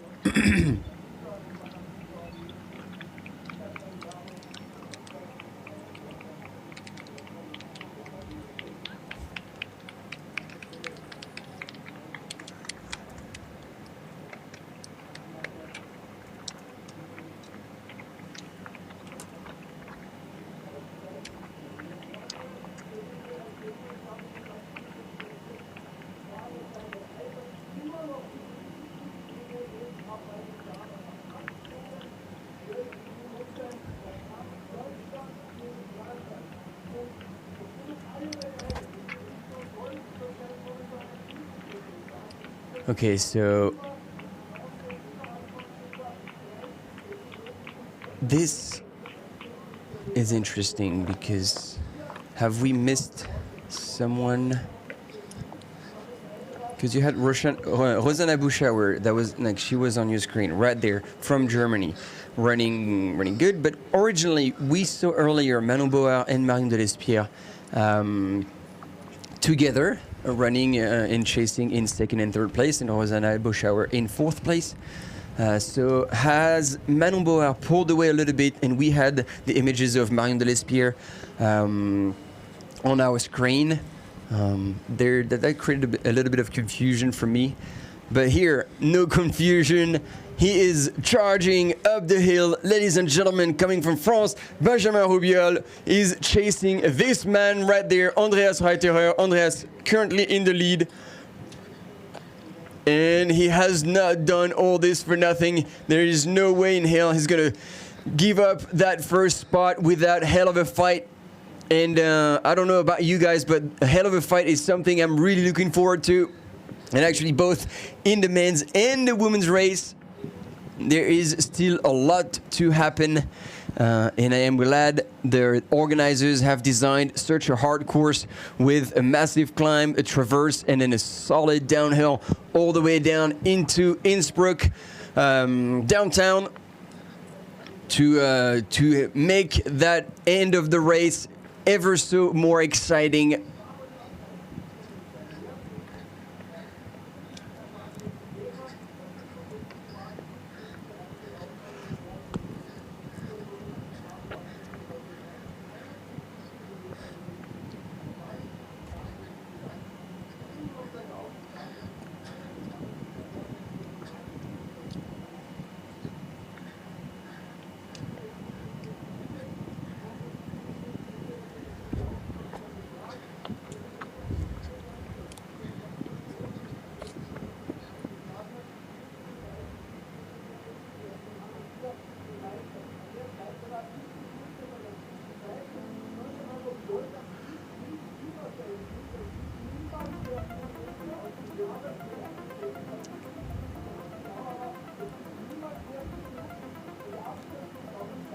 Good question from Canon D. No bears in those woods. No, there's absolutely nothing that could worry those runners and cause any trouble. I would say, just as we speak about this, we hear a dog barking, and that literally could be the biggest challenge these runners could be facing.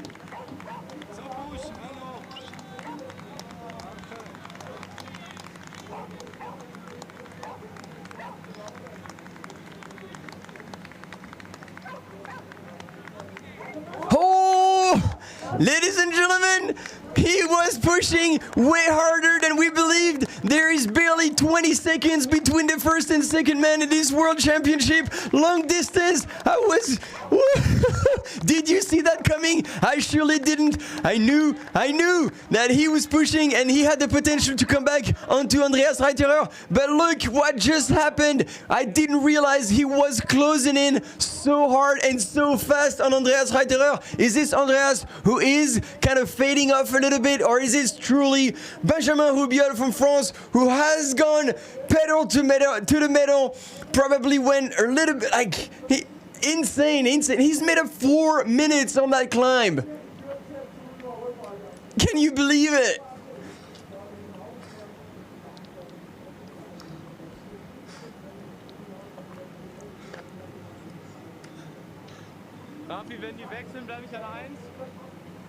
This is incredible. I am speechless and I don't even know what just happened. How is that even possible? Oh, we are in for a hell of a fight because Andreas Reiterer, as much as he was moving at his pace, there we go. Look at, we see right in front with the TV sign and the blue jersey. This is the person who is with Andreas, and look at him. He's pushing the pace. He's transitioning into running. He's gonna make a statement. He's gonna come onto him and charge so hard past Andreas Reiterer. This is gonna be insane battle. If there is a battle, because seeing how strong Benjamin is coming back, I think he's gonna sit there for a while and completely pass Andreas. Maybe he's not even gonna wait. Woo! I don't know what's gonna happen, but this is insane. Can you imagine this after some 8 hours and 17 minutes of racing? After Andreas Reiterer has been in the lead for so long, Benjamin Rubiol coming from behind and extremely strong. He's gonna pass. He has to pass. When you have such momentum, there we go, exactly, that's the move. You have to pass. Gentleman agreement, a quick look, barely a few words exchanged, and this is it. The fight is absolutely on, and considering how quickly Benjamin Rubiol has caught up with Andreas Reiterer, he should technically be able to pull away just as fast. I know there is the local advantage with the crowd cheering for Andreas Reiterer.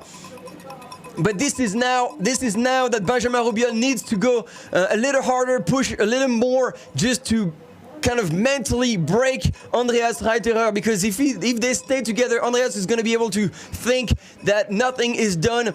But if Benjamin Rubiol pulls away now, which he is doing slowly but surely, that could be the end of the story, the end of that fight. And we have seen that, man, this is what I was saying earlier.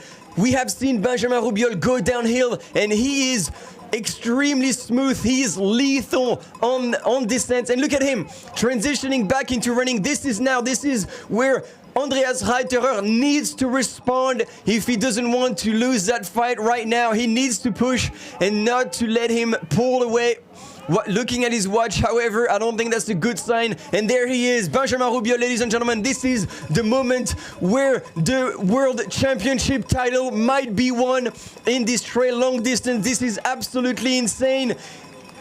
And it's good to see you here also on the chat, completely setting that race on fire. YouTube's gonna blow up, ladies and gentlemen. This is so incredible what's happening right now. I can't believe that has just happened. And again, thanks to all these camera runners, thanks to this production, we are living this live. This is insane. This is such a privilege to be able to experience that race right from the inside and see such moment take place.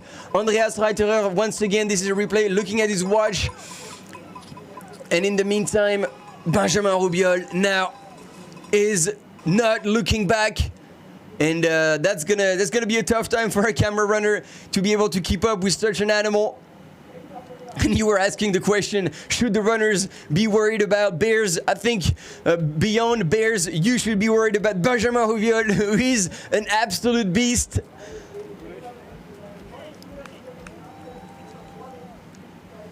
And see, there is now about 20 meters. The elastic, the virtual elastic has broken. There was no response from Andreas Reiterer. And he still deserves all the attention. He's done well.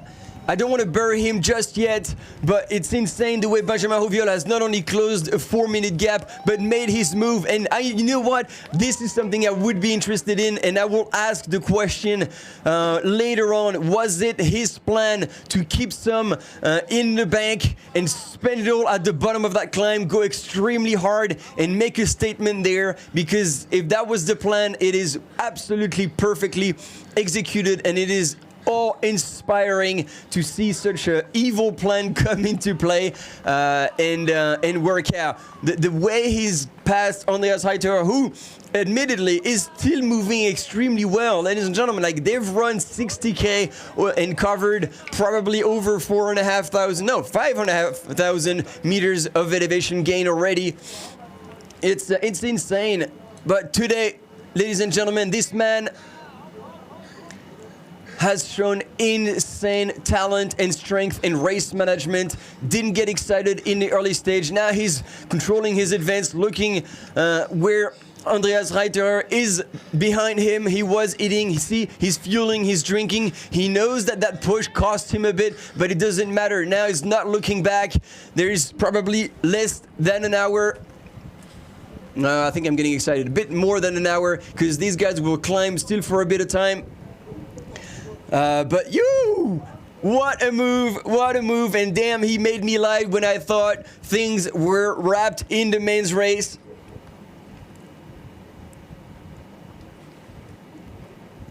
Yeah, nuts. And if Benjamin is a sky runner and he likes steep climbs, I can certainly attest that he also likes steep descents and technical descents, because again, on the images that we had previously of him running downhill, that was just pure greatness.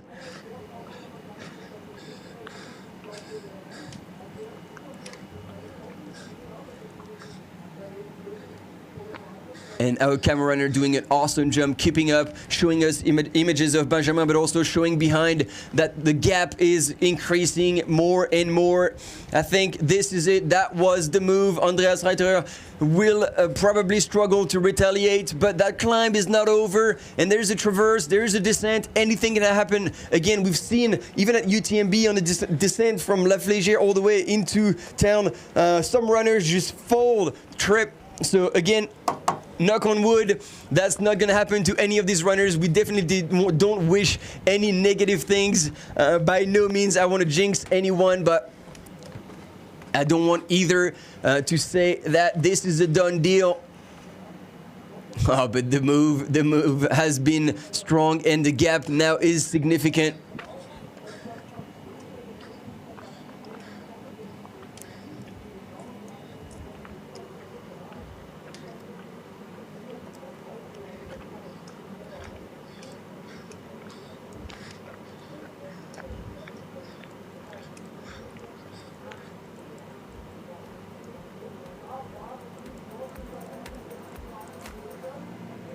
And there you go. You can appreciate how crazy that last climb is. So first in the trees, then a few switchbacks, and then a big turn. And I think right about there is where Benjamin Hurbiol has made the move. And see, there is still a bit of a climb to go, and then they're going to be traversing all the way across that Nordskette.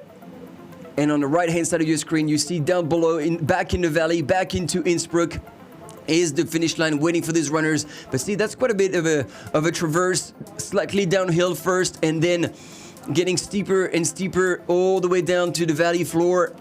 But as you see, it will be long, it will be relentless, and so this is where, like, they will have to race smart, keep looking after themselves, keep eating, keep drinking, because that will be still a long way from the finish. You know, when I said probably less than an hour, I was absolutely wrong. And again, it's good to have these course previews to get a gauge of how far they still have to get to the finish line.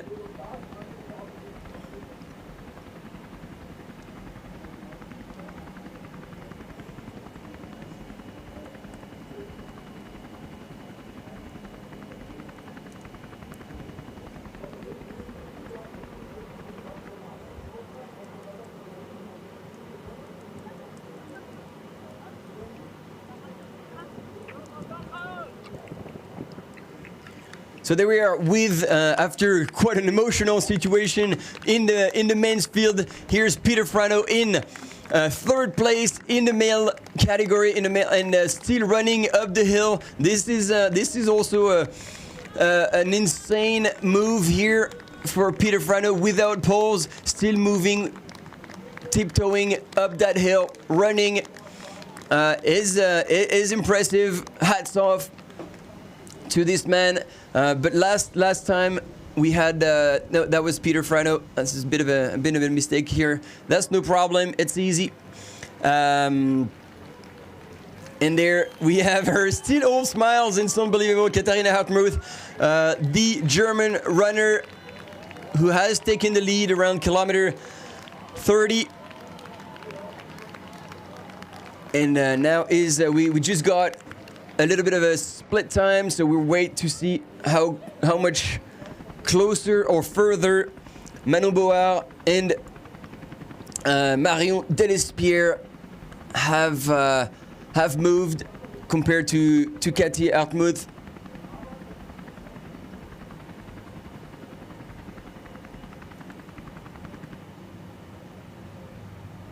Man, talk about a solid stride here. Marion Delespierre coming in, so she will be in second place. And boy, does she look good. Look good, strong, composed.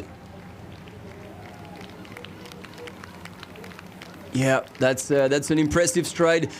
And actually, I gotta be honest, that does remind me of Benjamin Robiol when he went through it as well. Same jersey. And same stride, same ease while going through that village. So is the same scenario is going to unfold also in the women's category, and a French runner will creep up on first place because now we have the splits and it's a very tiny 56 seconds, less than a minute difference between Katharina Hartmuth from Germany and Marion Delespierre from France.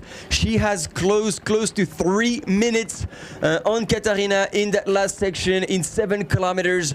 So that really was a swift move from the French runner, and if she indeed still has a little bit in the tank for that last climb, anything can happen still. Hopefully not like Benjamin, she won't go and visit that backyard. And there he is, the second woman in third position, Manon Board. A bit more of what we called, and it is not a negative judgment, but the ultra shuffle. You see the knees are barely going up, barely moving, so you run really saving your energy. While clearly Marion Delespierre has much more springy stride, and so that's the little pathway where very smart move. Just making use of the fontaine to cool herself down. She has the poles, she's putting water there. And look, actually, those people have closed their gate, so there's no chance for any other runner to go the wrong way. It's going to be an obvious choice now. There's only one option. But, you know, as Benjamin Robiol had gone the wrong way, that was not enough to hold back the French runner. If you've missed that time, I'm sure we'll have it in the highlights. He has taken the lead in the men's race, overtaking Andreas Reiterer in that last climb on the Nordskette.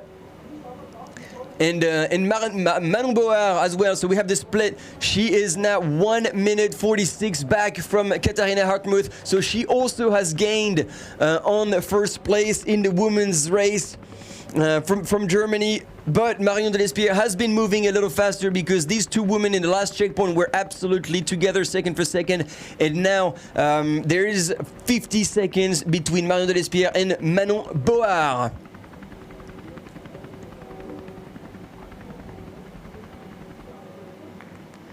But let's not give it up. Let's not give it up. Rosanna Boschauer, as much as she looked like she was hurting a little bit, she is still there, and I don't think she has lost much time on the French duo.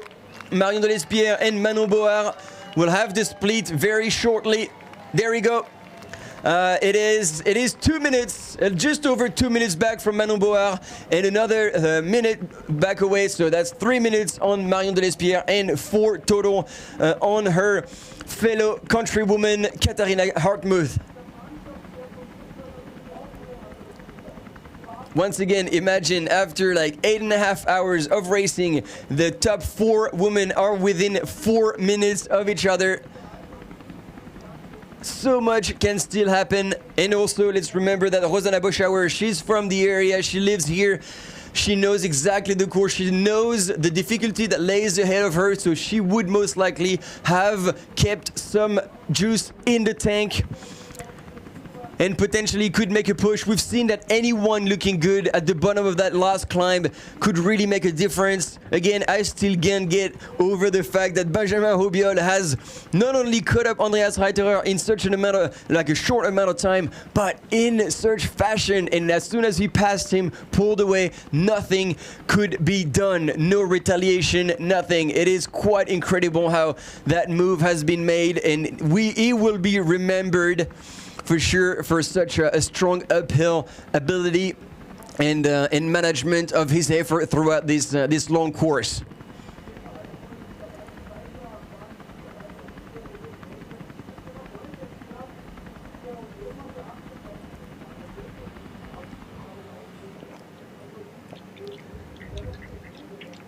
No, we just got the news. Thanks, Albert, for letting us know. Aritz has DNF'd. Sad news for our Spanish friend. Hopefully he's all right.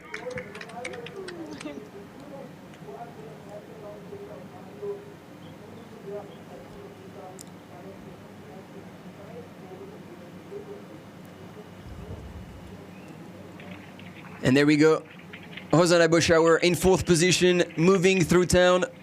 And yes, this is quite a bit of a challenge for our camera mountain biker. We've seen the cameras being caught up in that wall. It's pretty... and just as I was saying that,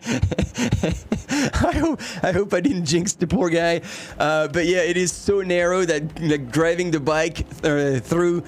riding the bike through it while holding the camera, while aiming...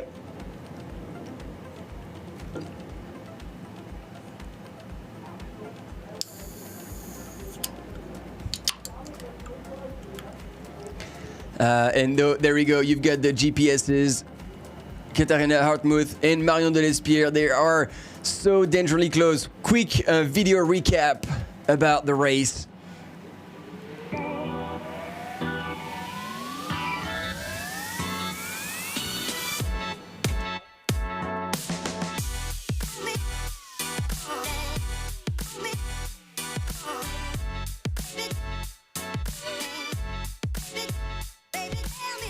Sustainability is a big goal for the event.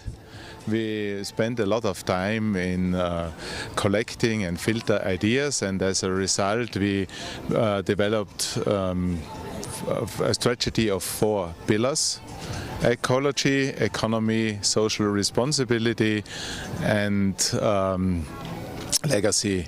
That are the 4 pillars, and let me just share a few examples with you. We used recycled banners for the area, and we have 2,170 square meters of recycled banners on this area, and after the event we will recycle them again, or we will upcycle them into bags.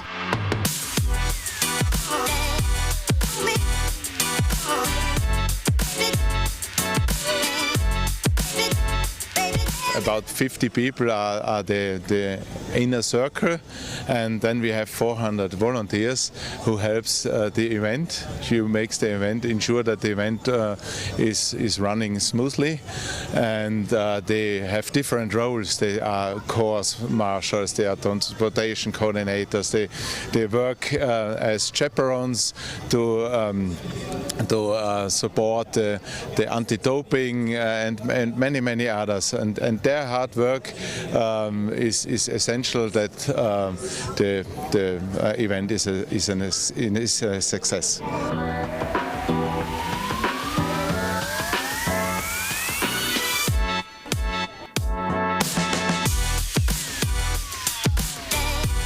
My name is Eva, I'm 18 years old.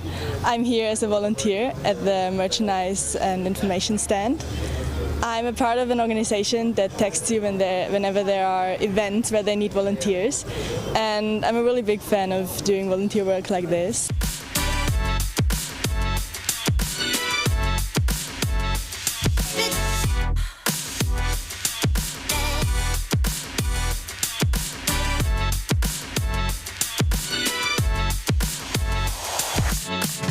I come here usually at 9 in the morning, and then I sign myself in. I maybe get some breakfast at the volunteer tent because there's always something good to eat.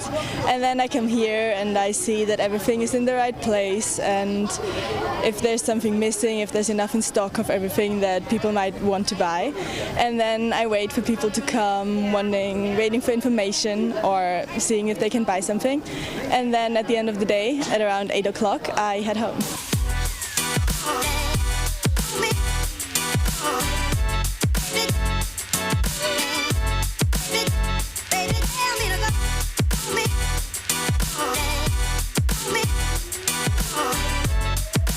It's an amazing event. It's so cool that this big world championship is here in Innsbruck with all the mountains. It's very fitting, I think.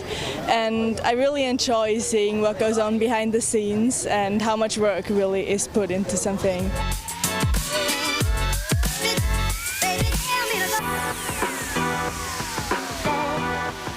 Our procurement process is that we first look for regional suppliers, afterwards for national, and finally for internationals.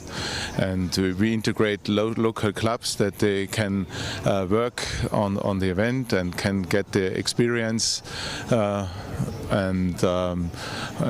We want to inspire and strengthens people's love for the environment and passion for a healthy lifestyle. And last but not least, we put the Leave No Trees campaign. So we want each athlete to leave only his footprint here. And his signature. And his signature, yeah.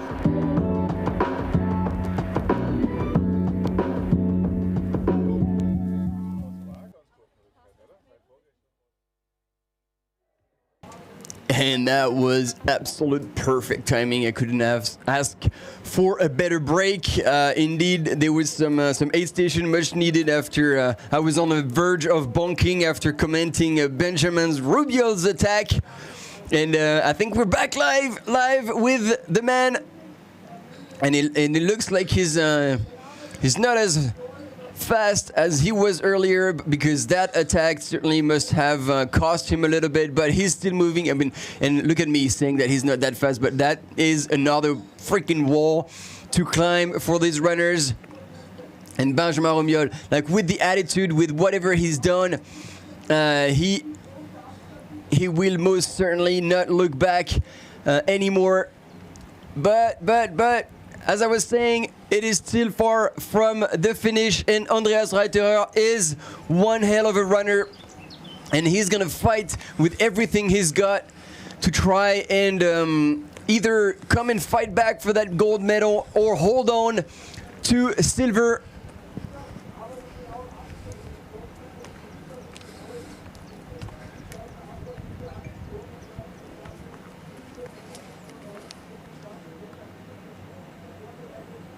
Hier ist er.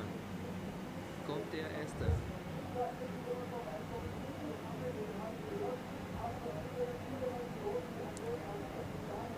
And so there's equally as much excitement in the women's race, because we saw them going through Dorfplatz, this little village where Katharina Hartmuth from Germany was still in the lead, but with a mere 56 seconds on second place, Marion Delespierre, and boy, did she look good. Like I was saying, like spring in her legs, looking very strong, relaxed, and looks like she was still on a jog, not looking tired at all. And another minute behind, like another 50 seconds precisely behind Manon Board, the other French female runner, who together with Marion have moved up the field to first break into the top 10 and all of a sudden be both on the podium. And this is not the end, ladies and gentlemen. This is not the end of that fight. I tell you that much. And that final climb has seen Benjamin Rubiol take over the lead. And I believe this is also something that is possible in the women's field. Check this out, ladies and gentlemen. Benjamin Rubiol coming into that opening. And we hear the allez allez of the French supporters.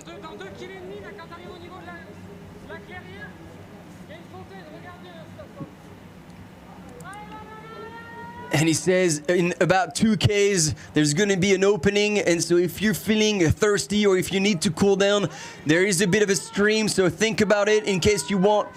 That's the beauty of it, of having wise and educated people on the side of the trail, completely allowed, obviously. And look at that. Look at him scream through the forest. Those words will take him a long way. Everything, all the support that you can get from spectators. I don't know if they know each other or this is just a good compatriot. But in any case, that is a big move and very, very supportive behavior from all these spectators coming to witness what is, to be honest, an incredible race scenario. We couldn't have hoped for anything better than that. I was telling you earlier, half jokingly, this is going to be hell of a fight, and we had hell of a fight. And Andreas Reiterer is now. Oh well, our camera runners should probably ease down on the cigarettes. Or just coughing hard because they've been working so hard all day chasing runners. And there we go, ladies and gentlemen. This is what we love to see. And hopefully that camera runner can keep aiming. But look at how easy and smooth Benjamin Robiol is going down on that traverse. The downhill has started. There's going to be a few kicks, but essentially now it's gradually undulating, and he's going to have to weave through those little twists and turns in the forest. As I was telling you, there's still a few climbs. Those are kind of brutal to manage, but at this point, if you can run through them and then relax on the other end, that is where you're going to be making and gaining a bit more second on your competitors on the rest of the field. And look at him go.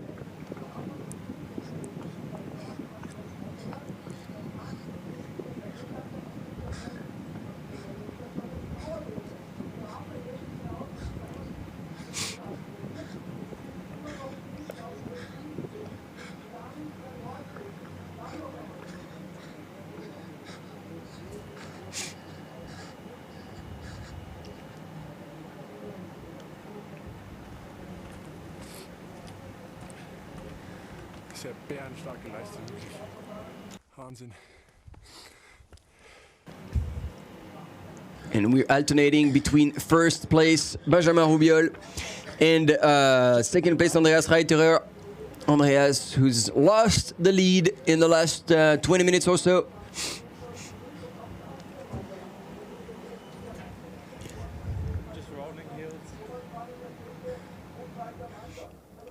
And you see, this is that last section I was telling you about. It is not all downhill. There are a few kicks, and this is where you really need to stay on top of hydration and nutrition because you're riding the red line.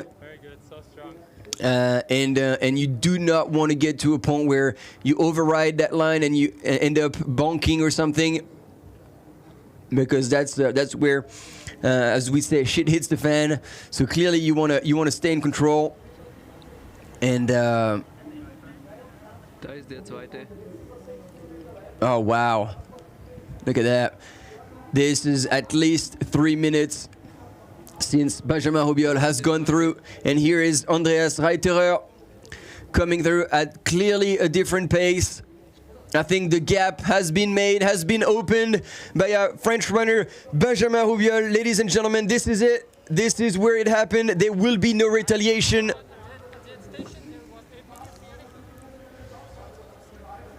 Andreas Reiterer is just going to have to fight for silver, which will still be an absolute performance. I mean, taking silver at World Champs is incredible. However, again, if he doesn't keep pushing, if Andreas Reiterer is actually fading away, Peter Frano was looking good, even though he was about 10 minutes back. We see that, you know, on that climb, if you're really not feeling good, you can lose a lot of time. And Peter Frano, when we saw him, as much as he wasn't using poles, he was still running extremely well. So perhaps the top three in the men's race is still not decided, and 100% sure the top three in the women's race is not decided. And another word that has been just before the downhill.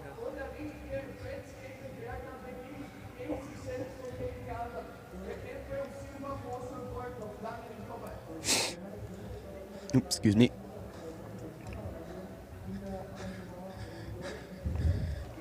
Oh, and I've got the update about Aritz that in the end, he's actually not dropping out.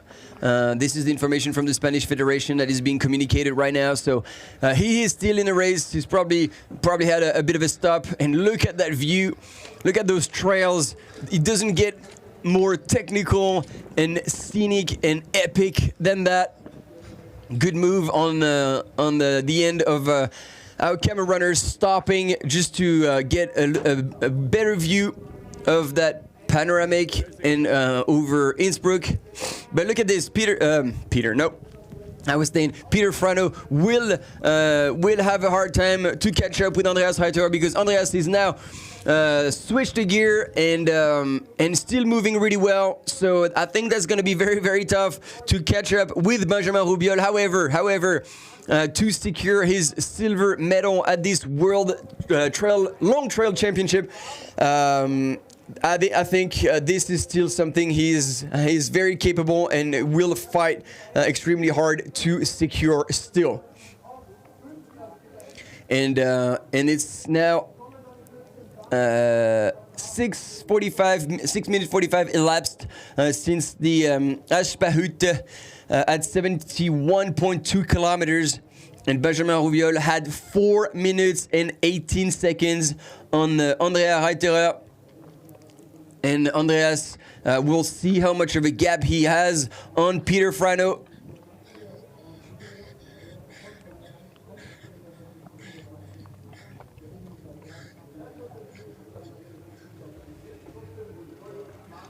And it is quite insane to see Benjamin still running, and right down in the valley is the finish line, is that little box where I am speaking to you all for a bit more less than 9 hours, but we'll break the 9 hours, we'll break the 10 hours, we'll still wait for the women to come to the finish line, and this is going to be an exciting finish. I am 100% sure of that. We need all of you to be there and join us at the heart of Innsbruck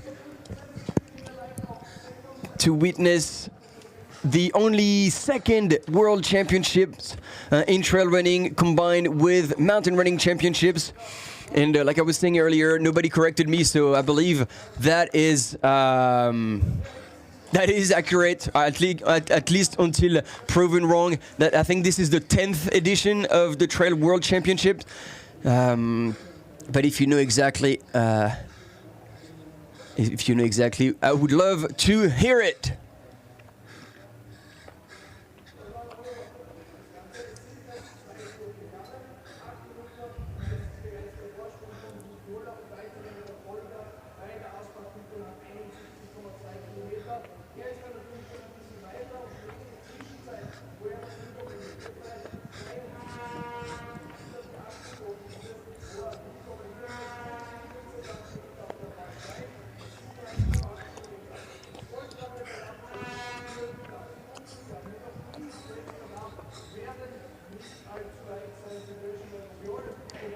Aid Station Fireball. I'm catching up with the comments here.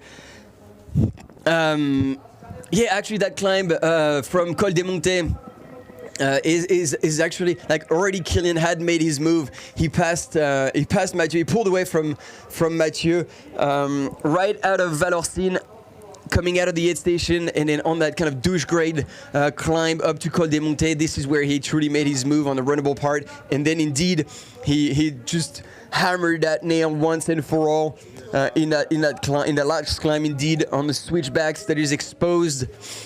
So I like the references to many other races. This shows the true fans are still out there.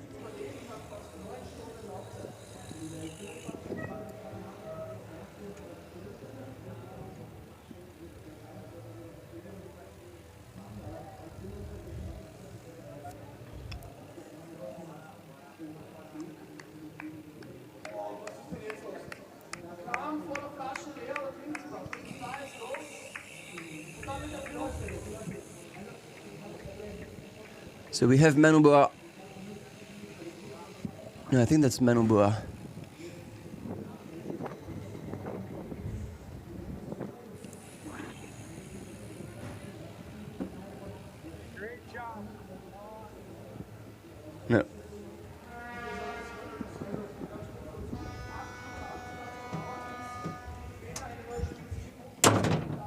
Oh là là.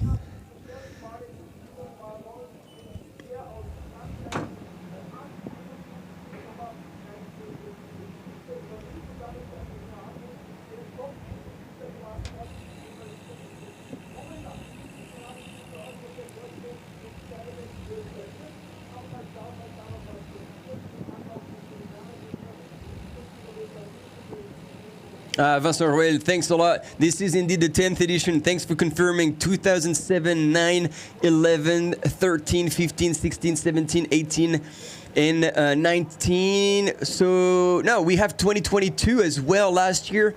So, would that make the 11th edition? 1, 2, 3, 4, 5, 6, 7, 8, 9. Yeah, 10th edition must have been last year, and so this would be if your years are right, because I couldn't double check that fact. But since we had for sure last year, 2022, in Thailand. And here we go, ladies and gentlemen, Peter Frano. So we'll get a split here. That is a significant gap. But Peter Frano, look at him still running. I can't believe he's not using poles and he's still moving so strong and just kind of ticking along. What a legend. And as soon as he gets a little flatter, he's probably going to be able to switch gear and keep rolling. I don't understand why this hasn't updated. There we go. 11 minutes and 53 seconds back from Benjamin Roubiol, which means still a 7 minutes gap between Andreas Reiterer and Peter Frano. That's going to be hard to make out. And in the women's race, this is it. This has been done. Marion has caught up and passed Katharina Hartmuth. Right here, you've seen this happen.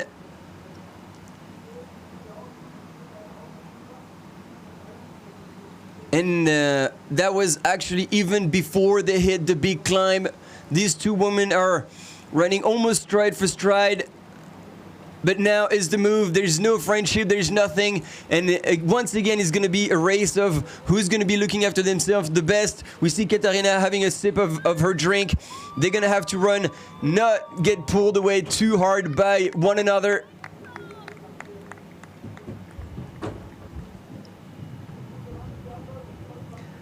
And she has not given up, ladies and gentlemen. Katharina Hartmuth has not given up the fight. She is sticking up. And these are 1 and 2 in the women's field after 8 hours and 54 minutes of racing.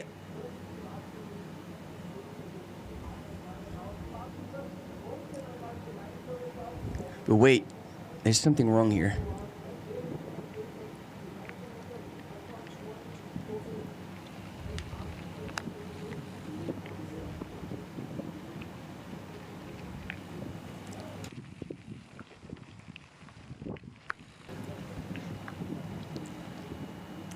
There we go, there we go. That's what I was really confused about that, because out of the two French women, Marion Delespierre was ahead and I failed to recognize her at first. I thought that was wrong when Marion Delespierre was put on the screen, but it was Manon Board. Manon Board is running stride for stride with Katharina Hartmuth right now. And so the changes have been made. There we go. So these two women right here on your screen are the previous leader of the women's race, Katharina Hartmuth, and she's running stride for stride with Manon Board. And Marion Delespierre, the other French woman, has pulled away. She is ahead of these two. So these two are kind of second ex aequo right now, fighting for second at least. While Marion Delespierre has made the move, has passed already Katharina Hartmuth, and is now in the lead. Sorry, there was a bit of a confusion on my end. I hope I didn't create raise too many question marks. But this is crazy. Once again, so much things are happening between the men's field and the women's field, and now we had a change of leader in the women's field as well, and all of a sudden the French train has come very, very strong. And after these two women, I would have to actually check. It would be interesting to see how far back they were after the first climb, and move up gradually, showing perfect race management. They ran with each other. They knew what they needed to do. They probably had the split times of what they were capable of doing. And they've pulled off so far a really incredible strength and great performance. Now, this face of Katharina Hartmuth with the sunglasses on, kind of poker face, you can not really read her attitude. It reminds me of the same attitude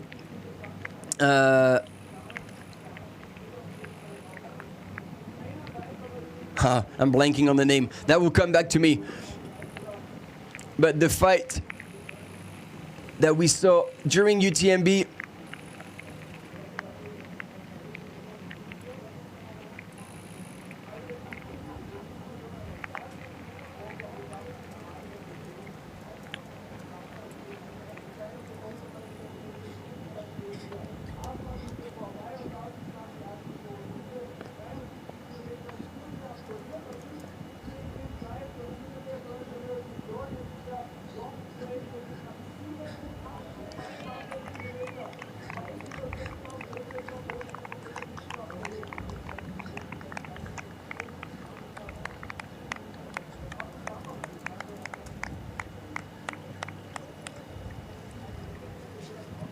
there you go. This is our man. He had been told that not too far away, when there's going to be an opening, a grassy area, there was going to be a fontaine. These are the absolute key information that somebody, whether it's they're on the team or a friend or something, they can give to the runners, and this is crucial, and that makes the difference, you know. This is part of the race strategy. This is totally allowed, and you know when you're going to be running for so long, but you have a point, you can afford to either carry a little bit less water, or if you're overheating, you know that at this point you're going to have an option to replenish with water, as well as cover yourself with water, cool down a little bit, and that makes a huge difference.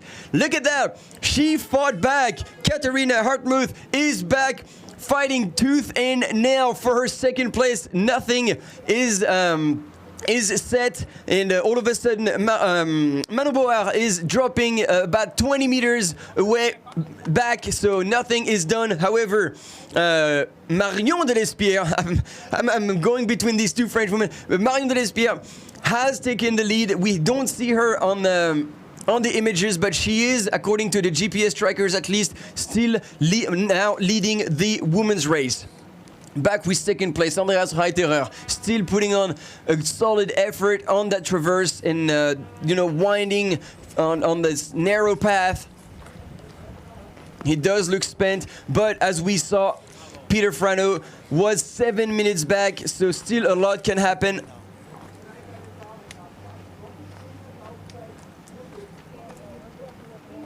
Ja, wirklich nicht mehr weit.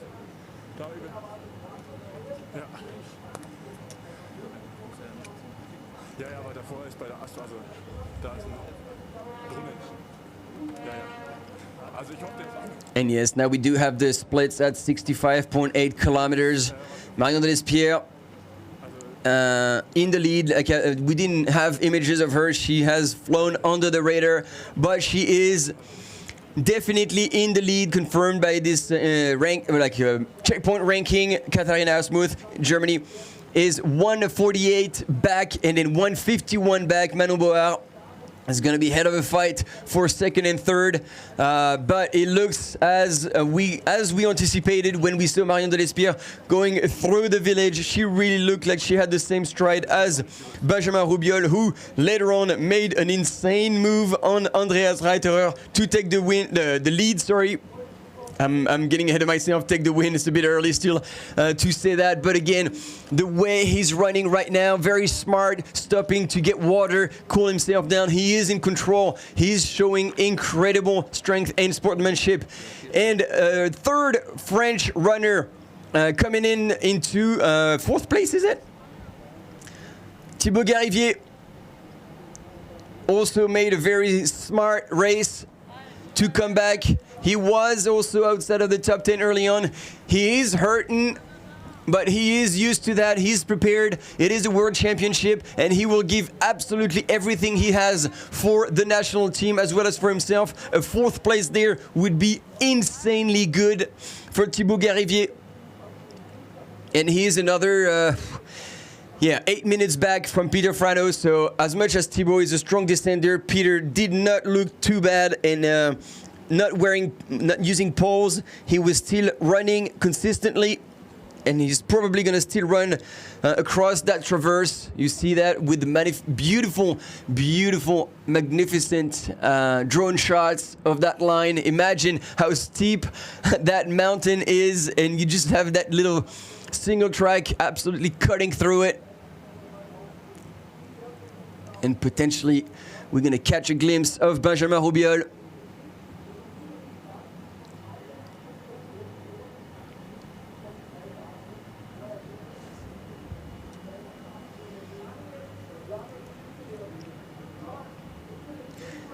And in the previous standings, we had 4 minute 18 on Andreas Reiterer for Benjamin Robiol, and now we are at the next checkpoint, 73 kilometers into the race. We are now over 5 minute 20 elapsed, so he's put more time on Andreas Reiterer, the French runner. He is truly on his way to potentially gold for France. And as you guys were saying on the in the commentary, this is absolutely true. The women's team, the women's national team, Vincent Ruel, he's sharing that data piece of information with us, has won 7 out of the last 10 editions in the trail long world championship race. It shows how that talented those female French runners are, and how much dedication the French national team is putting towards those world championships, because we had a bit of a chat about this earlier, and how some federation do much more for their runners than others, and the French Federation certainly is putting a lot of effort and investment into their national team with several training camps. They had come and they had checked out the whole course about a month ago, if not more.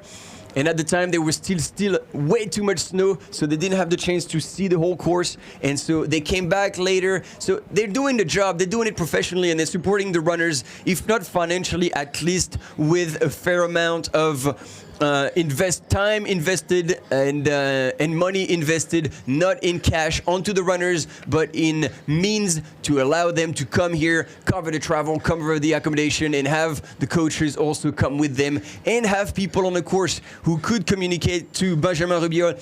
Only maybe 20 minutes ago, when he got to that aid station, but a checkpoint, say like, man, keep going, but keep your eyes peeled, because when it's going to open up, there's going to be the fontaine. You can stop, you can refill with water, and those are critical information. That is what makes the difference, because time after time after time again, if that happens several times over the course, then these are minutes that are shaved off without having to work harder for it.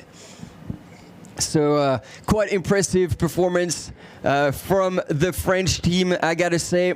Yesterday, Clémentine Geoffroy coming in after doing really well. She was 11th at the 2019 World Championship, and she's gradually evolved as a human and as a runner, and now surrounded by the right people. Fleury Roux, who is one of the camera runners, was waiting for her at the finish line and putting her in the perfect situation. Zach Miller, ladies and gentlemen, let's never ever bury that man. And I think I would be worried if I was Thibaut Garivier, because we're getting to the later stages of the race. However, there's something, because I know Zach, and when he runs like this, it looks like his legs are a bit shot.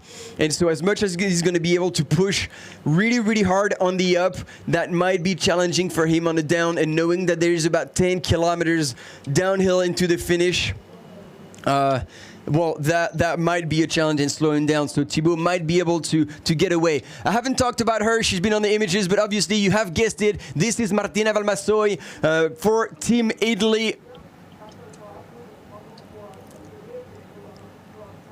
And quick update on the men's. Andreas Reiterer has gone through the 73-kilometer mark, and he is 8 minutes and 26 seconds back from Benjamin Robiol. 8 minutes have been gained by essentially another 4 minutes in less than 3Ks, in less than 2Ks. That's insane what Benjamin Rubiol is doing right now. And in the females field, we had Rosanna Boschauer. She is now 4 minutes back from Manon Bauer from the podium, and Martina Vamasoy that we've seen on the images has yet to come through the 65.8 kilometer checkpoint.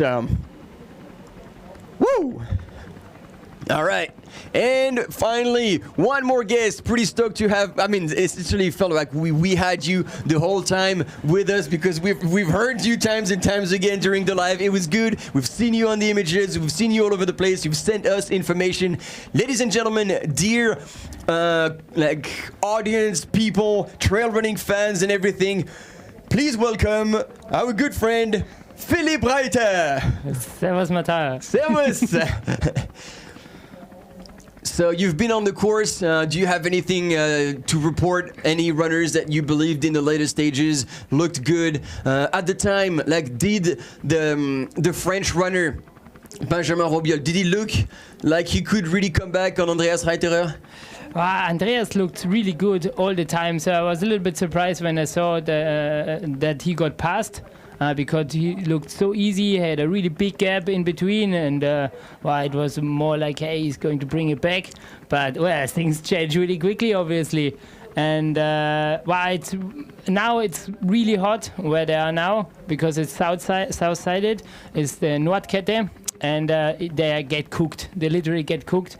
Even there's some clouds, but it's super, super hot. I mean, we have almost 30 degrees here in downtown, and still up there, like you have 6,000 meters in your leg, and now between these bushes, the heat is like standing there. So it's like running in a sauna. So it's absolutely horrible for the last part. But so that's very information. Thanks, Philippe, for sharing that, because this is what we've seen, and I wasn't too sure about what was happening, but sorry, when Benjamin has gone through the Kranebitten, my German is freaking terrible, and here is the first F-bomb of the day. When he's gone through that aid station. Actually, it was the Apache-Hütte. When he went through that checkpoint, it was not an aid station. There was a French spectator, and he said, "Man, keep your eyes peeled. There is an opening, and there's a water station, a water fountain." And he really took the time to stop. We saw him, Benjamin Rubiol, stop at this one, refill his water bottle, and just splash water all over him. So that confirms what you were saying. Maybe we didn't quite realize how hot it was, but you're a local expert, and it's good to have that information.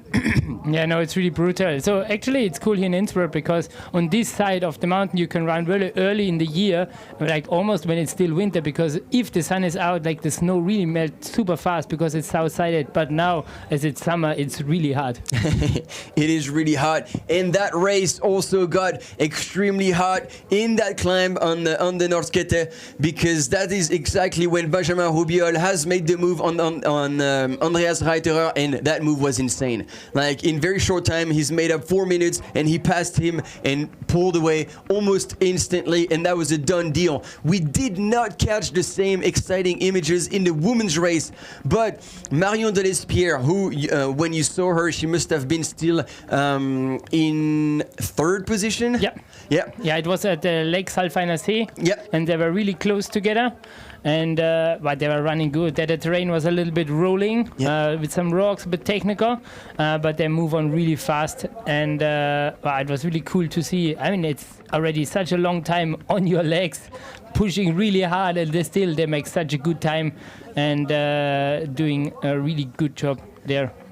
And here, I mean, we see Benjamin just running above the city. The scenery is absolutely amazing. So, and the sound is actually really good. So you hear the finish line from really far. Oh, yeah? And like it's still a really long way. It's really hard for a runner because you're close, but you're really far. Yeah, let's see. It looks like there's a bit of a discussion going. You can play with this to have the volume, but no. and the good old helicopter sound from our drones. If you're joining for the last part of this beautiful race and you haven't been aware of this, we are not using, I mean, we had plus like a little video capsule about sustainability, so clearly we're not using helicopters for any of the footage. Those are drones. But to avoid that very annoying high-pitched zzz of drones, they're actually covering it with a true helicopter fake sound. And it's also, you need to put a sound because the drone itself, well, you can hear the sound when you fly the drone, but the drone is not recording the sound. So it would be silence. So you need to put something, otherwise it's really weird. Yeah, otherwise we just need to talk all the time. Well, it's true. So talk really fast. So here's Höttinger Alm, and there's many Strava segments, local Strava segments going up to Höttinger Alm. So the locals, the training location for the locals. And I don't know what is the record, the current record time now, but you can access by mountain bike or running up, and it's a really cool, beautiful place. Yeah, and so yes, 9K to go, sub 10 hours. Let's look at the clock. Do you think he can do the last 10K in 45 minutes? Wow, it's all downhill. It's all downhill? It's all downhill, so this is an advantage. But look at these switchbacks, like that really slows you down. I mean, if I would bet against you, I would bet that it's just over 10 hours. Just over 10 hours. We shall see. That Frenchman, Benjamin Robiol, did look pretty fresh. But you're right, like, he's put on an effort. He's going to be told. Like, people will tell him, man, you've opened an 8-minute gap. 8-minute gap in 9Ks. Like, essentially, Andreas Reiterer would have to run like almost 1 minute per K faster to close that gap. So I think at this point, you're not running for time, although you are running for time actually. I will take that back because this is what we explained. In mountain running, you're running for position and you get points, but in trail running, you're running for time. And so therefore, the fastest, they're taking the finishing time of the top 3 runners in each country. And that will give you the ranking. So everyone from first to third runner in each team have to run as fast as possible, and it means like every second counts. So I was gonna say he's probably gonna like secure that gold medal and take it easy, but at the back of his mind he'll know that he's gonna give everything he can. Yeah, absolutely. To that. And then Andreas Reiterer, let's not forget how strong he's been running all day, and he is certainly not about to give up and lose that silver medal. But we've seen Peter Frano, no poles, and still jogging away up that climb and on the traverse. So it's so cool to see Peter. I'm really surprised about his performance. I mean, he's more short distance runner and he's performing so well on distance. It's incredible. And so I was exactly like you. Like we usually attend the same races, and for me, Peter Frano was a sky runner, was involved as well in the Golden Trail series, but I had failed to remember, and people on the chat luckily corrected me. But he's done CCC. He's done CCC and very successfully. So yeah, Peter Frano. This is not an accident, but let's put it that way. If he scores bronze today, that's gonna be his best achievement, hands down. Absolutely. And also, I mean, Benjamin made the move quite smart. I mean, if you overtake the leader that is leading for such a long time, you need to really take time. Like you in the moment when you overtake, you need to go over your limit for a little bit, because then you make the other one feel, okay, I can't follow. I will not even try. And I think this is what happened. Well, exactly this. And actually, we talked about it when he was closing in.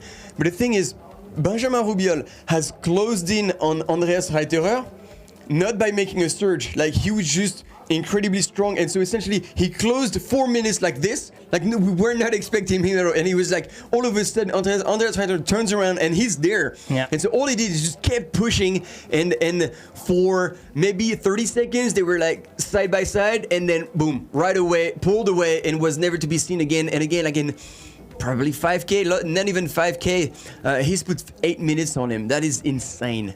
Absolutely insane.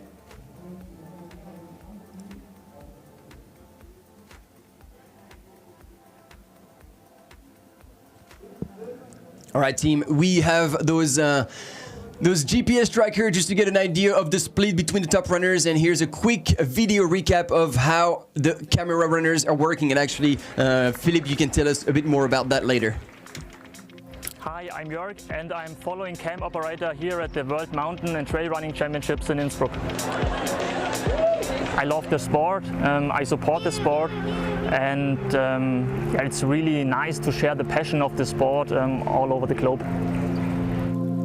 To be a following cam operator, you should be familiar to some technical basics, let's say. So you should understand the phone, the app on the phone, and also this automatic gimbal. And of course, you should be sportive, fit, and you should be able to follow the world elite runners on some kilometers here on the nice trails around Innsbruck. In my opinion, the biggest challenge to follow the runners is that you have, or that you keep the distance between the runners and the camera, because the goal should be that you are, that you have all the time the whole runner on the TV pictures, and also that the video is some kind of stable. So yeah, that the TV pictures are really nice for the spectators. In total we are 20 runners, and I think the trail long distance is around 90 kilometers. So everybody of us can calculate that in the average the distance should be around 5 kilometers to follow the runners, but it really depends. When it's flat, then it could be longer, but when it's steeper, then it's really hard to follow the world best runners for 1 or 2 kilometers. And also the downhill is really challenging, especially the downhill here then from Salvansteig down to Innsbruck. I think after 2 or 3 kilometers the camera following runners are really done then. Just to explain you some kind of technical details and how it works with this cam. So we've got here a mobile phone and then a specific app for the TV, and via this app we are also connected to the production truck, so we get the information when the next runners are coming, who is coming, and how long we should follow the runners then. And then on the other side we've got here the gimbal, and the sense of the gimbal is that this mobile phone here on the top just stays stable, and that's really important, that the TV pictures or TV videos have some kind of quality. You'll see that here when I move with the gimbal, that the mobile phone itself really stays stable here on the top. We also have 2 power banks, one on the left side, one on the right side, because we need some kind of energy for the mobile phone here and also for the gimbal. And we also have a Wi-Fi router with us, because especially at the Kalkhögel and Kemaderalm the mobile connection isn't so good, and so we need this Wi-Fi router also here in our bag. So when the Wi-Fi connection then is stable and the app is running and the mobile phone is working and also the gimbal, then let's turn the mobile phone and let's start producing nice TV pictures.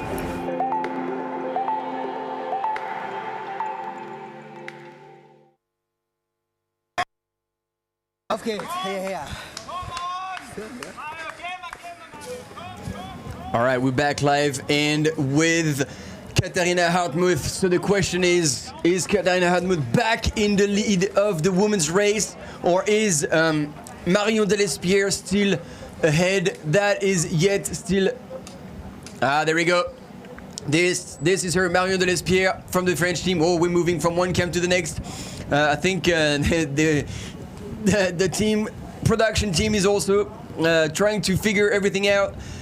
But this is Andreas Reiter here, still moving really, really well on that flatter section. We had aerial images of that single track winding through the steep side of that mountain.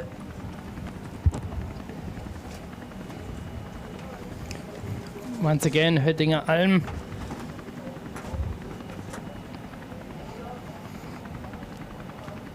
And it's so cool from Innsbruck that all these trails are super accessible from downtown. Like it's so close, and it's a really active running community. It's really nice. Yeah, and actually in the interview of Rosie Buschauer, she was explaining that how Hosanna. You know, we've seen her so much on the screen, and we can probably cover that. In her interview, she said like, "This is why I love Innsbruck so much, and why she stayed to live there, because she can have the city life and the culture and have like restaurants and all this stuff."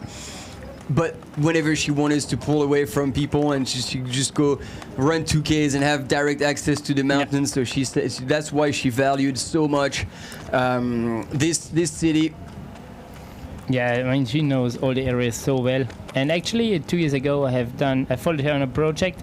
She did the 7 summits of Stubai in 2 days, and I was following her with my cameras and photo. And she was super strong. I think it was like was a massive amount of vert in just 2 days. So people would take, like, it's a little lifetime goal for the locals to make all the 7 summits, and she just scored it in 2 days. In 2 days. As we see Andreas Reiter moving extremely well there on that descent, he's followed by a camera runner. We had a little bit of a video explanation of how it works, but you're coordinating all this, Philippe. So what can you tell us about this team, and how many people are involved? Like, how many people do you manage for this whole operation? Yeah, it's quite a challenge, and I'm super happy that I can speak here now while my team is doing a really, really good job. So I have like 35 camera runners total. Today 20 camera runners and like 10 bikers. And That's insane. yeah, it's a really big amount, and it was quite tricky because we had 20 equipment sets set up. So it's a gimbal, it's a phone, power banks, a lot of power banks, and Wi-Fi routers, and some GPS trackers. And we just had these 20 devices, but the course is really spread out, but really far. So it's really difficult logistic-wise to compare everything. And so we had to meet somewhere on the road to hand over the equipment for the next team, and to coordinate all this was quite a challenge. And but thank you guys, you're doing a really, really good job. And I mean, you need to think, like, the athletes, okay, now they're tired and they have done a lot of work, but they have nothing in their hands. And the camera runners, they need to look the framing of the pictures, they need to watch their own steps, they need to be fit and need to see that the equipment is okay, everything is connected. So it's really, really hard, and they're moving really, really well. Yeah. So but it's a tough job. It's a tough job, but they're doing an awesome job. And actually, somebody has seen that in the comments. Ladies and gentlemen, Peter Frano is only 3 minutes now behind Andreas Reiterer. He has made the move on that traverse, and as much as we saw Andreas Reiterer moving really well on the descent, Peter Frano on that rolling section, the way he was running without his poles has creeped up significantly on Andreas Reiterer, and now anything is possible for that young man from Slovakia to come and potentially take silver at this World Championship. Benjamin Rubiol has just pointed at the 77.5 kilometer checkpoint. So now definitely getting closer and closer to that finish line. And Andreas Reiterer now has yet to point. He was 9 minutes back, so we have still probably more than 9 minutes if Benjamin is opening his lead even more. But it's insane to realize that Peter Frano is creeping up, is moving. So he's dropping his gel. Let's see. Yeah, you were right, Philippe. It looks as though really... But that was a quick stop. Just dropped the package, zack, and very smart move. Very smart really move. Smart move. I mean, he knows that the others are also not far. like, there is no time to slow down, to make a mistake, to take time. Like, you need to keep pushing. I mean, it's the title. You need to keep pushing for the title. It is the title. I mean, like, how many runners can just simply imagine becoming world champion? And when it's at reach, when you have it there virtually, yeah, you have to stay on top of things, but you have to keep your head cool as well, like not go crazy, not freak out, like stay on top of things. And look, like it was indeed very structured. Dropped the old gel, refilled the water. He knew before he got to the aid station exactly what he wanted, and he just executed perfectly. And this is what professional trail running is now. Is like not only the training, but you have to mentally be prepared for everything. Be prepared to push when it's needed, to welcome the hard times, and not get excited. And this is exactly what Benjamin Robiol did very well. Not get excited when people pull away from you. If this is your pace, that's fine, and you keep your pace as is. And eventually, in the later stages, if you've saved yourself and run at your own pace, run within yourself, you make a move, just like Benjamin Robiol has done. I don't think everybody's capable of doing such a move, but, you know, he pulled it off, and now still currently standing in the first place of this World Championship long distance. And I don't know if anybody would have told Andreas Reiterer that Peter Frano is coming back hot on his heels. I mean, Andreas is still moving well. I mean, imagine these guys have 5,500 meter vert in their legs. Like they are blown. The legs are super hard, super stiff, a lot of uphill, and as we say before, it's really, really hot. So I think most of the trail runners will still dream to run down in this speed when it's just one descent. So look at the images here. It's under the cable car. Oh, he's looking back. Maybe he has been told, or maybe he's hearing some spectators potentially warning him. Yeah, or cheering. Yeah, he's looking his watch. I think he's a little bit aware that someone else could pass him potentially.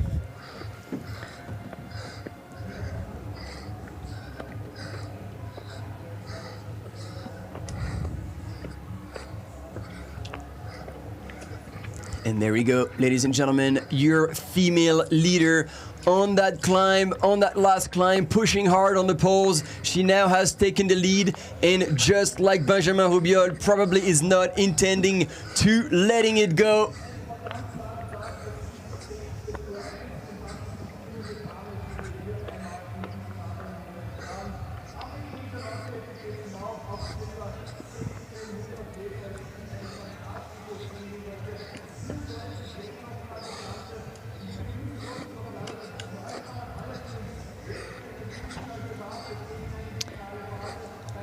It's actually a really nice climb, the last one. So it's a really graduate trail in the beginning through a nice forest, not super steep, not super runnable. It's a really graduate, but still it's really long from the valley floor. Oh, it's really long. And go ahead. Yeah, and then just in the top, it's you have a good view, but you get grilled. So when you're a runner after covering such a long distance, so there we go. GPS is tracking Marion Delespierre in the lead. Katharina Hartmuth, she is not so far back, and she has again put some time on Manon Board. And Rosanna Boschauer still not too far back either. We had the splits here. I'm gonna pull it up because I really noticed. And there really wasn't much between Katharina Hartmuth and Manon Board. However, Rosanna Boschauer was 3 minutes back, just over 3 minutes back. And then Martina Valmassoy, another 5 minutes behind Rosanna Boschauer. But again, that climb, we've seen a lot of changes. That was before they started hitting the really the heart of that climb. And you can see on the screen, they're going like towards the right, but then there's gonna be a massive left turn, and then gonna keep going, another traverse, still going up.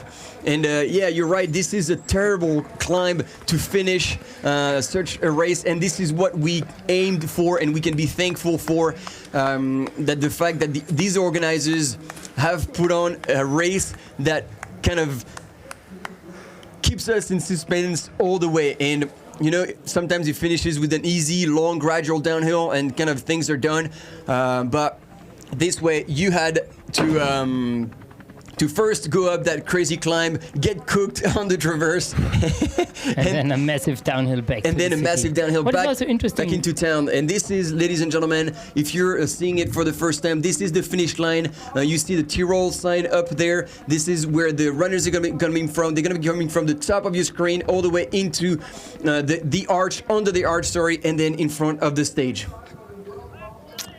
What is interesting that Marcela Vazinova, that was quite leading for still quite long. Now she's losing position by position, and well, she probably started too hard. I mean, she's also more short distance runner. I think we talked about this before. Yeah. And so I mean, in the ultra trail, you have to play really smart and strategic, and it's really a lot of experience.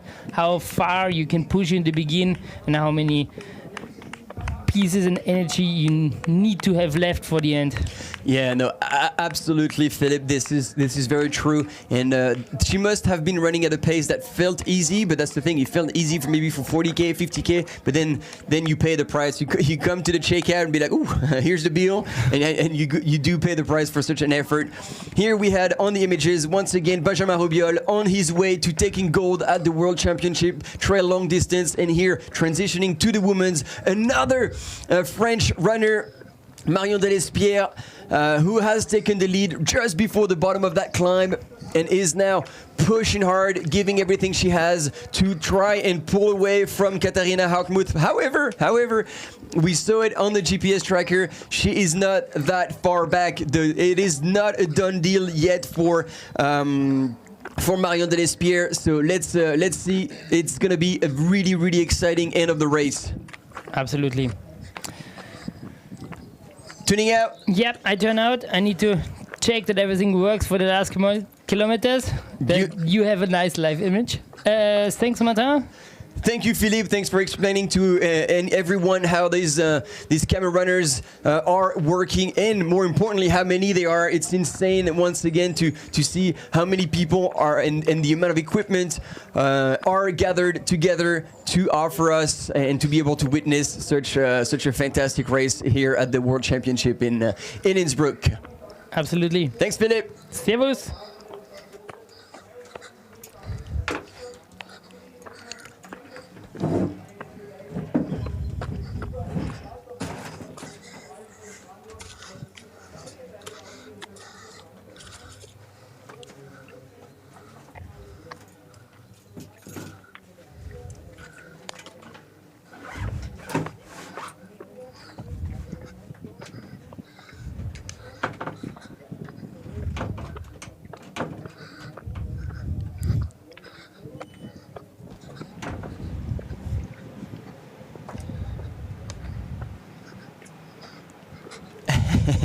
And there's some really good banter going on that chat at Station Fireball.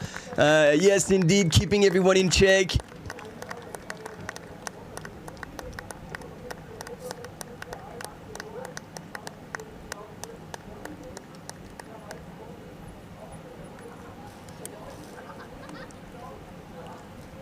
Antonio Nicolini giving us production. He thinks Martina will potentially climb back to fourth position.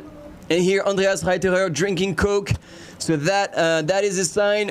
When you go down to Coke, usually it's like you're running on fumes and you want quick energy to put yourself back together. But we saw that Peter Frano was really, really closing on him and had narrowed down the gap to less than 3 minutes.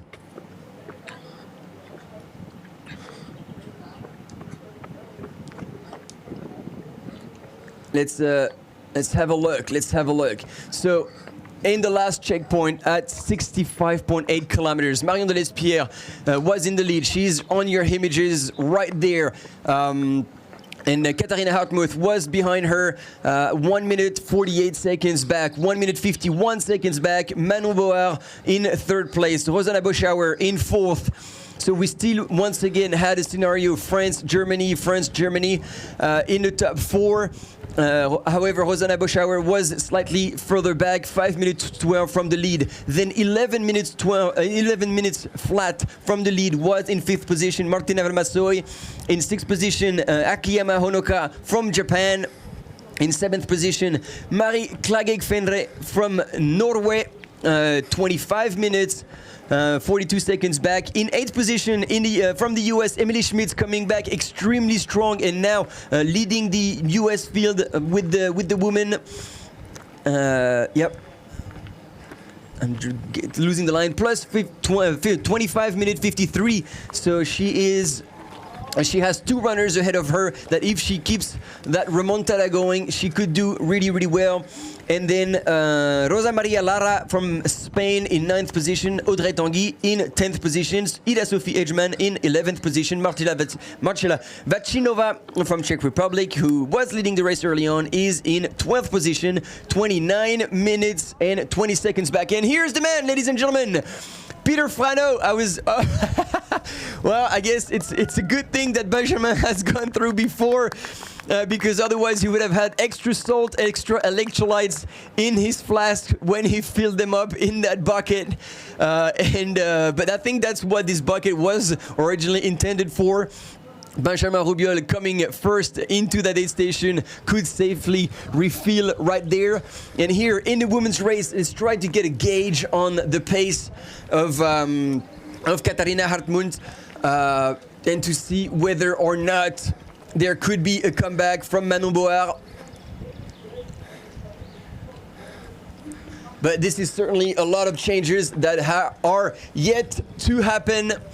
Well, I mean, Andreas Reiterer really must feel it. Hopefully somebody told him that he could not afford to slow down. There we go. Less than just over 2 minutes. Peter Frano, ladies and gentlemen, is closing hard on 2nd place. That man can almost taste silver. 2 minutes 20 back.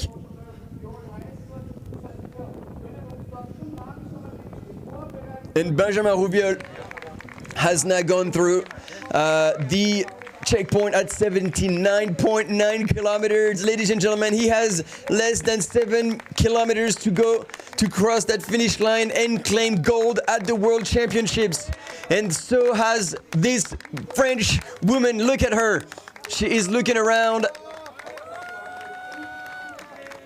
And she's been cheered on by everyone.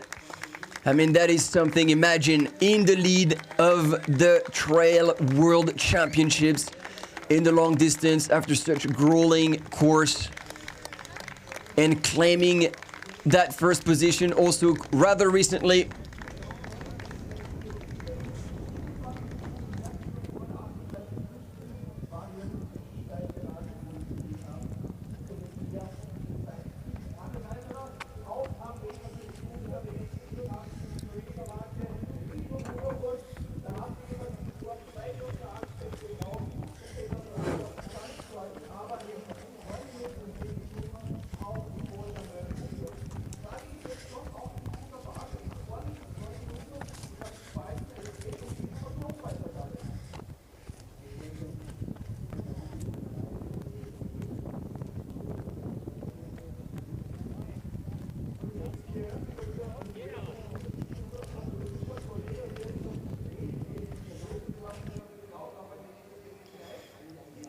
And it would be super cool to end up with images of Peter Frano, because the way we're seeing Andreas Reiterer run downhill, it's everything but slow. So the fact, oh, there we go, it's medal time. We're anticipating a little bit these finishes and show you those ambiance images of medals as well as the finish line where people are starting to stack up.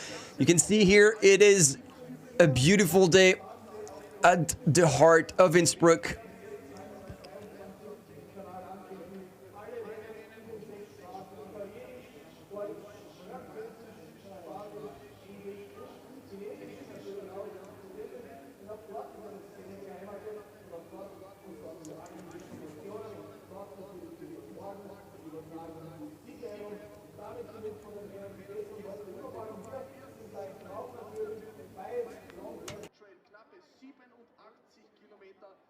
zu absolvieren. Und ich würde mal sagen, lieber Innsbrucker Vorplatz, macht einmal einen Riesenapplaus und ein bisschen Lärm für die Läufer, die in Kürze kommen. Wir jubeln! And there we go. I guess that's what, 3 minutes back, and still a smile on her face. Not as wide, but you know, Germany is there to support her, and she certainly still has something in the tank. Katharina Hartmuth to come and either try and come back and challenge Marion Delespierre from France, or try to secure silver at this World Championship, because right behind, Manon Boer is also coming extremely strong. And these three women have shown insane grit so far. Look at this. She is quite close. She is dangerously close.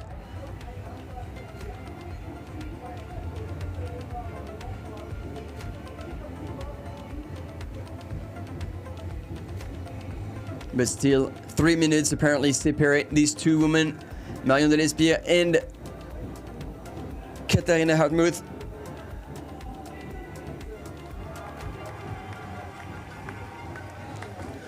And I feel like they're both moving at about the same pace.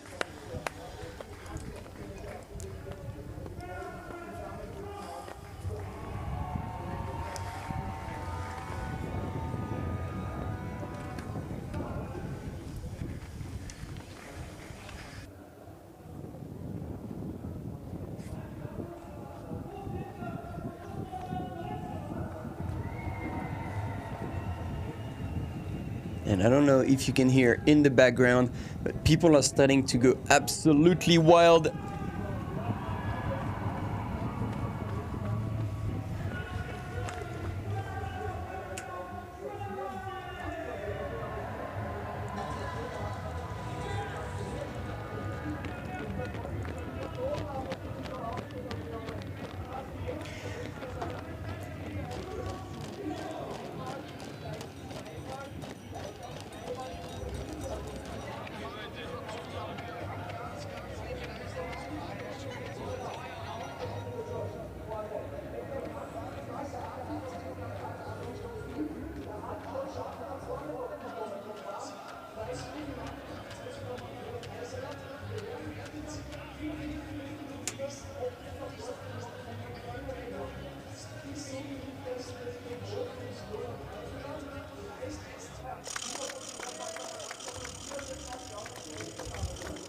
And here we go with the third female in the women's, the third runner in the females category, Manon Boer, in, like I said, third position. And most likely another 2 or 3 minutes back. It looks like there's a bit of a similar gap between first and second, and between second and third.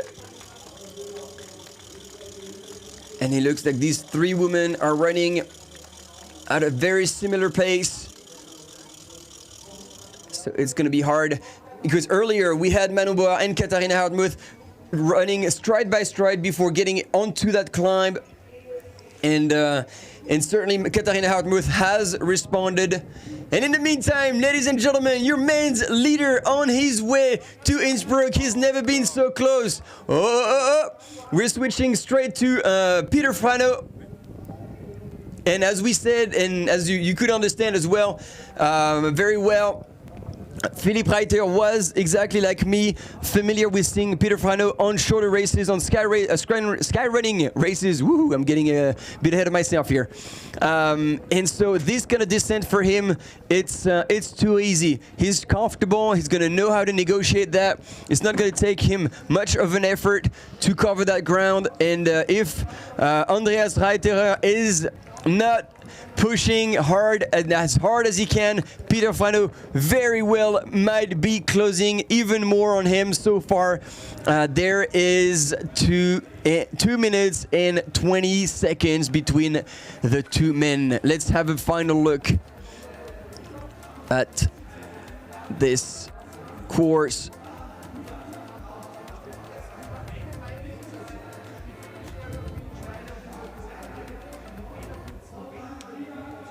We have the finish line here. I'm going to see if I can get my last guest of the day.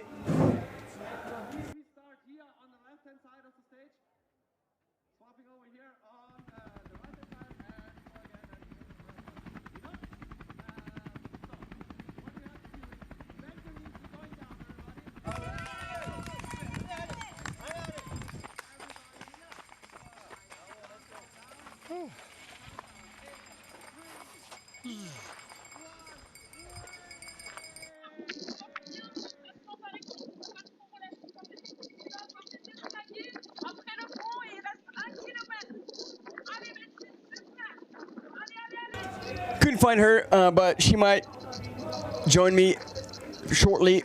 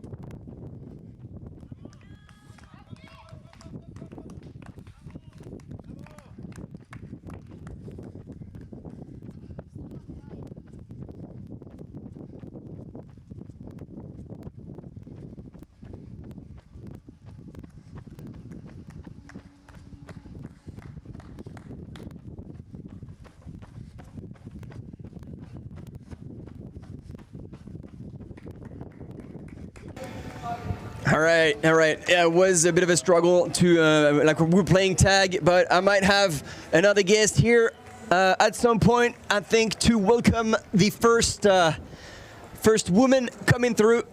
Struggling a little bit with the door of my little cage. And here we go, right by the river.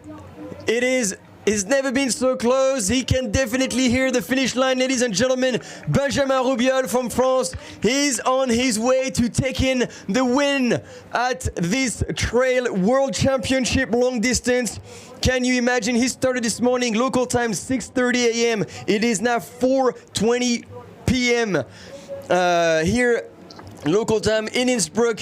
He's run almost, like he will have run 87 or 86.7 kilometers, climbed 6,500 meters of elevation, and descended 6,900 meters because they started this morning in Stubai, which is slightly higher than Innsbruck, for those who are familiar with the geography around here.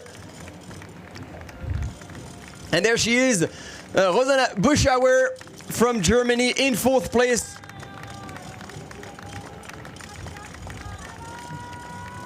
And she looks focused, eyes on the prize. Are we going back and forth here?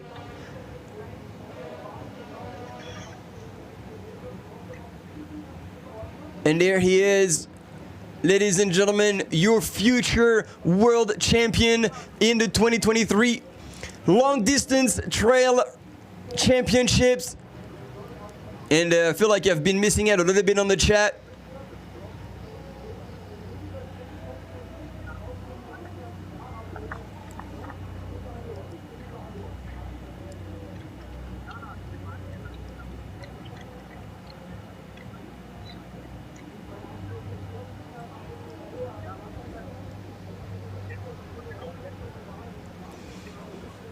I'm trying to be in the mind of that young man after running such a long distance and playing his card absolutely right.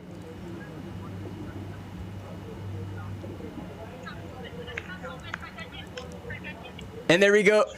That is Julien Rancon That man has been in the French national team of mountain running. He has 33 selection in the national team. He's competed for the past 20 years at international level, and he said to him, "You got it. You are world champion. Enjoy. This is phenomenal. What is happening, ladies and gentlemen, especially for the French team, because right now they are the leaders in the men's. That is about to happen and made entirely real. He's gonna claim that gold medal, but right now in the women's field as well, after a fierce battle, we have Marion Delespierre, who is now in the lead as well, followed by Katharina Hartmuth, who has not given up the fight, and behind Manon Board, another French runner, and Rosanna Buschauer, also from Germany. So 2 German female runners in the top 4, and 2 female French runners, there we go, I will get to it, also in the top 4. So this is an insane battle in the women's field, but right now all eyes on this young man, ladies and gentlemen, Benjamin Rubiol in the final 100 meters. Look at everyone coming to celebrate this man as the 2023 champion of the trail long distance world championships. Look at this, that's it, he's starting to smile, he's picking up the flag, he's thanking everyone. What a legend. And hopefully you can hear what's going on. I think I'm better off letting you enjoy the atmosphere.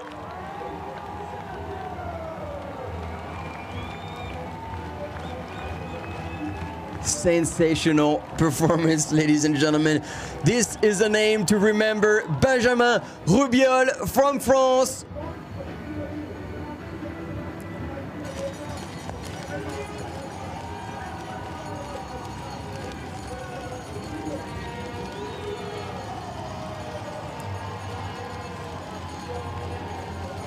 And this is it. Look at the team. Thibaut Barognan. The whole team is there. The team manager, Adrien Séguret, also coach. They are like, do you realize what just happened? And I tell you that much, with the title yesterday in the women's category by Clémentine Geoffrey. Right now, Benjamin Rubiol adds another gold medal to the French team in this trail world championships. And as it is still unfolding, potentially Marion Delespierre could be adding another gold. This is insane, ladies and gentlemen. This is insane what has happened so far. And yes, also sub 10. You guys were right. And he's going for it, for a victory lap. Thanking everyone who's cheered for him, who cheers for all the runners.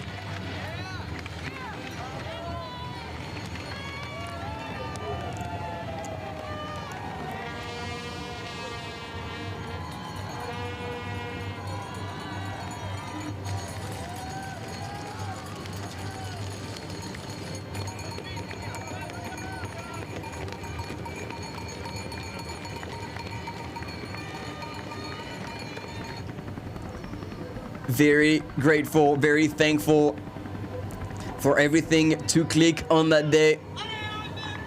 And there we go, ladies and gentlemen.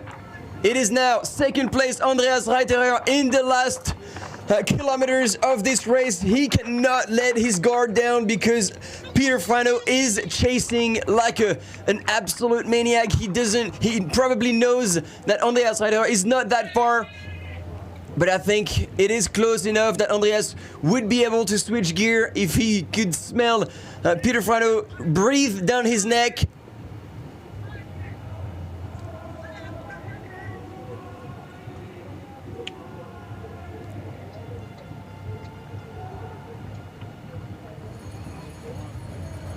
And that's going to be a very, very close call for silver, between silver and bronze. It might be not enough. Andreas Reiterer might be safe. But here, debrief with the team manager and Thibaut Barognan, who took 4th place yesterday in the short distance. Lucille Germain, who won the title in the team, in the women's. And there he is, Peter Frano. Good Lord, that is a close race. I don't know if anybody has told him how close he was, because there is barely a minute, if that, maybe 90 seconds. But Andreas Reiterer is at the 82.3 kilometer, and I think probably even further. That is going to be probably impossible for Peter Frano to close that gap. But boy, what a close call! What a close call! However, running alongside the runners for that long, I don't know how much this is allowed or not. And the team managers usually know that they're not supposed to be with the runners, because at some point this is called pacing. So we gotta be careful with this.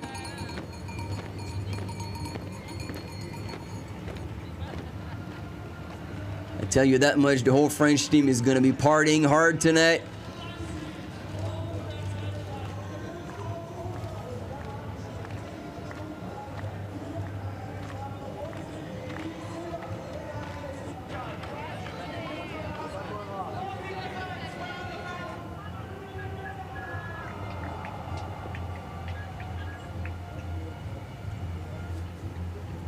There he is, getting closer and closer to that finish line. He can probably hear it by now.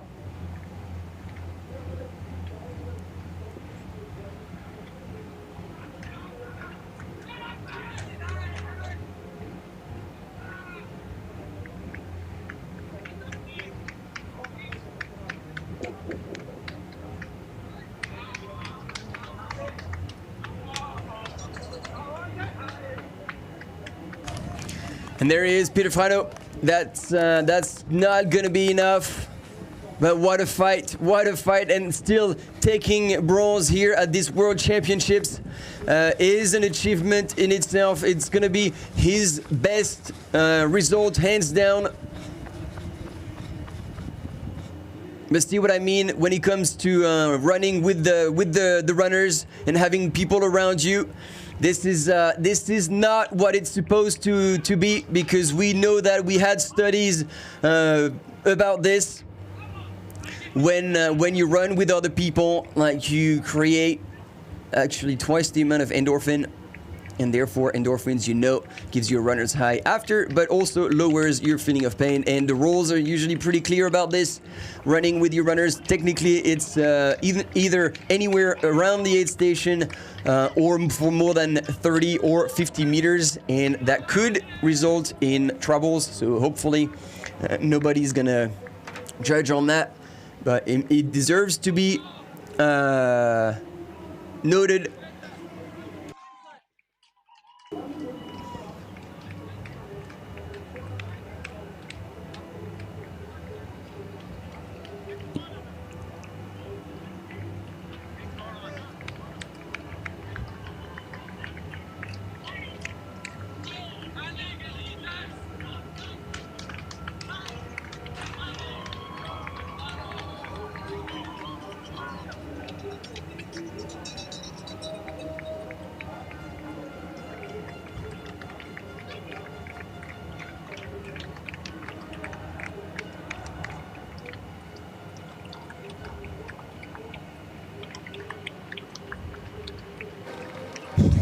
Aid station fireball. No, these athletes on the French team, they don't care, because the French runner has gone through, and that's a done deal.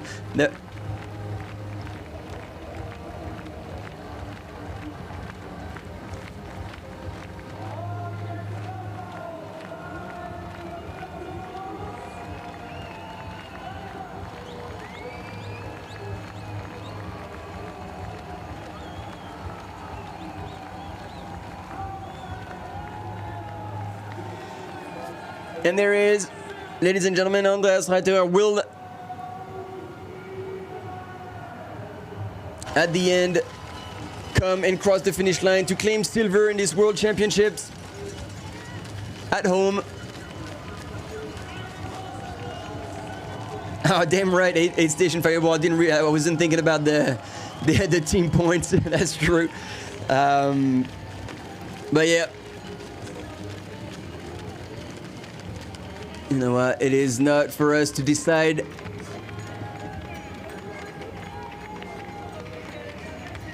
And nonetheless, a stellar performance from Andreas, and I'm sure he never asked for them to come and pace him, so if anything, these guys are to blame, not him.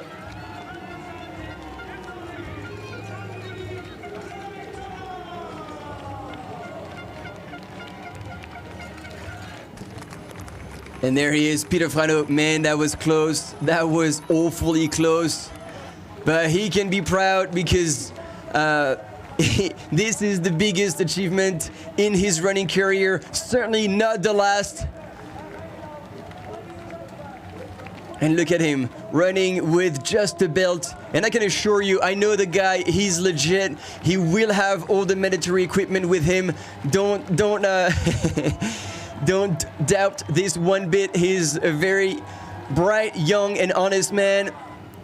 And also really damn fast. Look at him, last turn, coming to the finishing chute to claim the third place and the bronze medal in this World Championship after coming back with an insane fashion, and once again coming back without pause. That really deserves to be mentioned. With 6,500 meters of vert, this man has climbed everything just through the power of his leg. And look at him, nice and quiet, have a little smile at the camera. He's like, oh yeah, well, looks like job was done today, thank you. What's next? But trust me, within this young man, when he'll come to the realization of what just happened, this is gonna be fireworks.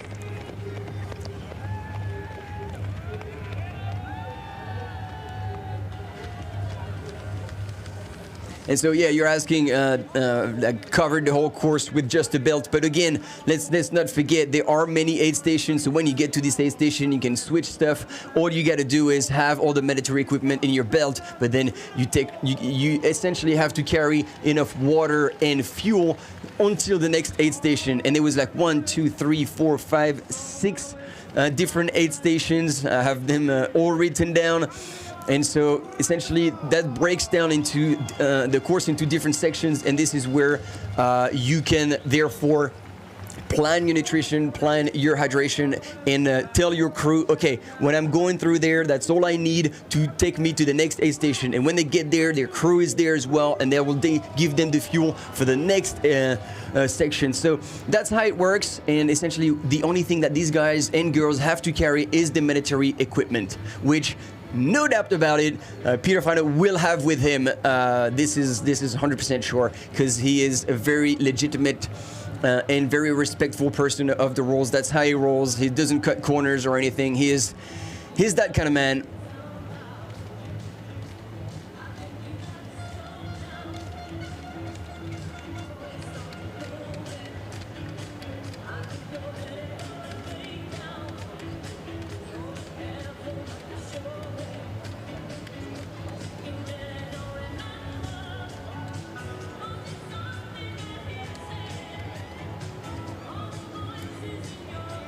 And Team USA all together, 5th place, 6th place, 7th place,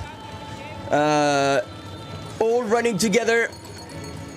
Is going to be an American train coming into Innsbruck, but that just after Thibaut Garivier from France will cross the finish line, I really believe, because there's still 4 minutes that separates that American train and Thibaut Garivier. So obviously there is still a little bit of ground to be covered. However, Thibaut Garivier, you know, he knows how to hurt. He knows how to hit the pain cave hard, stay in it, and actually embrace it. And he will run for France. He will run for the team. So he will not let any second drop out of him. And so we'll expect him crossing the line probably in the next 15 minutes, I would say. And it is 12 minutes elapsed since Frenchman Benjamin Rubiol crossed the finish line to claim the gold in this trail long distance World Championships. And then in the background here on the finish line, Team Italy, I see Martina Cumerlato, always here to support her teammates and essentially anyone on the course. She has a great attitude, this young athlete. She didn't have the best day yesterday during the trail short distance. She got lost and then pulled out the top of her soft flask, which then completely deflated, flooding her and making her lose all the water she essentially had. So a few kind of bad luck events that pulled her, like set her back a little bit, but she took it with a positive attitude. It's like, hey, I'm young, that's gonna be experience in the bank. Kommt die erste Frau. And I believe from what we're hearing, here comes the erste Frau. Here comes the first woman. Kommt die erste Frau. She is arriving, ladies and gentlemen. Marion Delespierre from France. Benna, hast du gehört? Genau. There she is, making her way up the mountain. Still not done with that monster climb, that final climb, but she is trucking forward and is still in the lead. That's going to be very interesting to have the splits and see if the gap has increased between these top female runners. There we go, 37 seconds elapsed since Marion Delespierre has gone through the Apashhütte. And next in line should be Katharina Hartmuth from Germany. But I am, for one, very eager to see how things gonna go down.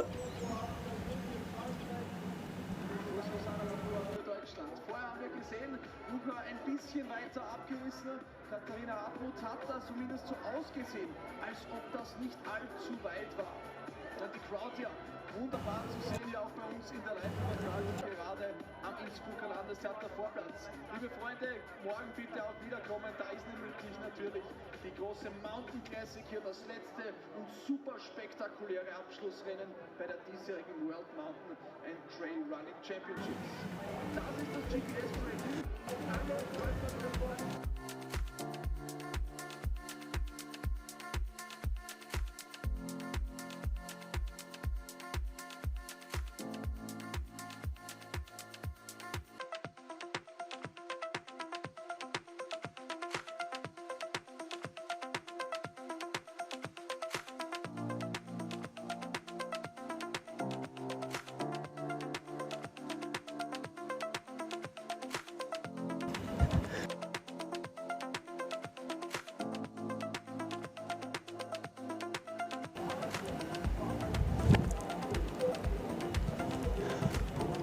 All right, team, we see now on these GPS trackers the split between Marion Delespierre and Katharina Hartmuth.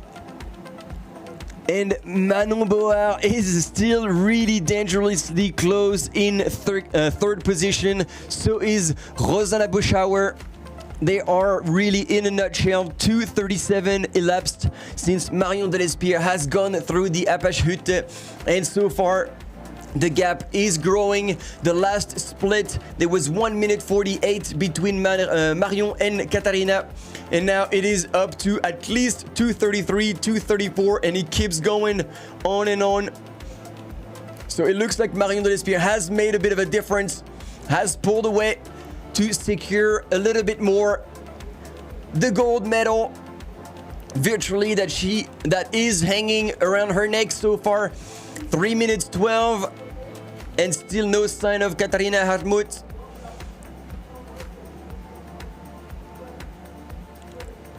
And you see that little green patch right before the number 73. It's kilometer 73 is where we had the fixed camera.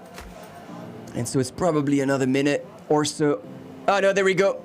There we go. So that's 3:36, 3:37, 3:38. And there we go. We finally have the split 3:24 between Marion Delespierre and Katharina Hartmuth from Germany. Coming strong in second place, still laughing away, which is a good sign. She is definitely not done. She won't give everything she has to maintain that second place and also run strong for Team Germany. Because Rojana Boschauer is there and Ida Sophie Edgeman has moved up in 11th position. So if we look at the live ranking in a teams category, in the women's, it is still France with Marion Delespierre, Manon Board and Audrey Tanguy, first, third and 10th. However, Germany is awfully close with Katharina Hartmuth, Rosana Boschauer and, like I said, Ida Sophie Edgeman. There is, in the time difference, they are the France is in 27 hours, 22 minutes and 37 seconds, and Germany is 27 hours, 27 seconds and 27 minutes to 58 seconds. So there's just over 5 minutes difference between these two nations for first and second. And then they're pretty safe. There's another hour ahead of third place, Team Italy, with Martina Valmasoy, Marina Cugneto, and Giuditta Turini. And there we go, ladies and gentlemen, coming from France, Thibaut Garivier will come and claim third place in this Trail World Championships long distance. Thibaut Garivier, extremely strong runner. He came back.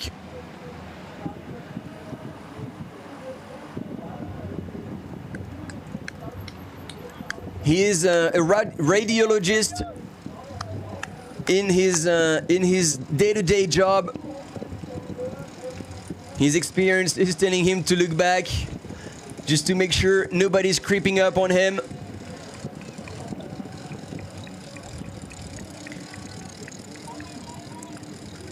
And if you don't know this man, here are a few of the many incredible results he has scored. Winner of the CCC in 2021. He won the Maxi race. He won the Madeira Island Ultra Trail 60K in 2021. And moving in 2022, he was 10th at UTMB. Could have probably done better, but that's still incredibly strong. And at the World Mountain and Trail Running long distance in Thailand, he came and claimed 6th place. So which means this year at these World Championships, he's gonna better his performance from last year by 2 spots after also winning once again, the Madeira Island Ultra Trail 83K this time.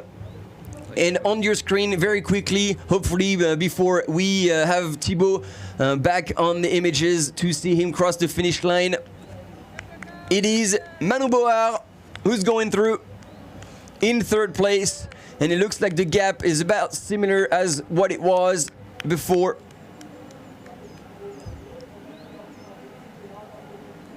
Another 3 minutes back from Katharina Hartmuth. So really the same, there we go, it's good. Those are beautiful images of Thibaut Garivier closing this crazy course, point-to-point course, 87 kilometers. He's gone to the pain cave. He did hurt for the team, but he's not slowing down. He knows that every second counts. Thanking the crowds, giving everyone the thumbs up.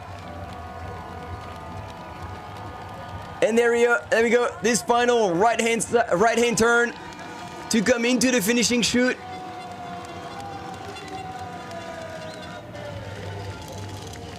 And one more champion that we can celebrate for the day. 4th of so many who will cross the finish line today of this World Championship representing their countries. Well done, Thibaut. Well done indeed.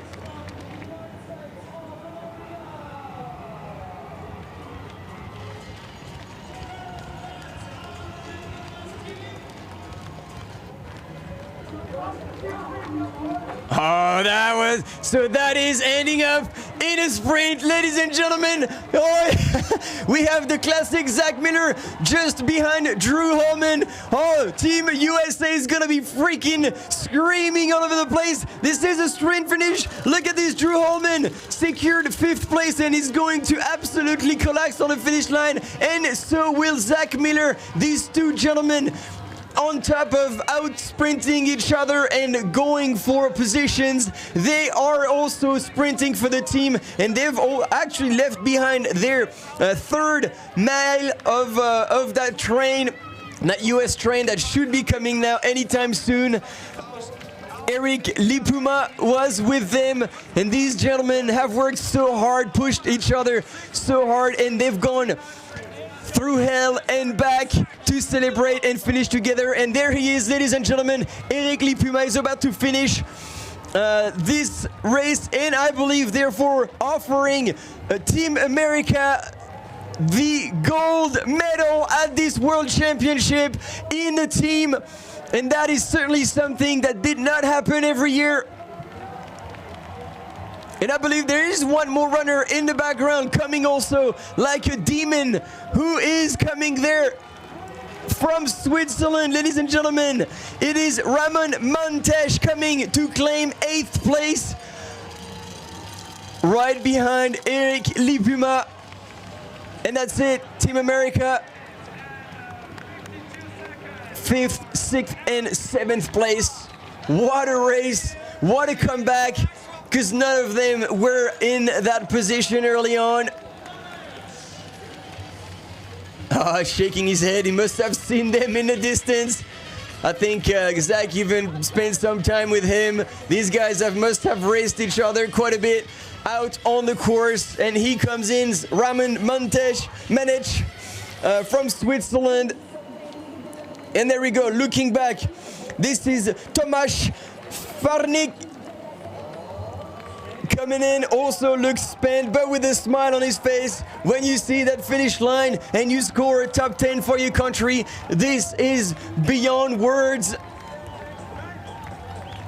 It looks like he's took a little bit of a tumble. He's got a bit of a dirt all over the shoulders, but he's made it across the finish line, and that's all that matters. Tomasz Farnik from Czech Republic taking 9th place. And another Swiss runner in the finishing chute, Walter Mansa, is about to cross the finish line right in front of you on your screen, and supported by the crowds that are on fire here in Innsbruck.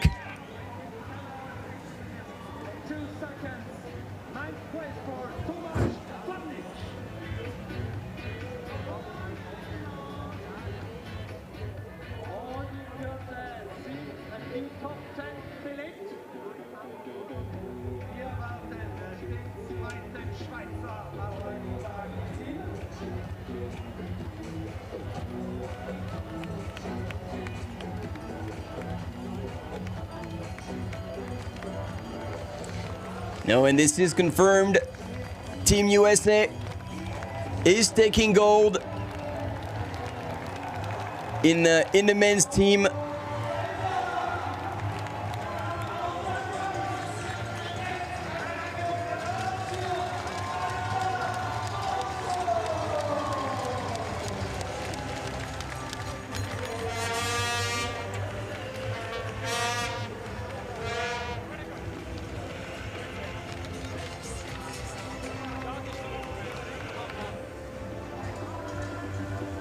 And ladies and gentlemen, stay with us because we have an interview of our 2023 champion. Benjamin, congratulations on cette victoire, mais on va parler anglais maintenant. Congratulations on this terrific race. You already realized what just happened? Yeah, I realized, yes. During the race, it was not the option to think about that, but in the end, I realized clearly, and it's awesome to be here, to be congratulated, and to thanks back the public. So. And Andreas Reiterer was in lead for quite a long time, and suddenly you overtook him. Was this a moment when you knew you would win this race? I don't understand. When did you realize that you could win this run? I realized in the last uphill, so it was from 9 hours from the start. So it happened not really fast, and it was so crazy to observe the actual leader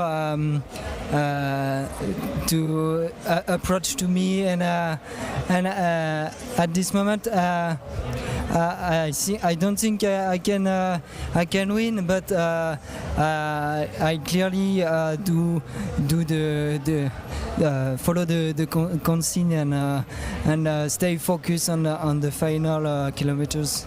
Dernière question, last question. You look so relaxed. For us, watching this race was exhausting. You look so at ease. It's just you had just taken a walk in the park.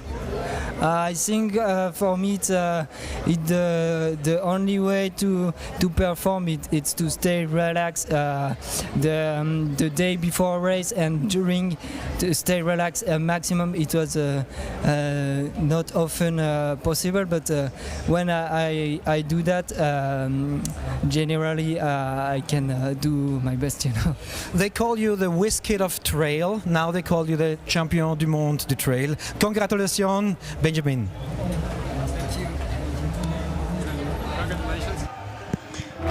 Wise words from this young man. Very composed. Didn't even seem like an accident to him. I believe he might have envisioned this day. But reality, when reality hits, it's a whole different level, a whole different ball game.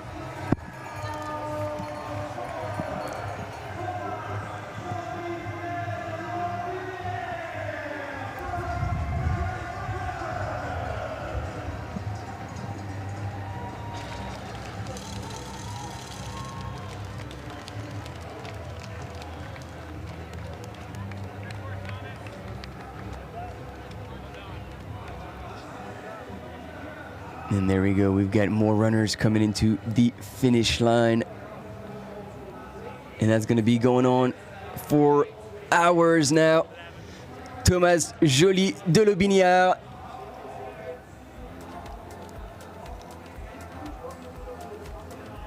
Oh, I don't know where exactly those GPS points are.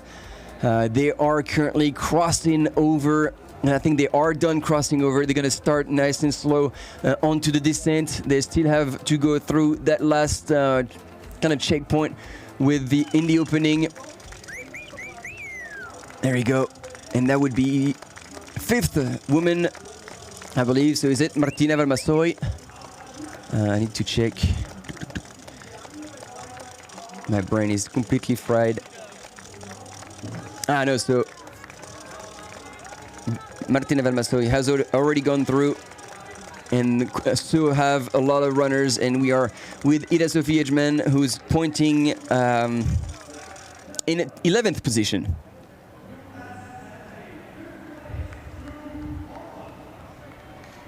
And there we go, here, Rosanna Buschauer getting to that aid station. So these are replays from a little bit, because we have the split, and it was 4 minutes ago that Rosanna Buschauer has gone through this section. She does look spent, but you know, she's ready to go. She is not giving up anything. She knows there are people behind her, and indeed, because at this checkpoint, we're probably gonna have the images shortly after that, but not even 1 minute, actually 40 seconds right behind was Martina Valmassoy, and Martina really knows how to run downhill strong. So if she keeps composed, and if she keeps hydrating and fueling, sorry, I'm losing my words, there she is. And okay, she's hurting as well, head down. But the thing is, she's been hurting the whole last part of TDS last year, and it didn't stop her from pushing and pushing over and over again. So Martina, as soon as she will see that Rosanna is at sight, and there you go, interview, I'm gonna let Andreas Reiterer give us words to this terrific run. This race is so strong. I knew knew that it will be tough, but it's so tough. But I had a really good day until the last uphill. I suffered a lot, but in the end, a silver medal is more than happy. A silver medal is something extraordinary, but what did you think when Benjamin was overtaking you? Ah, fuck. We didn't hear this now. Yeah, I was dead in the uphill and I tried to push to not lose also the silver medal. But in the downhill it was a little bit better, and so yeah. But you're still happy with the silver medal? Yes. Better it would be the gold medal, but silver medal is perfect. Tell me something about the audience along the trip, along the course. There were so many people there. They were carrying you uphill. Yeah, that's. It was like UTMB. It was so. Innsbruck did a great job with this race. Yeah. And you realized how many people were there on the course? Yeah. I knew I live in a town with 700 people, and I think from this 700, 300 people were here, and it was wonderful. So you had a great party. Congratulations on second place, Andreas Reiterer. Thank you.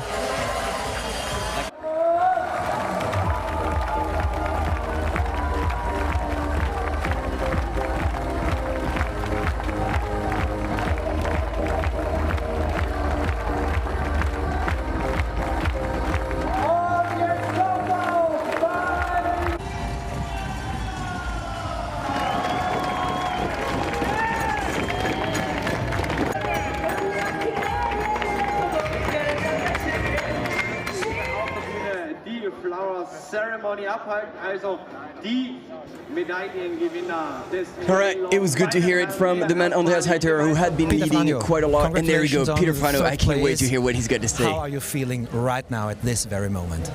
Thank you. Now I'm totally destroyed because it was a really tough course, but I enjoyed. It's been a beautiful day, and yeah, I'm super happy. You already realized what just happened? Your third World Championship? Not yet. Maybe tomorrow. Okay, congratulations and enjoy relaxing and getting fresh again. Thank you very much, and thanks to all the volunteers and everyone. Oh man, I wish there was a bit more in-depth question, like how do you feel not using pole? Why not poles? Did you feel like you could catch him? Man, there was so many questions to be asked to this young man. But it is what it is, and we'll have the award ceremony of the top 3 men in this 2023 Trail Long Distance World Championship. And we've had the checkpoint in the women's race at the 73K mark. And Marion Delespierre was 3 minutes and 16 seconds ahead of Katharina Hartmuth. These two ladies are running exactly the same pace right now. 3 minutes separates first and second.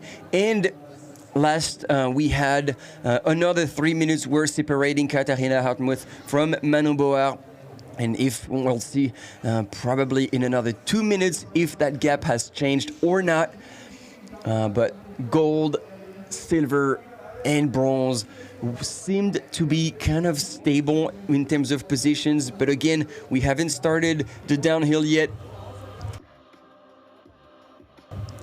And these women certainly might be able to make a difference on that crazy downhill. I mean, look at these images, how steep that is, and so far out in the background is the finish line. Sorry, I'm choking right now myself. I think the body's collapsing. I don't have much left, so we're gonna have to wrap it quickly before I collapse.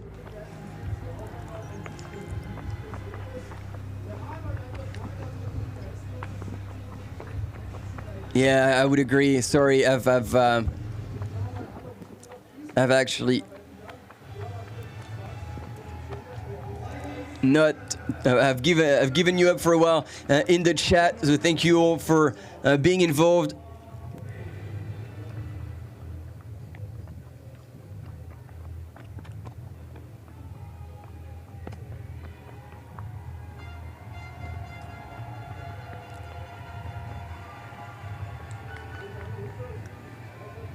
I would agree. Frano is just such a humble man. And there he is.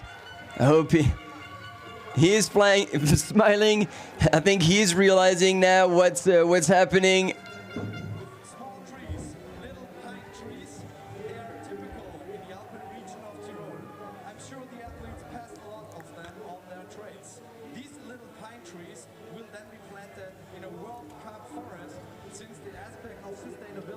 Plays a major role at the WMTRC.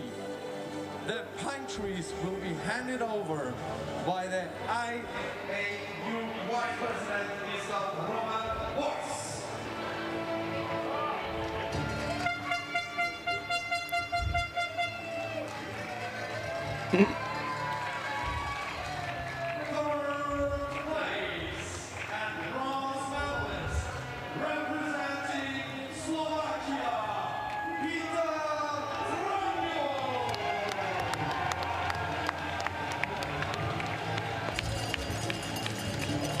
It's I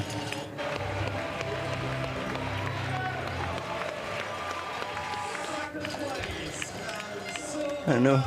This is a great stage, I gotta say. But could we have like a first, second, and third podium? Nah, look at that smile. Man, he's worked so hard to get silver. That man, Andreas Reiterer, about to throw the tree in the audience. Hey, why not? Job's done. No, you can't chuck that tree.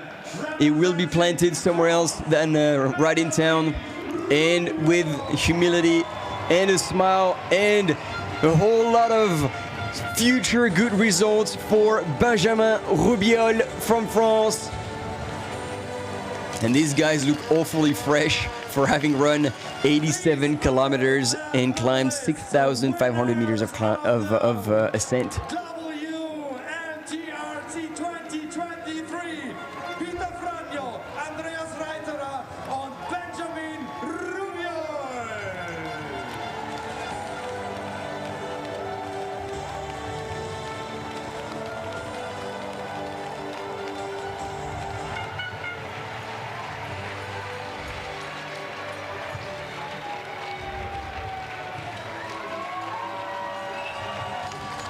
So there will be, of course, in more, let's say, official award ceremony. And I think there will also be one, of course, with the teams. Speaking of the teams, we've been going back and forth. I misled you, sorry, thinking that Team USA had it in the bag.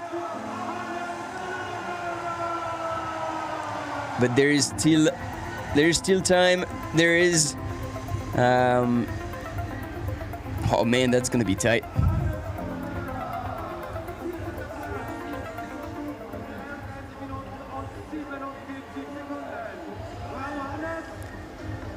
Baptiste Chachang, he says he's announced in the finishing chute. That is gonna work for Team France. Hannes Nannberger here finishing and thanking everyone. David Echeraz, right behind him, Nelson Santos from Portugal will take 16th place, and in 17th will come Baptiste Chassagne, the young Frenchman. Well done, David Echeraz. And in 17, like I said, Baptiste Chassagne, who was in the lead for some time. He gave everything he had in the second climb to take the lead and try and pull away. He ran with his heart, but that was a bit early. And yet, he is about to cross the finish line, and that will be fast enough to claim the win the French national team. And you can see them jumping right behind. He is going all out. He knows he needs to go fast because will be a matter of minutes, but he has it, and the French running team already knows it. What is it doing? Keep going! Oh my lord! Keep going! Allez, allez, allez! Damn, that was close.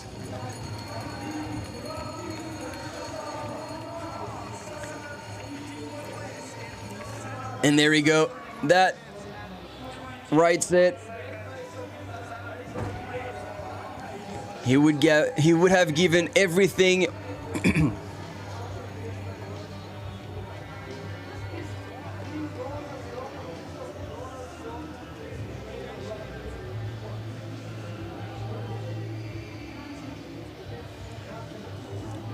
And as much as it is exciting to follow that finish line with a hell of a song that always reminds me of the movie Old School. I don't know if there's some fans of this kind of crappy movie, but I absolutely love it. Here.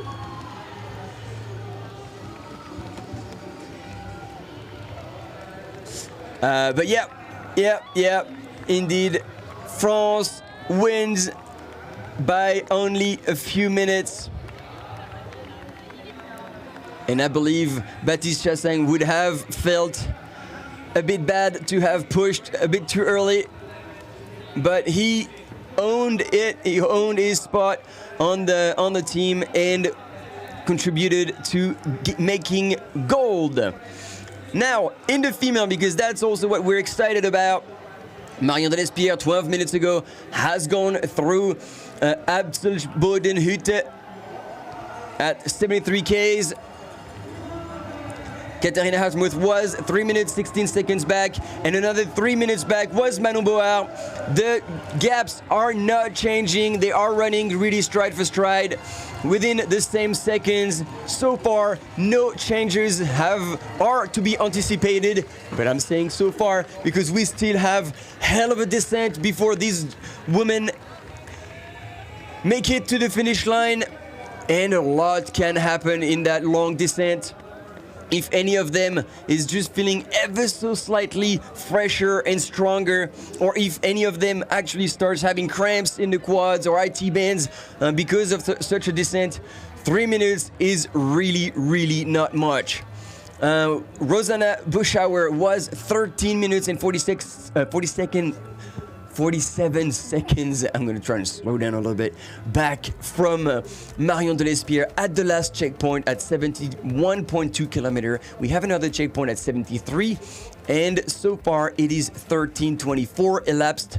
So if in another 20 seconds Rosanna Buschauer does not go through, it means that the gap is increasing between Marion Delespierre in first place and Rosanna Buschauer in fourth place, meaning that since the top three women are running at the same pace, possibly Rosanna Buschauer is dropping back a little bit. And there we go. The exact same split has now passed. And we are with our current leader in the women's category, Marion Delespierre, who has shown also incredible race strategy, racing together with Manon Board in the low top 10 for the longest time, and eventually made their move as they crossed the valley towards the Nordskette, and then made the final push just before the climb. Marion Delespierre to take the win, to take the lead over Katharina Hartmuth. Manon Board was also ahead of she had caught up with Katharina Hartmuth. I don't know if you were with us, but then eventually Katharina responded with a strong kick in that climb and managed to pull away 3 minutes ahead of Manon Board. So right now, temporary podium in the women's category. After 73 kilometers, Marion Delespierre from France, Katharina Hartmuth from Germany, and Manon Board from France. Again, knowing that Rosanna Buschauer, she is now 15 minutes back from the lead and has not clocked through. So she's losing time over a minute now on the lead, which also could mean something else, because you guys remember, you were watching with me, Martina Valmassoy was less than 20 seconds back from Rosanna Buschauer, so perhaps the next female runner clocking through Aschel-Bodenhütte might be an Italian runner. Martina Valmassoy could potentially come back in fourth place, and this is what we're waiting to see on those images. I don't know who will get to watch.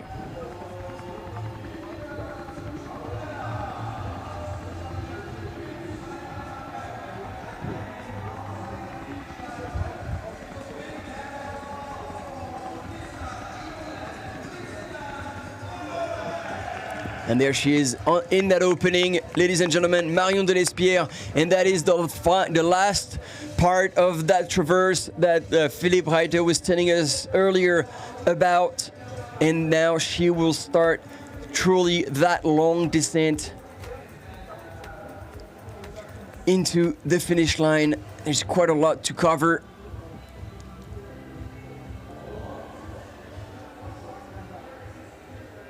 Just under 10 kilometers left before crossing the finish line.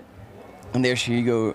She has clocked through the 75.3 kilometers. So another 2K and we'll get another split. See if those 3 minutes remain between top 3 women.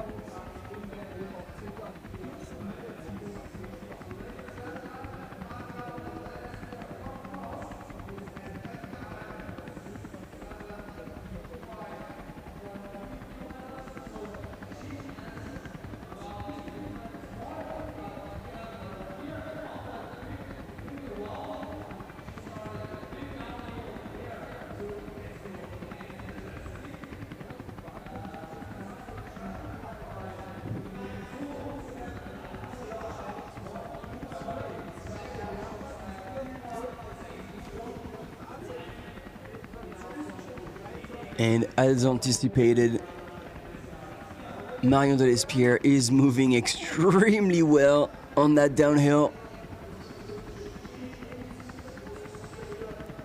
I think she might have truly unlocked everything mentally, realized, okay, this is the last section, I'm going into the downhill. Now I need to make a true break. Because I assume that's her over there. Because yeah, if it's her, like her descent was absolutely insane, and she's gonna if she finishes at this pace, I really believe she will finish with like a 6. Like she will at least increase and double her lead, because I really doubt any other woman will be able to run that fast on that long descent.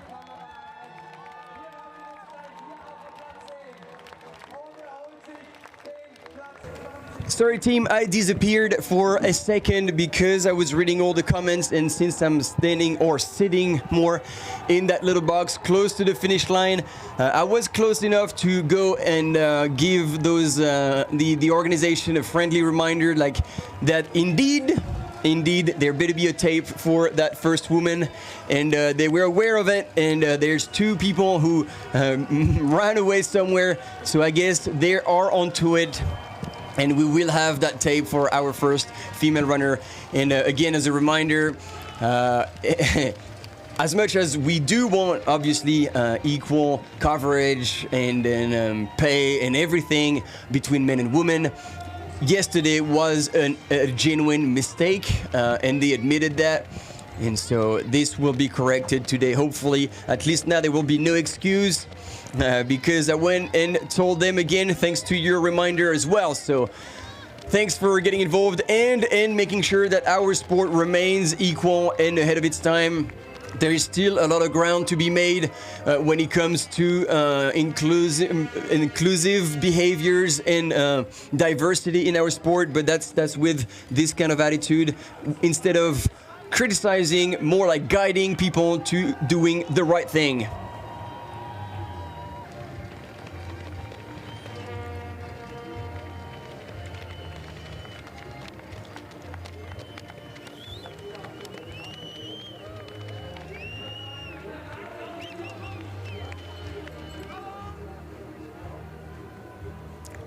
All right, I think this is Ida Sophie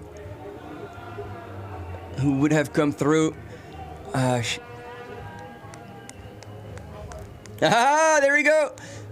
There was, bang on 1 minute. So Rosanna Boschauer clocked in 4th place at the 73rd kilometer.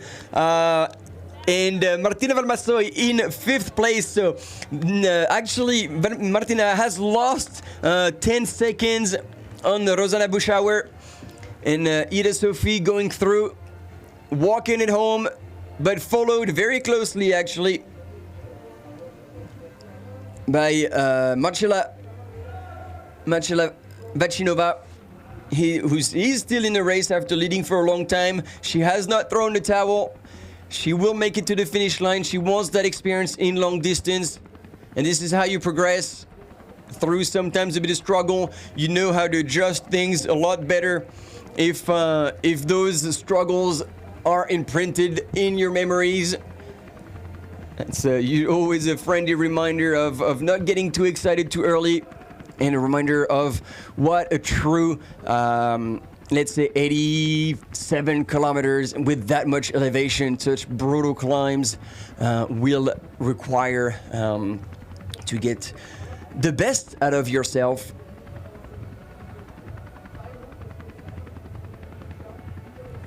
And another piece of information that I'm noticing right now is that Manon Board actually is losing time now on the first 2 ladies, because as Katharina Hartmuth will actually gain, I think, a couple of seconds on Marion de Lespierre. She is still 3 minutes back, which honestly is absolutely nothing. And I can't wait to see the next split, however, because it looked like Marion de Lespierre was running like an absolute maniac down that hill. And I don't know if Katharina Hartmuth is going to be able to run at the same pace. So that descent really will be a deciding factor. And in the meantime, we're still waiting for Manon Board to get to that point. And it is 8:55 minutes elapsed since Marion de Lespierre has gone, and the previous split was 7:14.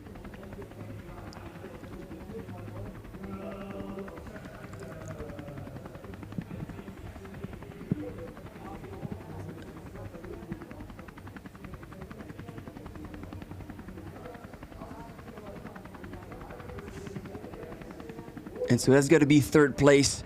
Manon Board in the women's category before getting to that refuge, and we'll have the splits. There we go. The splits came up a little bit faster than Manon herself. I think we have a little bit of a delay with the images, and she clocked in 9 minutes, which is substantial. In 2Ks, she has lost 3 minutes. I don't know what happened there. I hope she didn't get go off course or anything, because they were the 3 top women were really running stride for stride and keeping that 3-minute gap in between all of them. And all of a sudden, that gap doubles between Manu and Katharina.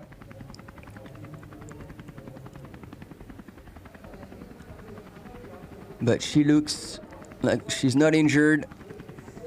Still an okay stride. So perhaps P-break, like sometimes you have to hit the loo because after running for almost 11 hours, well, you know, when you gotta go, you gotta go. I don't know why that difference was made, but certainly something happened. It is not a different pace that would allow such a difference, or else, if that was the case, then Katharina Hartmuth at this pace would have passed Marion Delespierre. It might be interesting if we get the chance in the interview to ask where that difference was made, because this is clearly where Silver got away for Manon Board in that 2K section. At least I say that, unless Manon ends up doing an insane downhill and could make up 6 minutes on Katharina Hartmuth. But that's not going to be the easiest, let's be honest.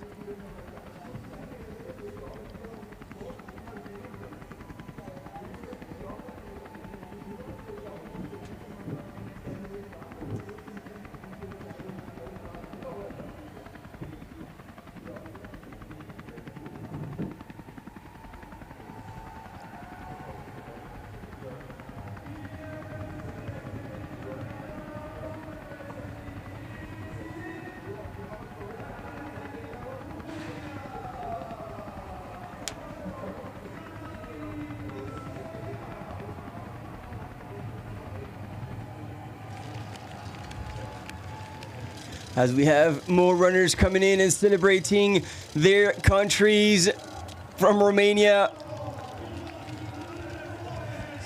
Actually, one of the early leaders at some point on the first downhill.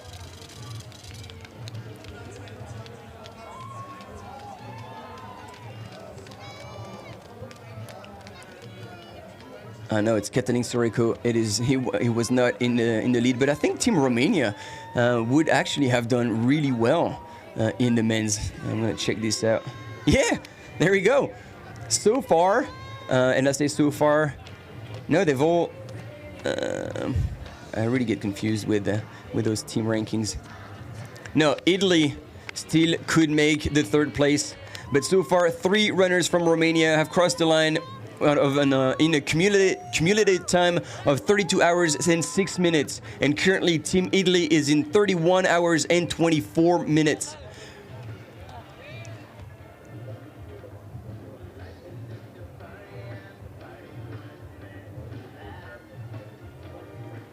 And tunes are on this finish line. That's gonna make me dance in my little box. Good times ahead. We are still killing it. You guys are still here, and this is freaking gold. Loving this time with you all.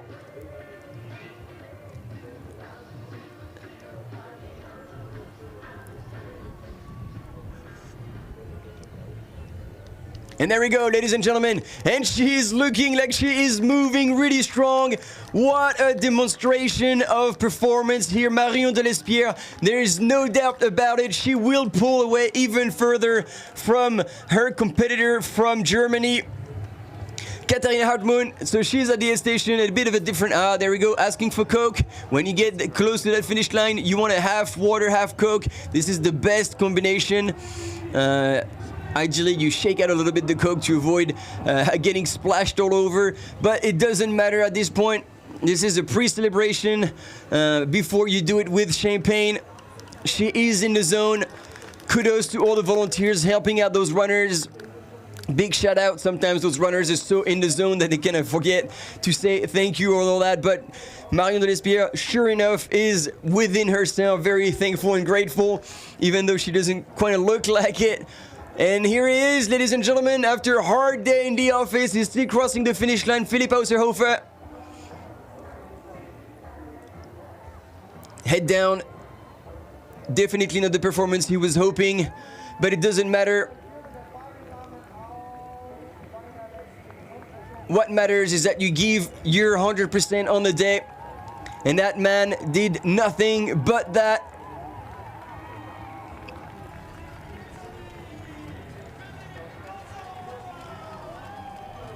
And he's finished it. What a grind for another great human that we are lucky to have in our sport. Taking 23rd position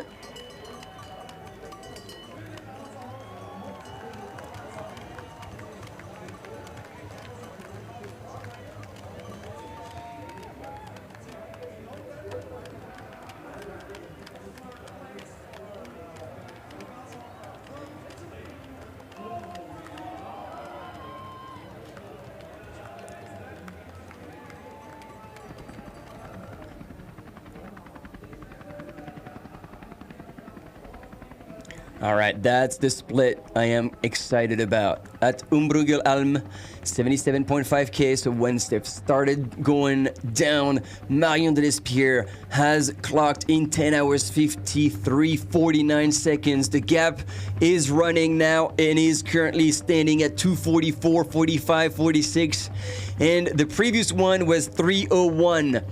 I believe that's gonna be at least 3:30. I might be getting excited. I might be totally wrong, but at least I believe really she would have put at least 30 seconds onto Katharina Hartmann. And we shall see whenever she goes through that time check.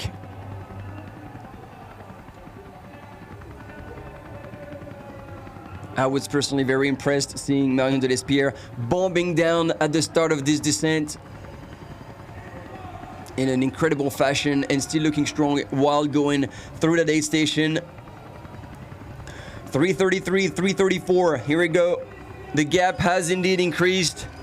Oh, and we have our homeboy crossing the finish line. Whew. Big day from Austria, Kristen Stern.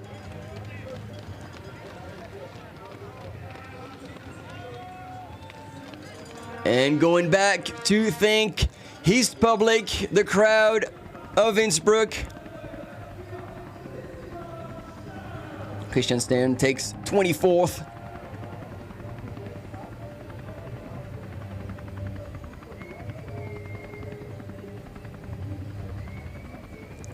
And still no split. 4 minutes 20 elapsed since Marion Delespierre went through kilometers 77.5, and Katharina Hartmann from Germany, who had a 3-minute flat gap, is now at 4:30. Marion has cranked up the pace and secured a little more that gold medal.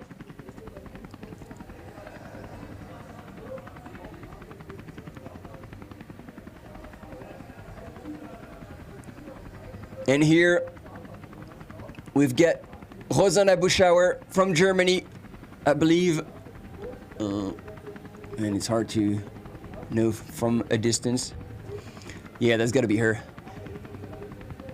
Rosanna Buschauer going through that last checkpoint. And there we go, plus 5 minutes 04 for Katharina Hartmann. In only 2 kilometers, Marion Delespierre has put 2 minutes on second place, Katharina Hartmann. This is insane, knowing that not so long ago there were only 3 minutes separating these two women, and on the whole traverse, that time didn't grow or shrink. It only took 2 Ks of descent for Marion Delespierre to essentially fly away from Katharina and add another 2 minutes, knowing that there's another 6 Ks to go until the finish line. That gap could even increase way more if Marion Delespierre keeps the pressure on. And it's also good to see on these images that Rosanna Buschauer is moving fairly well here. She held off Martina Valmassoy, but look at that, Martina Valmassoy has gone through as well, Höttingen-Alm.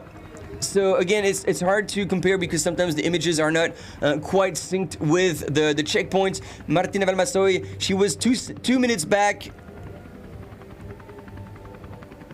and she's made up some 35 seconds on that traverse, and I don't know how much she's hurting. She said at the end of TDS that the downhills were screamingly painful, but she kind of handled it.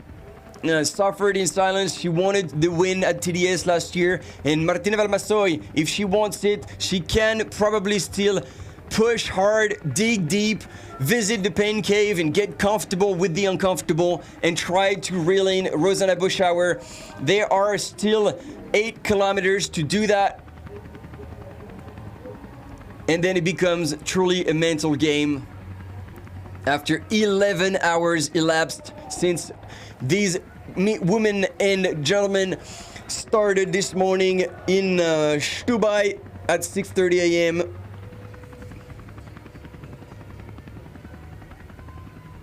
What a race for both men and women.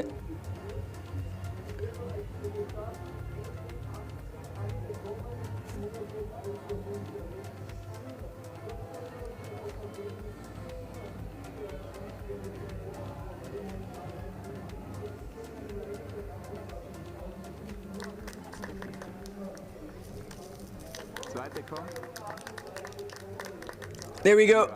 Our second place woman getting to the aid station. It's going to be interesting to see what she gets and how quickly she gets there, get through the aid station. And I think she's also asking for Coke. At this point, this is the best remedy to get quickly fuel into the engine. So I know the intention is the best, but when you are at an aid station and you're pouring Coke, you have to get the bubbles out. You give it a good shake before and just get the gas out very quickly, easily, and beforehand. Therefore, it's much easier to pour. That's experience in the bag. And love that our camera runner is also getting some Coke, because man, these guys do an awesome job out there all day, offering us these images. It was insane to hear Philippe tell us about this whole crew. He has 20 people out there, 10 camera runners, 10 mountain bikers all throughout the course.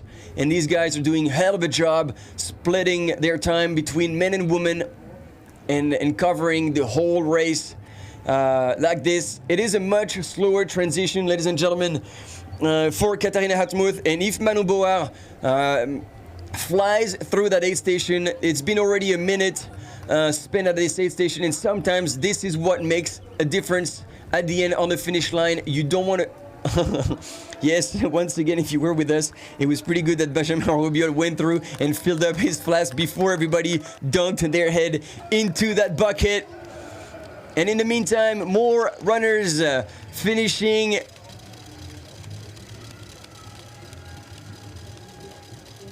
Who do we get? Oof. Another tough day in the office. But this is done and dusted. And all these runners can be extremely proud to be first able to make it to that start line. Qualifying to represent their own country is no small feat. And then giving their absolute best, regardless of the result. Here we go. One of the Japanese runners picking up the flag and finishing.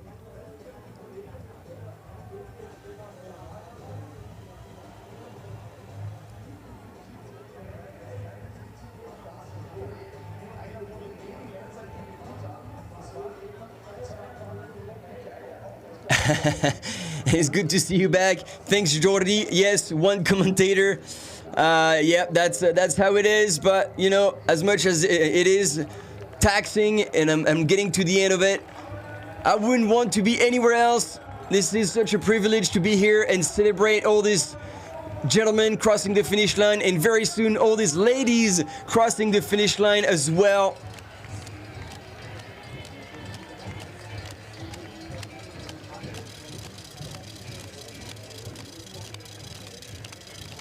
And the gap is between the women is increasing as well, because at the last checkpoint, Marion Delespierre had put 2 minutes on Katharina Hartmuth, but the last gap between Marion Delespierre and Manu Boar was 9 minutes, and now it is 11:14.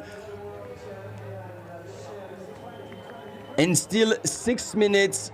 So the pace between Katharina and Manon is remaining the same, which then translate into confirming that Marion Delespierre has really cranked up one notch her pace to really fly into that downhill and pull away from both second and third place. Oh, and this is awesome to see that, because as much as the color is different, and he's pushing him ahead as well. Hong Kong and Japan finishing hand in hand.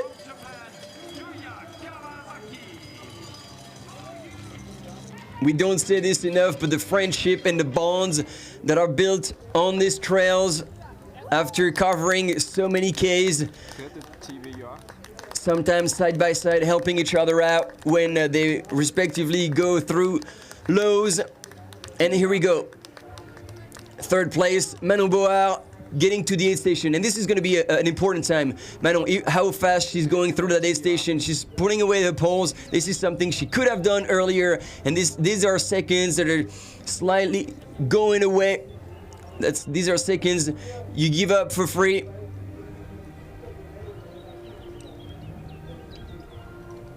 And I think it's now going to be the exact same mix for everyone. A mix of fuzzy water or flat water and Coke.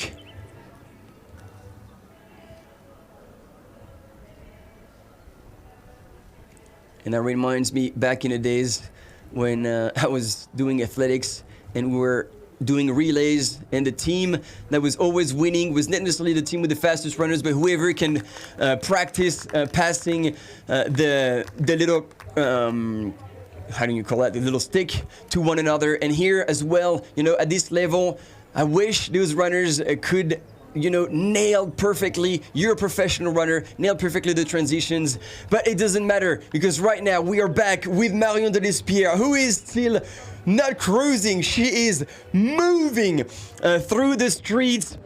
She is probably now 5Ks away, and look at that stride. It is insane. She has cranked up a notch. She is flying away towards gold. She can feel it, and nobody else will be able to challenge her for that. It is too late. She has definitely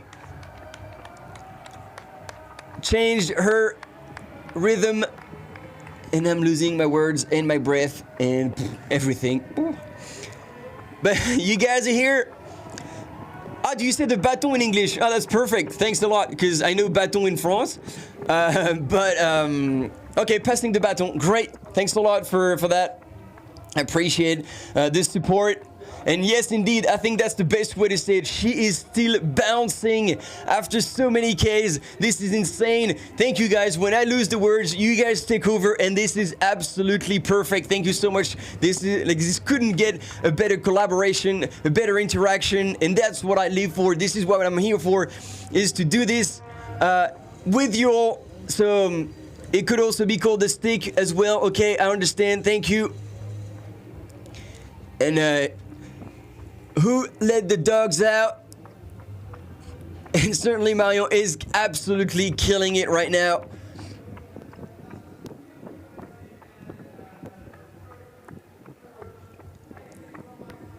And I cannot start to imagine how painful on the legs this would be, but you know, we're talking about conditioning earlier, and how, for example, Zach Miller looked a little bit tense and cramped up in that descent. It's usually a sign when IT bands and quads are giving up a little bit on you because of just the pounding. Like, Marion is absolutely showing none of that. And yeah, you said it right. You said it right. She still has bounce in her stride, and this is quite insane. So she's gone through that little plateau before heading down into the final descent to cross the river and come join us here in Innsbruck and claim the gold.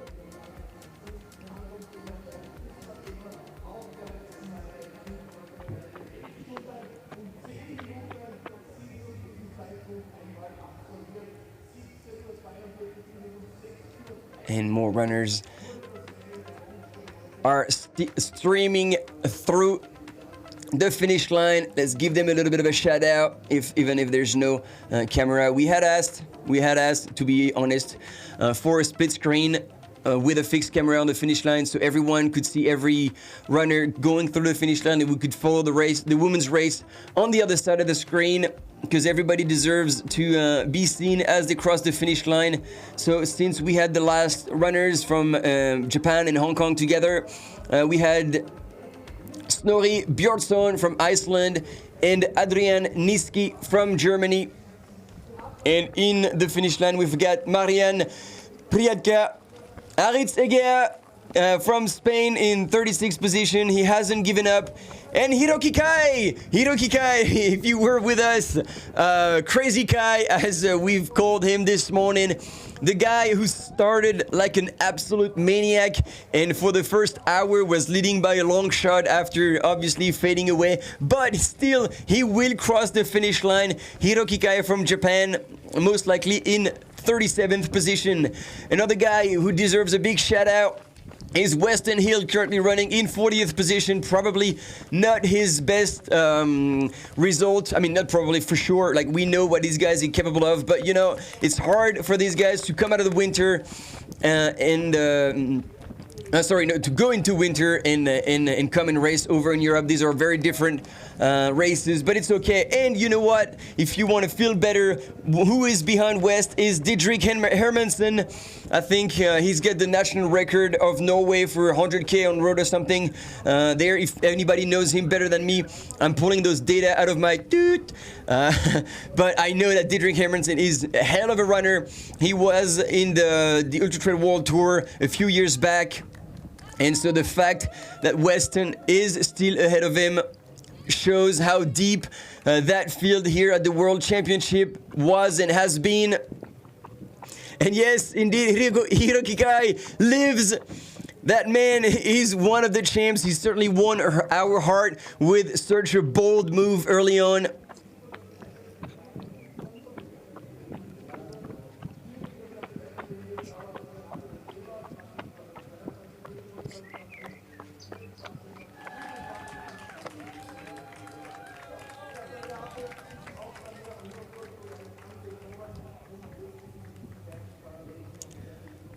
And there we go. Do we have any more splits? As much as Marion Delespierre was looking like she was moving well, admittedly, Katarina Hartmuth is also moving really, really well here on that slightly downhill road section. But the gap increases even more from 5 minutes to 5:45. The difference truly has been made between these two women. Now both respectively running for their own medal. Most likely, again, I don't want to say it before it happens, but Marion Delespierre running on her way to gold. Sorry, I'm completely choking myself. And, you know, I'm starting to take back what I was saying about Marion's spring in her legs. It looks like she is starting to feel the downhill, starting to hurt. You know, when you hold your shoulders a little higher like this, you try to minimize the pounding and the impact on the downhill. And Manon Board, 8 minutes elapsed since Marion Delespierre has gone through the 79.9 checkpoint. Manon Board at the last checkpoint was 11 minutes and 14 seconds back.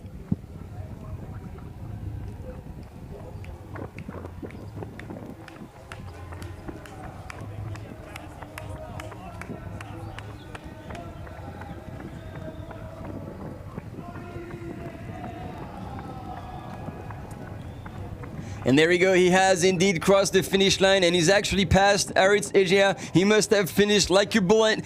Hiroki Kai from Japan takes 36th place. And I don't know if that's gonna be on WeChat or somewhere else. But we're gonna have to find these guys to see the footage, because he was with his little camera on the top, on the beak of his cap the whole time. So his POV is gonna be pretty insane, I believe. And there we go, Aritz Egea finishing in 37th position. Well done for not throwing the towel and running for Team Spain. And there we go, beautiful split screen with first and second woman here on your left, on the left side of your screen. Marion Delespierre from France in the lead. And on the right hand side of your screen, Katharina Hartmuth from Germany.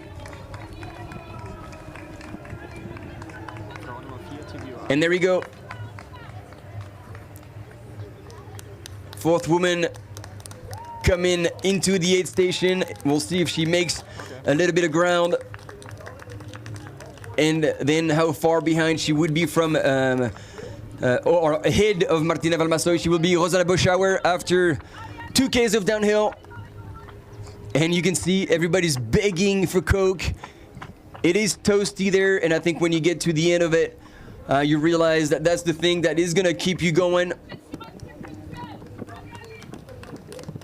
And we hear in the sound of the camera runner that the French people are on the side of the trail cheering for Marion Delespierre.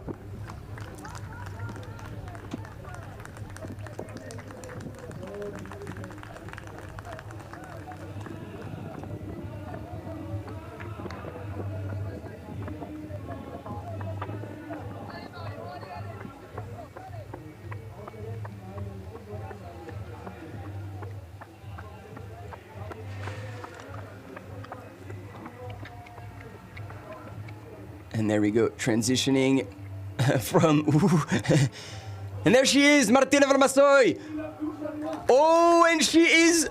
Is she totally? No. I thought she was going to skip completely the session. I think she did. She might have skipped the session or just picked up something very quickly. She knows that Rosanna Boschauer is ahead of her, and she is now 20 seconds back, 22 seconds precisely from 4th place from Rosanna Boschauer. Martina Valmassoy from Italy is making the move on that descent and is creeping up. That is insane. I did not want to believe that. It was hard, and Rosanna Boschauer was not looking bad at all on that downhill, but the move has been made.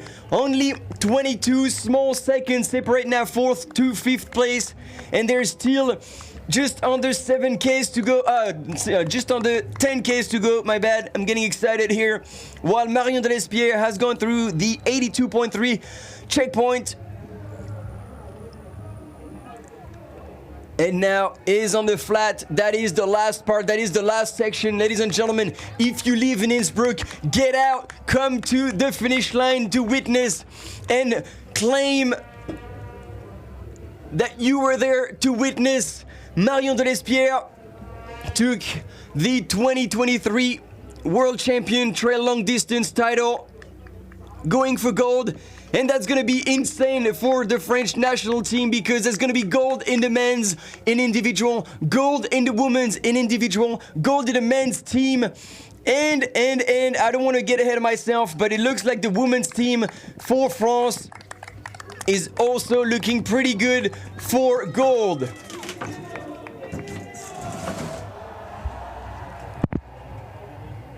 Actually, I take that back, because looking at the times, Germany is still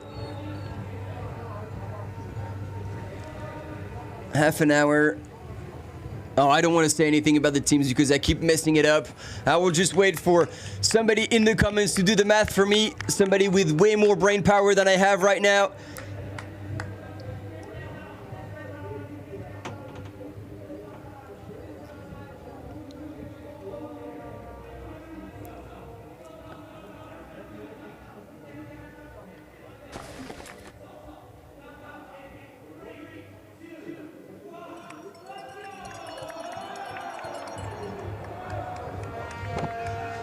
And back on the flat, Marion Delespierre gains back the spring that she has in the legs.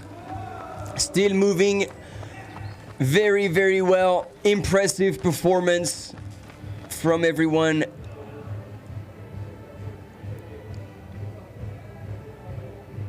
And today, France will come back to claim another medal. And as someone rightfully said, in the last 10 years, France had claimed in the women's category 7 gold medals. And I think they will be going for 8.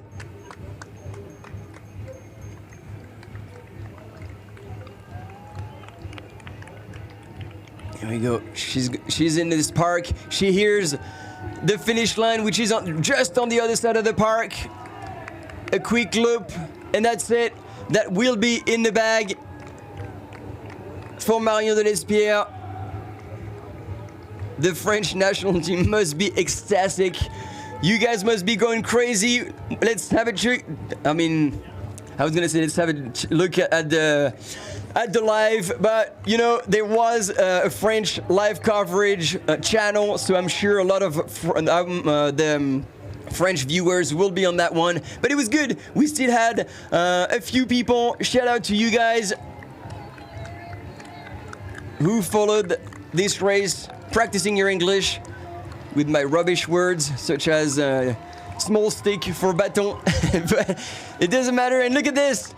People have come. There they are, waving the flags, handing it over to Marion Delespierre. What a smart race. I gotta say, it was a team effort because Marion and Manon together and the whole French national team there, all the runners who have competed in the past 3 days are here to welcome her and congratulate her to come under the finish line. And they have worked together so hard, hand in hand, and it was only in the last 20 and some kilometers and Marion Delespierre has made a move, and she knows that she needs to keep going for the team.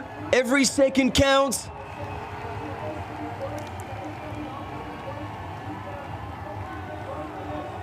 What an effort.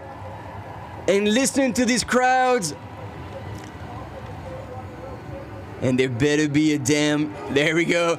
We do have our finish line properly set up for the women's too. There she is. Ladies and gentlemen, your 2023 champion Marion Delespierre taking gold in the World Championship Trail Long Distance. What an achievement.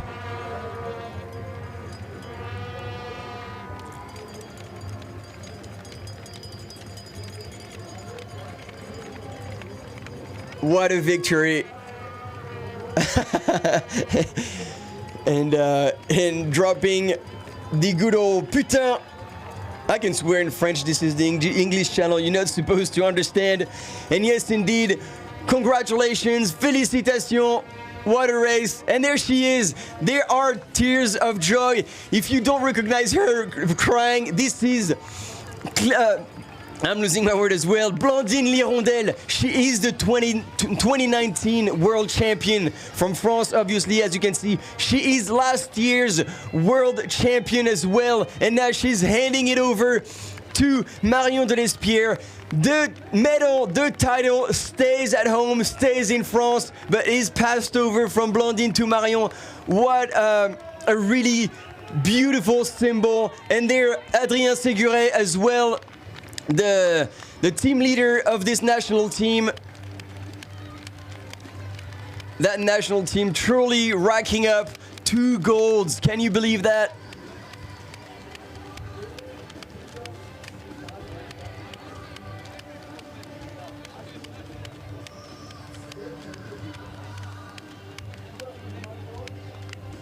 And Baptiste Chassagne as well. He knows what she's gone through.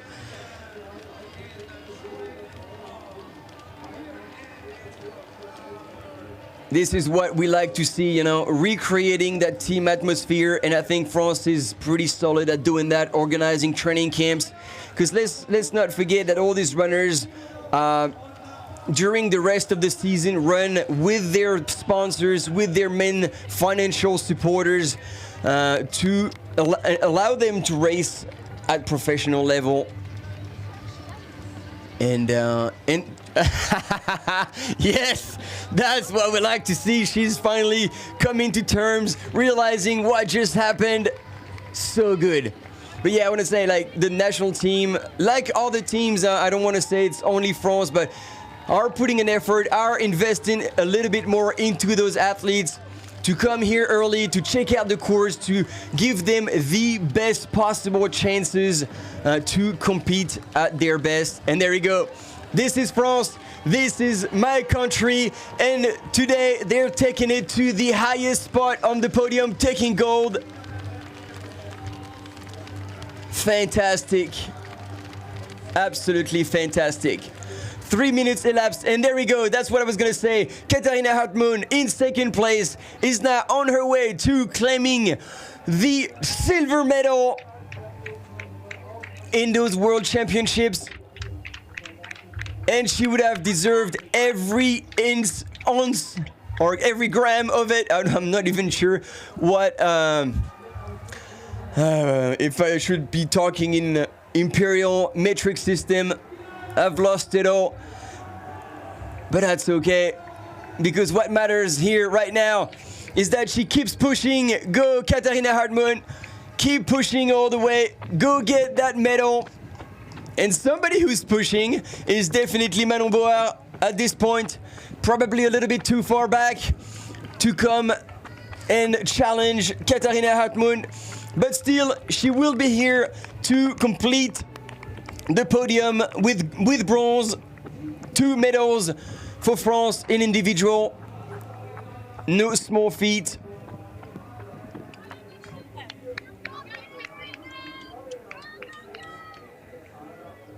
What a race that this woman would have accomplished. 11 hours, 26 minutes elapsed and still going. Yes, Achtung indeed. It would be a shame to prevent her from going. That's good. We've got the police getting there to open the road to Katharina Hartmut. Los geht. There we go. Final stride. And the crowds will be here. Hopefully we're making a ton of noise to welcome her home. What a smart race as well from Katharina Hartmut. Today she found someone better than her, but she is still extremely deserving. What a race. And I don't know, like, we still don't see her face, whether she's still grinding it in or whether she is starting to soak it in and realize what just happened today. Silver, second place at the Trail Long Distance World Championships.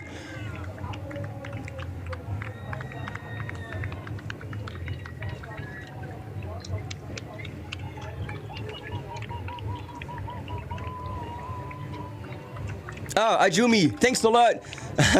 I wish you had been there earlier to tell me Hartmut. Okay, thanks a lot. It's never too late to say it right when she will be crossing the finish line. Ladies and gentlemen, thanks again, Ajumi, for correcting me on this. That's what I need from you guys to help me out. Ladies and gentlemen, Katharina Hartmut coming in. And there we go. That's what we want to see. The smile is there. She is there. Ecstatic, fist in the air, the German flag in the hand. Oh, those finish line emotions. Can you get enough of it? Seriously. This is so good. And I'm just gonna let you enjoy the sound of the crowds as she finishes.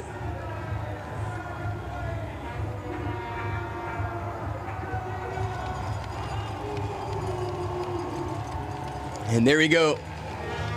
A very deserving second place, taking silver, Katharina Hartmut for Germany.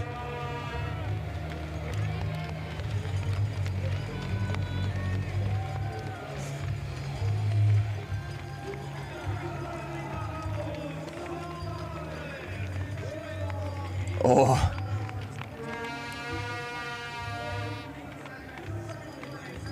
It was such a hard course. There we go, there we go. Where is the team? And there we go. I mean, obviously, beautiful sportswomanship from Marion Delespierre.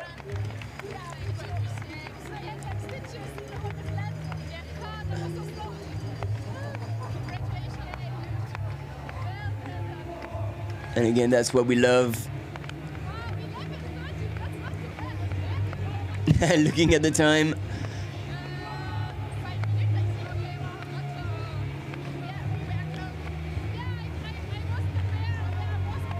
Oh, and I don't know if you can hear what's going on behind me, but good Lord, the music is pumping. My little cage here is shaking. I hope it's gonna stick together until I get out of here, but we're nowhere near done because we're waiting for Manon Board from France to come and join, complete the podium under that finish line.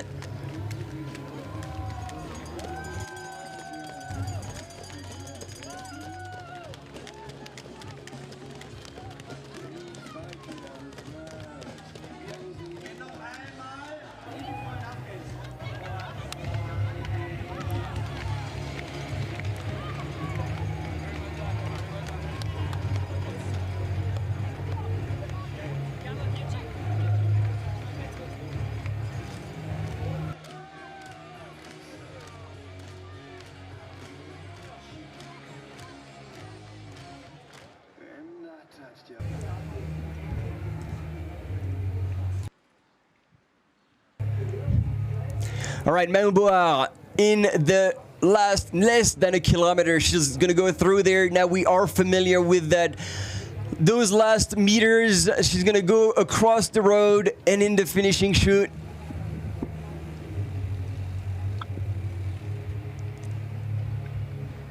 Manon Board, fourth Team France, in third place. And yes, there has been changes. I don't know if anybody noticed, but Martina Valmassoy has now passed Rosanna Buschauer and actually put on a minute on her. So Martina Valmassoy really took the best out of Rosanna Buschauer in that descent. I would love to ask Martina on the finish line if that reminded her of the finish of TDS, where she was hurting so bad in the descents. Admittedly, she had not done enough running to sustain those descents, but it didn't matter. She just went again in the pain cave, visited it, stayed in it, and sat in it, and just said, okay, I know I'm going to be there for it, but I'm not losing the first place in the TDS last year. She won TDS last year, and Martina Valmassoy, in a similar situation here, is making the best out of that downhill, regardless of how painful that could be. And she's currently sitting in fourth place in the women's category. All right, all eyes back on France and Manon Board, who has done also a very good race. If you're only tuning in now, I think it's very important to remind you all that Marion Delespierre and Manon Board together have been racing like literally stride for stride the whole first 60k, I'd say, 55k of the race, until Marion Delespierre made the move to pull away. But these two women have run extremely smart race, not pushing too early. They let experience do the job and came back. And can you imagine that? First and third at a World Championship, 2 medals for France. And there we go, she is allowing herself to enjoy that time. Emotions are gonna be raw on that finish line, I can tell you that much. And look at these French flags flying all over.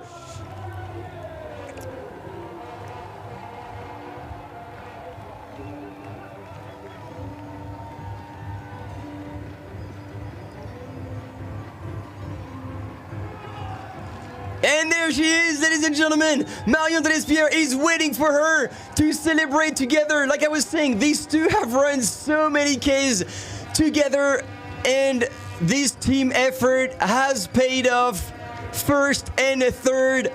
What an accomplishment. This is something that's gonna stick with these women forever.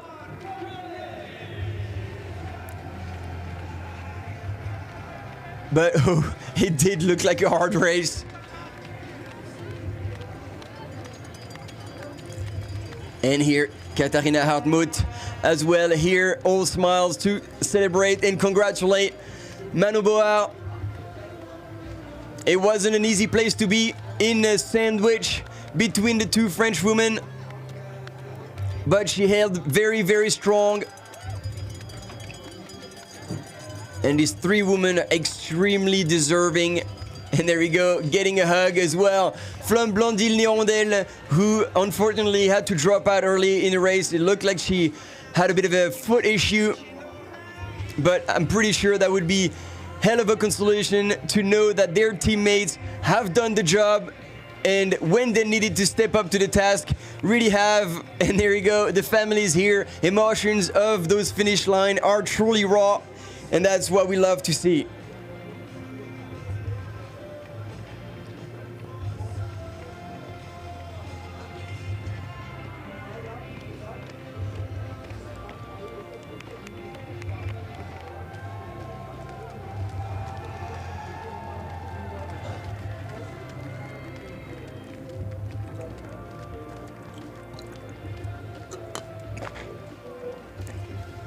Man, I'm running out of juice. Come on, people. Stay alive, look alive. We are nowhere near done this live coverage. We still have many women to come through, starting with number 4 and 5th, Martina Valmassoy from Italy, who's put on a surge to creep up and past Rosanna Boschauer. Rosanna Boschauer, who still had an incredible race from Germany, and for the longest time was in 4th position.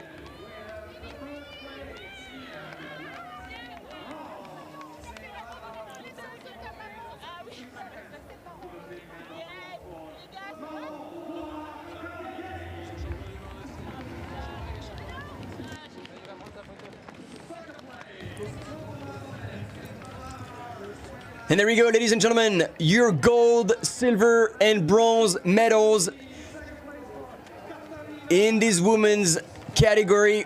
Marion de l'Espierre, Katharina Hartmut with a T. Thank you so much for telling me after me messing it up for over 11 hours. It's never too late.